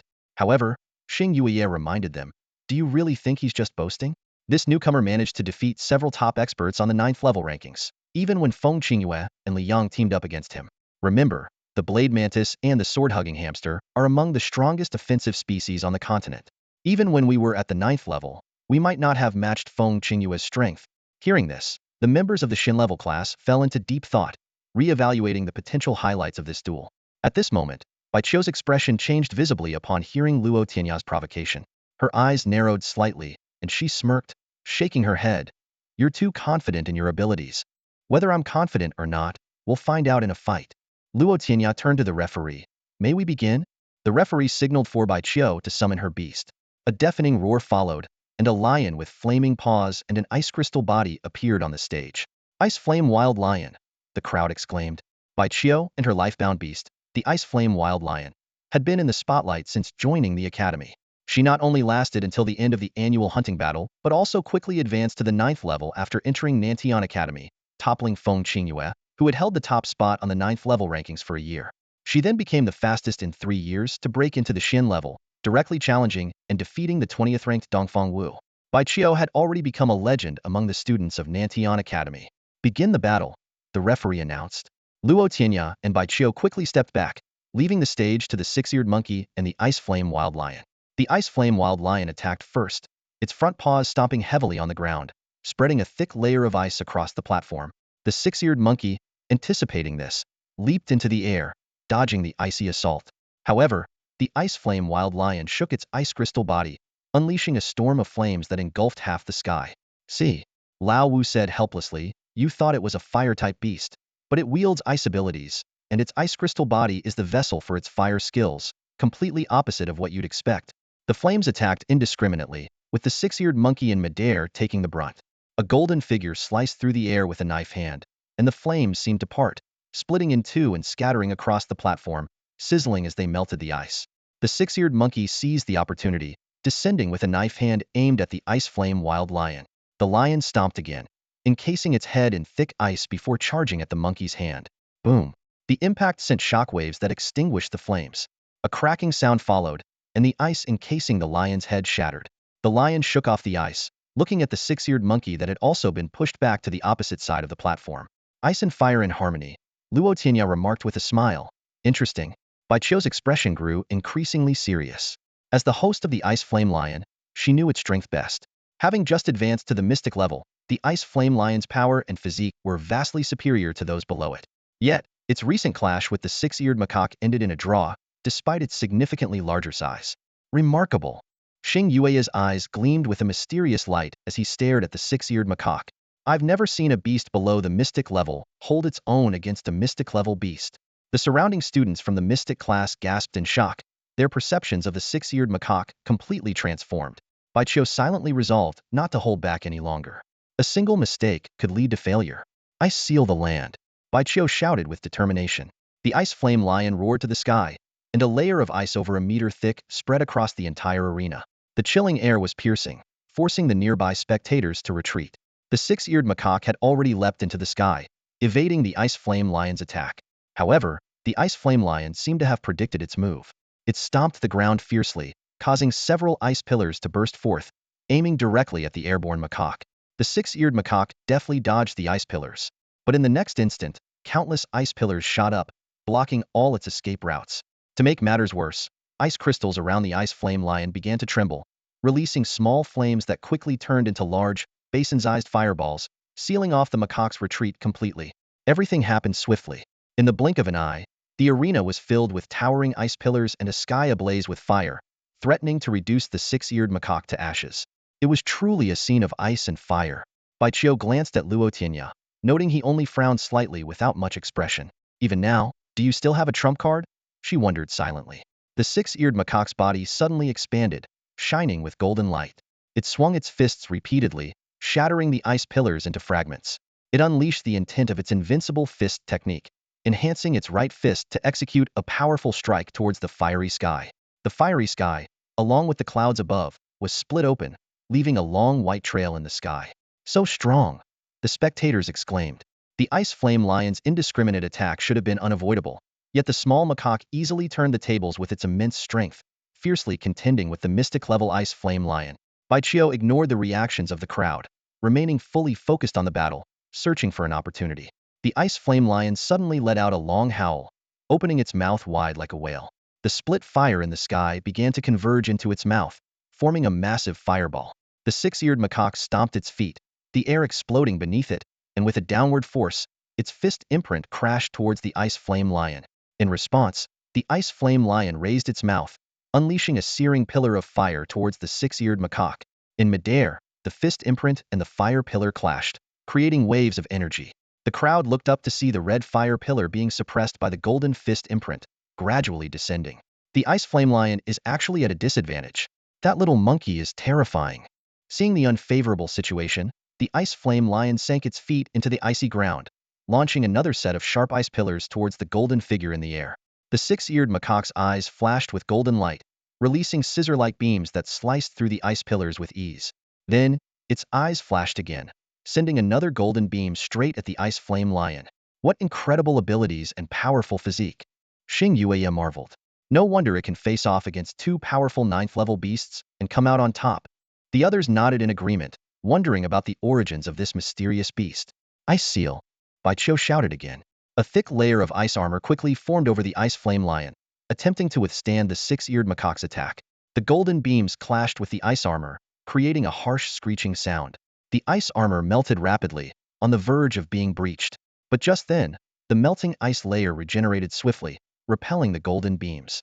The power of the fire pillar suddenly surged, engulfing the six-eared macaque and sending it skyward. However, it quickly broke through the fire pillar with a punch, emerging unscathed in a flash of golden light, standing firmly in midair. The ice flame lion advanced step by step, ice pillars rising beneath its feet, lifting it higher. Keen students noticed that with each step, the ice flame lion's aura grew stronger. Snowflakes began to fall around it, seemingly merging with the flames emanating from its body. When the ice flame lion reached the same height as the six-eared macaque, it was surrounded by countless snowflakes, each with a flickering flame at its center. As expected, Xing Yueya exclaimed, surprised by the ice flame lion in midair. She still has strength in reserve. So, I don't even qualify to face her full power, the fifth student lamented. The others could only pat his shoulder in sympathy. Baiqiu looked towards Luo Tianya and said, "Your beast is truly formidable, with top-tier abilities, strength, and physique, rivaling even a mystic-level beast." Luo Tianya remained silent, simply watching her quietly. Unfortunately, Baiqiu shook her head. "I intended to save this move for the qualifying battles of the celestial competition. Now, let me show you what the Song of Ice and Fire truly is." In the distance, a group of people stood under the shade of a tree, intently watching the fierce battle unfold. Strangely, passers-by seemed oblivious to them and walked by without a glance. "Wuji, who do you think will win?" An elderly man in a wooden wheelchair asked the young man behind him. Wuji observed for a moment and replied, "Based on the apparent strength, Baiqiu will win." The old man chuckled and turned to a middle-aged man in white robes beside him. "Tianjue, what's your opinion?" "Baiqiu will win," Tianjue said without hesitation. "So certain? Why?" the old man asked curiously. "Intuition, and I know Baiqiu's strength. I'm her master," Tianjue explained. The old man shook his head with a smile. "Tianjue, you're too confident. Look, even your father hasn't spoken yet." He pointed to another elderly man with a furrowed brow. "Father, what do you think?" Tianjue asked respectfully. "Just keep watching," the old man responded calmly. At that moment, the dynamics on the platform shifted again. The sky darkened with clouds, a cold wind howled, and snowflakes began to fall, as if winter had suddenly descended. "Retreat." The referee commanded the spectators to move back to avoid any harm. Baiqiu spoke calmly, "You're lucky to witness this move for the first time. I call it Song of Ice and Fire, Death's Lament." As she finished speaking, the snowflake flames surrounding the ice flame lion spread outward, tearing the space with thunderous noise. Snow began to fall from the sky, flames erupted from the ground, and the snow and fire intertwined to form snowflake flames that engulfed the six-eared macaque. With just this move, Baiqiu could be considered a genius, Wu Ji thought, his expression serious as he pondered how to counter such a situation. Old Zhou, who do you think will win now? Tianjue asked. Old Zhou frowned and turned to Nangong Wushuang, who stood at the front. Wushuang, what do you think? Watch closely, Nangong Wushuang replied succinctly. Nangong Tianjue stared at his father's back in confusion, puzzled by his father's confidence that the little monkey could win. On the platform, cold winds howled with a ghostly wail. The snowflake flames formed a transparent barrier, isolating the platform from the outside world. Death's lament, Baiqiu commanded, and the snowflake flames spun rapidly, emitting mournful cries. Everyone marveled at Baiqiu's strength. Even Xing Yue'er admitted it would be difficult to counter this move. Just as the snowflake flames were about to engulf the six-eared macaque, a deafening roar echoed. A golden beast, 3 stories high, appeared, radiating light and pushing back the approaching snowflake flames. Baiqiu's face changed dramatically as she manipulated the ice flame lion to merge the snowflake flames, doubling their power. The six-eared macaque remained calm, slowly turning its body as the surrounding space rumbled. Did you notice? Nangong Wushuang suddenly spoke. The amplification array on the little monkey just activated, and there's a special fluctuation. Is it spiritual power or soul power? Nangong Tianjue realized. Soul power. The little monkey has a soul power fluctuation. Indeed, Nangong Wushuang remarked. He hasn't even reached the Xin level. Yet his spiritual power has already transformed into a remarkably strong soul power. At that moment, the snowflake fireworks on the field began to gather slowly, gradually forming a gigantic ice and snow lotus. Layer upon layer of snowflakes piled outward, with a small flame at the center growing steadily larger. Against the snowy backdrop, the flame emitted a surprisingly cold aura. Meanwhile, the figure of the six-eared macaque began to spin, stirring the surrounding elemental energies. Its fists glowed with a golden light, tracing intricate patterns with each swing. Amidst the rumbling, the six-eared macaque spread its fists wide, executing a move unlike the previous mountain-splitting or sea-cleaving techniques. Under the spatial pressure of the snowflake fireworks and the enhancement of Luo Tianya's powerful soul array, it had comprehended a new technique of its invincible fist. Baiqiu focused on the destructive intent between the six-eared macaque's fists, her eyes narrowing. She quickly formed hand seals, casting several amplification arrays onto the ice flame lion. Instantly, the lion's aura surged, speeding up the gathering of the snowflake fireworks. In the biting cold wind, a snowflake fire over a meter tall and half a meter wide hovered in midair. It rotated slowly, releasing strands of snow vapor with each turn, crackling through the air. This was truly the song of ice and fire, lament of death. Dongfang Wu was thoroughly convinced, realizing his previous defeat was not unjust. It was unsurprising for Baiqiu, a disciple of the Nangong Institute, to have hidden aces, but the ancient, profound fist intent showcased by the macaque left everyone in awe. Xing Yueya gazed at the six-eared macaque in the sky, puzzled by the origin of such a fist technique. Elder Zhou watched the macaque intently, muttering, "This move contains the essence of great destruction." Nangong Wushuang agreed, "Indeed, we were once defeated by such destructive fist intent." This revelation caused a stir among the Nangong Institute members, who knew the outcome but not the full story. The vice dean of Nangong looked at the six-eared macaque and Luo Tianya with suspicion, wondering if they were linked to magical beasts. Nangong Wushuang quickly dismissed this. "You're overthinking it. He's the least likely to be connected to magical beasts. It's just that his contracted beast's fist intent carries a sense of pure destruction, even purer than the king-level magical beast we encountered, rivaling the beast emperor I once saw." At this moment, the six-eared macaque's golden right fist began to take on a chaotic gray hue. It stomped the air with explosive force, launching an attack first. The gray fist, accompanied by its golden figure, streaked through the air, tearing through space, and headed straight for the snowflake fire. The collision of the fist and snowflake fire produced a peculiar hum. Time seemed to pause briefly before a loud explosion shattered the snowflake fire into fragments. The remnants fell onto the arena, instantly melting large holes, even penetrating the sturdy platform beneath the ice. The judge's expression changed drastically, and he quickly summoned a snow-white bear-like beast. As the bear's paws touched the ground, an ice shield enveloped the entire arena to prevent the fireworks from harming the audience. However, the aftermath of the attack continued, causing the ice shield to tremble and nearly shatter.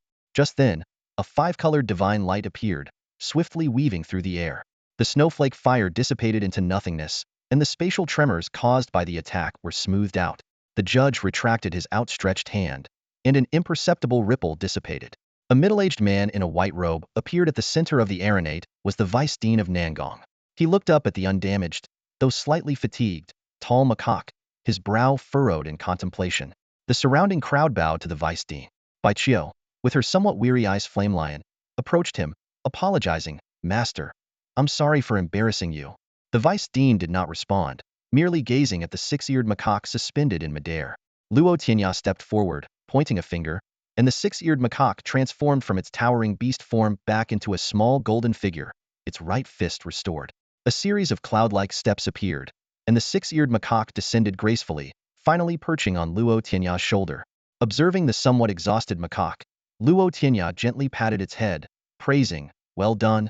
The six-eared macaque grinned, then quietly sat on his shoulder. "In this round, you win. Well played," Deputy Dean Nangong suddenly announced. Upon hearing this, Luo Tianya immediately clasped his hands in salute to Bai Qiu and the Ice Flame Lion, a victorious smile on his face. The Ice Flame Lion was clearly dissatisfied with the outcome, snorting and letting out a resentful roar. Bai Qiu reached out with a complex expression to soothe his mount, trying to calm its emotions.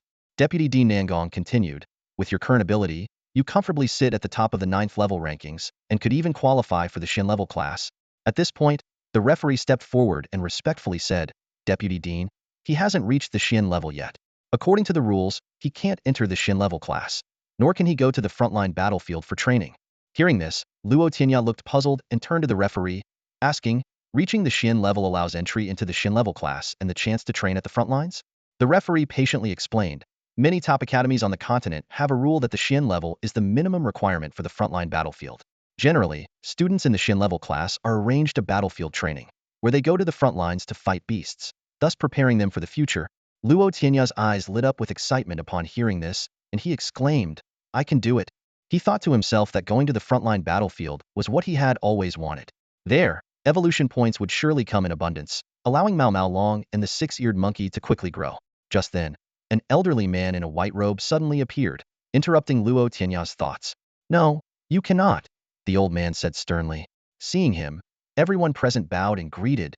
"Dean." Nangong Wushuang, the dean, looked at Luo Tianya and said, "I have other plans for you, so you cannot go to the frontline battlefield for now." Luo Tianya was about to speak when the dean raised his hand to stop him. "That's settled. Disperse." With that, the dean's figure flickered and disappeared instantly. Deputy Dean Nangong whispered some comforting words to the somewhat disappointed Bai Qiu, then quickly left the scene. Back in the shade of the trees, Deputy Dean Nangong couldn't help but ask, "Father, why didn't you let him go to the front lines? With his current talent and strength, he would gain even more there." Nangong Wushuang's expression was grave as he replied slowly, "He may indeed gain more, but he also risks an early demise." He paused, a hint of sorrow in his eyes. "With his talent, I won't allow him to enter the battlefield too soon. Moreover," his tone grew more serious, "his name is Luo Tianya. He is the child of Luo Bufan and Xian Tianji." "What?" Nangong Tianjue, the Vice Dean Nangong, exclaimed with a tremor in his voice, his expression shifting suddenly. "You mean that young man is the child of Luo Bufan and Xian Tianji?" Nangong Wushuang nodded solemnly in confirmation. "Indeed, he is Luo Tianya, the son of Luo Bufan and Xian Tianji, who stayed behind in Sifang City to cover your retreat and ultimately perished." A complex mix of emotions, guilt, anger, dissatisfaction, jealousy flashed across Nangong Tianjue's face. In his mind, he saw two vivid figures. A man in flowing white robes, with unmatched talent, accompanied by his majestic spirit beast, the White Wolf King, and a stunningly beautiful woman, with unrivaled aptitude, alongside her indomitable and swift spirit beast, the Jade Lion King. Their brilliance had once eclipsed their peers, as if they stood atop a mountain, gazing down upon the world. Yet fate played a cruel hand. In that devastating battle of prodigies, they were trapped in Sifang City by a beast scheme. As they faced imminent death at the hands of a king-level beast, this remarkable pair courageously stepped forward, buying precious time for others to retreat. Nangong Tianjue vividly remembered Luo Bufan and Xian Tianji walking together, swords in hand, followed by the White Wolf King and the Jade Lion King, as they gracefully headed out of the city. That scene was etched into the hearts of many, becoming an insurmountable psychological barrier. "Does Master know?" After a long silence, Nangong Tianjue asked bitterly. Elder Zhou sighed. "Sigh, he probably doesn't. And that young man is still unaware of everything regarding your master," Nangong Wushuang sternly cautioned. "For now, we must keep them unaware of each other's existence, or it could lead to chaos. Especially you, Tianjue. You mustn't reveal even a hint. He emphasized, locking eyes with Nangong Tianjue. Nangong Tianjue nodded with his head lowered. Understood. Meanwhile, in the duel arena, Luo Tianya addressed Bai Qiu, who stood opposite him, with a calm tone. Well, Bai Qiu, are you convinced now? Bai Qiu replied with a blank expression. I lost. Our Bai family will no longer trouble your Luo family at Nantian Academy. With that, he turned and left with his ice flame lion. We won. Luo Hua, Dezhuang, and others cheered as they ran to Luo Tianya to celebrate. Luo Hua glanced at Bai Jia, who looked both angry and helpless and smugly said, Let's see how Bai Jia can act tough in front of me now. Luo Tianya warned, Don't cause trouble. The most important thing now is to improve your strength, or you'll soon be left behind and become a burden to me. Everyone promised to work hard, and Luo Tianya, seeing how this group got particularly motivated at the mention of food, said helplessly, Next time, when your spirit beasts level up, you can have a big meal. Let's see how hard you work. As they were about to head back to celebrate, a striking young woman in red appeared at the gates of Nantian Academy.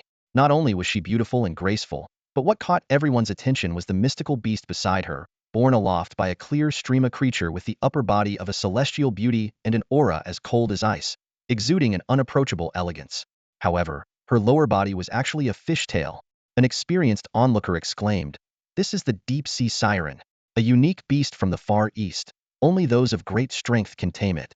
The crowd erupted in whispers. What? She's a beast tamer from the Far East? Someone speculated. Is she here to enroll? Who knows? Why don't you go and ask? Another voice suggested. Who dares? Came the fearful response. With that icy expression, she might just freeze me solid. Better not mess with her. As the crowd murmured about the girl in red and the deep-sea siren behind her, the girl suddenly spoke up. Excuse me, brothers, is there a Wang Ting at the Southern Sky Academy? Wang Tong? Do you mean that Wang Ting? Someone in the crowd asked, puzzled. Probably. He's the most well-known one. Another voice confirmed. A young man mustered the courage to step forward, politely clasping his hands. Our academy does have a Wang Tong. May I ask, why are you looking for him? The girl in red smiled. It's just a personal matter. Her radiant smile left the young men, who had little experience with romance, staring in awe. Could you tell me where Wang Ting lives? She asked again.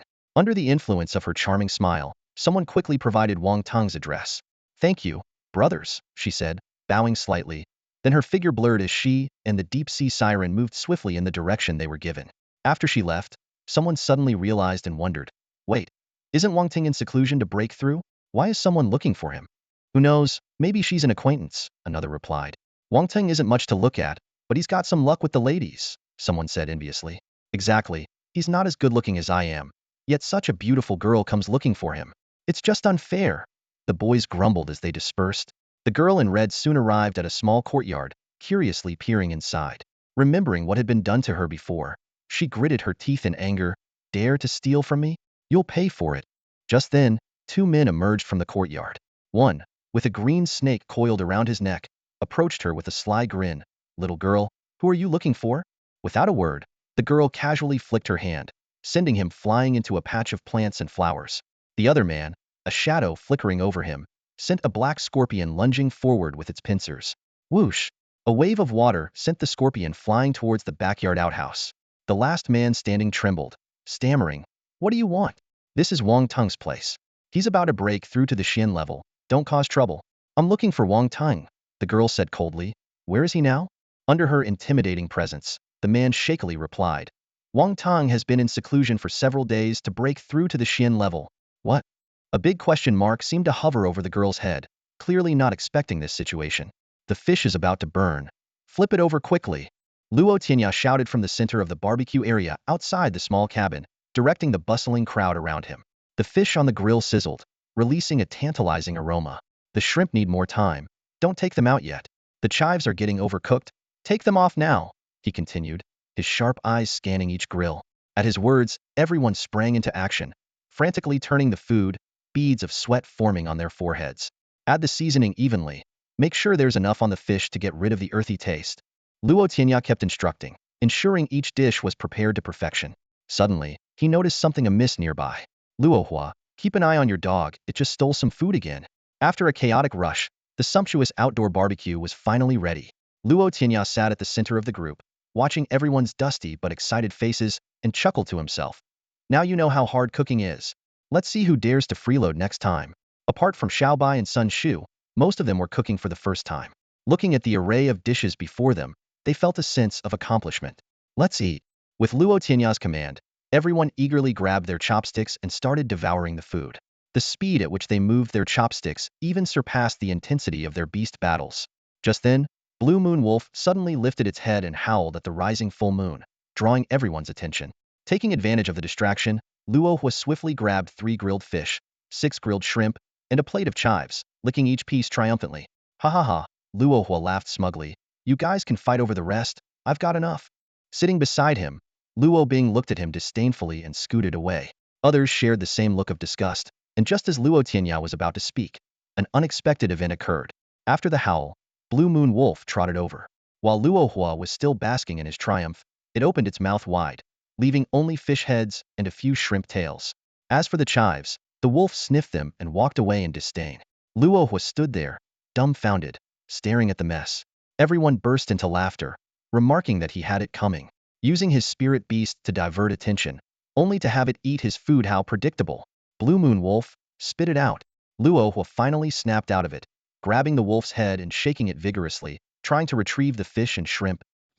The wolf, feeling uncomfortable, spat a mouthful of saliva onto Luo Hua's face, then broke free and scampered away.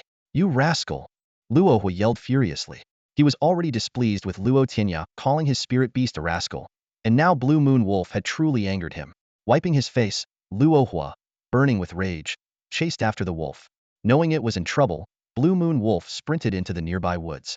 Don't run! Luo Hua shouted, charging into the forest. Having a rascal around really keeps life interesting, Luo Tianya remarked with a laugh. Everyone continued to enjoy their meal. Seeing that they were nearly done, Luo Tianya was about to suggest saving some for Luo Hua when a sharp voice called out from the woods. Luo Tianya? The voice was urgent and angry, followed by a flash of red as a figure emerged from the forest. With a wave of her right hand, she unleashed a mystical palm technique, aiming directly at the entire dining table.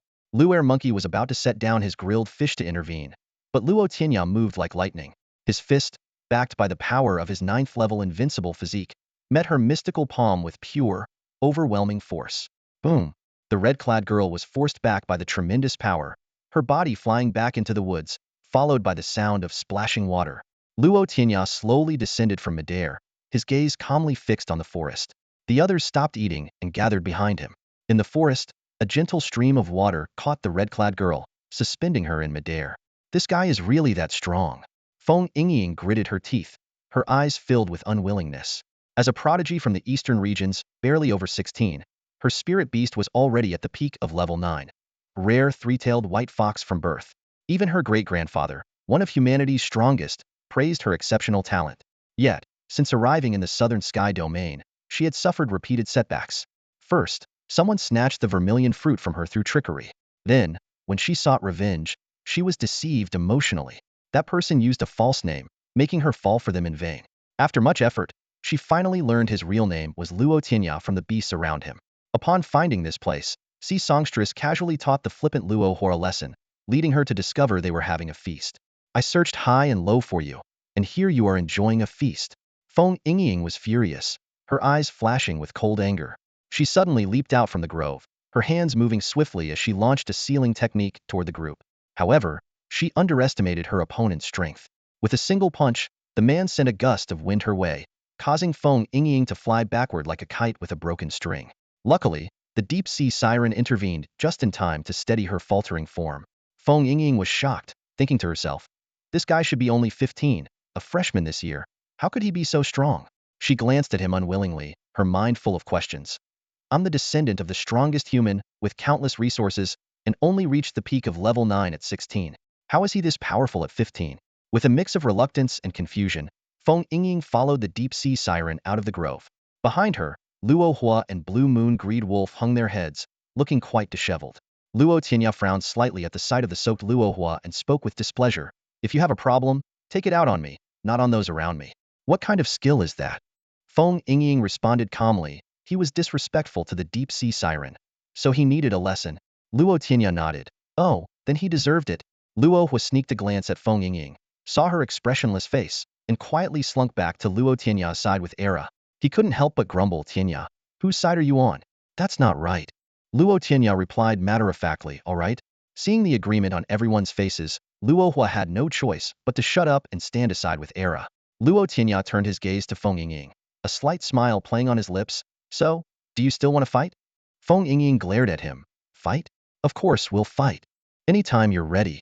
Luo Tianya stepped forward confidently. You can all come at me together. No problem. Feng Yingying gritted her teeth, about to retort, when a tempting aroma wafted through the air. Her stomach growled loudly, the sound clear to everyone present. Embarrassed, Feng Yingying looked down at her stomach, annoyed. Why do you have to betray me in front of the enemy? Luo Tianya couldn't help but chuckle. How about we eat first, then fight? Mortified, Feng Yingying stayed silent, her head bowed. 15 minutes later, Feng Yingying was eating heartily, genuinely impressed. Delicious. Luo Bing couldn't help but burst into laughter. The scene before him was simply too comical. The girl in red, who had been brimming with anger and ready for a fight just moments ago, was now sitting there, completely focused on devouring a grilled fish under everyone's watchful eyes. The stark contrast was truly amusing. Feng Yingying noticed Luo Bing's laughter and felt a bit embarrassed. She had come to cause trouble, yet here she was, enjoying the fish grilled by the very people she intended to confront. But she had to admit, the fish cooked by this young man named Luo Tianya was incredibly delicious. After finishing her meal and wiping her mouth, Feng Yingying stood up, trying to maintain her composure. She gestured to the sea siren beside her to perform her magic, and a stream of clear water appeared out of nowhere. Feng Yingying rinsed her hands, and then took out a small towel to dry them meticulously. Her smooth and fluid actions left Luo Tianya secretly envious. He thought to himself, having such a skill in the desert would be invaluable. Seeing that she had finally finished eating, Luo Tianya approached her with a smile and asked, So, miss, do you still want to fight? Of course I do. Feng Yingying replied, her anger not dissipated despite enjoying the grilled fish. Being robbed of the vermilion fruit and deceived had left the pampered girl furious.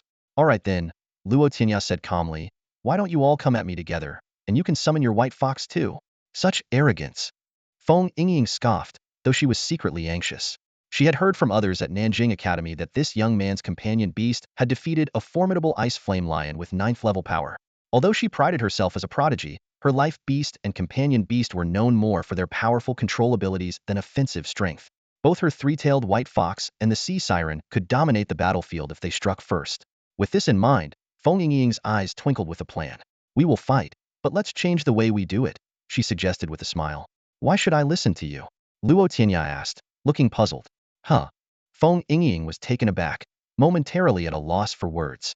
This person didn't follow the usual script, leaving her feeling frustrated and unsure of how to proceed. Just as Feng Yingying was at a loss, the mermaid beside her suddenly spoke up. If you don't accept, we'll spread the word about you taking our things. She can talk.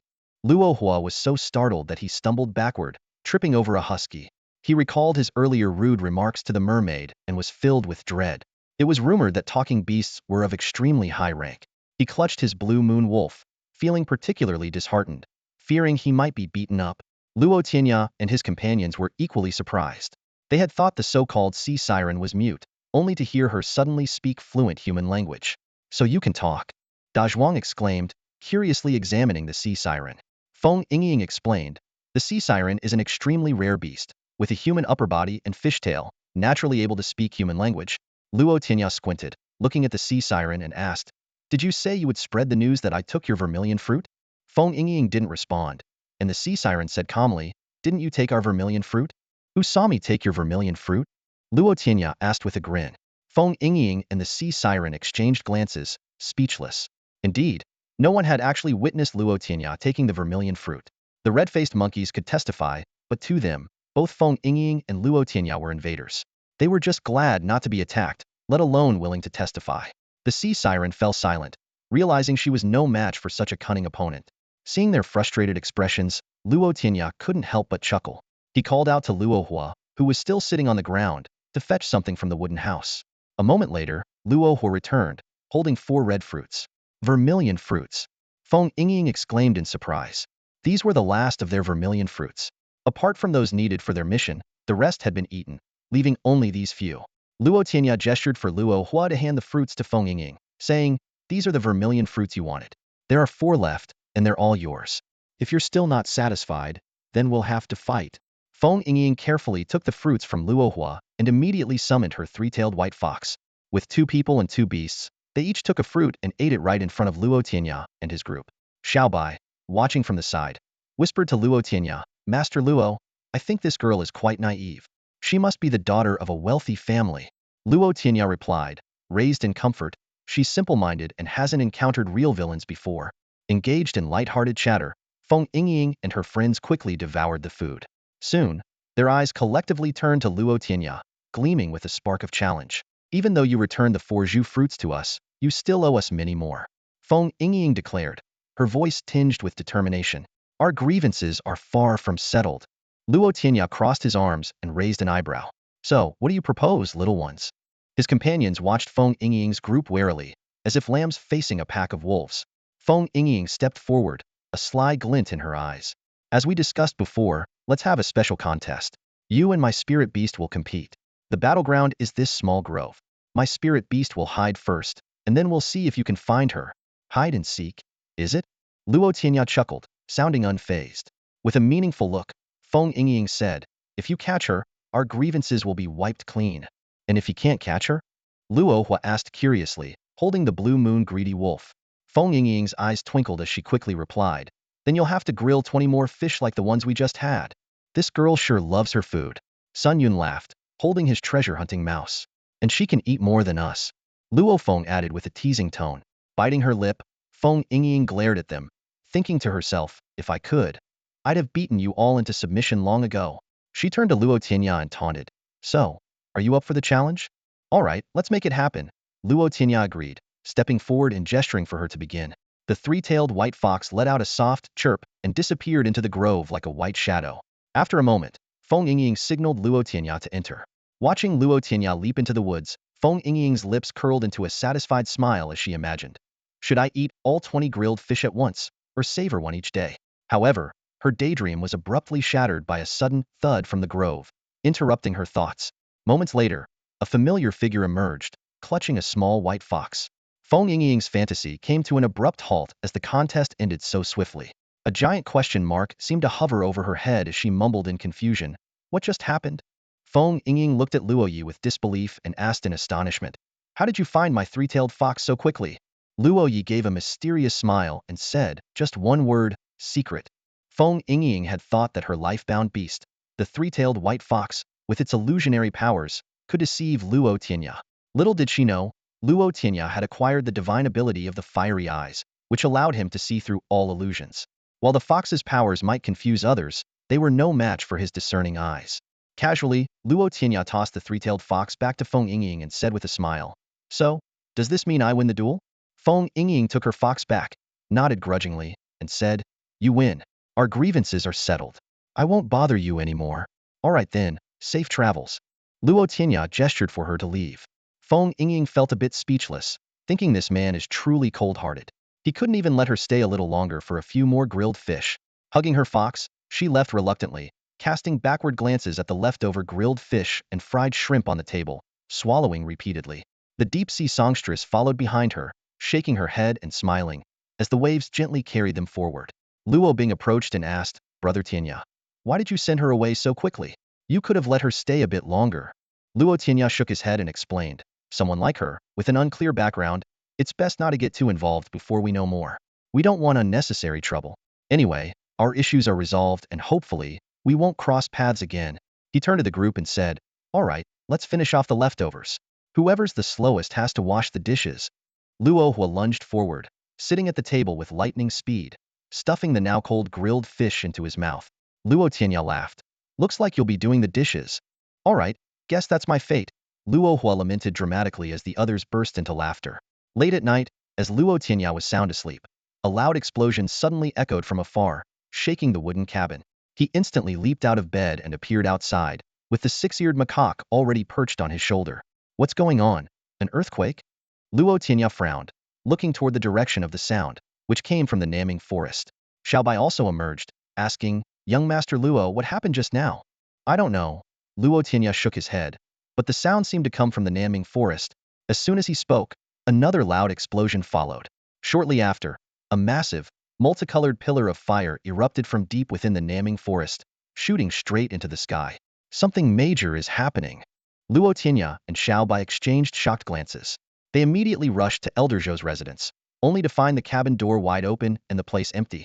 They must have already headed over, Luo Tianya stated. Should we go too? Xiaobai asked. Luo Tianya gazed at the towering, colorful fire pillar, hesitating. His fiery eyes could only see a small flame burning within the pillar, unable to determine if it was an opportunity or a trap. Yet, he felt a faint call from within. After a moment's thought, Luo Tianya decided, let's go. The Academy's experts should be there already. We'll just observe from the outskirts and not get involved in the main event. On their way, they noticed nearly everyone from Nantian Academy heading in the same direction. They met up with Luo Bing, De Zhuang, and others, deciding to travel together. Even Ling Zhan joined them, grinning and eager to see the commotion. Upon reaching the outskirts of the fire pillar, they found the area cordoned off by Academy guards. The Academy's leaders were gathered, watching the fire pillar with grave expressions. Surprisingly, the red-clad girl, Feng Yingying, was also there, chatting animatedly with Nangong Qianqi. This fire pillar is really tall and massive, De Zhuang exclaimed, looking up. Such a phenomenon must mean a treasure is about to emerge. Luo Hua said with a dreamy look. Looks like my destiny as the protagonist of this world is finally showing. This treasure is meant for me. Whack. Luo Lu smacked him on the back of the head. It's late at night. Stop daydreaming. Luo Hua sulked off to the side, licking his wounds like a hurt wolf. Luo Tianya moved a few steps closer, noting the absence of expected heat. He pondered. What kind of flame is this? Why did that faint sense of calling weaken upon getting here? This is the Nanming Lihua, Nangong Wushuang exclaimed, gazing in awe at the towering pillar of fire. The flames were a dazzling array of colors, and within them floated a white divine flame of incredible power. Nangong Wushuang explained to the others, legend has it that this is the supreme divine fire of ancient times, capable of burning anything, even more powerful than the sun god's flame. As Nangong Tianjue and the others listened, their faces showed expressions of shock. Our Nangong family chose to establish Nantiang Academy here because of rumors that the Nanming forest might contain the seed of the Nanming Lihua, Nangong Wushuang continued, his tone filled with emotion. Our ancestor, who surpassed the level of a king, searched this forest for years without success. And now, it has appeared unexpectedly. Nangong Qianqian asked curiously, Grandfather, how do you know this is the Nanming Lihua? Nangong Wushuang replied, ancient texts describe a giant red divine bird from ancient times that dropped the fire seed, which people called the Nanming Lihua. This fire is a white divine flame that can split into 7, forming a rainbow-colored blaze. It is immensely powerful, capable of burning mountains and boiling seas, taking life and saving it. His eyes sparkled with a strange light as he looked through the outer pillar of fire to the white flame inside.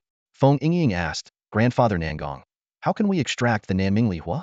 The deep-sea siren behind her, due to her elemental opposition, kept her distance from the fire pillar, feeling uncomfortable. Nangong Wushuang shook his head. I don't know. The ancient texts only describe its appearance and function, but not how to obtain it. It seems no one has ever managed to claim the Nanming Lihua. Nangong Tianjue was eager to try. Can we forcibly take it? Before he could finish, a voice came from behind. With your power just shy of a king's level, it's not enough. A figure appeared soon after. Master. Nangong Tianjue immediately bowed. The newcomer was none other than the former dean, Gu Ziyuan. He chuckled wryly. Old Zhou, you're out here too. The commotion was too great. I couldn't just sit back. Turning to Nangong Tianjue, Gu Ziyuan said sternly, you haven't reached the king level yet, and you're already so arrogant? The ancient records state that the Nanming Lihua is beyond the king level, burning everything to ash. Your current strength is far from sufficient, Nangong Wushuang asserted, but we must acquire the Nanming Lihua. If we can obtain this divine fire, Old Zhou and I might have a chance to heal our injuries. Old Zhou gripped the wheelchair tightly, his voice trembling. Can this Nanming Lihua really dispel the demonic energy? Nangong Wushuang summoned his life beast, Bai Zai. Bai Zai gazed at the colorful flames with fascination, feeling the demonic energy within it stir uneasily. It sighed, Nanming Lihua, dispeller of all demons, restorer of balance, purifier of the world. Alas, I too do not know how to claim this divine fire. Nangong Tianjue stepped forward. No matter what, we have to try. Let's have everyone retreat to a safe distance, and then I'll make a move. Gu Ziyuan shook his head. Let me do it. You're still young, with a future ahead, destined to become a king. I'm just an old man. He stopped Nangong Tianjue from arguing. That's settled. You take charge of evacuating the academy students. In the distance, Luo Tianya and others were watching the spectacle when they noticed the academy guards beginning to disperse the crowd. Luo Hua complained. Why are they making us leave? Are they trying to hog the treasure? A young guard patiently explained. The dean and others are about to test the fire pillar, and they fear an accident might happen, so they're asking everyone to evacuate. Please don't overthink it. Luo Hua remained skeptical, protesting, Humph, you must want it all for yourselves. I, Luo Hua, am destined for greatness. That treasure must be fated for me. The guard, helpless, called for the vice-captain. Yi Qingshui. Yi Qingshui gently said, young friend, the dean and others are about to act, and it might affect bystanders. We hope you'll keep a safe distance. Upon seeing Yi Qingshui, Luo Hua's demeanor changed instantly, nodding repeatedly. Of course, the academy is concerned for our safety. We'll leave right away, he said, pushing his companions to move back. Before leaving, Luo Hua turned back to ask, what's your name, senior sister? Yi Qingshui. Great name. Luo Hua gave a thumbs up, senior sister. I'm Luo Hua, make sure to remember me. Yi Qingshui smiled and nodded. Luo Hua caught up with his group, urging his companions to hurry. Once at a safe distance, Luo Hua touched his wildly beating heart, grinning foolishly. I think I might be in love. Smack. Luo Lu smacked him on the head. You're too young for romance. After retreating to a safe distance, Luo Tianya and his group kept their eyes fixed on the dazzling pillar of fire. Although they couldn't witness the dean and others in action up close, observing from afar was still a kind of enjoyment. Ling Zhan crouched on the ground, absent-mindedly playing with a blade of grass, with a hint of regret in his voice. It's a pity we can't see those big shots in action firsthand. Luo Lu squatted down beside him, excitement in her voice. Yeah, the former Dean Gu and Vice Dean Nangong are both Nurking-level powerhouses. Their life-bound beasts are unmatched in terms of magical abilities on the Divine Beast continent. Dean Gu's 9 series magical powers and Vice Dean Nangong's 5 elements Divine Light are legendary. Nowadays, there's rarely a chance to see them unleash their full power except on the battlefield. Everyone around had their own reactions. Luo Bing was teasingly pulling her brother Luo Hua's ear for being starstruck, while others watched the siblings' antics with amused smiles. However, Luo Tianya's brow was furrowed. The inexplicable sense of summoning seemed even stronger than it had been near the fire pillar. Just as Luo Tianya was about to ask Sun Shu to summon the treasure-seeking mouse to investigate, a loud noise erupted from the direction of the fire pillar. With a boom, a 9-colored light suddenly flashed, and even from a distance, they could feel the powerful surge of magical energy. They're finally making their move. Ling Zhan leaped up and climbed to the top of a tree for a better view. Others quickly followed suit, perching on the treetops to watch. In the sky, a 9-colored light wheel appeared, causing spatial ripples as it vibrated slightly. Accompanied by a humming sound, the light wheel slowly rotated, with the 9 colors gradually merging into a muted gray. Go! Gu Ziyuan's voice resonated through the sky as the gray light wheel sliced through space, slashing diagonally towards the fire pillar. Elder Zhou watched the formidable gray light wheel in midair and couldn't help but marvel. Old Gu's lifebound beast has grown even stronger. Nangong Wushuang nodded in agreement. Yes, he's probably just one step away now. His gaze fell on the 9-headed bird, whose eyes were blazing with intensity after using its magical powers. Elder Zhou sighed. I hope he can cross that threshold soon. With a thunderous boom, the light wheel, capable of slicing through space, collided head-on with the fire pillar. The towering column of fire was instantly cleaved open, flames scattering and falling into the Naming forest. Put out the fire. Nangong Tianjue immediately ordered the guard station nearby. Led by Yi Qingshui, the guards quickly rushed to the scattered flames. Seeing the flames spreading towards them, Luo Tianya furrowed his brows, spreading his fingers slightly to gather the flames with an invisible force field. He curiously examined the fireball in his hand, finding it similar to ordinary magical flames, just a bit hotter. The system didn't detect anything unusual either. Suddenly, a golden light flashed in Luo Tianya's eyes as he noticed the quietly burning white flame at the center of the fireball. The small flame inside is the actual entity, and the outer layer is just a disguise? Meanwhile, the gray light wheel had already sliced through the outer layer of the colorful flames and was approaching the central white flame. At this critical moment, the white flame shot out a thin line of fire, melting the powerful gray light wheel in an instant as if burning dry leaves. What? Gu Ziyuan and the others were visibly shocked. Gu Ziyuan knew the strength of his life-bound beast well. That strike could have destroyed half of Nanhai Academy if he hadn't controlled the force to minimize damage. Yet, such a formidable magical power was effortlessly melted by a mere thread of fire from the white flame. Nangong Wushuang was both shocked and excited.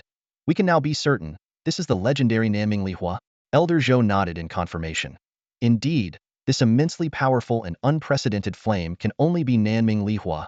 Nangong Qianqian asked worriedly, what do we do now? Even Grandpa Gu's Nurking-level life-bound beast couldn't handle it. What should we do next? Nangong Tianjue stepped forward to volunteer. Master, let me try. Gu Ziyuan shook his head. Your great 5 elements divine light probably won't work either. Unwilling to give up, Nangong Tianjue summoned his lifebound beast the peacock Daming King.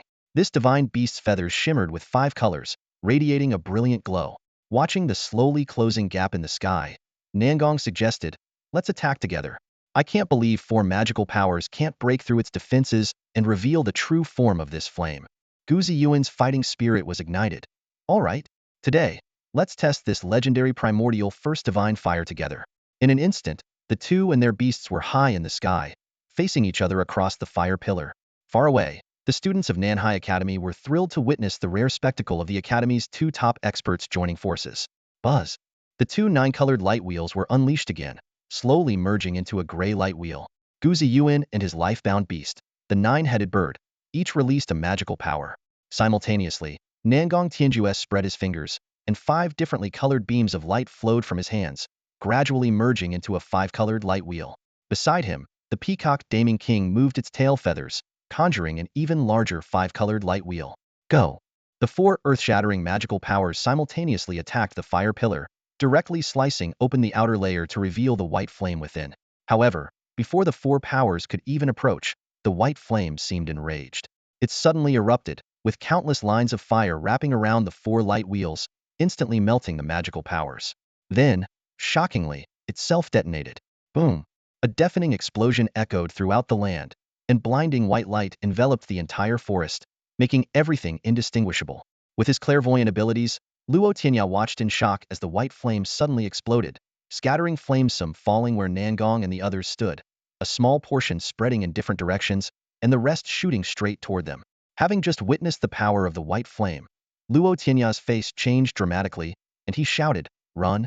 Upon hearing Luo Tianya's warning, everyone tried to flee but ended up stumbling to the ground. It was then that Luo Tianya realized his oversight possessed the ability to see clearly in the blinding whiteness, thanks to his piercing eyes, while others were as helpless as blind men, unable to move. "Who's on top of me?" Luo Hua's voice came from the ground, followed by a howl. It turned out his husky was pinning him down. "Era, get up. You're too heavy. You're going to crush me." At that moment, Luo Tianya and the Six-Eared Macaque simultaneously took action. The tree beneath them exploded into splinters, sending branches and leaves flying. Luo Tianya unleashed his divine power, his body expanding with the force of a dragon. An invisible force field materialized around him as he flexed his fingers, pure physical strength rippling through the space. It was his first time going all out, his eyes blazing gold as he focused intently on the white flame. Boom! A skyward blast shook the space, causing the area around the white flame to momentarily collapse. The Six-Eared Macaque unleashed its newly mastered martial arts, its destructive intent seeming to threaten the heavens and earth, creating tiny fractures in the space. It then released 2 golden dragon scissors from its glowing eyes, aiming directly at the white flame. However, the white flame merely flickered, easily neutralizing their attacks. In the next moment, it split into 8 parts, shooting towards everyone except Luo Tianya. His eyes widened in horror as he tried to stop it, but it was too late. As their vision gradually cleared, Luo Tianya was astonished to find everyone unharmed. "Where did the white flame go?" he asked in confusion. De Zhuang dusted himself off, looking bewildered. "What white flame?" Luo Tianya explained. "The flame that split and shot towards you right after it exploded. I saw it enter your bodies with my own eyes." While everyone was still puzzled, Luo Hua suddenly felt an intense heat, as if a fire was igniting in his chest. I can't take it," he yelled, tearing at his clothes and clawing at his chest. Soon, Sun Shu, Luo Lu, and others experienced the same symptoms, nearly driven to madness. Luo Tianya quickly teleported to Luo Hua's side, placing his right hand over his heart. The scorching heat made him recoil, but he understood the cause of their symptoms. "The system scan shows you're being transformed by a secondary divine fire," Luo Tianya hurriedly explained. "The longer you endure, the greater your future potential. You've been chosen by the divine fire. It's enhancing your aptitude and strength." Hearing this, the others also felt the burning inside them. They gritted their teeth, determined to withstand the pain. Luo Tianya swiftly spaced them apart to prevent any accidents. "Summon back your spirit beasts," Luo Tianya called out when he noticed Luo Hua's husky still outside. With a flash of light, Lanyu Greedy Wolf was summoned back to Luo Hua's mental sea, and he immediately felt much lighter. Luo Tianya stood in the center, his eyes sharp, attentively observing the condition of his companions around him. Yet, a hint of doubt crept into his mind. Why did the white flames deliberately avoid him? Could it be because he was too handsome, making the fire feel inferior? He shook his head, dismissing the absurd thought. Recalling the scene when the flames exploded, Luo Tianya carefully analyzed the distribution of the fire. Half of it landed where the dean and others were, while the rest scattered, with some shooting towards them. He couldn't help but wonder who might gain an unexpected opportunity from this. Suddenly, a piece of information from the system flashed in his mind: subdivine fire. What was that?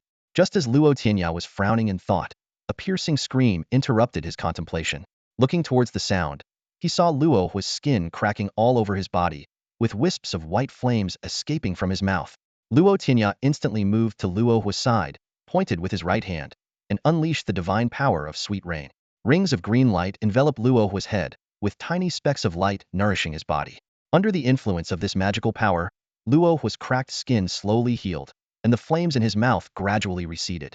The worse your talent, the shorter you can endure. With your current state, do you still dream of chasing after the senior sister with long hair and long legs? Luo Tianya knew that Luo needed motivation to keep going, so he brought up the senior sister to spur him on. I can do it. Luo gritted his teeth, with the image of Yi Qingshui flashing in his mind. Feeling the pain on his body ease significantly. Seeing Luo still holding on, Luo Tianya felt a bit relieved. He remembered the system's reminder clearly. The longer they endure, the more significant the transformation effect. He hoped these companions could accompany him further in the future. Under the ongoing effect of sweet rain, everyone persevered through gritted teeth. About an hour later, Luo Hua, Sun Shu, and Luo Lu were the first to complete their transformation. Soon after, Luo Feng, De Zhuang, Ling Zhan, and Xiaobai also stood up one after another. Surprisingly, it was Luo Bing who lasted the longest. Logically, Xiaobai's talent should surpass Luo Bing's, given that his life beast is a Taodai type. Luo Tianya speculated that Luo Bing's remarkable performance today might be due to his intense dissatisfaction with his previous failure. Ha ha ha ha. Luo suddenly burst into laughter. My blue moon greedy wolf has reached level 7, breaking through level 6 in one leap and finally comprehending a divine power. What divine power? Luo Tianya asked curiously. Luo's excitement suddenly faded, and he awkwardly replied, hungry wolf howl, as in hungry from hunger. The hungry wolf howls, and when it's starving, it emits a unique sound wave that causes other hungry beasts to cease their attacks and join in the howl. Luo Tianya listened to Luo's explanation with a face full of resignation. The blue moon greedy wolf had finally evolved, only to gain such an unusual ability. He could only sigh inwardly. How peculiar! Seeing Luo's dejected expression, Luo Tianya patted his shoulder and comforted him. If you use this ability wisely, it could actually be a powerful control skill. Hope rekindled in Luo's eyes as he eagerly asked, really? Of course, Luo Tianya nodded, but you'll need to explore its potential thoroughly. With that, he turned to check on the others. Clenching his fists, Luo silently encouraged himself. I, Luo Hua, will surely reach the pinnacle, become the strongest, and marry senior sister Yi Qingshui. Not far away, Luo Lu laughed excitedly. 8th level peak. Haha, my life beast has reached the 8th level peak, just one step away from the 9th level. I, Luo Lu, can barely be considered an expert now. Luo Tianya approached, smiling. Well done, brother Luo. You've finally made it, but you still need to keep pushing forward. Confidence sparkled in Luo Li's eyes, a stark contrast to his former self. Of course, I'll soon break through to the 9th level. At that moment, Xiaobai approached, exuding a powerful aura. I'm also at the 8th level peak. Although his endurance was second only to Luo Bing, his life beast had only advanced one level. After all, the Taotai beast is a mythical creature capable of devouring everything and requires much more energy than ordinary beasts. Luo Feng proudly announced, 7th level, and I've mastered a new ability, the Demon Fire Cannon. He summoned his life beast, revealing a flame pattern on its forehead and flickering flames entwined around its limbs. After careful observation, Luo Tianya commented, it's mutated. It seems to have been transformed by secondary divine fire into a wind-fire dual attribute demon wolf. Not bad, with wind aiding fire. Your life beast will have a promising future. Luo Feng grinned foolishly as he petted his life beast. Nearby, Sun Shu spoke up somewhat sheepishly. My life beast only reached the 5th level peak. Luo Tianya reassured him. No worries, your life beast's greatest strength isn't in battle. Making the most of its abilities can be more valuable than fighting on the front lines. Besides, the transformation by secondary divine fire isn't over yet. Train well when you return, and you should see further improvements. Suddenly, De Zhuang pointed to the ground, and a wall of earth surged up. His small black pig charged at it, shattering the wall. 7th level peak. Mastered the ability, Earth Wall. I figured it out too. De Zhuang laughed proudly. Luo Hua approached, looking at him oddly. So you unleash your ability and then crash into it yourself? Testing its power, De Zhuang explained. Finally, everyone's attention turned to Ling Zhan and Luo Bing. Ling Zhan excitedly announced, half-step Xin level. He thought to himself, finally able to leave those three troublemakers behind and shed the title of perpetual fourth place.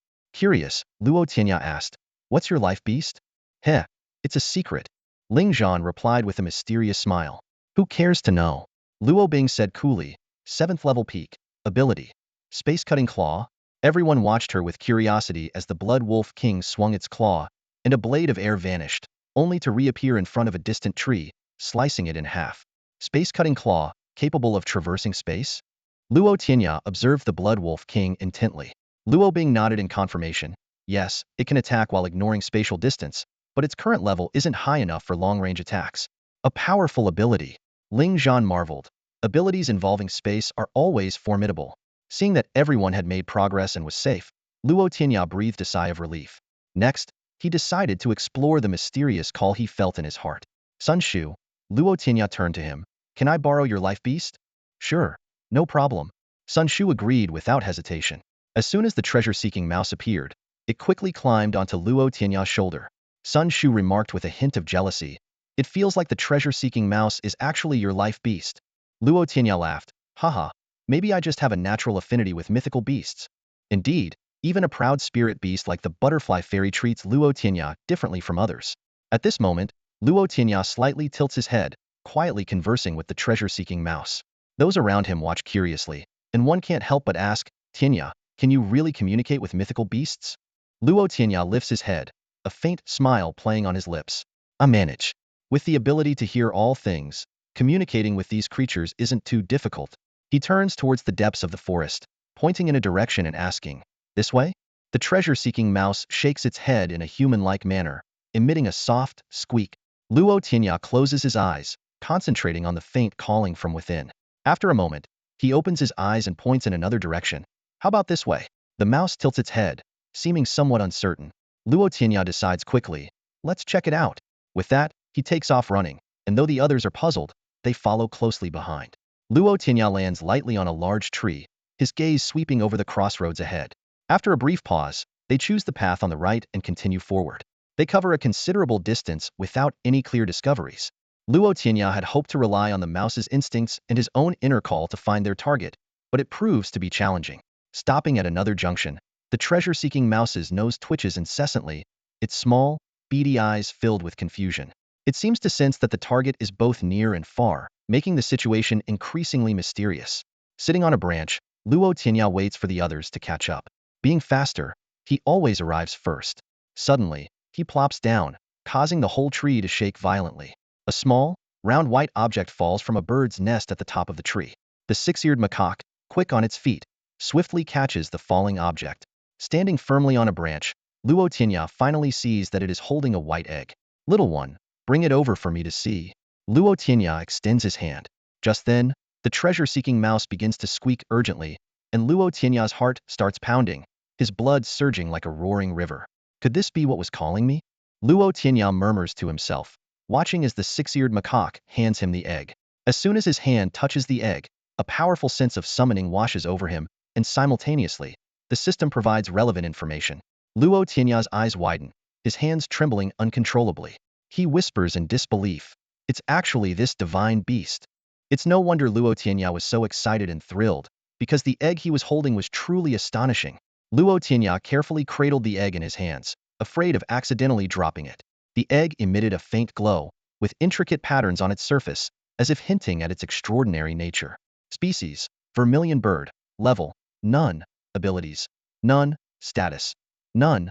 Luo Tianya read the information silently, his heart filled with shock.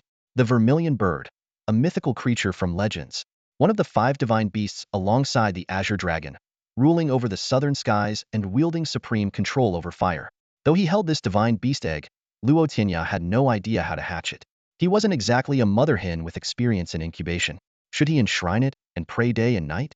The thought made him shiver, and he quickly shook his head to dismiss such odd ideas. At that moment, the voice of the spirit cat echoed in his mind.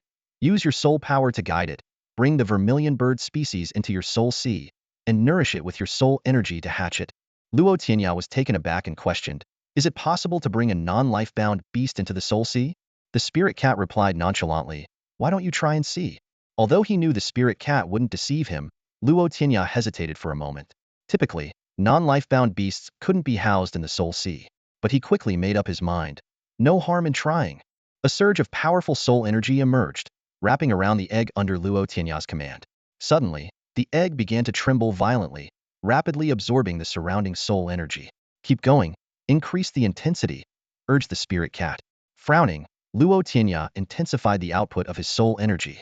A vortex of soul energy appeared above the egg, but it was absorbed even faster, as if the egg was swallowing an ocean. The egg started to pulsate, seemingly exuding a joyful emotion. Using his ability to hear all things, Luo Tianya faintly heard a tender voice urging him to continue supplying soul energy. So demanding? Luo Tianya gritted his teeth and channeled more than half of the soul energy from his soul sea into the egg. Chirp! A thunderous cry echoed throughout the entire Naming forest. An overwhelming aura enveloped the surroundings, only to vanish in an instant. The beasts in the forest were left bewildered, unsure of what had just occurred. In the moment Luo Tianya was stunned by the cry, a flash of white light occurred, and the Vermilion Bird egg vanished, leaving his hands empty.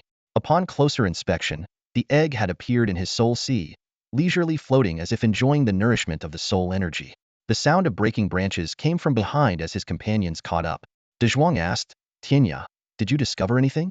Luo Tianya replied, I did find something, but it will take some time before it becomes useful. With that, he returned the treasure-seeking mouse on his shoulder to Sun Shu.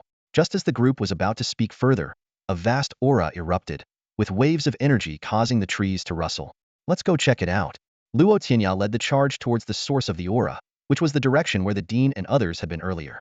On the way, Luo Tianya pondered the reason why the Vermilion Bird egg could be housed in his soul sea. In his mind, the spirit cat, looking mysterious, licked its paw with a smug expression. Should I tell you that you actually possess the great 5 elements chaos physique, allowing you to forge 5 life-bound beast contracts? The divine beasts are particularly fond of you, so this Vermilion Bird, once nurtured in your soul sea, will become your life-bound beast? Hee, I won't tell you. Let you keep guessing. Luo Tianya and his group moved swiftly through the forest. Suddenly, Luo Tianya came to a sharp halt, skidding to a stop against a tree trunk. What's wrong? The others asked as they stopped behind him. There's someone there, Luo Tianya said, darting around several trees to see a figure lying behind a large tree. The person's skin was cracked, with wisps of flame escaping from their mouth and nose, making them appear like charred coal. Luo Tianya frowned, uncertainly calling out, Xianyi? The figure on the ground stirred slightly, seemingly reacting to the name. Confirming it was Xianyi, Luo Tianya immediately used his divine ability, Sweet Rain, enveloping him in a green aura to heal his injuries. Luo Lu analyzed, he was probably chosen by the divine fire like us. But without your help, Tianya, he couldn't withstand it and ended up this way.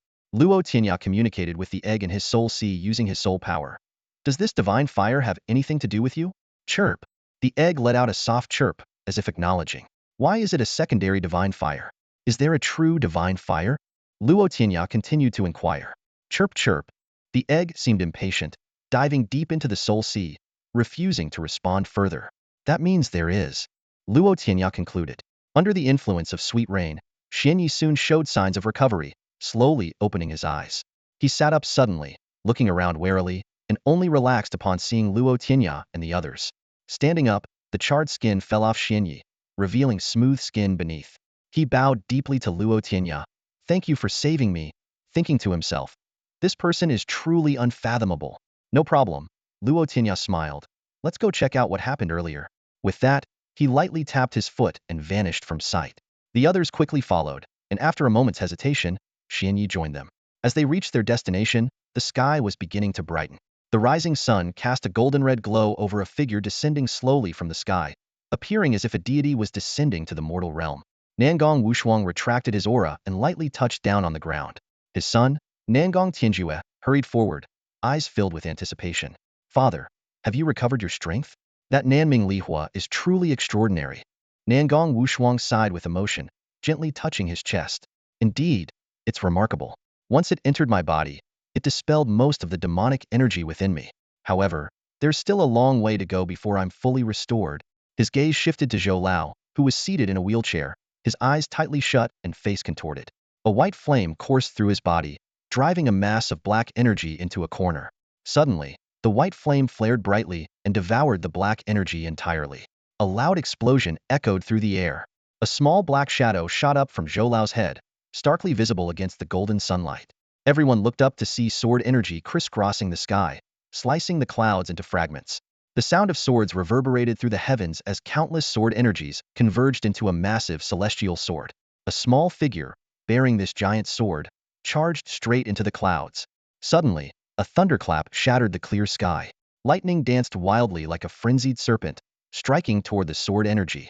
The collision of these forces erupted into a dazzling white light.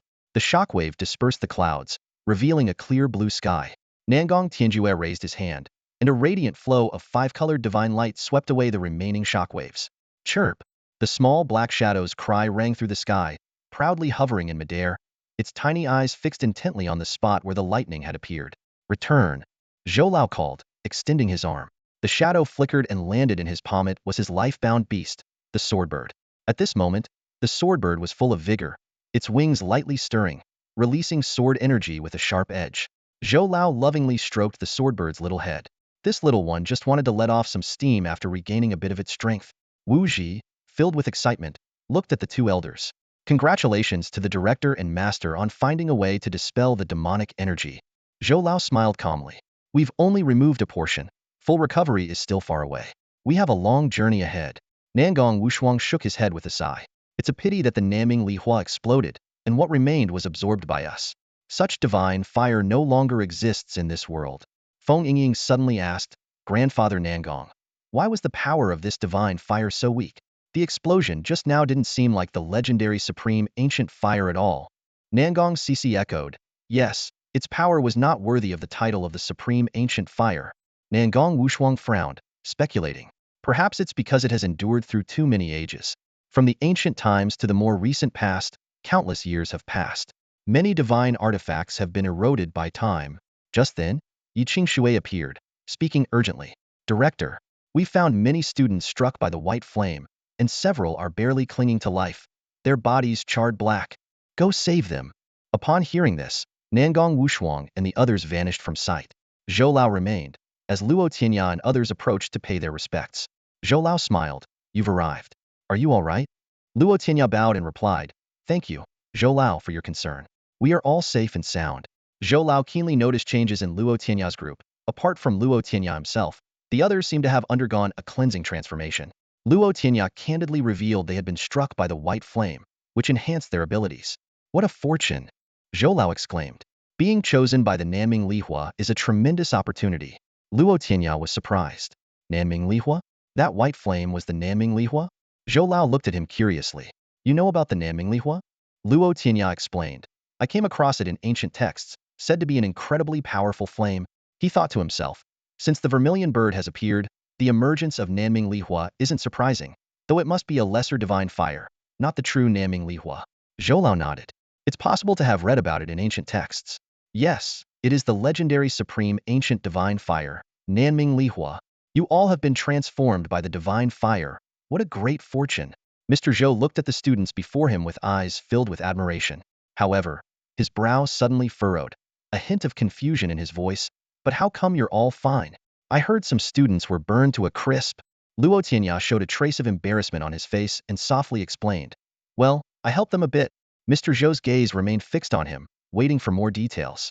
Suddenly, a green halo appeared above Mr. Zhou's head, casting a glow like fireflies.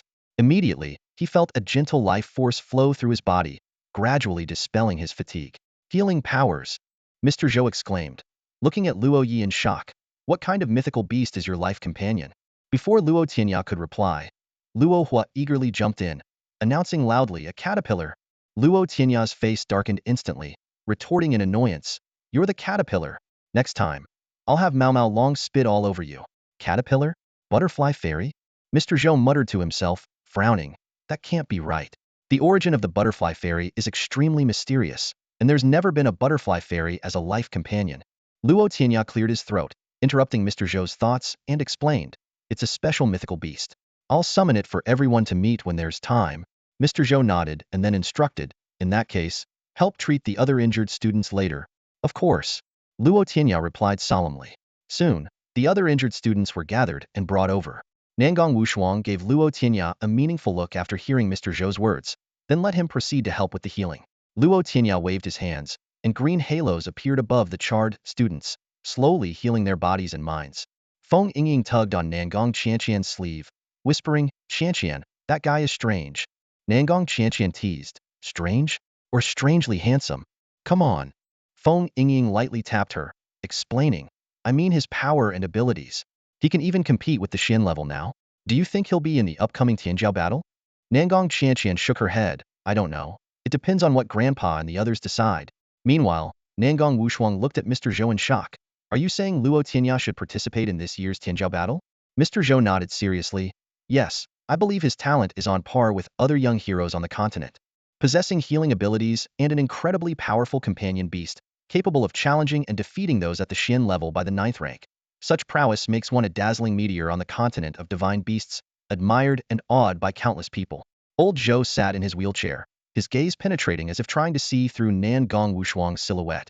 The atmosphere inside the wooden cabin was heavy, with only the sound of the stream outside trickling by, reminiscent of the passage of time. A prodigy, Nangong Wushuang sighed deeply. A true child of the heavens, an unparalleled genius. Across the entire Nantian Academy, only Wu Ji and Xing Yuyi are qualified to reach this level. Old Zhou shook his head with a wry smile. "Don't forget those 6 prodigies." Before he could finish, Nangong Wushuang continued, "Hua Lingbing, Shangguanling Xiao, Feng Tianzhan, Zhi Shijio, Yun Xianyi, and Tua Gengbu, each a monster who reached the pinnacle of the Xian level before turning 18. Speaking of which, that Feng Tianzhan is quite the rebel." Old Zhou couldn't help but laugh. He even dared to break ties with his family and changed his name to enroll in Western Wilderness Academy. Nangong Wushuang shook his head and sighed. The Feng family's patriarch had no choice but to let him go. After all, the boy's life beast is so unique. It might indeed be better suited to the environment of the Western Wilderness. After a moment of silence, Old Zhou suddenly asked, "And what about Luo Tianya? At 15, he's already so powerful, and his life beast is far more than it seems on the surface. Not to mention his rare healing abilities, he's practically chosen by the heavens." Nangong Wushuang's expression turned serious. "That's precisely why I don't want him stepping onto the stage of turmoil too early. The earlier a genius is exposed, the more likely they are to become a target for beasts." Old Zhou frowned, "But with Senior Xian Gue in the Four Directions City and the Qin army stationed there, it shouldn't be too dangerous, right?" "It's not that I'm worried about." Nangong Wushuang shook his head. "It's the possibility of another traitor like Chang Guanyu appearing." "Chang Guanyu!" Old Zhou shouted in anger, sword energy bursting forth, reducing the items in the cabin to dust. Nangong Wushuang quickly pointed a finger, stabilizing the rampaging sword energy. "Calm down, my friend." Nangong Wushuang soothed. "We will eventually make those traitors pay for their blood debts. But for now, Luo Tianya's safety is our primary concern." Old Zhou took a deep breath. "But what if it's his own choice?" Nangong Wushuang fell silent, and the atmosphere in the cabin grew even more oppressive.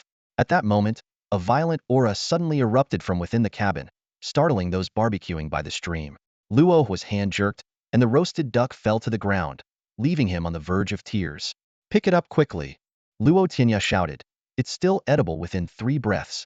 Before the words were fully spoken, Ha had already snatched the duck, leaving only the tail behind, disdainfully shaking its head. Luo Hua was struck as if by lightning, as if the world had ended. Just then, Xianyi handed over a duck leg. "Here, I haven't touched this yet." Luo Hua beamed, "Brother.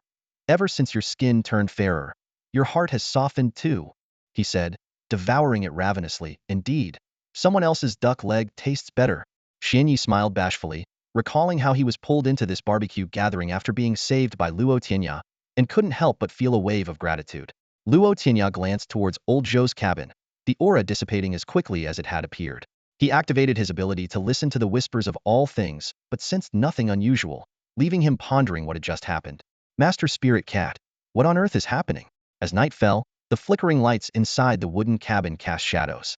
Luo Tianya closed the door and his consciousness instantly dove into the space within his mind. There, the spirit cat hovered midair, its tail swishing irritably as if it were a bored deity. "Why do you have so many questions?" The spirit cat rolled its eyes. "Are you a curious child?" "No, at your age, you should be called a curious uncle." Luo Tianya's face darkened like a pot's bottom. "Uncle? I'm only 15. The spirit cat licked its paw dismissively. "That's not important. What's important is that the Vermilion Bird has merged into your soul sea, which is an incredible fortune. You've gained a life-bound beast." Luo Tianya sighed. It's a good thing, but I just wonder when it'll hatch. Both their gazes turned to the Soul Sea. The Vermilion Bird's egg was surfing on the waves, like a mischievous child, sometimes riding the waves, sometimes drifting along, occasionally absorbing Luo Tianya's soul energy, blissfully at ease. So carefree, both Luo Tianya and the spirit cat thought simultaneously. The spirit cat withdrew its gaze, pondering. The Vermilion Bird must have undergone rebirth. Otherwise, it wouldn't revert to its initial state. Luo Tianya was surprised. Even a divine beast like that can undergo rebirth? The spirit cat's eyes suddenly grew deep, as if seeing through time. Although the Vermilion Bird is one of the 5 sacred beasts, ruling over fire, it had formidable enemies in the ancient times. The immortal demon and prehistoric beasts were all unimaginably fierce. Even the Vermilion Bird could be exhausted. A hint of longing flashed in the spirit cat's eyes as it spoke wistfully. Legend has it that in an ancient battle, the Vermilion Bird scorched the skies for millions of miles, turning demons to ashes. Unfortunately, at the crucial moment, a colossal black finger descended from the sky, delivering a grave blow to the Vermilion Bird. Enraged, the Vermilion Bird self-destructed, and the southern bright flame ravaged the battlefield. Burning for millennia? Hissed. Luo Tianya drew a sharp breath, his heart racing. Such an earth-shattering battle. Just imagining it makes my blood boil. The spirit cat suddenly puffed out its chest. If I were there, one swipe of my paw would have severed that black finger. How dare it act so brazenly? Luo Tianya smirked, thinking, if you were that powerful, I would have become a supreme being, traveling through time and space, free from all causality. Oblivious, the spirit cat continued. After the battle, people scoured the battlefield, but found no trace of the Vermilion Bird, only the inextinguishable southern bright flame. Some powerful beings speculated that the Vermilion Bird must have been reborn. Who would have thought, after millions of years, it would end up with you? Luo Tianya chuckled. Perhaps it's just the luck of being the chosen one. Then, Luo Tianya recalled something. By the way, what's the connection between the subdivine fire and the southern bright flame? The spirit cat pondered for a moment. The subdivine fire is merely a small spark of the southern bright flame. The true southern bright flame slumbers with the Vermilion Bird, waiting for the day of rebirth, to emerge with its triumphant cry. Can the subdivine fire restrain demonic energy? Luo Tianya pressed on. The spirit cat's expression turned serious, its eyes piercing. What I'm about to tell you must remain a secret. Otherwise, disaster will befall you. Luo Tianya tensed up, shaking his head vigorously. Then I won't listen. The spirit cat laughed despite itself. Coward. With that attitude, do you still dream of reaching the pinnacle of the world? Seeing Luo Tianya's continued reluctance, the spirit cat suddenly smirked slyly, pointing at the Vermilion Bird's egg in the Soul Sea. Whether you listen or not doesn't matter now. Since the Vermilion Bird has entered your realm, its fate is now yours to bear. Luo Tianya frowned, resigned to listen. The spirit cat's gaze grew profound. It's rumored that the Black Finger is the source of demonic beasts. The Vermilion Bird was gravely injured by it and self-destructed. Do you think it wouldn't harbor a deep hatred for demonic energy? Moreover, the southern bright flame naturally purifies and cleanses, inherently suppressing demonic energy. Luo Tianya mused. The Vermilion Bird sure is impulsive, blowing itself up at the drop of a hat. The spirit cat chuckled. That's the nature of fire. Impatience is its norm. Had there been demonic beasts present, not even ashes would remain. Out of consideration for humanity, the subdivine fire didn't unleash its full power, instead granting you all an opportunity. Luo Tianya's eyes lit up. If the Vermilion Bird is reborn, wouldn't it be invincible on the battlefield? The spirit cat pointed at Luo Tianya. That's why I've been urging you to the front lines to slay demonic beasts. Yet here you are, playing in the mud with children. Luo Tianya shook his head. This isn't just fooling around. I'm nurturing talent. If they grow quickly, it will greatly benefit the front lines and the entire continent. Besides, who knows when the Vermilion Bird will hatch? Luo Tianya looked at the Vermilion Bird's egg, feeling helpless. The egg seemed to have a mind of its own, often ignoring him. When in a good mood, it would chirp a few times. In a bad mood, it wouldn't respond to anyone. The spirit cat commented, those little ones, having been baptized by the subdivine fire, are quite promising. But to confront the mastermind behind the demonic beasts, they must become unparalleled warriors. Only then can the demonic scourge on the divine beast continent be eradicated. As it spoke, the spirit cat's slit pupils emitted a faint green glow, fixing on Luo Tianya. You are the one chosen for this task. Luo Tianya stood by the window of the wooden cabin, his gaze piercing through the night as he fell into deep thought. After a long while, he sighed softly.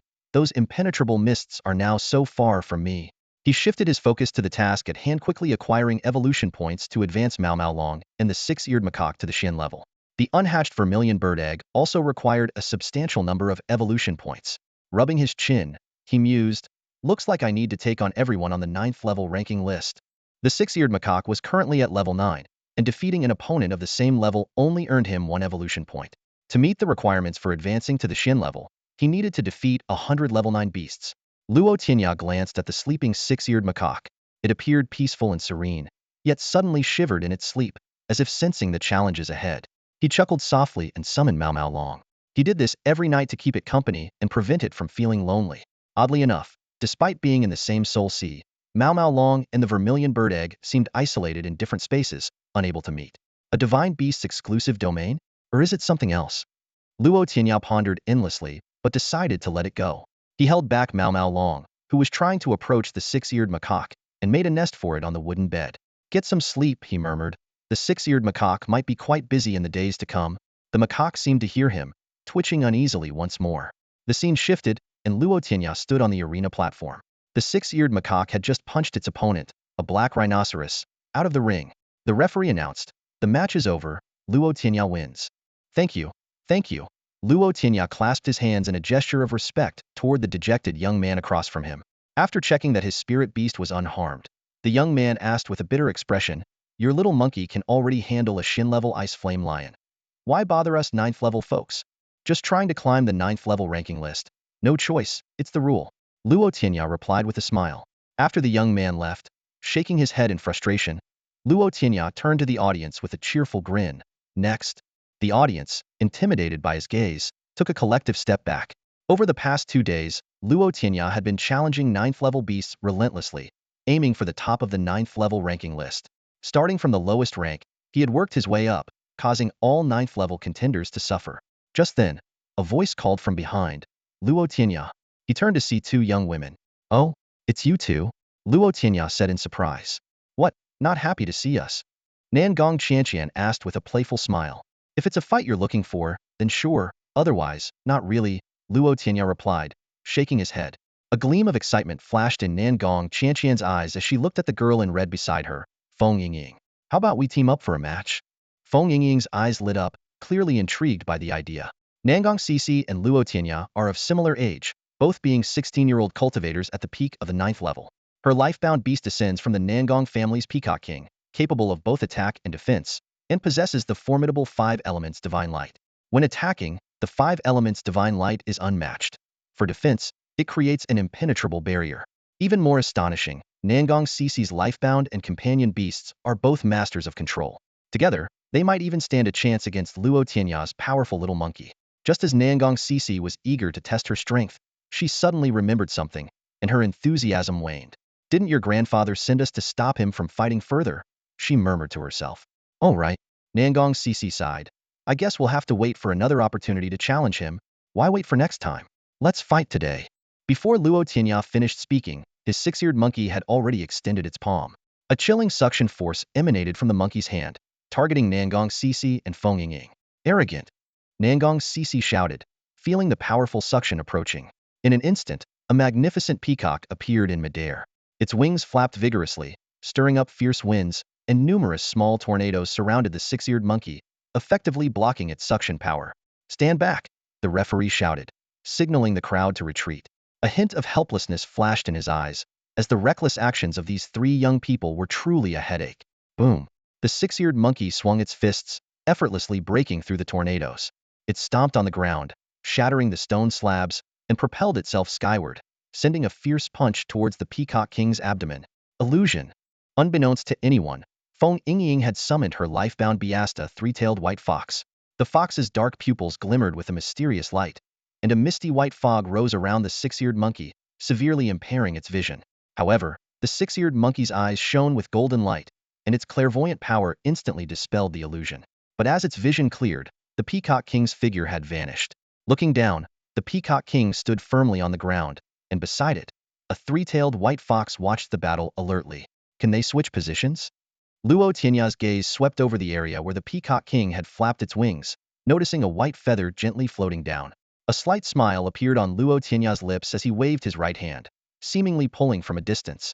Feng Yingying's mermaid was suddenly drawn onto the field by an invisible force, standing alongside the Peacock King and the three-tailed white fox. Now, all three of you, come at me. Luo Tianya's voice was filled with fighting spirit and confidence. Too arrogant. Feng Yingying gritted her teeth, watching as Luo Tianya dragged the deep-sea siren into the battle.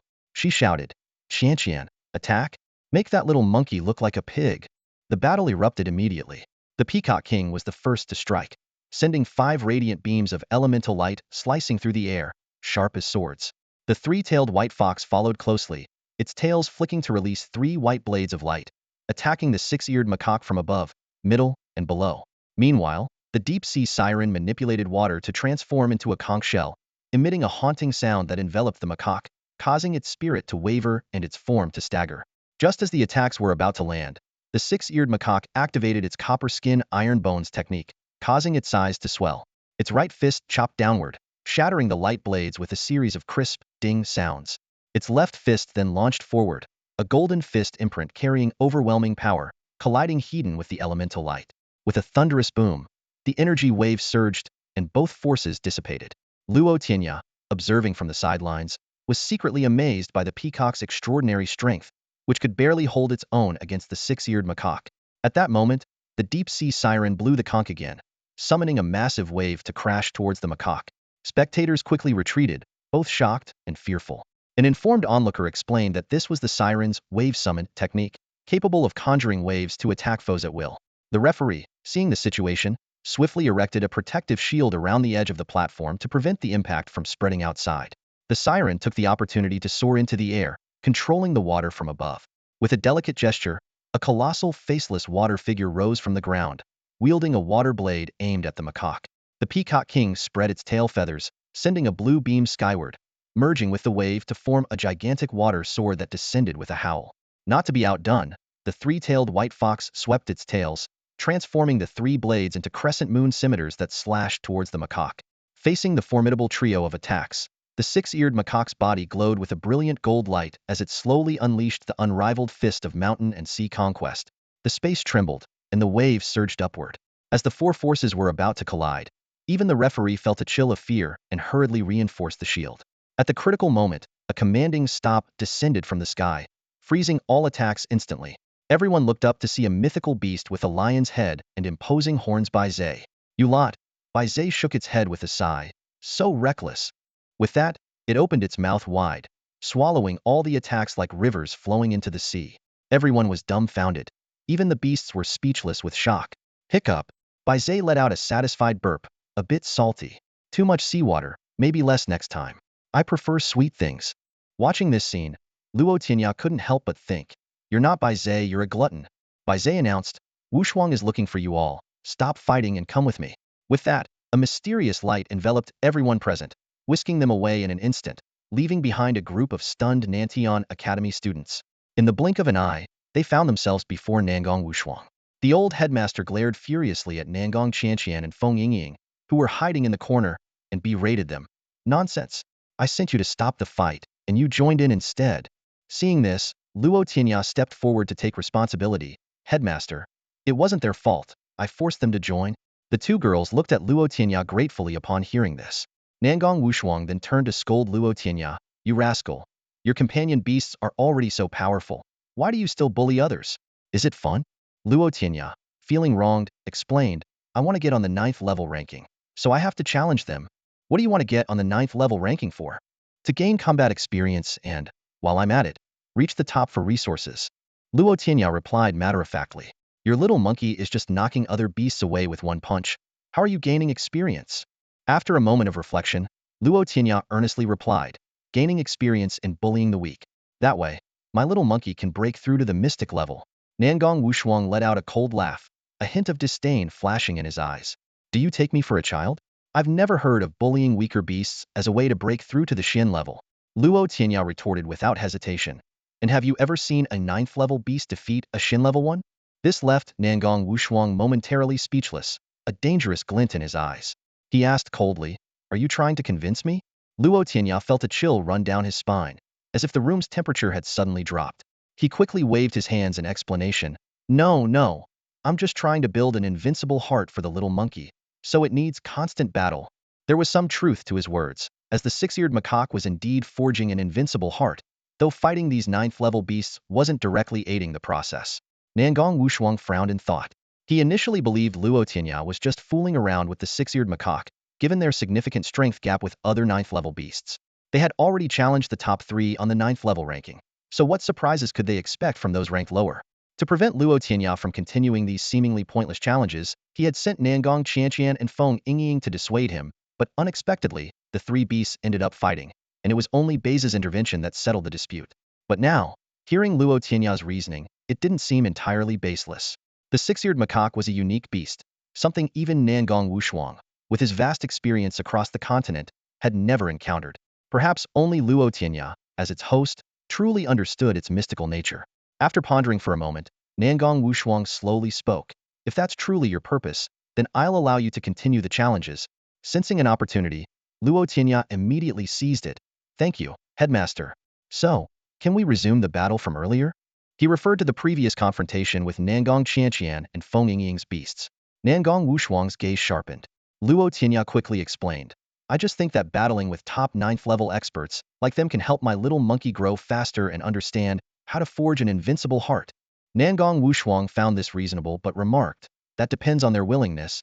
Turning to the 2 young women, Luo Tianya was about to speak when Feng Yingying shook her head. My deep sea siren is in a bad mood and doesn't want to fight you anymore. Her deep sea siren indeed glared frostily at Luo Tianya. It was all Bei's fault earlier, nothing to do with my little monkey. Luo Tianya tried to argue. Before he could finish, Bei's towering figure appeared before him, exhaling a warm breath and baring sharp teeth. What did you just say, young one? Luo Tianya's expression changed, and he quickly corrected himself. It was my mistake earlier, nothing to do with Senior Bei's. Satisfied, Bei's nodded and sauntered back to Nangong Wushuang's side. All right, you 2 can leave now. Luo Tianya, stay. Nangong Wushuang waved them off. Once they were gone, Nangong Wushuang asked seriously, what exactly is your life beast? Luo Tianya tensed, unsure whether to reveal that Mao Mao Long was a Qinglong species. Although Nangong Wushuang seemed trustworthy, the Qinglong was a mythical beast, and he wasn't sure how others would react to the knowledge. Seeing Luo Tianya's hesitation, Nangong Wushuang inquired curiously, why are you so conflicted? Your life beast must be special, perhaps with healing abilities, but I've even seen top-tier beasts like the 3-legged golden crow. Is your life beast more formidable than that?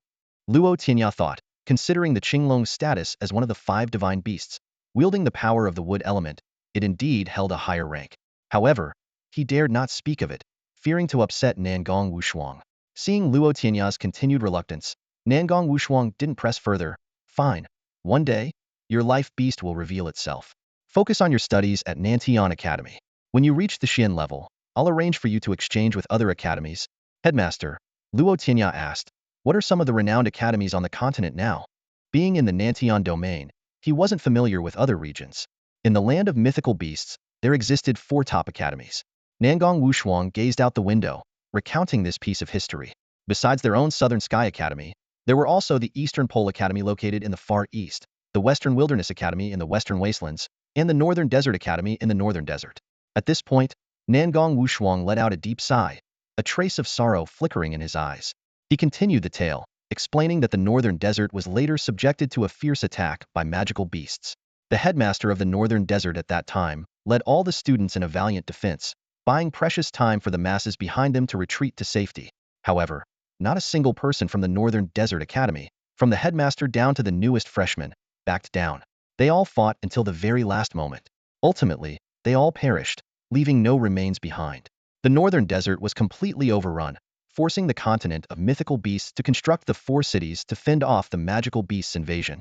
The surviving residents of the Northern Desert mostly migrated to the 4 cities, where they rebuilt a new Northern Desert Academy, different from the past, to honor the heroes of that time. After hearing this story, Luo Tianya looked at Nangong Wushuang with determination. Headmaster, I want to go to the 4 cities. Nangong Wushuang snapped out of his memories, urgently saying, no, I won't allow you to go to the 4 cities now. Luo Tianya frowned and asked, why not? My strength is already on par with the Xian level, which is the minimum entry requirement for the front lines of the 4 cities. Nangong Wushuang shook his head and explained, your identity is unique, and you haven't truly reached the Xian level yet. Wait until you break through. Luo Tianya took a deep breath, his tone resolute. My parents died in battle there. Now that I have enough strength, I should go to the front lines and slay the magical beasts to avenge them. Seeing the determination in Luo Tianya's eyes, Nangong Wushuang fell silent. He began to ponder whether a person's path should be decided by themselves. In the end, Nangong Wushuang compromised but set a condition. If you can break through to the Xian level within a month, I'll let you go. Really? Luo Tianya's face lit up with a joyful smile. Seeing Nangong Wushuang nod in confirmation, Luo Tianya confidently declared, "A month? I can break through by tomorrow." Boom. The six-eared macaque punched the last ninth-level beast, the earth-burrowing pangolin, sending it flying. Luo Tianya's face was filled with excitement, his eyes shining with exhilaration. Finally, he had gathered 100 evolution points. Eagerly, Luo Tianya rushed back to his small wooden cabin, carefully securing the doors and windows to avoid any interruptions. Taking a deep breath, he summoned Mao Mao Long. In a flash, Mao Mao Long appeared, immediately using its divine ability, Gentle Rain, to relieve the six-eared macaque's fatigue. A green glow enveloped the monkey, and its exhaustion vanished instantly. The two little creatures then began to playfully frolic, their joyful laughter filling the cabin. Watching this heartwarming scene, Luo Tianya fell into deep thought. Which little companion should he elevate to the mystic level first? Typically, one would upgrade their life-bound beast first, as its upgrade would also enhance the host. However, Luo Tianya's situation was unique. Upgrading either the life-bound beast or the companion beast would result in his own enhancement. Luo Tianya recalled Mao Mao Long's previously acquired abilities: Azure Dragon Aura, Gentle Rain, Cloud Riding, and Azure Dragon Physique. Each had its unique features: defense, control, healing, speed, but lacked an offensive skill. He wondered if this upgrade might grant a powerful attack ability. After weighing his options, Luo Tianya decided to upgrade Mao Mao Long. For one, the six-eared macaque's combat power was already on par with mystic-level beasts, and as a divine beast, the Azure Dragon would surely bring surprises upon reaching the mystic level. Resolute, Luo Tianya called Mao Mao Long over. By now, Mao Mao Long was over 10 feet long, its slender form adorned with 5 bulging lumps beneath its skin, as if ready to burst forth. It soared through the air like a cloud, coiling around Luo Tianya's arm, its large dragon eyes focused intently on its master. Gently stroking Mao Mao Long's horns, Luo Tianya marveled at their emerald, jade-like clarity. Smiling, he said, "Have you been cooped up in the Soul Sea for too long? Today, you'll break through to the mystic level and let's see what surprises await." Mao Mao Long let out a soft hum, affectionately resting its head on Luo Tianya's shoulder. With a thought, Luo Tianya used the evolution points on Mao Mao Long. In an instant, the 100 evolution points vanished, and waves of energy began to emanate from Mao Mao Long. Suddenly, a thunderclap roared across the clear sky, which quickly filled with dark clouds and lightning. A colossal bolt of lightning shattered the cabin's roof, striking directly at Mao Mao Long, catching Luo Tianya in its path. Luo Tianya felt as if his insides had been pummeled, spitting out a mouthful of blood. Lightning coursed through his body, slicing pain like a knife. He gritted his teeth, trembling as he raised a hand to cast Gentle Rain on himself. Under the green light, the pain eased slightly, and the electric charge gradually dissipated. His hair remained standing on end, occasionally sparking, resembling a black-haired super scion. Ignoring his own disheveled state, Luo Tianya looked up at Mao Mao Long in the sky. It staggered from the lightning strike, smoke billowing from its mouth and nose, clearly enraged. With a mighty swing, Mao Mao Long soared into the clouds to confront the lightning. Roar! A thunderous dragon roar split the air. Mao Mao Long's eyes blazed with fury, its horns sharp and prominent, as it charged into the heart of the storm. The six-eared macaque anxiously watched Mao Mao Long's silhouette amidst the clouds, wanting to help. Luo Tianya quickly stopped it. "No, that's a heavenly tribulation. It must face it alone. If we interfere, the tribulation will only become stronger." At that moment, the storm above Luo Tianya's cabin raged with thunder, drawing the attention of many. Wu Ji and Old Zhou arrived first, seeing the cabin's destroyed roof and Luo Tianya and his companion beasts gazing skyward. Old Zhou frowned and asked, "Tianya, what's going on?" "Old Zhou," Luo Tianya smiled wryly, "my life-bound beast is undergoing a heavenly tribulation." This statement was like a thunderclap, causing both Old Zhou and Wu Ji to widen their eyes in disbelief. A life-bound beast facing a heavenly tribulation? It was something they had never heard of. They recalled that this was only the second time Luo Tianya's life-bound beast had appeared in public since it first hatched, and had not been seen since.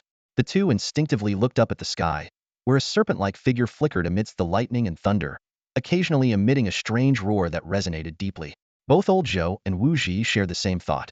Could it have evolved from a worm into a snake? At that moment, the sound of something cutting through the air reached them.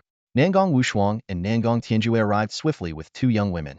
Nangong Wushuang's gaze was immediately drawn to the unusual spectacle in the sky. where clouds swirled and lightning danced like wild serpents. Amidst the clouds, a slender figure fiercely battled the tribulation lightning. Nangong Wushuang quickly summoned Bai Zhe, signaling it to observe the sky. Bai Zhe's eyes gathered a mystical light as it focused upward, only to reveal an unprecedented look of surprise. This was Bai Zhe, the creature known to understand all things, yet it couldn't identify the type of mythical beast it was seeing. This shock even surpassed its reaction when it couldn't discern the origins of the Six-Eared Macaque. Even more astonishing was that this unknown creature was undergoing a heavenly tribulation, and judging by the energy fluctuations, it was merely advancing from the 9th level to the profound level. In the beast continent, only creatures of the king level and above triggered heavenly tribulations during breakthroughs. Bai Zhe dispersed the mystical light, shook its head at Nangong Wushuang, and continued to fix its gaze on the figure battling the tribulation lightning. Nangong Wushuang suppressed his inner astonishment, took a deep breath, and kept his eyes on the sky. More and more people noticed the tremendous commotion and rushed over. Xiaobai, leading Dezhuang, Luo Bing, and others, returned swiftly, and even Gu Ziyuan hurried over from the academy's backyard. At this moment, with the gathering of clouds and the attention of all, a single question arose in everyone's hearts. Can Mao Mao Long successfully pass through this heavenly tribulation? Roar! A thunderous bellow echoed through the sky. It was neither the cry of a tiger nor the roar of a lion, nor did it resemble the bellow of a bull or the trumpet of an elephant. This sound carried a mysterious power that instantly stirred the souls of all the mythical beasts present, compelling them to bow to the shadowy figure that flickered in the sky. Bai Zhe shook its majestic lion head. Although its strength had partially returned, surpassing that of the figure above, it had to admit that the roar had affected it somehow. Who could this mysterious being be? Bai Zhe wondered. As the roar subsided, a brilliant green light suddenly burst through the clouds. Countless beams of emerald light pierced through, causing the elemental energy of the world to churn and boil. In an instant, the heavy clouds shattered, and the lightning dissolved, revealing the figure that had been hidden within. Luo Tianya looked up to see layers of green light rings encircling Mao Mao Long like a protective shield, making its already verdant body even more dazzling. Luo Tianya couldn't help but chuckle, thinking about how much blessing this little creature had wrapped itself in. But it was precisely this protection that allowed Mao Mao Long to emerge unscathed from the powerful lightning tribulation. Suddenly, Luo Tianya's eyes widened. Its claws had finally grown. He focused intently and saw that the previously fleshy stubs had transformed into sharp, Azure Dragon claws, gleaming coldly in the fractured lightning. A complete Azure Dragon, Luo Tianya exclaimed with excitement.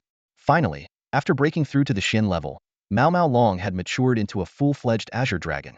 At that moment, the sky erupted once more with thunder and lightning, and fierce winds howled. A new round of tribulation lightning formed, even more formidable than before. Boom! The little Azure Dragon, now deserving of that title, saw the sky darken with clouds again, and its aura surged. It activated its divine Azure Dragon form, swelling from over 10 feet long to over 30 feet. Then, it extended its foremost dragon claw, flickering with greenish-blue light, slowly reaching toward the freshly formed tribulation clouds. Azure Dragon Claw.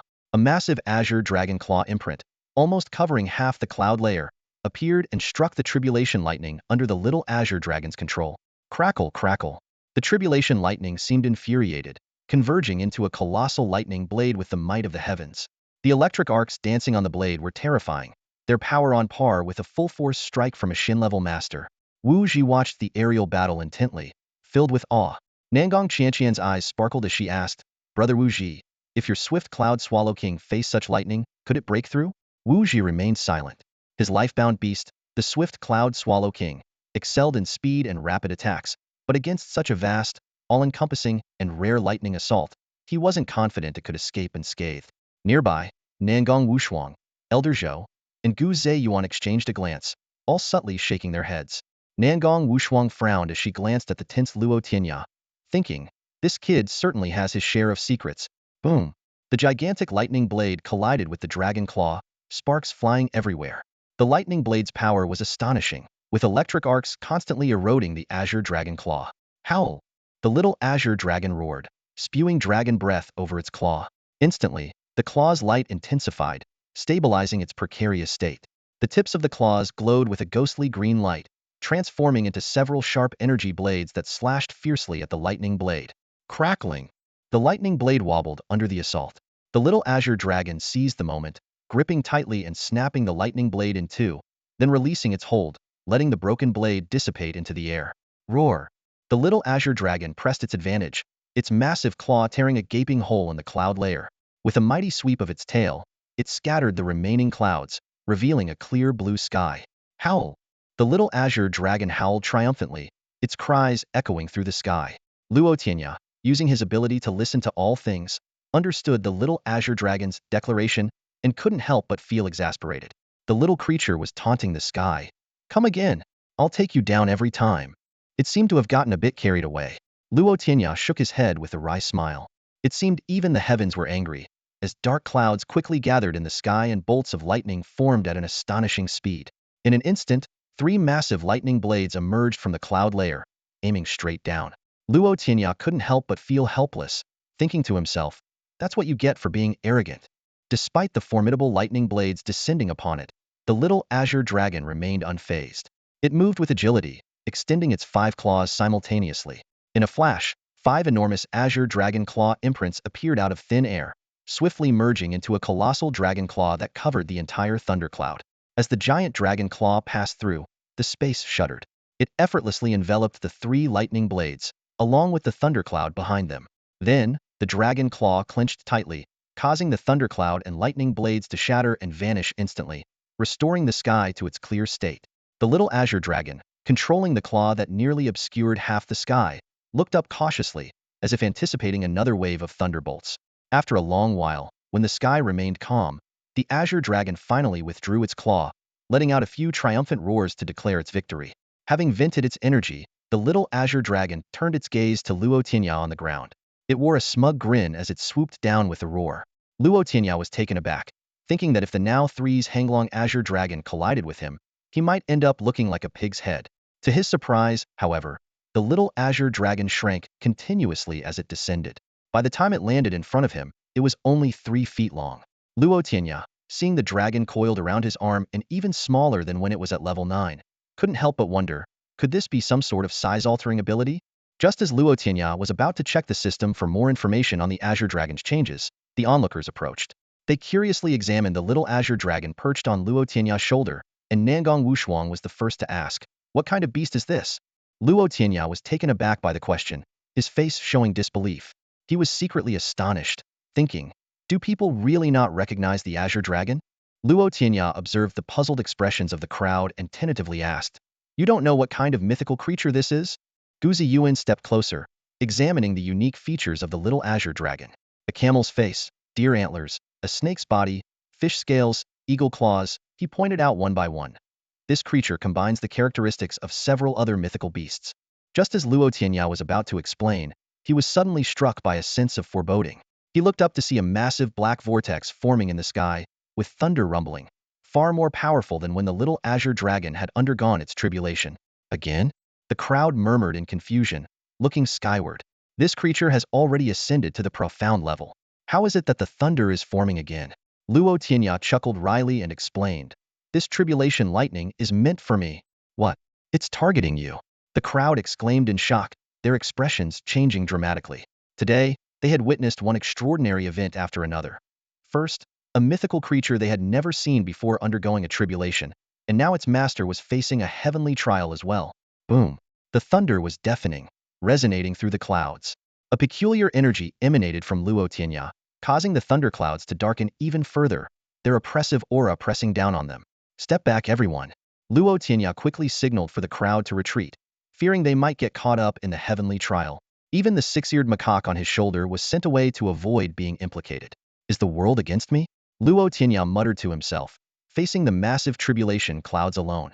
He stepped forward, exuding a domineering aura. "Want to strike me? I'll crush you to pieces."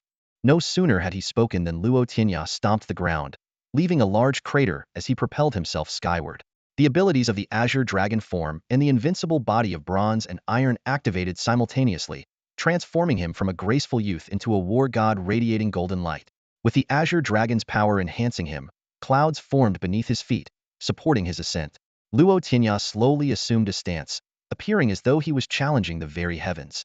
From afar, the crowd watched in awe. Feng Yingying remarked, "He seems to be standing against the heavens alone." Nangong Wushuang turned to Bai Zhe and asked, "Bai Zhe, do you see anything?" Bai Zhe's eyes glowed with mystical light as he focused on Luo Tianya in midair. "It's a celestial restriction," he analyzed. He must have touched upon some forbidden territory, prompting the heavens to send down their wrath in the form of tribulation lightning. How could someone who just broke through to the profound level touch such forbidden realms? Nangong Wushuang asked worriedly. Bai Zhe shifted his gaze to the little Azure Dragon in the distance. I suspect it has something to do with his unique life-bound beast. Nangong Wushuang frowned deeply, staring at the little Azure Dragon, her mind blank of any memories regarding such a special mythical creature. Old Zhou gathered a white sword energy in his right hand, its sharpness evident, ready to intervene at any moment. Can outsiders interfere with this heavenly trial? He inquired. No. Bai Zhe shook his head solemnly. The heavenly trial is supported by the will of the heavens. If outsiders interfere, the power will increase according to the strength of the intervener. Interfering would only harm him. Old Zhou dispersed the sword energy in his hand, helplessly watching Luo Tianya in midair. He sighed, Kid, it's all up to you now. Luo Tianya remained calm, despite the heavenly trial being fiercer than when the little Azure Dragon faced its tribulation. With the support of two legendary mythical beasts, his power had transformed. The initial strike of the tribulation lightning had only caught him off guard, causing minor harm. Now, with various abilities at his disposal, his aura was growing stronger, an invincible presence taking shape. Moreover, after the little Azure Dragon ascended to the profound level, it had comprehended a new ability, the Azure Dragon's 8 forms. This was the first offensive ability the little Azure Dragon had acquired, and its power was immense. Luo Tianya had also gained insight into this ability, with various realizations flooding his mind. It was as if he had returned to the ancient primordial times, witnessing beasts of all kinds standing tall, mythical creatures clashing, a land of blood and chaos. Then, the world changed, and those powerful mythical beasts vanished into the river of time. Yet, as time flowed, it gradually inscribed the invincible abilities of those creatures, eventually forming 8 techniques, which were then plucked from the river of time by an indistinct hand. Roar! Luo Tianya let out a dragon roar, the sound wave crashing into the thunderous black clouds, causing the tribulation clouds to tremble as if a layer had been peeled away. Tianya, you're amazing. Luo Bing's eyes shone with admiration. Tianya's progressing too fast. We're falling far behind. De Zhuang remarked. The other companions sighed softly, clenching their fists with a renewed determination to work harder. Ling Zhan stood by, speechless. Within Luo Tianya's team, after being transformed by the divine fire, their talents and strengths were already impressive, yet they still felt they weren't doing enough. But looking at the golden figure in midair, Ling Zhan shook his head bitterly, realizing that even he might soon be gazing up at that figure. The storm intensified, and the heavenly trial was fully formed. 3 colossal lightning blades emerged from the black vortex, directly targeting Luo Tianya, descending with blinding speed. Luo Tianya remained calm, maintaining his stance. Golden and emerald energies flowed around him, following the intricate gestures of his hands. Suddenly, another dragon roar echoed, not from Luo Tianya's mouth, but from a Tinjiang long energy Azure Dragon, formed by his internal energy combined with the world's energy. This energy Azure Dragon was so lifelike that even the little Azure Dragon below was momentarily stunned, blinking its eyes and staring intently. The energy Azure Dragon held a dragon pearl in its mouth, circling around Luo Tianya. Under his control, it soared from his body, stirring the winds and clouds, charging directly at the 3 giant lightning blades. Initially, the collision was silent, followed by a space-shaking boom. Amidst the thunder and lightning, a cracking sound was heard. The crowd focused their gaze, and in midair, they saw scattered lightning illuminating the energy Azure Dragon, proudly holding the dragon pearl. The Azure Dragon, with the pearl in its mouth, shattered the lightning blades in an instant. Wow! The little green dragon below howled with excitement when the primordial Azure Dragon effortlessly shattered the 3 lightning blades. At that moment, the clouds of tribulation overhead began to gather, shifting from black to a deep purple black. Suddenly, the wind ceased. A heavy and oppressive atmosphere enveloped the surroundings, making it hard to breathe. Luo Tianya felt as if the entire world was about to collapse. Strike first, Luo Tianya commanded, and the primordial Azure Dragon, with a dragon pearl in its mouth, spiraled upward, charging toward the tribulation clouds. With a sharp clang, the white energy dragon pearl transformed into an incredibly sharp energy longsword, its cutting sound piercing the air, as if it could tear through the heavens.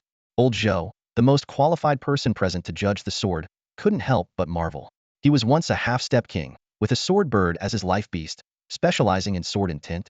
Seeing the primordial Azure Dragon's sword intent, which could shatter the void, he was full of admiration.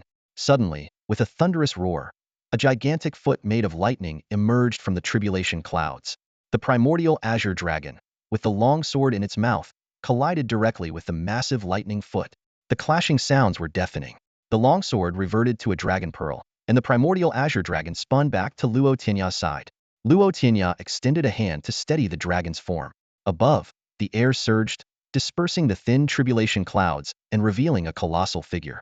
It was a towering lightning giant, over 30 feet tall, composed entirely of lightning, with no facial features, only lightning constantly flickering across its form.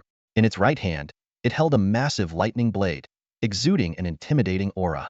Among the crowd, Bai Qiu watched the lightning giant intently, noting how small Luo Tianya seemed in comparison. Clenching her fists tightly, her veins bulged as she silently vowed never to lose to Luo Tianya again. Nangong Wushuang, with a serious expression, asked Baze, "Is this lightning giant formed from multiple tribulation clouds combined?" Baze nodded in confirmation. "Yes, this young man has at least endured 3 heavenly tribulations combined, resulting in such a powerful lightning giant. Now, everything depends on him. No one else can help." Luo Tianya prevented the eager little green dragon from rushing to help. Having just mastered the Azure Dragon 8 forms, he was brimming with confidence. He thought to himself, even if you're 30 feet tall, even if you represent the will of heaven and earth, if you try to strike me, I'll crush you to pieces.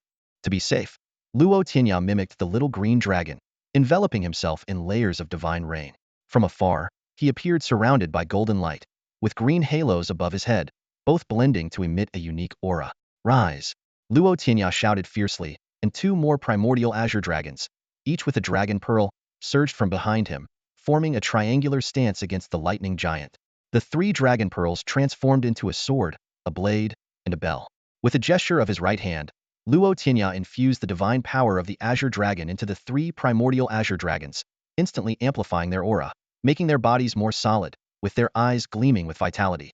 Suddenly, Luo Tianya assumed a peculiar stance, with hands like dragon claws and feet stepping back, twisting his body. With a dragon's roar, his spine transformed into a great dragon, and he soared into the air, leaping over the towering lightning giant, past the clouds, and into the sky. The 3 primordial Azure Dragons, each wielding a weapon, flew upward in reverse, attacking the lightning giant. The lightning giant swung its lightning blade with a buzzing sound, and as space quaked, it swept towards the 3 dragons with a mighty sweep. Clank's energy bell rang first, sending out invisible sound waves that momentarily halted the lightning giant's attack. The 3 dragons weaved through the air, skillfully dodging the strike. Then, the sword and blade clashed, creating a web of countless sword and blade energies, striking the lightning giant's chest in an instant. Boom!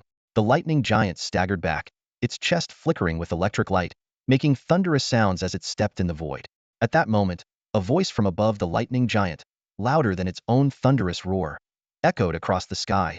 Azure Dragon Claw, a massive green claw, larger than the lightning giant's head, emerged slowly from the clouds above, locking onto the lightning giant and freezing the space around it. Although the lightning giant had no facial features, its fury was palpable. It raised its head, sending countless bolts of lightning skyward, striking at the green claw. Crack! Lightning that could turn mountains to dust left no mark on the green claw. Xing Yueya, astonished, asked, "What kind of divine power is this?" Dongfang Wu replied. The voice seemed to say, "Azure Dragon Claw." Xing Yueya looked complexly at Wuji not far away and said, "I think the top spot on the Xin level ranking might change." Wuji, too, was frowning, his eyes fixed on the battle in midair. Roar! The lightning on the giant surged again, transforming into a thunderstorm, striking at the green claw. Ding! The green claw, as if passing through ordinary clouds, easily pierced through the violent thunderstorm. Under the shocked gazes of everyone, the green claw slowly reached the lightning giant's head and, with one grip, shattered it. The claw's momentum didn't stop, and its sharpness cleaved the lightning giant's body into 2 halves. "I can't handle this power," Wuji said bitterly, a trace of fear flashing in his eyes. He sensed the energy fluctuation from the claw descending from the sky, almost surpassing the peak of the Xian level. Nangong Tianjue watched the astonishing move with a complex expression. He recalled the young boy he had once casually challenged, who turned out to be the descendant of those legendary heroes. In such a short time, this boy had grown into a force to be reckoned with. He sighed inwardly. "Is your family determined to make everyone in this era feel hopeless?" The lightning giant was split in 2, but did not dissipate. Lightning intertwined within the split body, attempting to merge again. At that moment, a Yuan Qi Azure Dragon flew in with a bell in its mouth. The sound of the bell halted the merging process. The other 2 Azure Dragons took the opportunity to wield swords, their energy further destroying the divided lightning form. Suddenly, a fierce wind arose. The suspended azure claw slowly opened, emitting a powerful suction from its center. The two halves of the lightning body were pulled as if by an immense force, flowing into the azure claw like water. After the last trace of tribulation lightning was absorbed, the azure giant claw seemed to lose control, exploding in the air. The explosion not only wiped out the 3 Yuan Qi Azure Dragons, but also dispersed the tribulation clouds. Golden sunlight shone once more on the earth as a figure descended slowly on golden clouds, backlit by the sun. Luo Tianya stood upright, but he was drenched in sweat and panting heavily. The Azure Dragon's claw move was powerful yet nearly drained him of all his strength. The magical rain that had been sustaining him was gone, and his Yuan Qi was exhausted. Seeing this, the little Azure Dragon swam to his side, waving its tiny claws to summon 3 green halos. The green lights fell onto Luo Tianya, alleviating his fatigue. By the time he fully landed, the sky had returned to a clear blue, with no trace of the dark clouds. "How are you?" Nangong Wushuang appeared beside him, asking with concern. "The tribulation has passed, it's over," Luo Tianya replied, wiping his sweat. Others gathered around, inquiring about the situation and curiously eyeing the azure snake-like beast coiled around his neck. "So, can you tell us what kind of beast your lifebound creature is?" Nangong Wushuang pointed at the little azure dragon and asked. Luo Tianya was about to speak when he suddenly felt a disturbance in his soul sea. Waves surged violently, and a massive whirlpool appeared at the center, spinning rapidly. The Vermilion Bird egg was tossed by the waves, confused about why the soul sea had suddenly changed. Externally, Luo Tianya was also undergoing a transformation. He rose off the ground, hovering 3 feet above it. His eyes were closed, and an astonishing aura emanated from him, pushing some of the weaker individuals back. Nangong Tianjue quickly used the 5 elements divine light to shield against the aura. Is young Master Luo breaking through to the Xian level? Xiaobai asked from the crowd. The Xian level experts present were momentarily speechless. Luo Tianya had indeed been at the 9th level peak before, but the energy fluctuation he now emitted was no less than that of a Xian level peak. Wu Ji and Xing Yueya, being peak Xian level powerhouses, clearly felt that Luo Tianya's aura was comparable to theirs. Nangong Wushuang, Guzi Yuan, and Elder Zhou communicated secretly, discussing Luo Tianya's situation. Elder Zhou believed that Luo Tianya, who had Xian level soul power at the 9th level peak, would experience a significant leap upon breaking through. Guzi Yuan speculated that he might surpass the Xian level and reach an even higher realm. Suddenly, a tremendous energy poured into Luo Tianya from the void, and his aura surged again, streams of light enhancing his physical strength. In the depths of the soul sea, Luo Tianya's consciousness witnessed an apocalyptic scene. Towering waves, lightning snaking across the sky, and the central whirlpool spinning at an incredible speed, its influence expanding. The Vermilion Bird egg rode the waves, complaining to Luo Tianya about the inability to swim freely. The spirit cat appeared, complimenting Luo Tianya on barely passing in strength, but warning him of the hardships to come. The massive whirlpool in the soul sea suddenly swept upwards like a dragon drinking water, drawing in the sea. A mysterious force compressed the whirlpool, and Luo Tianya felt a splitting headache as if his soul was being struck, his consciousness disintegrating instantly. The spirit cat shook its head, saying, "Refining pure soul power is no easy task." In reality, Luo Tianya let out a roar, cold sweat pouring down, his hair standing on end as his aura surged once more. Nangong Wushuang and the others exchanged glances, confirming, his soul power is indeed evolving to the Zun level. Ding! An invisible force struck Luo Tianya's soul sea like a giant hammer, causing excruciating pain that felt as if it would tear his soul apart. Luo Tianya gritted his teeth, sweat pouring down his body like rain. Seeing this, the little Azure Dragon quickly extended its claw and cast a 3-layer divine rain spell to try to alleviate his suffering. In the void of the soul sea, the spirit cat and the Vermilion Bird egg hovered, observing the strange phenomenon before them. The spirit cat flicked its tail and murmured, "Hang in there, kid. Once you get through this, a whole new world awaits." At this moment, Luo Tianya's soul power was undergoing a critical transformation. The soul sea was being compressed, eventually condensing into a crystalline rhomboid about the size of a baby's fist. The final hammer fell heavily in the void, and the rhomboid emitted a crisp sound, shining brightly and illuminating the entire soul space. The warm and gentle soul force swept over the Vermilion Bird egg, causing it to tremble with excitement. However, when it realized the entire soul space had transformed into a rhomboid crystal, it was suddenly stunned. "Where's my sea? Where are my waves? How am I supposed to swim and surf now?" It cried out in a plaintive voice, prompting the spirit cat to shake its head and sigh. "This poor egg. You're a fire attribute divine beast. Why do you love the sea and waves so much?"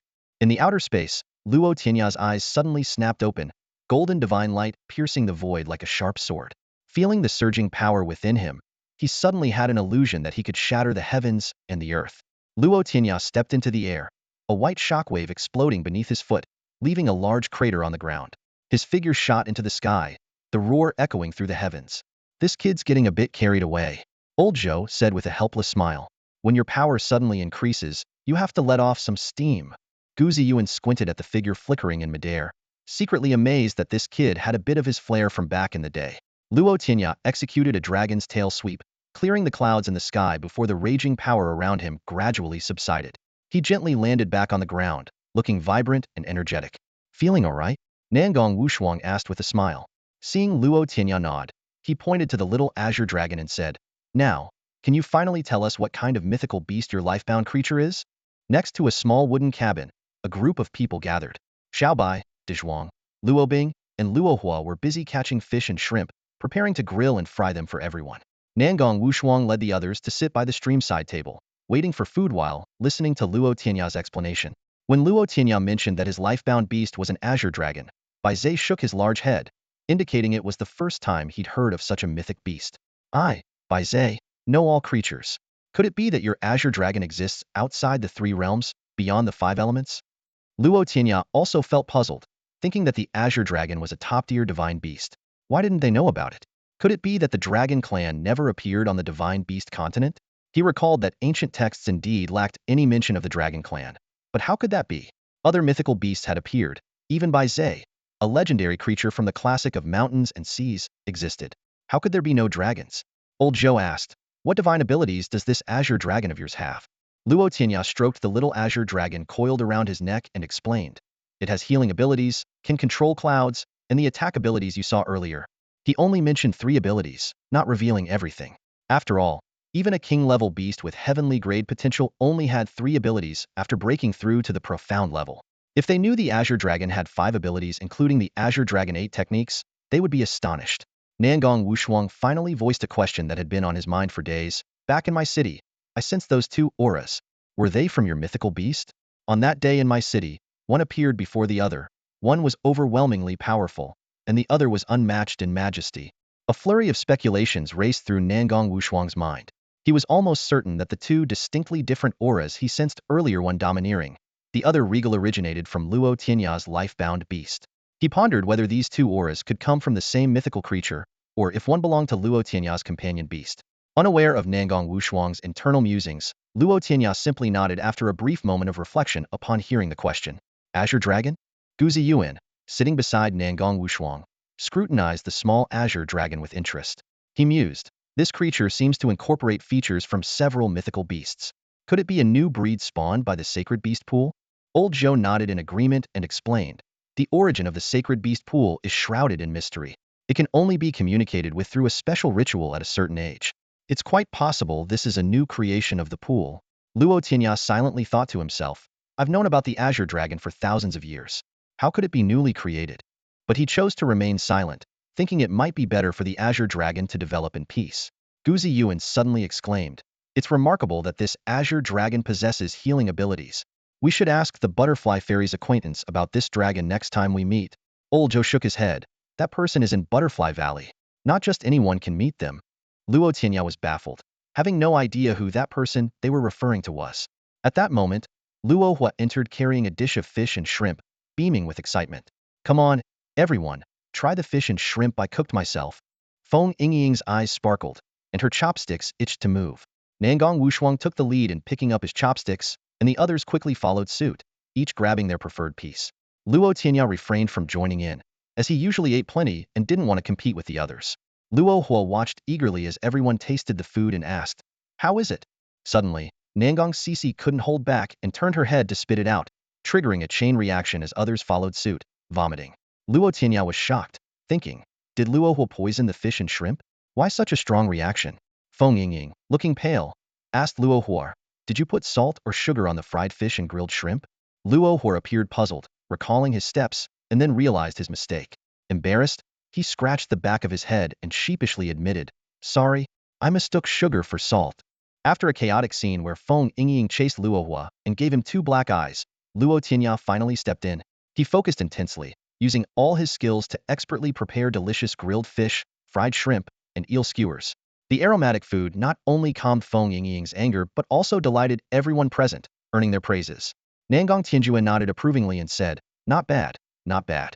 This is way better than what the academy cafeteria serves. Hey, why don't you consider switching careers and becoming the head chef there?" Nangong Wushuang gave him a sharp look and retorted, "That would be a waste of talent." Then, turning to Luo Tianya with a softer tone, she added, "But your cooking skills are indeed impressive. Remember to invite me next time you cook something." Elder Zhou chuckled from the side. "I'm nearby, just give me a shout." Gaziyuan, though silent, had a look of lingering satisfaction, indicating his enjoyment of the meal. At this moment, Feng Yingying raised her hand and asked, "Grandpa Nangong, can I stay in one of those small cabins over there? I noticed there are quite a few empty ones." Nangong Qianqian's eyes lit up, and she quickly followed suit. "I want to stay here too." Luo Tianya, the person in question, sat nearby, feeling exasperated. He thought to himself, "It seems like these people got addicted to his cooking and wanted to make him their permanent meal ticket. He's destined to reach the pinnacle of the world. How could he succumb to their whims and become a mere cook? Never." Just then, Nangong Wushuang squinted and said, "Go grill a couple more fish, and I'll consider your request to go to Sifang City." "Sure thing." Luo Tianya perked up at these words and immediately ran off to catch more fish. It wasn't until he returned with the fish that he realized he had been tricked. The dean had previously said he could go to Sifang City once he reached the Xian level. Frustrated, he realized he had been outsmarted. Luo Tianya was about to throw the fish on the ground in protest, but was met with Nangong Wushuang's calm gaze. He could only sigh and obediently go back to grilling the fish. Nangong Tianjue frowned and asked, "Father, do you really intend to send him to Sifang City now? Technically, he's a freshman this year, only 15 years old." Nangong Wushuang sighed, "But at 15, he's already achieved more than some 18 or even 20-year-olds. Besides, it's his own request to go to the Sifang City front lines." Gaziyuan added, "In recent years, the front lines have been relatively stable, with small skirmishes but no large-scale conflicts." Elder Zhou's eyes were filled with concern. "The worry is that the beasts might be plotting something. They've been entrenched in the northern desert for years, with their top warriors not showing themselves, only conducting small-scale border harassment. They must be up to something." Nangong Wushuang's gaze was deep. "All we can do is strengthen our defenses and cultivate our core forces." Elder Zhou looked into the distance and sighed. "When will we be able to launch a counterattack and completely drive those beastly scum out of the divine beast continent? If that day comes, I will surely risk my old life and charge at the forefront." Nangong Wushuang, looking at the group of energetic young people around him, said with emotion, "Let's hope we all get to see that day come." After attending to the group of elders, Luo Tianya, along with a bunch of younger companions, tidied up and even repaired the broken roof of a cabin. As night fell, he lay on his bed, turned over, and watched the much smaller Qinglong playing with the six-eared macaque. Luo Tianya smiled, then his consciousness entered his soul space. As soon as he entered the soul space, he heard the feeble call of the Vermilion Bird egg, chirp. Following the sound, he saw the egg floating beneath a rhomboid crystal, occasionally nudging it with its white shell, hoping for a response. Watching this childish act, Luo Tianya felt both amused and a bit sorry for it. Unable to watch any longer, Luo Tianya pointed a finger, and with a ding, a drop of liquid formed at the base of the rhomboid crystal, falling into the void and creating a small pond. Misty clouds surrounded it, a manifestation of concentrated soul energy. Chirp! The Vermilion Bird egg immediately dove in, submerging completely before slowly resurfacing. However, after a while, it became sad again, realizing it was just a pond and not an ocean, unable to continue its frolic. Luo Tianya, choosing to ignore the drama, called out the spirit cat. "Master Cat, there's grilled fish to eat." The moment Luo Tianya finished speaking, a white figure appeared before him in an instant. The spirit cat's sharp eyes swept over Luo Tianya's empty hands, and the anticipation in its eyes quickly turned to disappointment and displeasure. "Kid, are you trying to fool me?" the spirit cat said coldly, its tail flicking impatiently. Luo Tianya explained helplessly, "This is the soul space. I can only come here as a conscious avatar, so how could I bring you grilled fish?" The spirit cat scoffed disdainfully. Get to the point. I'm not in a good mood today." Luo Tianya frowned and cautiously asked, "Spirit Cat Master, do you know about the Azure Dragon and the Dragon Clan?" "Obviously," the Spirit Cat replied arrogantly. "I'm the spirit of the Invincible evolution system. The system detected that the egg you had was an Azure Dragon type, so of course I know." Luo Tianya pressed on. "Then do you know about the Dragon Clan? Like other dragon species, white dragons, gold dragons, candle dragons? And is it true that there's no Dragon Clan on the Divine Beast continent?" The Spirit Cat paused, lowering its head to slowly lick its paws, seemingly contemplating its response. After a while, it looked up with a serious expression and said, "This matter is far too significant, beyond what your current level can handle. What you need to do now is to nurture your beasts well, let them grow to the peak of this continent, and only then will you be qualified to learn such hidden truths." Luo Tianya was stunned by these words, shocked. To stand at the pinnacle of the divine beast continent, only then can one learn secrets like those of the dragon clan? Before Luo Tianya could ask further, the spirit cat's figure vanished from sight. Luo Tianya murmured to himself, "This world hides too many secrets." Meanwhile, in an unknown void, chaotic energy swirled, gradually forming a nest. A white figure appeared suddenly, took a few graceful steps, and lay down into the nest. Its emerald eyes pierced through layers of space, focusing on a landmass floating in the void. Then, its gaze traveled across the ocean to an island far away, thousands of miles distant. This island was shrouded in black mist, devoid of any vitality. A chilling, despairing aura pervaded the island. Like a realm of death, the white figure remained silent for a moment, then extended a paw, as if holding a desolate world in its grasp. Chaotic lightning, primordial energy, and ancient winds surged within, as if recreating the scene of the world's creation. After a moment, it withdrew its paw, and the world in its hand vanished. "The time is not yet right. Not yet," the white figure murmured, standing up. Its gaze once again pierced through time and space, fixing on a massive, gleaming black pillar on the island. Its eyes turned icy, as if making a vow. "One day, I will make you pay the price." At that moment, a black gale swept through, parting the mist slightly to reveal 4 words etched into the black pillar: Eternal Seal Dragon Island. Luo Tianya glanced over his information within the system, satisfied as he surveyed the attributes panel. At the early Shin level, he possessed formidable powers such as Azure Dragon Force, Sweet Rain, and Cloud Riding, as well as skills including the Azure Dragon Body and 8 Azure Dragon moves, all of which highlighted his strength. His lifebound beast was a contracted Azure Dragon, and he had a Six-Eared Macaque as a companion. Reflecting on the arduous journey to break through to the Shin level, Luo Tianya recalled how he had nearly fought every 9th level beast in the academy. Yet, new challenges awaited him needed to confront beasts at the Shin level and beyond to gain more evolution points. The academy likely couldn't provide enough high-level opponents, meaning he had to head to the front lines soon to fight and grow by defeating magical beasts and earning those points. Exiting the system in his mind, Luo Tianya's gaze fell on the Six-Eared Macaque playing with the little Azure Dragon. Instantly, he accessed detailed information on the macaque. A unique creature of the world, at the peak of the 9th level, possessing powers like Hearing All and the Invincible Fist, currently reveling in its winning streak in rock, paper, scissors. Luo Tianya was secretly pleased that after reaching the Shin level, he could discern information about beasts with just a glance, a significant convenience compared to the previous need for physical contact. His curiosity piqued. He moved closer to see what the 2 little ones were up to. The Six-Eared Macaque and the little Azure Dragon both threw out their hands simultaneously, one showing scissors, the other with a paw slightly bent but not fully closed. The macaque flipped excitedly, while the little dragon stared at its paw in confusion, clearly puzzled as to why its intended fist turned into paper. Luo Tianya couldn't help but chuckle. The little dragon's claws had just grown, and its toes weren't long enough, making every gesture look like paper. No wonder the macaque always won. It just needed to keep choosing scissors. He stepped forward to console it. "Don't worry, when you grow up, you'll be able to bend your claws however you like." Seeing the dragon's dejected expression, he suggested, "You could compare body length with the Six-Eared Macaque. You're definitely longer." The little dragon perked up immediately, turning to challenge the macaque to a length contest. The Six-Eared Macaque shook its head in resignation, flashed gold, and retreated to its nest, pretending to sleep. Observing this, Luo Tianya also hurried back to bed, leaving the little Azure Dragon alone, staring sadly at its 5 claws. Meanwhile, on the outskirts of the southern forest, an intense battle was unfolding. A muscular white figure was breaking through obstacles effortlessly, shattering rising earth walls with ease, only to face a fiery assault from a massive azure wolf behind the last barrier. The white figure remained unfazed, roaring as its body expanded and crossed its arms over its chest to withstand the powerful wind and fire attack. Though it was forced back, carving a trench in the ground, it ultimately managed to neutralize the attack. However, the danger was not over. A black and an azure figure suddenly flanked the white figure from behind. On the left, a charging black wild boar, and on the right, the sharp claws of the giant wolf, both timing their moves perfectly. At that critical moment, the white figure flashed with white light and shrank into a small white rabbit, deftly dodging the wolf's claws. The black boar, unable to stop in time, crashed directly into the wolf.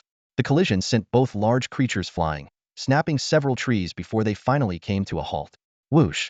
The little white rabbit hiding in the pit suddenly flashed with a white light and transformed into a muscular, fierce rabbit. It stomped a pit with each step, striding aggressively towards the wild boar and giant wolf. Stop, stop! Luo burst out from the side, quickly moving to the somewhat dazed giant wolf. He gently stroked the wolf's fur, turning to shout at another tall and sturdy figure who had just emerged. Can't you control that power of yours? Did you really have to crash into it? Dazhuang looked frustrated and explained. How was I supposed to know the little white rabbit had that trick up its sleeve? It shrank and dodged the attack, catching me off guard. By the time I realized, it was too late to stop. Others began to emerge from their hiding places, gathering together. Luo Feng, accompanied by his spirit beast, approached and praised, impressive, Xiao Bai.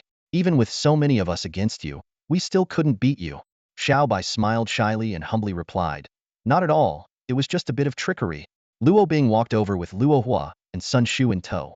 She analyzed, rather than trickery, I'd call it battlefield experience. That dodge of yours made full use of your spirit beast's characteristics and the battlefield situation at the time. She continued to praise, Xiao Bai, you've really grown. Well done. Xiao Bai shook his head with a wry smile, admitting, I've missed a lot of growth opportunities. If it weren't for meeting young Master Luo, I'd probably still be wasting away in the beast arena of my city. And that move earlier was inspired by his tactics during a previous hunt. Luo sighed with emotion. Tianya has really left us in the dust now. The group fell silent, pondering Luo Tianya's astonishing progress. They seemed to be at the foot of the mountain, gazing up at his back as he climbed to the summit. Luo Bing's expression wavered slightly, but quickly turned determined. She encouraged, we can't give up. Even if we can't keep up with him, we mustn't hold him back. Let's work hard, fight, and improve together. Yes, let's do our best together. Everyone responded in unison, filled with enthusiasm. The sun rose higher, its rays shining down on the group of youngsters. They were sweating for their goals, encouraging one another, and progressing together. It's truly wonderful. Nangong Wushuang stood by the window, hands clasped behind his back, gazing outside. Elder Zhou sat in his quarters, frowning as he asked, Are you planning to let Luo Tianya participate in the Tianjiao battle? Nangong Wushuang nodded slightly, without turning around. I'm considering it. Elder Zhou's frown deepened. The Tianjiao battle is only for those at the peak of the Xin level. Luo Tianya has just broken through to the Xin level. Even if he's extraordinarily gifted, it's unlikely he can compete with those young prodigies. Each of them has extraordinary life beasts and exceptional talents. Even at the same level, he might not win against them, let alone those with higher cultivation levels. Nangong Wushuang turned around, eyes resolute. Let's consider it preparation for the next Tianjiao battle. Besides, I plan to send some of our academy's promising talents to Xifang City to broaden their horizons and gain experience. He sighed. Other top academies look down on our Nantian Academy, saying we stay behind the front lines and lack the baptism of the battlefield, claiming we're not worthy to be compared with them. Elder Zhou shook his head. It's due to our geographical disadvantage, not our fault. And we send as many warriors to the front lines as those other academies. That's true, but their students don't see it that way. Nangong Wushuang replied, shaking his head. But since the front line has been relatively stable in recent years, it's time they see what real beasts are like. Meanwhile, Luo Hua, exhausted and drenched in sweat, trailed behind the others, alongside the equally tired Lan Yu Tanling. Despite his life beast's 6th level ability being somewhat unusual and not often useful, he continued to train hard in strength, physique, and speed, hoping to quickly break through and not fall far behind Luo Tianya and his other friends. As Luo Hua thought of that figure in his mind, they arrived at the academy gate. From a distance, he spotted a graceful figure, and his spirits lifted. He hurriedly tidied himself, slicked back his hair, and struck what he thought was a handsome pose as he approached her. Senior Sister Yi, long time no see. Luo Hua said, trying to sound calm as he stood before Yi Qingshui. The members of Yi Qingshui's guard looked at the young man's antics with bemusement. Yi Qingshui, however, smiled and replied, It's you. Didn't we just see each other a few days ago? How is that a long time? Luo Hua quickly responded, A day apart feels like 3 years. By that count, it's been many years since I last saw you, senior sister. Yi Qingshui laughed, finding Luo Hua more amusing than some of the other guys she had met. She asked, Did you just return from training? Luo Hua boasted, Yes, my life beast has reached level 7 now. It's really powerful and I can protect you. Senior sister Yi. Yi Qingshui was surprised by Luo Hua's progress, suspecting he might have benefited from the white flame incident. She encouraged him, Impressive. Keep it up, I'm rooting for you. With her encouragement, Luo Hua felt invigorated. I will. I'll grow quickly to protect you, senior sister Yi. Yi Qingshui smiled. Keep training hard, and you'll become a master in no time. Luo Hua clenched his fist, determination in his eyes. Don't worry, senior sister Yi. I'll catch up to you soon. As she watched Luo Hua and his group enter the academy, Yi Qingshui pondered, her curiosity about Luo Tianya peaked. Elsewhere, Luo Tianya woke up, stretching lazily and savoring the comfort of an extra nap. After getting up and washing, he roused his little green dragon and the six-eared macaque, preparing to find the headmaster. Just as he opened the door, he found Wu Ji standing there, looking serious. Good morning, senior brother Wu Ji. Luo Tianya greeted him. Wu Ji nodded and got straight to the point. I want to have a match with you before the Tianjiao battle starts. Huh? Luo Tianya was momentarily stunned, unable to react. Wu Ji's sudden challenge left Luo Tianya bewildered. He had just woken up when Wu Ji announced he wanted a sparring match. Seeing Luo Tianya's confusion, Wu Ji explained. I noticed you've reached the Xin level. Your strength should be impressive, so I thought we could have a friendly match. Luo Tianya replied with a hint of helplessness. Senior brother, you never seemed like a battle enthusiast. What's gotten into you today? At that moment, a voice came from behind Wu Ji, because he feels lonely at the top, unable to find a worthy opponent to break through his plateau. A man dressed in a purple robe with flowing hair stepped forward. Who are you? Luo Tianya asked directly. The newcomer was momentarily taken aback by the blunt question, but quickly realized that Luo Tianya, being new, wouldn't know him. Wu Ji clarified for Luo Tianya. He's Xing Yueya, ranked second on the Xian level list. Oh, I've heard of you. Luo Tianya exclaimed, his expression brightening with understanding. You've heard of me? Xing Yueya asked with a smile. Not really, Luo Tianya replied candidly. I was just being polite. Xing Yueya was speechless, thinking that this guy's mouth might be sharper than his skills. Xing Yueya then explained seriously, Wu Ji and I have both reached the peak of the Xian level. My spirit beast specializes in control, so fighting Wu Ji isn't satisfying for him. We're the highest level in the academy now. Anyone stronger has already graduated or become instructors. He's been stuck at the peak for a while, unable to find a breakthrough. Luo Tianya pointed at himself and asked, so I'm the breakthrough? With your current strength, yes, Xing Yueya replied with a smile. Luo Tianya noticed the battle spirit simmering beneath Wu Ji's calm exterior. After a moment of contemplation, he agreed with a smile, but his next question took both by surprise. Which contract beast would you like to fight, senior brother? Wu Ji chose the Azure Dragon, expressing a desire to see Luo Tianya's spirit beast in action. Luo Tianya agreed readily but asked, should we fight in the Nanyue forest or on the arena? Xing Yueya smiled mysteriously. No need. We can fight right here. Here. Luo Tianya gestured at the ground, concerned about damaging his small wooden cabin. Wu Ji reassured him, don't worry, Xing Yueya has a way. Xing Yueya clenched his right hand, and the space before him rippled as a peculiar creature emerged. It had a slightly elongated body, 2 short legs, stood upright, and had wings that couldn't fly. Its back was black, its belly white, and its beak gleamed, with tiny eyes hidden in black fur. This is my spirit beast, the eternal night star beast, Xing Yueya introduced. Luo Tianya looked at the waddling creature heading towards Xing Yueya, and thought it looked exactly like a penguin. He wondered if this penguin could handle the heat. Luo Tianya accessed information about the eternal night star beast. Its species was indeed the eternal night star beast, at the peak of the Xian level, with abilities including star control, star string force, and the eternal night domain. The status indicated it was slightly hungry and craved fish. Seeing this, Luo Tianya whimsically considered calling Luo Hua's husky to use its hungry wolf howl ability, curious if the penguin could still perform its abilities. Xing Yueya said seriously, please remain calm for what happens next. He commanded the eternal night star beast to activate its abilities.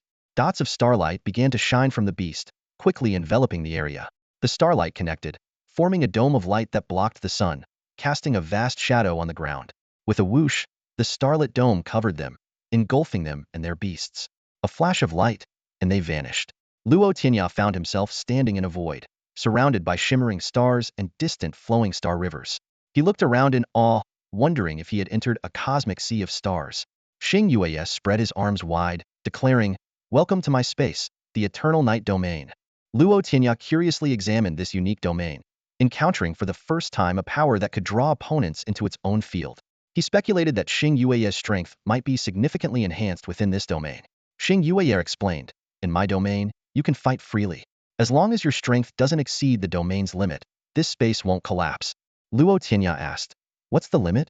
Xing Yueya shook his head. This ability isn't perfect yet. It can only withstand up to 10 times my strength. Luo Tianya thought to himself, this means Xing Yueya's power could be amplified tenfold within the domain.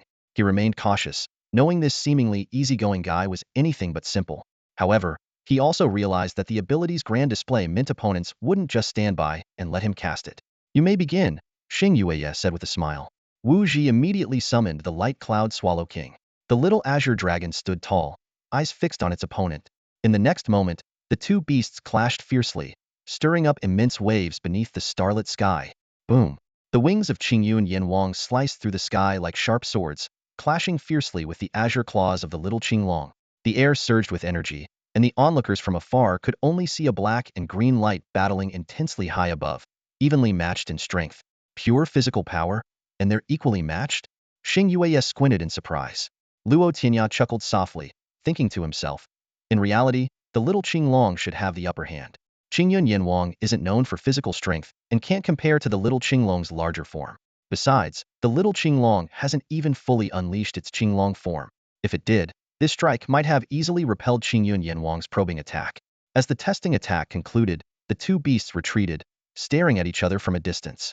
Suddenly, Qingyun Yanwang made the first move, its scissor-like twin tails glowing with a ghostly light, forming a massive crossed dual sword in the sky behind it. Under the starlight, this glow was even more dazzling, capturing everyone's attention. Yin tail strike, Xing Yueya remarked. That technique gave me a lot of trouble before. The little Qinglong stood ready, eyes fixed on Qingyun Yanwang. With a sword-like whistle, the ghostly dual swords sliced through the air, appearing behind the little Qinglong as if to cut it in half. The little Qinglong reacted swiftly, twisting its body and channeling all its power into its tail. Its 5 claws tore through the air, creating a sonic boom as it countered with a true dragon's tail whip. Luo Tianya nodded in approval. Although the little Qinglong had little combat experience since hatching, its battle instincts were ingrained in its bloodline. This dragon tail whip was executed perfectly. Boom! The little Qinglong's tail whip accurately struck the intersection of the dual swords, breaking their connection instantly. The ghostly sword spun away, while the little Qinglong was pushed back but caught by a large white cloud. Is that how you counter the yin tail strike? Xing Yueya was amazed. This move has never been countered like this before. Power, immense power, and a great sense of timing. Wu Ji explained with a serious expression. The internal energy flow of the yin tail strike has a brief pause at the connection point. Timing it is extremely difficult, and it requires great strength to break the connection. It's the first time I've seen a beast that meets both criteria. Xing Yueya watched the little Qinglong intently, marveling. Just having broken through to the early Xian level and already so powerful. I wonder if the life beasts of the strongest human warriors can compare at this stage. The ghostly swords came flying back, aiming straight at the little Qinglong. However, the little Qinglong moved with ease, its 3-foot-long body weaving through the void as if strolling in its own backyard. With a simple twist, it effortlessly dodged the swords. Roaming dragon playing with pearls. Luo Tianya recognized it as one of the Qinglong 8 techniques. The little Qinglong didn't stop there. A dragon roar caused the speeding swords to pause slightly. Seizing the opportunity, its gleaming claws reached out, snapping the swords with 2 crisp sounds. Then it ascended into the sky, locking eyes with Qingyun Yanwang, who had yet to make a move. Qingyun Yanwang let out a low cry, breaking its gaze from the little Qinglong. Suddenly, it flapped its wings and disappeared, reappearing above the little Qinglong in less than half a breath. Its twin tails glowed ominously, releasing an aura as sharp as blades. Unwilling to be outdone, the little Qinglong gathered the power of its Qinglong claw, striking upward at Qingyun Yanwang's tails with a ghostly green glow. Clang! The sound of metal clashing rang out as the ghostly glow of Qingyun Yanwang's tails shattered. Its figure became a streak of light, tracing a noticeable path across the eternal night sky. The little Qinglong only stepped back a few paces before another large white cloud absorbed the impact. In this round of combat, could it be that Qingyun Yanwang has actually lost? Xing Yueya stared wide-eyed in disbelief at the scene unfolding before him. The signature move of Qingyun Yanwang, a fusion of the lightning-fast Yin Shuangshan and the powerful Yin Ji, had been defeated in a direct confrontation by what appeared to be a simple strike from Qinglong. Luo Tianya understood this was no ordinary strike. He had experienced the power of Qinglong's claw firsthand, recalling the terrifying moment during his tribulation when that claw effortlessly crushed a giant of lightning. He still felt a lingering fear. Although the move required substantial energy to perform, its power was undeniable. As Qinglong's innate magical ability, it could be executed with ease and far less energy than it took Luo Tianya. At this moment, Qinglong had condensed this earth-shattering strike into what seemed like a simple claw. Even though it wasn't at full strength, its power was still astonishing. Coupled with Qinglong's inherently formidable physical strength, it was no surprise that he triumphed in this bout. Chirp! Qingyun Yanwang let out an angry screech, clearly frustrated by the recent defeat. Suddenly, its figure flickered and vanished from sight. In the next moment, the entire space erupted with booming sounds, echoing continuously. Qingyun Yinwang's silhouette flickered in and out of view, moving so fast it was almost impossible to track. Each appearance was accompanied by a deafening explosion. It's finally here.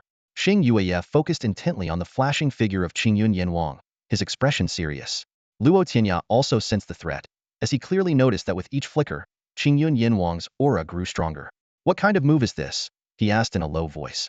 Yin Fan. Xing Yueya answered curtly. That's as good as saying nothing. Luo Tianya couldn't help but retort. Xing Yueya sighed. I was defeated by this very technique back in the day. My eternal night star beast was even brought to tears. A penguin can cry?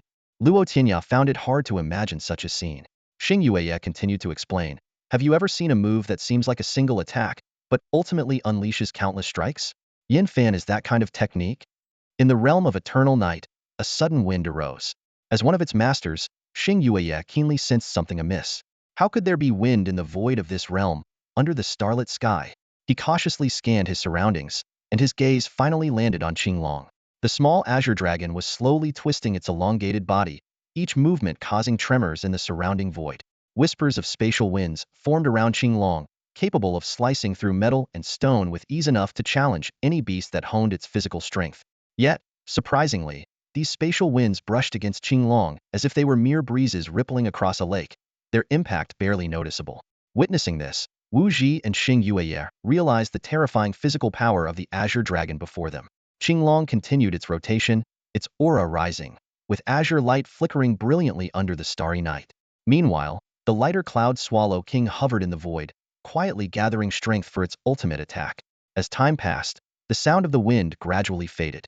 The trio's focus returned to Qinglong, whose movements slowed further, its entire body coiling into a circle. Layer upon layer, it coiled until its head stood prominently atop its spiral form. This was the Azure Dragon Coiling Star, one of the 8 Azure Dragon techniques, with destructive power rivaling the Azure Dragon's Claw. At that moment, the lighter cloud Swallow King's energy buildup reached its peak. It ceased its movements, its body emanating a ghostly glow, eyes fixed intently on Qinglong. The two beasts faced off, their auras so immense they split the realm of eternal night in two. On one side, the overwhelming ghostly light of the Swallow King. On the other, the deep green glow of the Azure Dragon. Their evenly matched auras clashed in the air, foreshadowing an imminent battle. Xing Yueya, observing this, remarked bitterly, my realm of eternal night might get shattered today. Before he finished speaking, the battle erupted. The two beasts transformed into streaks of light, colliding repeatedly in the void. The roaring sounds echoed throughout the realm, and under their fierce impact, cracks began to appear in the void of the realm of eternal night. Startled, Xing Yueya quickly formed seals, using a soul amplification array to bolster the nearby eternal night star beast. The star beast's aura surged, a brilliant light flared, and the void's cracks gradually vanished, restoring stability to the realm. Xing Yueya exhaled in relief, thankful for averting disaster. Luo Tianya and Wu Ji were entirely engrossed in the spectacle of the two beasts clashing in the void, oblivious to Xing Yueya's actions. As hosts, they could clearly feel their life beast's emotions.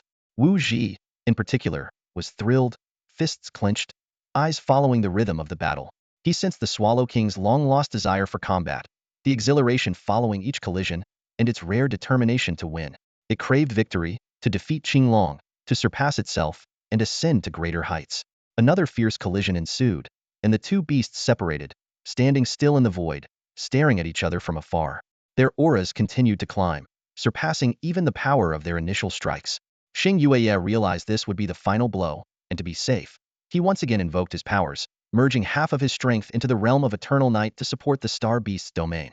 Despite this, the intensity of the two beasts' auras left him feeling uneasy. Boom! As their auras peaked, both beasts launched their attacks simultaneously. The lighter cloud Swallow King's Swallow Return harnessed the power of countless attacks, combined with its swift swallow flash ability, forming an ultimate strike. Wherever it passed, the void shattered, and gusts of spatial wind surged from the cracks. It transformed into a streak of light, aiming straight for Qinglong. With a roar, Qinglong's azure light intensified, flowing like liquid over its body. All the azure light converged at its mouth, forming a dense energy orb. Two terrifying forces were about to collide, and the fate of the realm of eternal night hung by a thread. Within the energy sphere, a miniature world emerged, with trees, lakes, mountains, and oceans vividly visible, resembling a complete planet. Luo Tianya's eyes shone brightly, piercing through the essence of the energy sphere with his keen vision. He exclaimed, "Xiao Qinglong, you're coiling around an entire planet. This is the ultimate secret of the Azure Dragon's planetary technique."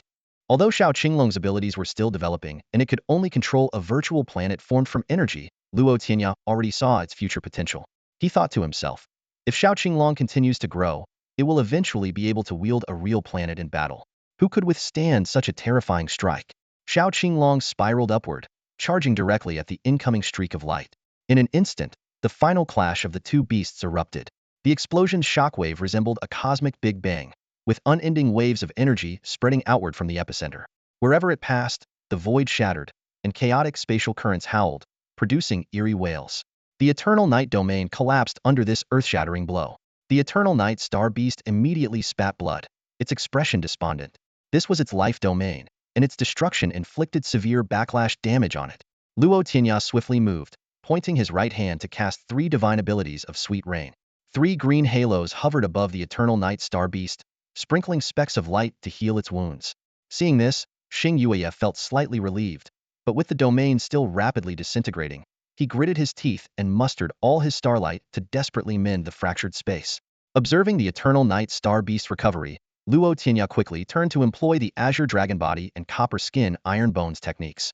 His figure expanded, his aura surged, and the energy within him transformed into Azure Dragons, weaving through the shattered domain to calm the spatial turbulence.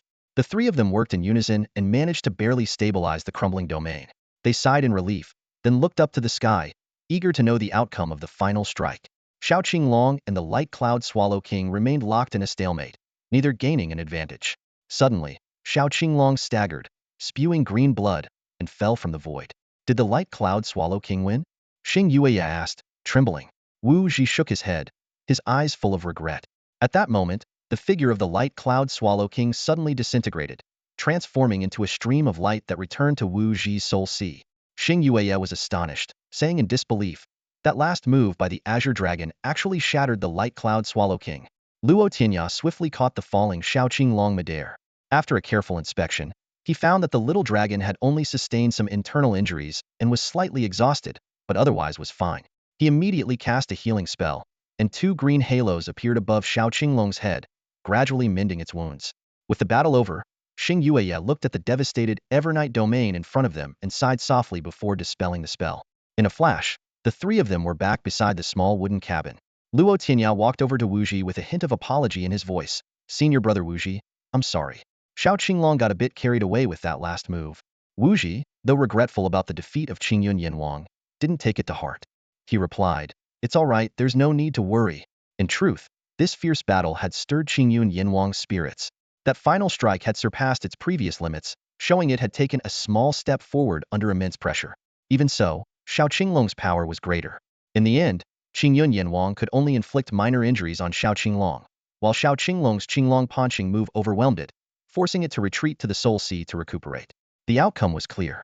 Since joining Nantian Academy, Wu Ji had always been far ahead of his peers, with only Xing Yueya as a match. However, Xing Yueya excelled in control rather than attack, leaving Wu Ji without an equal opponent for a satisfying battle. Upon reaching the peak of the Xin level, he felt stagnant because no one could exert enough pressure on him. Luo Tianya's arrival changed everything. First, he broke through 3 peak 9th level opponents during a hunting event, then showcased incredible strength in a duel with Bai Qiu. He swiftly reached the Xin level, even triggering a heavenly tribulation. And his divine move, Qinglong Tazua, shattered a giant of lightning with one strike. All of this ignited Wu Ji's fighting spirit, and he longed to battle Luo Tianya, pitting Qingyun Yanwang against the mysterious dragon. Though Qingyun Yanwang was defeated, Wu Ji sensed a loosening of his long-standing bottleneck. He looked earnestly at Luo Tianya and said, "Tianya, thank you so much."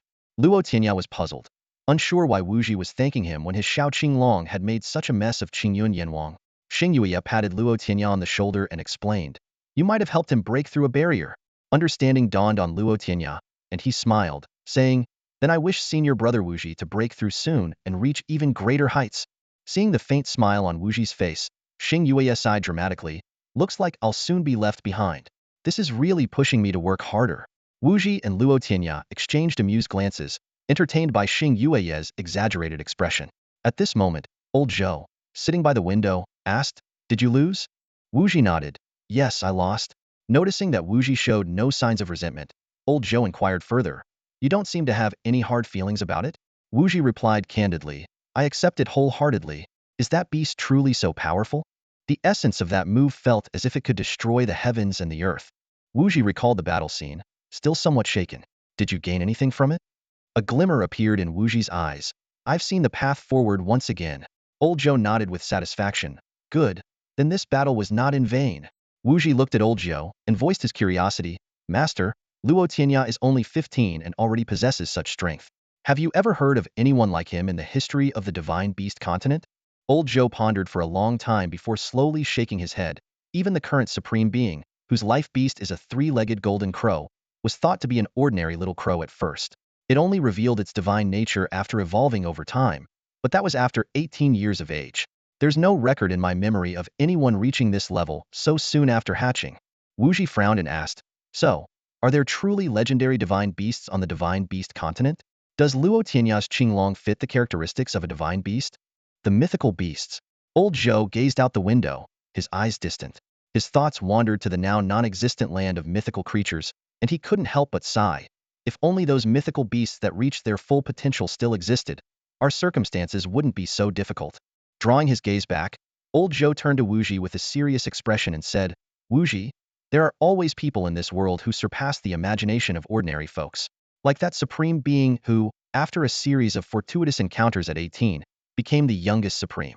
But we shouldn't envy or resent such people. What we must do is focus on ourselves, continuously improve, and maximize our talents. That way, our achievements won't be insignificant."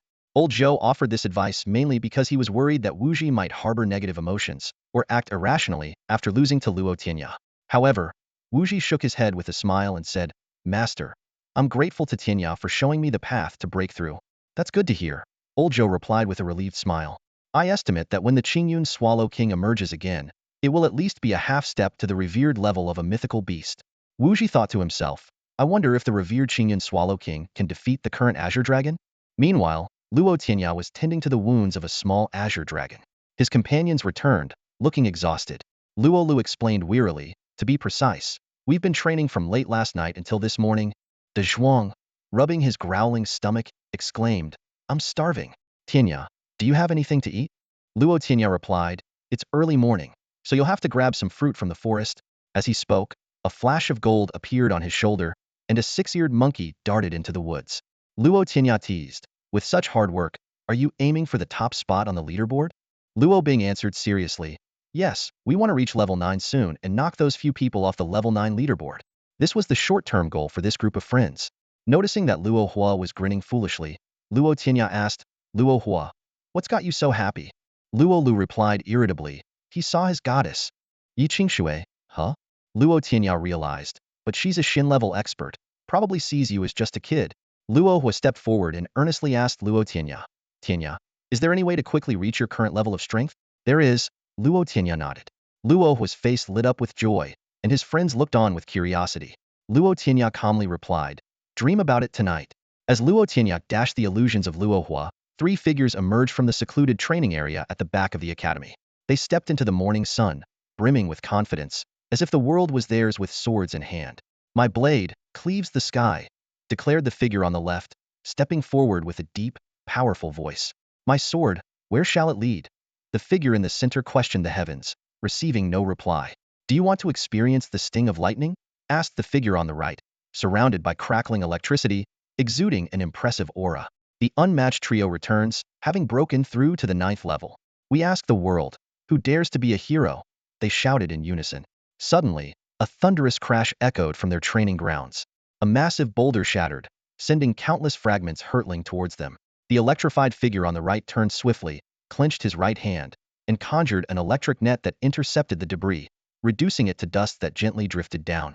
A figure emerged from the settling dust. "Wang Tang," recognized the electrified figure. "Lin San." Wang Ting acknowledged, glancing at the other two. "Feng Qingyue, Liang." "Who would have thought?" Feng Qingyue remarked. "You've also reached the Xin level." Wang Tang was taken aback, realizing that all three had reached the Xin level. He was shocked. Before their seclusion, they were at the peak of the 9th level, while he was on the verge of the Xin level. Yet, they had surpassed him? Thanks to the pressure from Luo Tianya, Liang reflected, if we hadn't lost to him, our spirit beasts wouldn't have found the breakthrough opportunity. Wang Tong was even more astonished to hear that Luo Tianya had defeated all three of them. Remembering how Luo Tianya's little monkey had bested his nearly shin-level white snake, Wang Tang felt disgruntled and turned to leave. That Wang Tong, so rude. Feng Qingyue grumbled. Lin San consoled. Let it go. It's just his breakthrough energy getting out of control. His talent might be a bit dull, unlike us who can perfectly control the energy post-breakthrough. The trio decided to head to the Academy's dining hall for a meal before confronting Luo Tianya. Along the way, they discussed why Liang had changed their slogan, with Liang secretly vowing to reclaim his honor. At the dining hall, Feng Tingyu recounted Luo Tianya's astonishing exploits. The trio listened, dumbfounded, as Feng Tingyu seized the chance to snatch his brother's dumplings. Feng Qingyue snapped back to reality, lamenting, why is it like this? We worked so hard to reach the Shin level, and that kid defeated a Shin level by Chio while still at the 9th level, then advanced to Shin level faster than us. Lin Sin wondered about the lightning during Luo Tianya's breakthrough, while Li Yang remained silent, feeling it might be impossible to redeem his honor in this lifetime. Suddenly, Feng Qingyue slammed the table, insisting they meet Luo Tianya. The others quickly followed suit. They found Luo Tianya roasting a chicken, and their loud calls startled him, causing the chicken to fall to the ground. Luo Tianya turned around, eyes flashing with a dangerous glint. Sensing the tension, Feng Qingyue quickly put on a smile. Oh, we heard your roasted chicken is delicious. We came especially to try it. Feng Qingyue excitedly ran towards Luo Tianya, holding a plucked chicken in his hands. Tianya, look, did I pluck the feathers clean? He asked, pushing the chicken towards Luo Tianya. Whether it's clean or not, you're the one eating it. Luo Tianya retorted grumpily. At that moment, Feng Qingyue let out an excited shout, startling Luo Tianya so much that he dropped the freshly roasted chicken onto the ground with a thud. Luo Tianya's face darkened as he reluctantly peeled off the dust-covered skin. He sighed inwardly. The golden, crispy skin was the essence of roast chicken. Without it, could it even be called roast chicken? Feng Qingyue noticed Luo Tianya's displeasure but could do nothing about it. After all, the chicken fell because of his sudden shout. Just then, an overwhelming aura emanated from Luo Tianya, like an ancient beast awakening, sending shivers down the spines of Feng Qingyue and the others. It turned out their timing was unfortunate. Luo Tianya had just finished a battle with Qingyun Yanwang, and the residual power of his devastating Azure Dragon surrounds the star move still lingered. Although Luo Tianya had restrained most of his aura, these reckless fellows had bumped into him at the wrong time. Even a trace of the lingering aura was enough to make the three of them reconsider challenging him. They stared in awe as Luo Tianya nonchalantly continued roasting the chicken, while their own stomachs growled in protest. Luo Tianya was still upset and had no intention of sharing his food. The trio had no choice but to fend for themselves, awkwardly turning the spit and trying to ease the tension. I heard you broke through to the Shin level, one of them asked. Aren't you guys as well? Luo Tianya replied without looking up, focusing on devouring a chicken leg. The mouth-watering aroma made the trio even hungrier. We just broke through this morning, Liang said, looking dejected, his desire to challenge completely extinguished. Feng Tingyu sat nearby, looking conflicted. She had just eaten some dumplings and should have been full, but the tempting aroma of the roast chicken made her mouth water. She quickly wiped her mouth, convincing herself it was just the smoke from the fire, not drool. Lin San cautiously turned the chicken as he tentatively asked, I heard you got struck by lightning when you broke through to the Shin level? The world rejects me, so I defy the heavens. Luo Tianya replied calmly, leaving the three of them stunned. His words were so fervent and inspiring. The heavens may reject me, but I'll defy them. Feng Qingyue exclaimed, momentarily forgetting his task. Hey, focus, the chicken's about to burn. Feng Tingyu quickly nudged the daydreaming Feng Qingyue, saving the chicken just in time. Regaining his composure, Feng Qingyue said as he turned the spit, you know, everyone who reaches the Shin level has to go to the front lines for some training, right? Luo Tianya looked up, puzzled. Is that a rule? I didn't know. You haven't been here long, so you might not be familiar with some of the rules, Lin San explained. The magical beasts are the sworn enemies of our sacred beast continent, shameless plunderers and destroyers. Every warrior of the sacred beast continent should see it as their duty to drive them away. To train the courage and bravery of the academy students, each Shin level student must participate in a beast hunting exercise to prepare for future battles. Hearing this, Luo Tianya said solemnly, it's my duty. Magical beasts were not only the common enemy of all creatures on the sacred beast continent, but also Luo Tianya's personal nemesis. His parents had been tricked by magical beasts and perished on the front lines. Therefore, his hatred for them ran deeper than most. Where is the training held? Is it in Sifang City? Luo Tianya asked. Of course not. Lin San shook his head repeatedly. Xifang City is the most pressured border city at the front lines. They wouldn't send us there now. We only go to smaller border towns to experience the atmosphere of fighting magical beasts. Luo Tianya pondered this.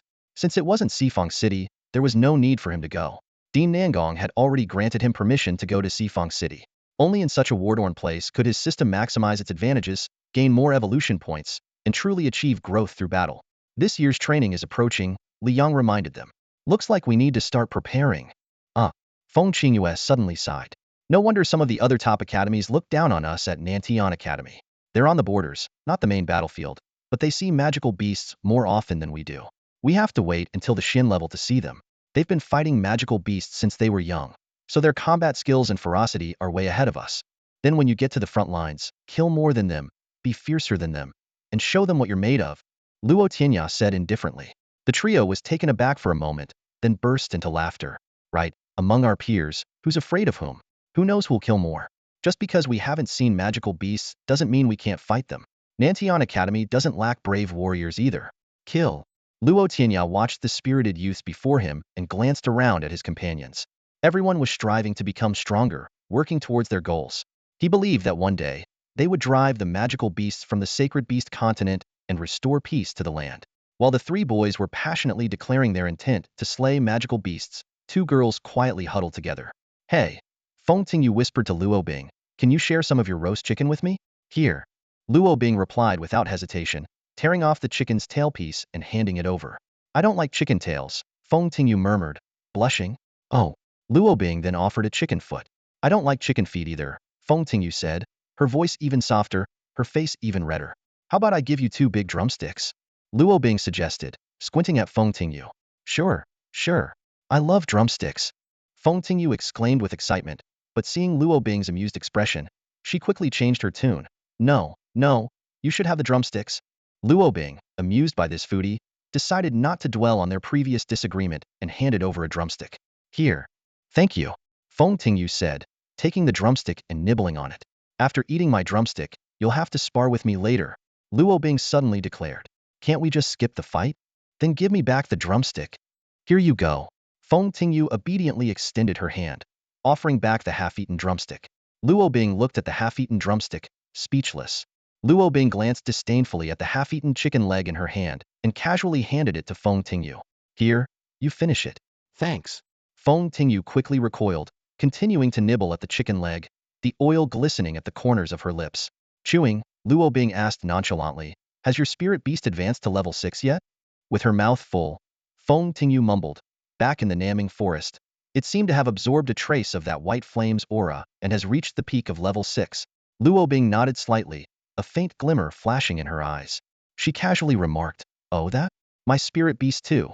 It accidentally absorbed some of that aura and advanced to the peak of level 7. Hearing this, Feng Tingyu almost dropped her chicken leg but managed to catch it just in time. She swallowed her food and exclaimed, a whole level higher than me. You should be able to beat me now. Luo Bing took a leisurely bite of the chicken leg and replied calmly, if we were still on the same level, we could have a match. But now that I'm a level higher, it would be unfair to you. Feng Tingyu felt a slight discomfort at these words. She set down the chicken bone she had finished gnawing and looked Luo Bing in the eye, challenging, why don't we have a little contest? As soon as she spoke, a small green figure appeared on her shoulder. It was her spirit beast, a mutated mantis. Luo Tianya glanced over and immediately assessed the mantis. Luo Tianya murmured with interest, noticing how unique this mutated mantis was. Species, mutated sword mantis, innate sword type. Level, 6. Abilities, sword heart clarity, triple sword chi. Status, a bit hungry. Luo Tianya examined its details, realizing that although this mutated species wasn't of a king-level beast, having 2 abilities at level 6 was quite rare. He speculated that sword heart clarity might be an innate ability from its mutation into a sword type, while triple sword chi was likely gained upon reaching level 6. He looked at Feng Tingyu with intrigue. The Dao Wang family almost always had blade-wielding mantises as spirit beasts, yet Feng Qingyue's generation had produced this Animalia sword mantis, with swords instead of blades. He couldn't help but wonder what the legendary Dao Wang thought of this mutation. Luo Bing chuckled lightly, oh, are you sure you want to fight? Before she finished speaking, a gust of wind suddenly arose behind her. A giant wolf, its fur tinged with a hint of crimson, appeared out of nowhere, standing firmly on 4 paws, its tail swaying gently, its eyes glowing with an eerie blood-red light, exuding an almost tangible aura of dominance. Feng Tingyu's pupils contracted, her heart pounding uncontrollably. With the Sword Heart Clarity ability, she not only had a strong comprehension of sword techniques, but could also sense the danger posed by opponents. At this moment, she could distinctly feel the substantial threat emanating from the giant wolf. Has advancing to level 7 transformed it completely? She wondered, frowning at the Blood Wolf King. Clang. Sensing its master's intent, the sword mantis's sword-like arms radiated white sword energy, subtly targeting the Blood Wolf King. Luo Bing's gaze remained calm as she looked at the sword mantis on Feng Tingyu's shoulder. She said evenly, "If we fight, you're bound to lose." By now, the confrontation had drawn the attention of everyone present. Luo Tianya merely smiled without speaking. Feng Qingyue, feeling the energy fluctuations from the two beasts, thought to himself, that giant wolf is level 7. It seems the explosion at the flame incident was quite beneficial. While his sister's spirit beast, reaching the peak of level 6 was impressive, it still fell short of the giant wolf. Feng Qingyue called out worriedly, "Tingyu, put Xiaojin away. What are you doing?" He feared that if the beasts really clashed, his sister's spirit beast would suffer, given that level suppression is generally insurmountable unless the beast is exceptionally gifted. Yet, he was also curious about the quality of Luo Tianya's two beasts. Luo Tianya smiled, trying to ease the tension. "No worries, they can have a little sparring session." Luo Bing, "Maybe your spirit beast can hold back a bit for a friendly match."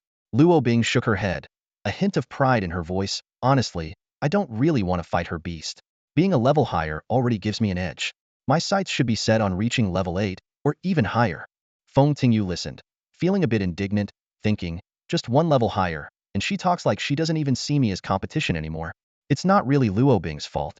After spending so much time with Luo Tianya, witnessing one miracle after another and watching him defy the odds with lower levels defeating higher ones, or that divine-like strike during the tribulation, these feats have deeply etched themselves into the minds of his friends. Luo Bing and the rest have gradually raised their standards for levels, which is why they've been training diligently from an early age. This group of friends all aim to match Luo Tianya's prowess. Unless they're dealing with beasts, when sparring among humans, they at least seek opponents of the same level, ideally even challenging those above their level. Just then, Luo Hua, with his slicked back hair, suddenly grinned and said, "Hey, how about a match with me?" Feng Tingyu turned to look at Luo Hua, a hint of doubt in her eyes. She hadn't sensed any aura of a master from him. Noticing Feng Tingyu's slightly dismissive glance, Luo Hua straightened his back and patted his not-so-broad chest, saying, "What? You underestimate me? Let me tell you, my life beast is a level 7 demon beast, higher than your mantis. Don't look down on me." As soon as he finished speaking, Luo Hua waved his hand, and with a flash of blue light, a blue wolf suddenly appeared before everyone. Quick on his feet, Luo Hua immediately pressed down on the wolf's head. The wolf had been eyeing the roast chicken on the table, but fortunately, Luo Hua was prepared. While holding down the wolf's head, Luo Hua tried to reason with it. "Defeat that little mantis, and I'll give you 2 big chicken legs." The blue moon greedy wolf let out a whimper and nodded in an almost human-like manner. Seeing this, Feng Tingyu felt both amused and annoyed. She thought to herself, "Is it so easy for just anyone to challenge me now?" Although this wolf's energy indeed reached level 7, it didn't seem very strong. Since the opponent wanted a fight, it was a good chance to vent her frustration. Feng Tingyu clapped her hands and stood up, her expression returning to calm. Looking down at Luo Hua, she said, "If you're looking for a fight, I'll grant your wish. Bring it on." At that moment, Luo Tianya intervened. With a gentle gesture, both the blue moon greedy wolf and the sword mantis were pulled by an unseen force and flew to the edge of a nearby stream. Luo Tianya explained with a smile, "Fight over there, so we don't get caught in the crossfire." This impressive display of control left Feng Qingyue and the others in awe.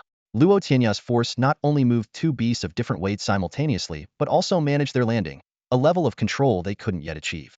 Ignoring their astonished expressions, Luo Tianya simply announced, "Begin."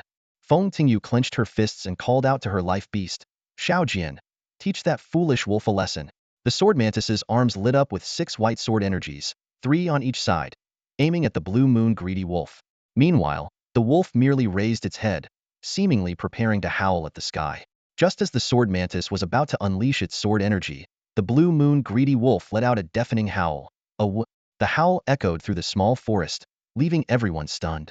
Even more surprising was that the sword energy on the mantis's arms suddenly dissipated, and with a thud, the sword mantis collapsed to the ground. Witnessing this unexpected turn of events, Feng Tingyu couldn't help but exclaim in surprise, "Oh no!" Feng Tingyu was utterly stunned, her jaw nearly hitting the ground. The seemingly harmless wolf had, with a single roar, knocked down her prized sword mantis. She rushed over, carefully cradling the mantis, and upon inspection, found it unharmed but somewhat weak. This unexpected occurrence left her bewildered, wondering if the roar was some sort of mental attack. Yet, the mantis didn't seem to have sustained any real damage. Luo Tianya, the wolf, seemed unfazed by the situation. Seeing the mantis on the ground, it eagerly trotted over to Luo, impatiently begging for the chicken leg it had been eyeing. Luo patted the wolf's head with satisfaction, thinking he had only intended to show off in front of his companions, not expecting the little mantis to actually succumb. Luo Tianyang's hungry wolf howl had not only interrupted the opponent's abilities, but also significantly increased its hunger, leaving it too weak to perform any skills. Luo tore off 2 chicken legs and stuffed them into the wolf's mouth, then turned to Feng Tingyu, who approached with a frown. With a smug smile, he said, "So, do you see now that there's always someone better? Weren't you just saying you wanted to teach us a lesson? Always keep a humble heart." Those around couldn't help but roll their eyes at Luo's words. Such advice might sound reasonable from anyone else, but from the flamboyant Luo, it was particularly grating. Surprisingly, Feng Tingyu's expression was unusually serious. She bowed deeply with her sword mantis in hand and sincerely said, "Thank you for the lesson. I have learned from it." Seeing Feng Tingyu's humble acceptance, Luo nodded with satisfaction, adopting the demeanor of a benevolent elder. Good. Acknowledging one's mistakes and correcting them is a great virtue. Remember, there are countless mystical beasts and extraordinary abilities in this world. We might encounter unexpected situations at any time. Only by being diligent and vigilant can we advance further on the path of cultivation. The others wore expressions torn between amusement and restraint. While Luo's words were sound, hearing them from him felt oddly off. Luo was in high spirits, having basked in the limelight before his companions. And he had bested the winner of the recent freshman ranking competition, someone even his sister Luo Bing had lost to. Although this victory wasn't due to a genuine show of strength, but rather a stroke of luck, as Luo Tianya often said, winning by any means is a good strategy. Of course, those cunning tactics were best reserved for dealing with magical beasts. Feng Qingyue and her 2 friends were still in shock, unable to believe that Feng Tingyu's sword mantis had been felled by a single howl from Luo Tianya before it could even strike. Luo Tianya laughed, commenting, "This husky's ability, if used well, is a fantastic control skill. Not only can it interrupt opponents' spells, but it also amplifies their hunger." He observed the sword mantis, noting its state had shifted from a bit hungry to very hungry, leaving it too drained to use any abilities, lying limp in Feng Tingyu's hands. Luo Tianya's smile froze as a startling thought crossed his mind. Could this be a causality-based ability? If the opponent feels hunger, their abilities are interrupted, regardless of the beast's level or power. He grew serious, watching the wolf tussle with Luo over the roasted chicken. If true, this husky's potential was limitless. Luo Tianya resolved to test this theory with a higher-level beast next time. The system couldn't yet determine if Luo Tianya truly had a special trait, leaving the question for future experiments. Luo Tianya turned to the still astonished trio of Feng Qingyue and her friends, chuckling as he reminded them, "Snap out of it, the chicken's burning." The 3 snapped back to reality, hastily flipping their roasting chickens, though some parts were already charred. Their thoughts, however, were still on Luo Tianyang's astonishing roar. They exchanged glances, and finally, Feng Qingyue asked, "What exactly was that roar's ability? Why was it so powerful? Is it a mental power?" Luo Tianya, leisurely gnawing on his chicken, replied nonchalantly, "I don't know. Don't ask me, ask him." He gestured with his chin toward Luo. "How stingy." Lin San's voice carried a hint of dissatisfaction. He glanced at the perfectly roasted half-chicken in Luo Tianya's hand, and then at his own half-burnt chicken. He proposed, "So what if I accidentally dropped your chicken earlier? Come on, let's trade. I'll give you this whole one for your half." Luo Tianya scrutinized the 2 chickens and chuckled, shaking his head. "Wow, I never thought a guy with such bold eyebrows could be so cunning." Hearing this, Lin San's face flushed red. He hastily flipped his chicken to show the unburnt side and defended himself, "I was just joking." The conversation quickly shifted to the situation they had encountered earlier. The 3 of them huddled together, whispering about their strategy. "What do you suggest?" one of them asked. "We can only strike first. Before it can roar, we need to use lightning to immobilize it," another replied. "But we still don't know if its power is instant. Maybe that wolf was just pretending to gather strength?" "There's no choice. If we can't get the first move, we'll probably end up like Ting Yu's spirit beast, flat on the ground. It's tough. We don't have complete information." Luo Tianya noticed their hushed discussion and casually asked, "You've all advanced to the Xian level, right? Without any sparring among you 3, who's the strongest?" As soon as he spoke, the trio, who had been huddled together, immediately separated. each holding their roasting sticks and eyeing one another warily. The air was thick with tension. Suddenly, Lin San's body crackled with lightning, and his aura surged. Finally, my lightning beast can redeem its honor and reclaim the top spot, he declared confidently. Liang wasn't about to back down either. Sword energy emanated from him as he locked eyes with Feng Qingyue. On Feng Qingyue's shoulder, the image of his blade mantis appeared. Its arms raised to the sky, the blade energy glinting in the sunlight, ready for action. If it's a fight you want, I'm game anytime. Feng Qingyue responded defiantly. Although the three were good friends, none of them were willing to concede when it came to ranking their strength. Going all out and defeating their opponents was the essence of beast battling. On Liang and Lin San's shoulders, their sword hamster and lightning beast manifested. Seeing this, Luo Tianya quickly advised, "You'd better move a bit farther apart to fight." The three beasts swiftly moved to an open space by the grove, facing off with tensions running high. Suddenly, the lightning beast made the first move, firing two arcs of electricity at the blade mantis and sword hamster, aiming to take on both at once. Clang! Clash! The sound of blade and sword energy rang out, shattering the arcs instantly. Unfazed, the lightning beast extended two lightning blades from its claws, cracked the ground with a powerful step, and charged at its opponents. A fierce three-beast battle was about to erupt.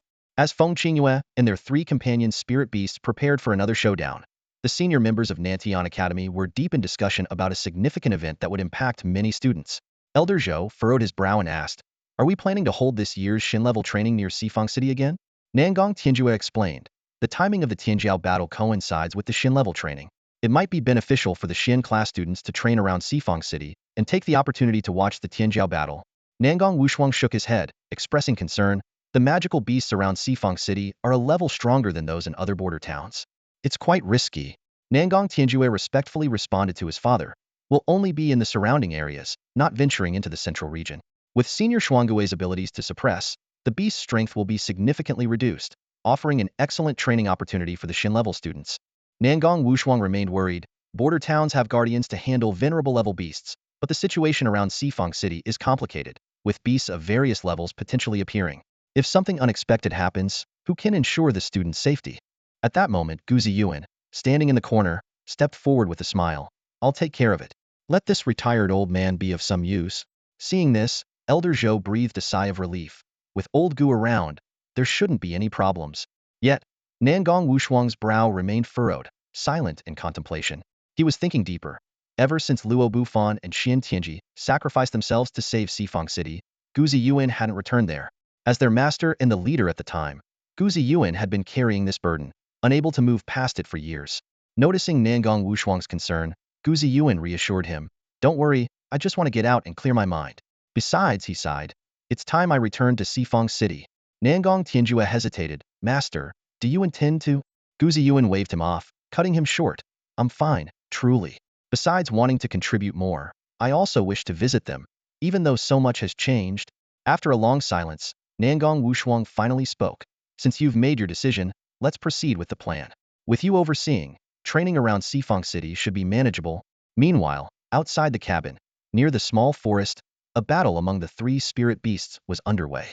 The lightning beast, seemingly in high spirits, wielded two swords, attempting to take on both the blade mantis and the sword-holding hamster at once. In a flash, the blade mantis and sword-holding hamster parried the lightning beast's attack. The lightning beast suddenly unleashed a surge of lightning across its body, channeling it through its swords toward its opponents. However, its experienced adversaries were prepared, quickly leveraging the momentum to disengage. Lin Sen taunted, "What, are you two going to gang up on me? Bring it on, I'm ready." As soon as he finished speaking, the blade mantis and sword-holding hamster separated, forming a triangular standoff. Luo Tianya watched with keen interest, silently assessing the strengths of the three beasts. Suddenly, the lightning beast made the first move, leaping into the air and casting a massive electric net over the entire battlefield, even affecting the nearby grove. Luo Hua shook his head and commented, "Too aggressive, unlike me. I win without fighting." Everyone ignored him, fully focused on the intense battle. From above, the lightning beast swung its massive lightning swords down at its opponents, its eyes steely with determination as the electric light flashed. Boom! The air was torn apart as the blade mantis's slicing energy collided with the oncoming lightning blade aura. At the same moment, the sword-wielding hamster unsheathed its sword, its gleaming blade cutting through the arc of lightning. The lightning beast, crackling with electricity, was about to strike again when the blade mantis swung its arms, sending two fierce white slashes through the air towards both the lightning beast and the sword-wielding hamster. The sword-wielding hamster felt the razor-sharp energy, as if it could slice through its fur. With a resonant clang, it executed the move Lantern Flower, deftly deflecting the slicing energy. The lightning beast, meanwhile, used its tail to summon a zigzagging bolt of lightning, shattering the incoming slash. Not far away, the spectators held their breath, realizing that the intense melee had begun. Previously, the lightning beast and the blade mantis had each demonstrated their ability to take on two opponents at once. Now, it was up to the sword-wielding hamster to respond. The sword-wielding hamster swung its sword fiercely, unleashing a whirlwind of sword energy that shot out like meteors, launching an indiscriminate attack on all targets in its vicinity. The blade mantis flapped its wings, shooting up into the sky like an arrow to evade most of the fine sword energy. In the air, it crossed its arms, sending out two slashes that shattered the remaining sword energy.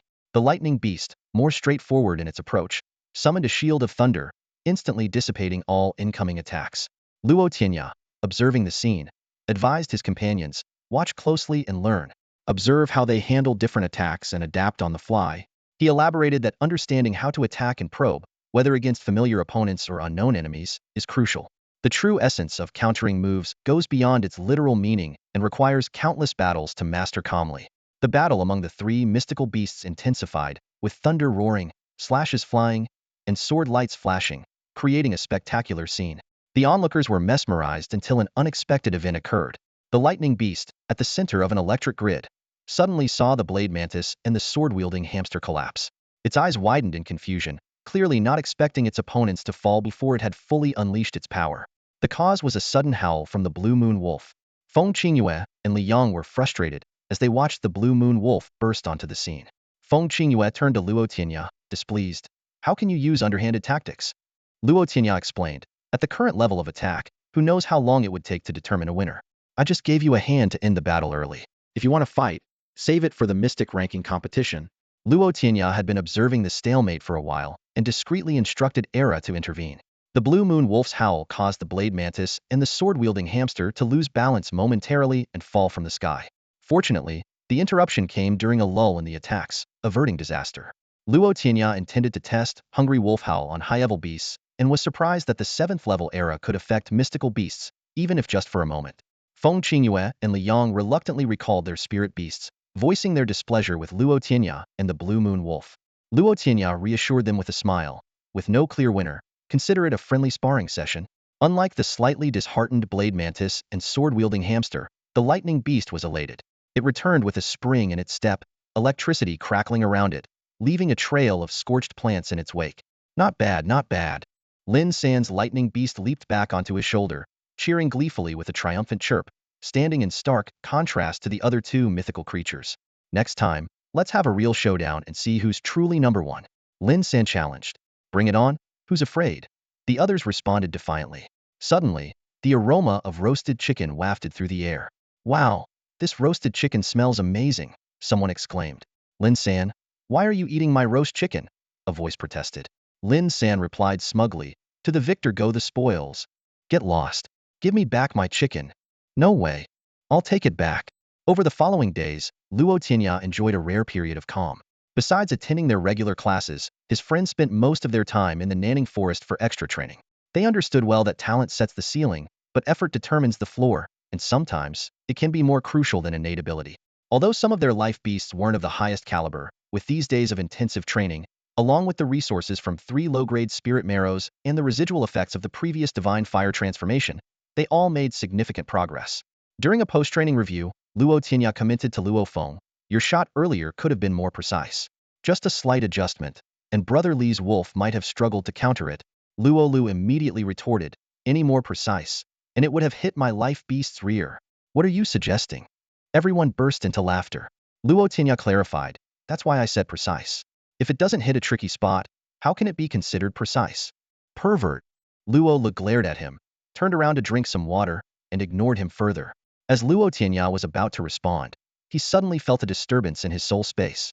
Upon scanning with his consciousness, he discovered that the Vermilion Bird egg beneath the soul crystal was shaking violently, and the pond formed by the drop of sovereign-level soul power had completely dried up. Is it finally about to hatch? Luo Tianya thought with excitement, his eyes fixed intently on the trembling Vermilion Bird egg. Luo Tianya's heart raced as he fixed his gaze on the vermilion bird egg within his soul space, which was about to hatch. Fine cracks spread across the eggshell like a web, heralding the arrival of the divine beast. As the sovereign of all birds and one of the 5 sacred beasts, the birth of the vermilion bird was undoubtedly an exhilarating moment. With a crisp crack, the eggshell finally broke open. Luo Tianya held his breath, watching the scene with anticipation. However, he suddenly became aware of his surroundings, noticing the puzzled expressions of those around him as they observed his unusually excited demeanor. "What's up, Tianya?" Luo playfully teased. "You're not really having thoughts about my green wolf's rear, are you?" She exaggeratedly shivered after her remark. Luo Tianya snapped back to reality, realizing his current predicament. He was uncertain if the hatching of the vermilion bird would trigger any phenomena, and was concerned about how to explain if the bird suddenly emerged from his soul space. After all, no one had ever possessed 2 life beasts. After weighing his options, Luo Tianya decided to find a quiet place to await the vermilion bird's emergence. "I have something to take care of. You all stay here. I'll be back soon." With that, he vanished from sight, followed closely by the Six-Eared Macaque. The group exchanged confused glances, unsure of what had prompted Luo Tianya's sudden departure. Meanwhile, Luo Tianya was darting through the forest at high speed, with the Six-Eared Macaque trailing closely behind. He refrained from summoning his little green dragon, pondering the differing states of the dragon and the vermilion bird egg in his soul space. Eventually, Luo Tianya stopped at a unique location, the site of a subgod fire eruption. "Interesting," he murmured, speculating that this might be the true rebirth place of the vermilion bird egg. At that moment, the cracks on the vermilion bird egg in his soul space widened, and a red figure struggled to break free from the shell. Luo Tianya clenched his fists, focusing intently on the process, feeling a peculiar sensation as if he were experiencing a unique birth. With another clear crack, the young vermilion bird finally emerged. A burst of white flames illuminated the entire soul space, allowing Luo Tianya and the spirit cat to behold the bird's true form.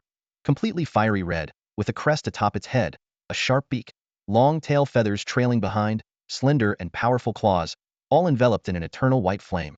The young vermilion bird gently flapped its wings, causing a strong wind to arise. The scattered eggshells, seemingly sentient, transformed into streams of light and were absorbed into the bird's body. However, Luo Tianya noticed that the vermilion bird kept its eyes closed, leading to his puzzlement.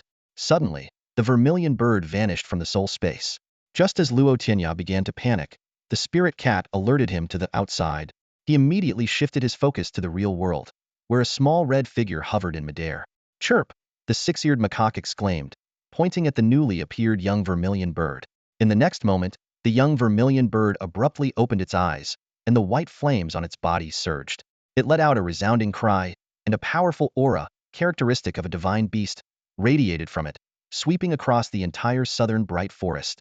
Instantly, the beasts of the forest bowed, and the birds chorused, as if welcoming their sovereign. The sovereign of all birds, the vermilion bird, had finally been born. Luo Tianya activated his ability to listen to all things, and an overwhelming silence enveloped the surroundings. The chirping of birds and the roars of beasts vanished, as if the entire world was holding its breath. This aura was even more domineering than the regal presence of the Azure Dragon. Luo Tianya mused to himself, perhaps this is the might of the sovereign of all birds and the emperor of mythical beasts. He muttered softly, the vermilion bird is associated with fire. Its temperament might be even more volatile. Beside him, the Six-Eared Macaque seemed largely unaffected, its golden eyes gleaming with curiosity as it observed the red figure in midair. Suddenly, a long cry pierced the silence. The vermilion bird retracted its aura, and the white flames on its body dissipated. It elegantly flapped its wings, the 3 long feathers on its tail fluttering in the breeze, resembling a breathtaking painting. Luo Tianya reached out his hand, ready to catch the little vermilion bird as it descended. However, this newly hatched divine creature was full of surprises. With a sudden flap of its wings, the red figure vanished before his eyes. Before Luo Tianya could react, he felt a weight on his head. The little vermilion bird had landed right on top of him. "Hey, little one, get down. My head's not your nest," Luo Tianya exclaimed helplessly, shaking his head. But the little vermilion bird didn't budge, its claws firmly gripping his long hair, swaying gently as if enjoying this ride. With no other choice, Luo Tianya stopped moving.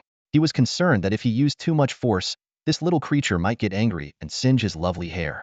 He reached out cautiously, only to see the little vermilion bird nimbly leap away, deftly avoiding his grasp, and then land back in the same spot, continuing to treat his head as a cozy perch. "Can I really handle you?" Luo Tianya thought to himself. With his current strength, Catching a newly hatched creature should have been easy. He had been holding back to avoid hurting it. This time, Luo Tianya focused his energy, his right hand moving with lightning speed, and in a flash, he caught the little vermilion bird. Ouch! Hey! Luo Tianya winced in pain. Let go of my hair, or I'll pluck all your feathers. The little vermilion bird seemed unfazed, gripping even tighter. After a brief struggle, Luo Tianya finally managed to remove the mischievous creature from his head, but not without losing a few strands of hair in the process. Rubbing his sore scalp with one hand and holding the little vermilion bird with the other, he scrutinized the feisty little creature. Then, a detailed piece of information appeared before him. Species: Vermilion Bird. Level: None. Ability: Nanming Lihua Symbiotic Fire. Status: Is this big fool really my host? Seeing the entries for level and ability, Luo Tianya was a bit surprised. This little creature had an ability even without a level? He recalled that when the Azure Dragon was born, it had nothing. But after reading the explanation of Nanming Lihua, he realized it must be an innate ability of the Vermilion Bird. However, the last line almost made him laugh in exasperation. Calling me a big fool? Luo Tianya pulled the little vermilion bird closer, gently stroking its crest with his left hand, and asked playfully, "Are you insulting me?"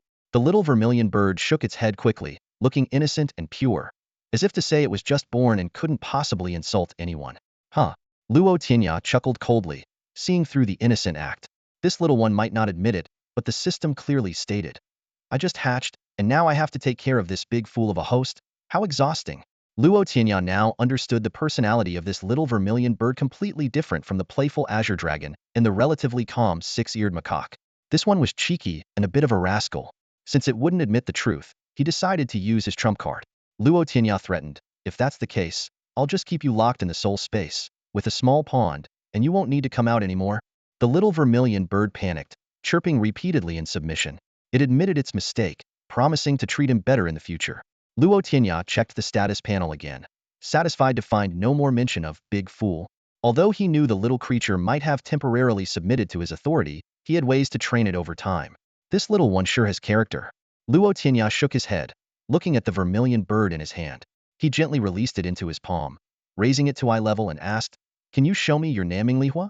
Luo Tianya had heard of the legendary Nanming Lihua. Although he had glimpsed the divine fire on the little vermilion bird earlier, he hadn't observed it up close.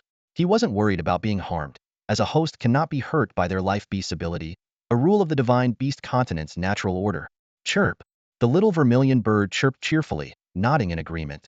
In an instant, a thin layer of white flame appeared on its red body. The flame flowed upwards like water, gathering at the crest on its head and forming a delicate white flame, resembling a blooming lotus. Luo Tianya reached out his hand, cautiously touching the flame. Suddenly, a rush of information flooded into his mind. Nanming Lihua, the primordial godly fire, the exclusive divine power of the vermilion bird. It can dispel evil, purify all things, cleanse the universe, and burn anything to ashes. Although Luo Tianya couldn't feel the world-destroying power of the Nanming Lihua at that moment, the information from the system gave him a glimpse of its unparalleled strength. Since it can dispel evil, the vermilion bird will be a main force against demonic beasts in the future, Luo Tianya thought to himself, deciding to level up the little bird first. Just as he was about to enhance the little vermilion bird, a loud shout came from the forest behind him. "Tianya, where are you?" The voice made Luo Tianya pause. He pondered for a moment, then turned to the little vermilion bird and asked, "Little one, can you become less conspicuous?" The little vermilion bird tilted its head, looking at him with a puzzled expression, seemingly not understanding his request. Luo Tianya explained, "If you can tone down your appearance and aura, I'll let you stay outside and not return to the soul space." His idea was to let the little bird appear as a companion beast, without looking too extraordinary. Its current divine bird form was far too attention-grabbing. Chirp chirp, the little vermilion bird contemplated. Ever since the vast ocean turned into a pond, it hadn't liked the soul space much. The outside world was more expansive and interesting. So, with a flash of red light, its 3 long tail feathers shrank, its wings slightly retracted, and the white flame on its head withdrew into its body. In an instant, it transformed into an ordinary red sparrow. Not bad, not bad. Luo Tianya nodded in satisfaction. Now you're not too eye-catching, and we won't have to worry when we're out.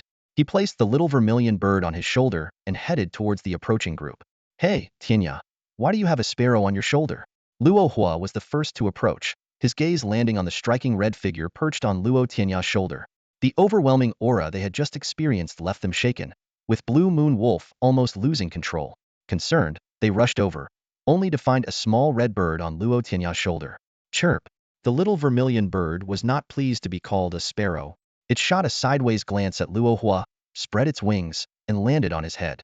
Before Luo Hua could react, the bird seized the opportunity to tug at his hair a few times before flying off. Ouch! That hurts. Why are you pulling my hair? Luo Hua cried out in pain. Watching the little bird fly back to his shoulder with a disdainful look, Luo Tianya shook his head helplessly. He stopped Luo Hua from seeking revenge and explained, I found this little guy in the South Ming forest. It seemed to take a liking to me, so I'm keeping it with me for now. Luo Bing approached, smiling at the vibrant red bird. All red, it's quite cute. Chirp chirp. The little vermilion bird, pleased by the compliment, proudly lifted its tail, swishing its 3 tail feathers with a jaunty tilt of its head. Luo Tianya observed its demeanor and thought to himself, this little creature has quite the personality, can't handle criticism, and gets overly proud with a bit of praise. Should I start a fan club just to keep complimenting it? De Zhuang stepped forward to inquire about the earlier commotion, and Luo Tianya casually replied, maybe a powerful beast emerged from the depths of the South Ming forest. For safety's sake, we should head back to the academy. As they made their way towards the academy, the treasure-seeking mouse in Sun Shu's chest pocket sniffed the air, casting a curious glance at the little vermilion bird. Having encountered a vermilion bird egg before, combined with its unique treasure-hunting instincts, it sensed something extraordinary and familiar about the bird. The treasure-seeking mouse quickly climbed onto Sun Shu's shoulder, intending to signal the bird's uniqueness. However, just as it was about to point at the bird, it locked eyes with the little bird's intense gaze. The mouse felt as though it was engulfed in flames, its soul nearly scorched. Its legs gave way, and it tumbled back into Sun Shu's pocket, trembling and too frightened to show itself again. Luo Tianya, using his ability to listen to all things, noticed this interaction and scolded, what are you doing? Chirp chirp. The little vermilion bird explained that it merely wished to keep its noble identity a secret, preferring to remain humble. Luo Tianya sighed inwardly. This little creature was indeed challenging to manage. It wasn't like Xiao Qinglong, who shared a deep bond with him, nor like the Six-Eared Macaque, who was grateful to him. The vermilion bird had lost its past life memories, but retained some instincts. It had quickly hatched with Luo Tianya's help, but their time together had been short. Given its nature, Luo Tianya could only take things slowly. While Luo Tianya was deep in thought, the little vermilion bird started causing trouble again. It spotted Luo Hua's blue moon wolf, looking adorably clueless, and found it amusing. It flew over to perch on the wolf's head, which was leisurely strolling along. The blue moon wolf, lost in thought about its next meal, suddenly felt a weight on its head. It looked around but couldn't see the bird atop its head.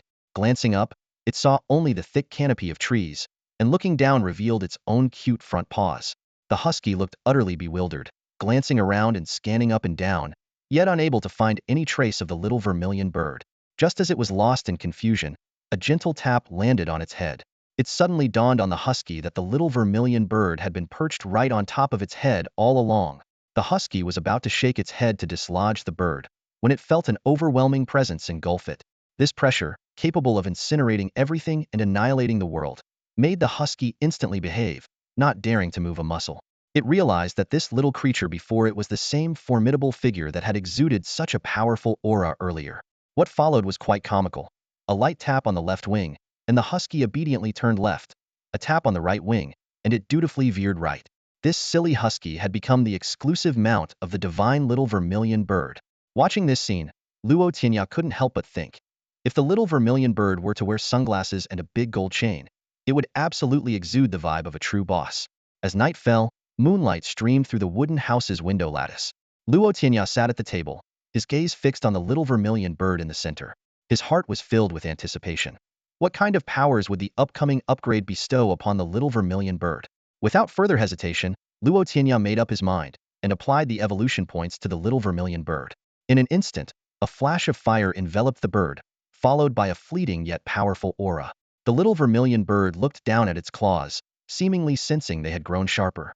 Just as Luo Tianya was about to carefully observe the changes in the little vermilion bird, a mysterious force suddenly descended upon him. In a flash, Luo Tianya was engulfed in a brilliant blaze, as if his entire being was set aflame, radiating intense heat. The Six-Eared Macaque was taken aback by this sight and was about to pour tea over Luo Tianya to extinguish the flames, but he gestured reassuringly that he was fine.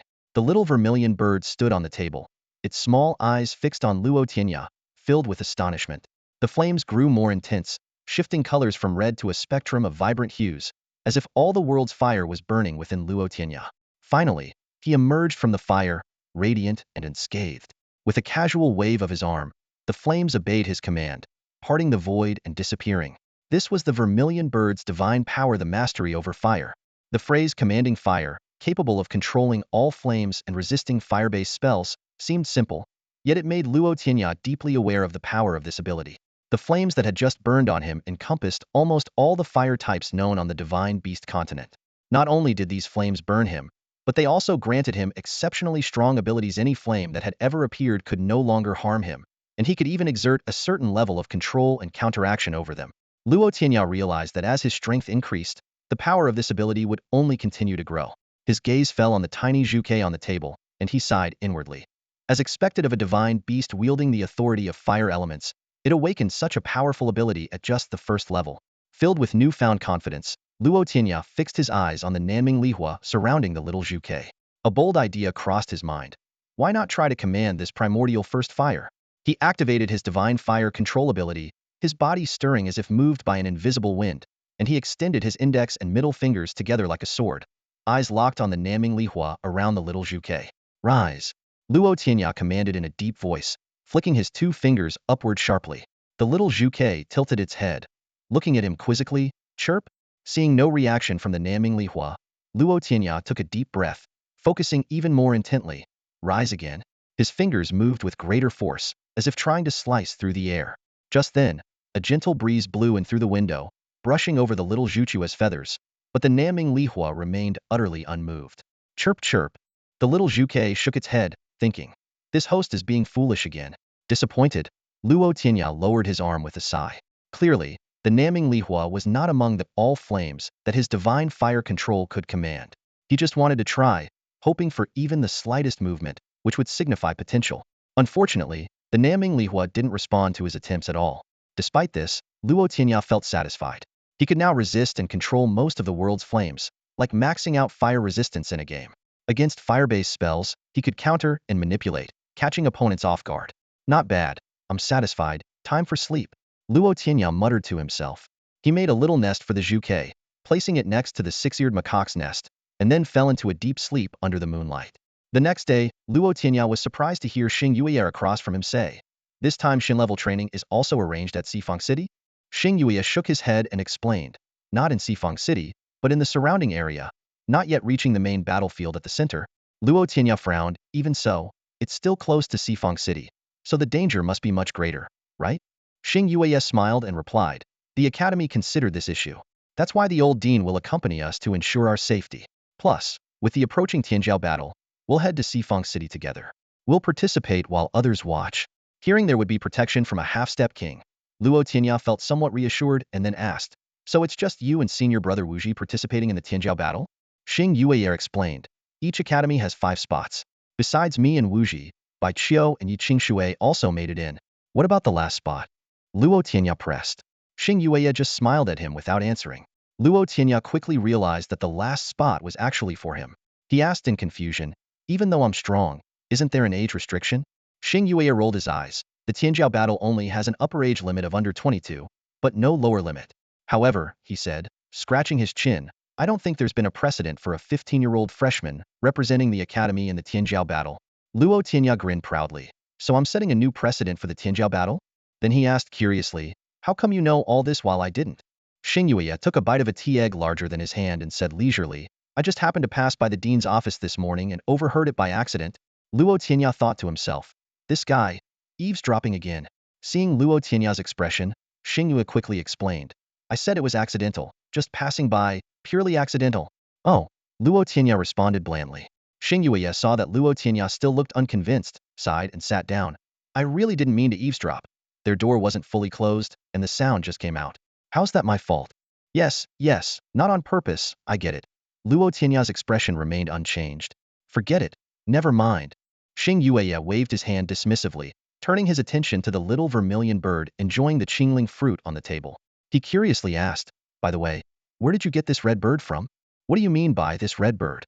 Luo Tianya immediately widened his eyes, a hint of displeasure in his voice. This is my contracted beast. Mind your words. He quickly reprimanded, worried that if he was too slow, his hair might fall victim again. Upon hearing this, the little Vermilion Bird lifted its head, gave Xing Yue a glance, and then resumed pecking at the Qilin fruit in the bowl with dedication. Xing Yue muttered under his breath, "Why choose a red bird as a companion beast?" But he didn't dwell on it, continuing to enjoy his breakfast. Reflecting on the morning's events, Luo Tianya couldn't help but smile wryly. He had been woken from his sleep by a chorus of chirping. Opening his eyes, he saw a flash of red perched at the foot of his bed. It was the little vermilion bird, hungry and clamoring for fruit, tugging insistently at his hair with its claws. With no other choice, Luo Tianya had to get up and satisfy this lord's demands. After washing up, Luo Tianya, along with the little vermilion bird and the similarly awakened Six-Eared Macaque, headed to the academy's cafeteria. It was his first visit there. He usually cooked for himself. Seeing the little vermilion bird eagerly pointing with its wings at the Qilin fruit, Luo Tianya bought a portion. He also got a banana for the Six-Eared Macaque monkey. Not even among the 4 mischievous monkeys would refuse a banana. As for himself, he ordered a serving of steamed buns. The trio found a corner to sit and leisurely enjoyed their breakfast. Soon, they encountered Xing Yue, who had come for breakfast too, and the two started chatting. Suddenly, Luo Tianya had a nagging feeling that he had forgotten something, but the thought quickly vanished as his growling stomach distracted him. He ordered another serving of steamed buns and dug in. Meanwhile, a certain forgotten mythical beast, the little Azure Dragon, looked on with a pitiful expression. Clearly, it was supposed to be a scene with 1 person and 3 beasts, yet it seemed to have been completely overlooked, as if it wasn't even worthy of a name. That's all for today. Thank you so much for watching. I hope you guys enjoyed. If you wish to have another part of this recap, please give us at least 1,000 likes. Please don't forget to comment and subscribe to our channel for more content like this. Until next time.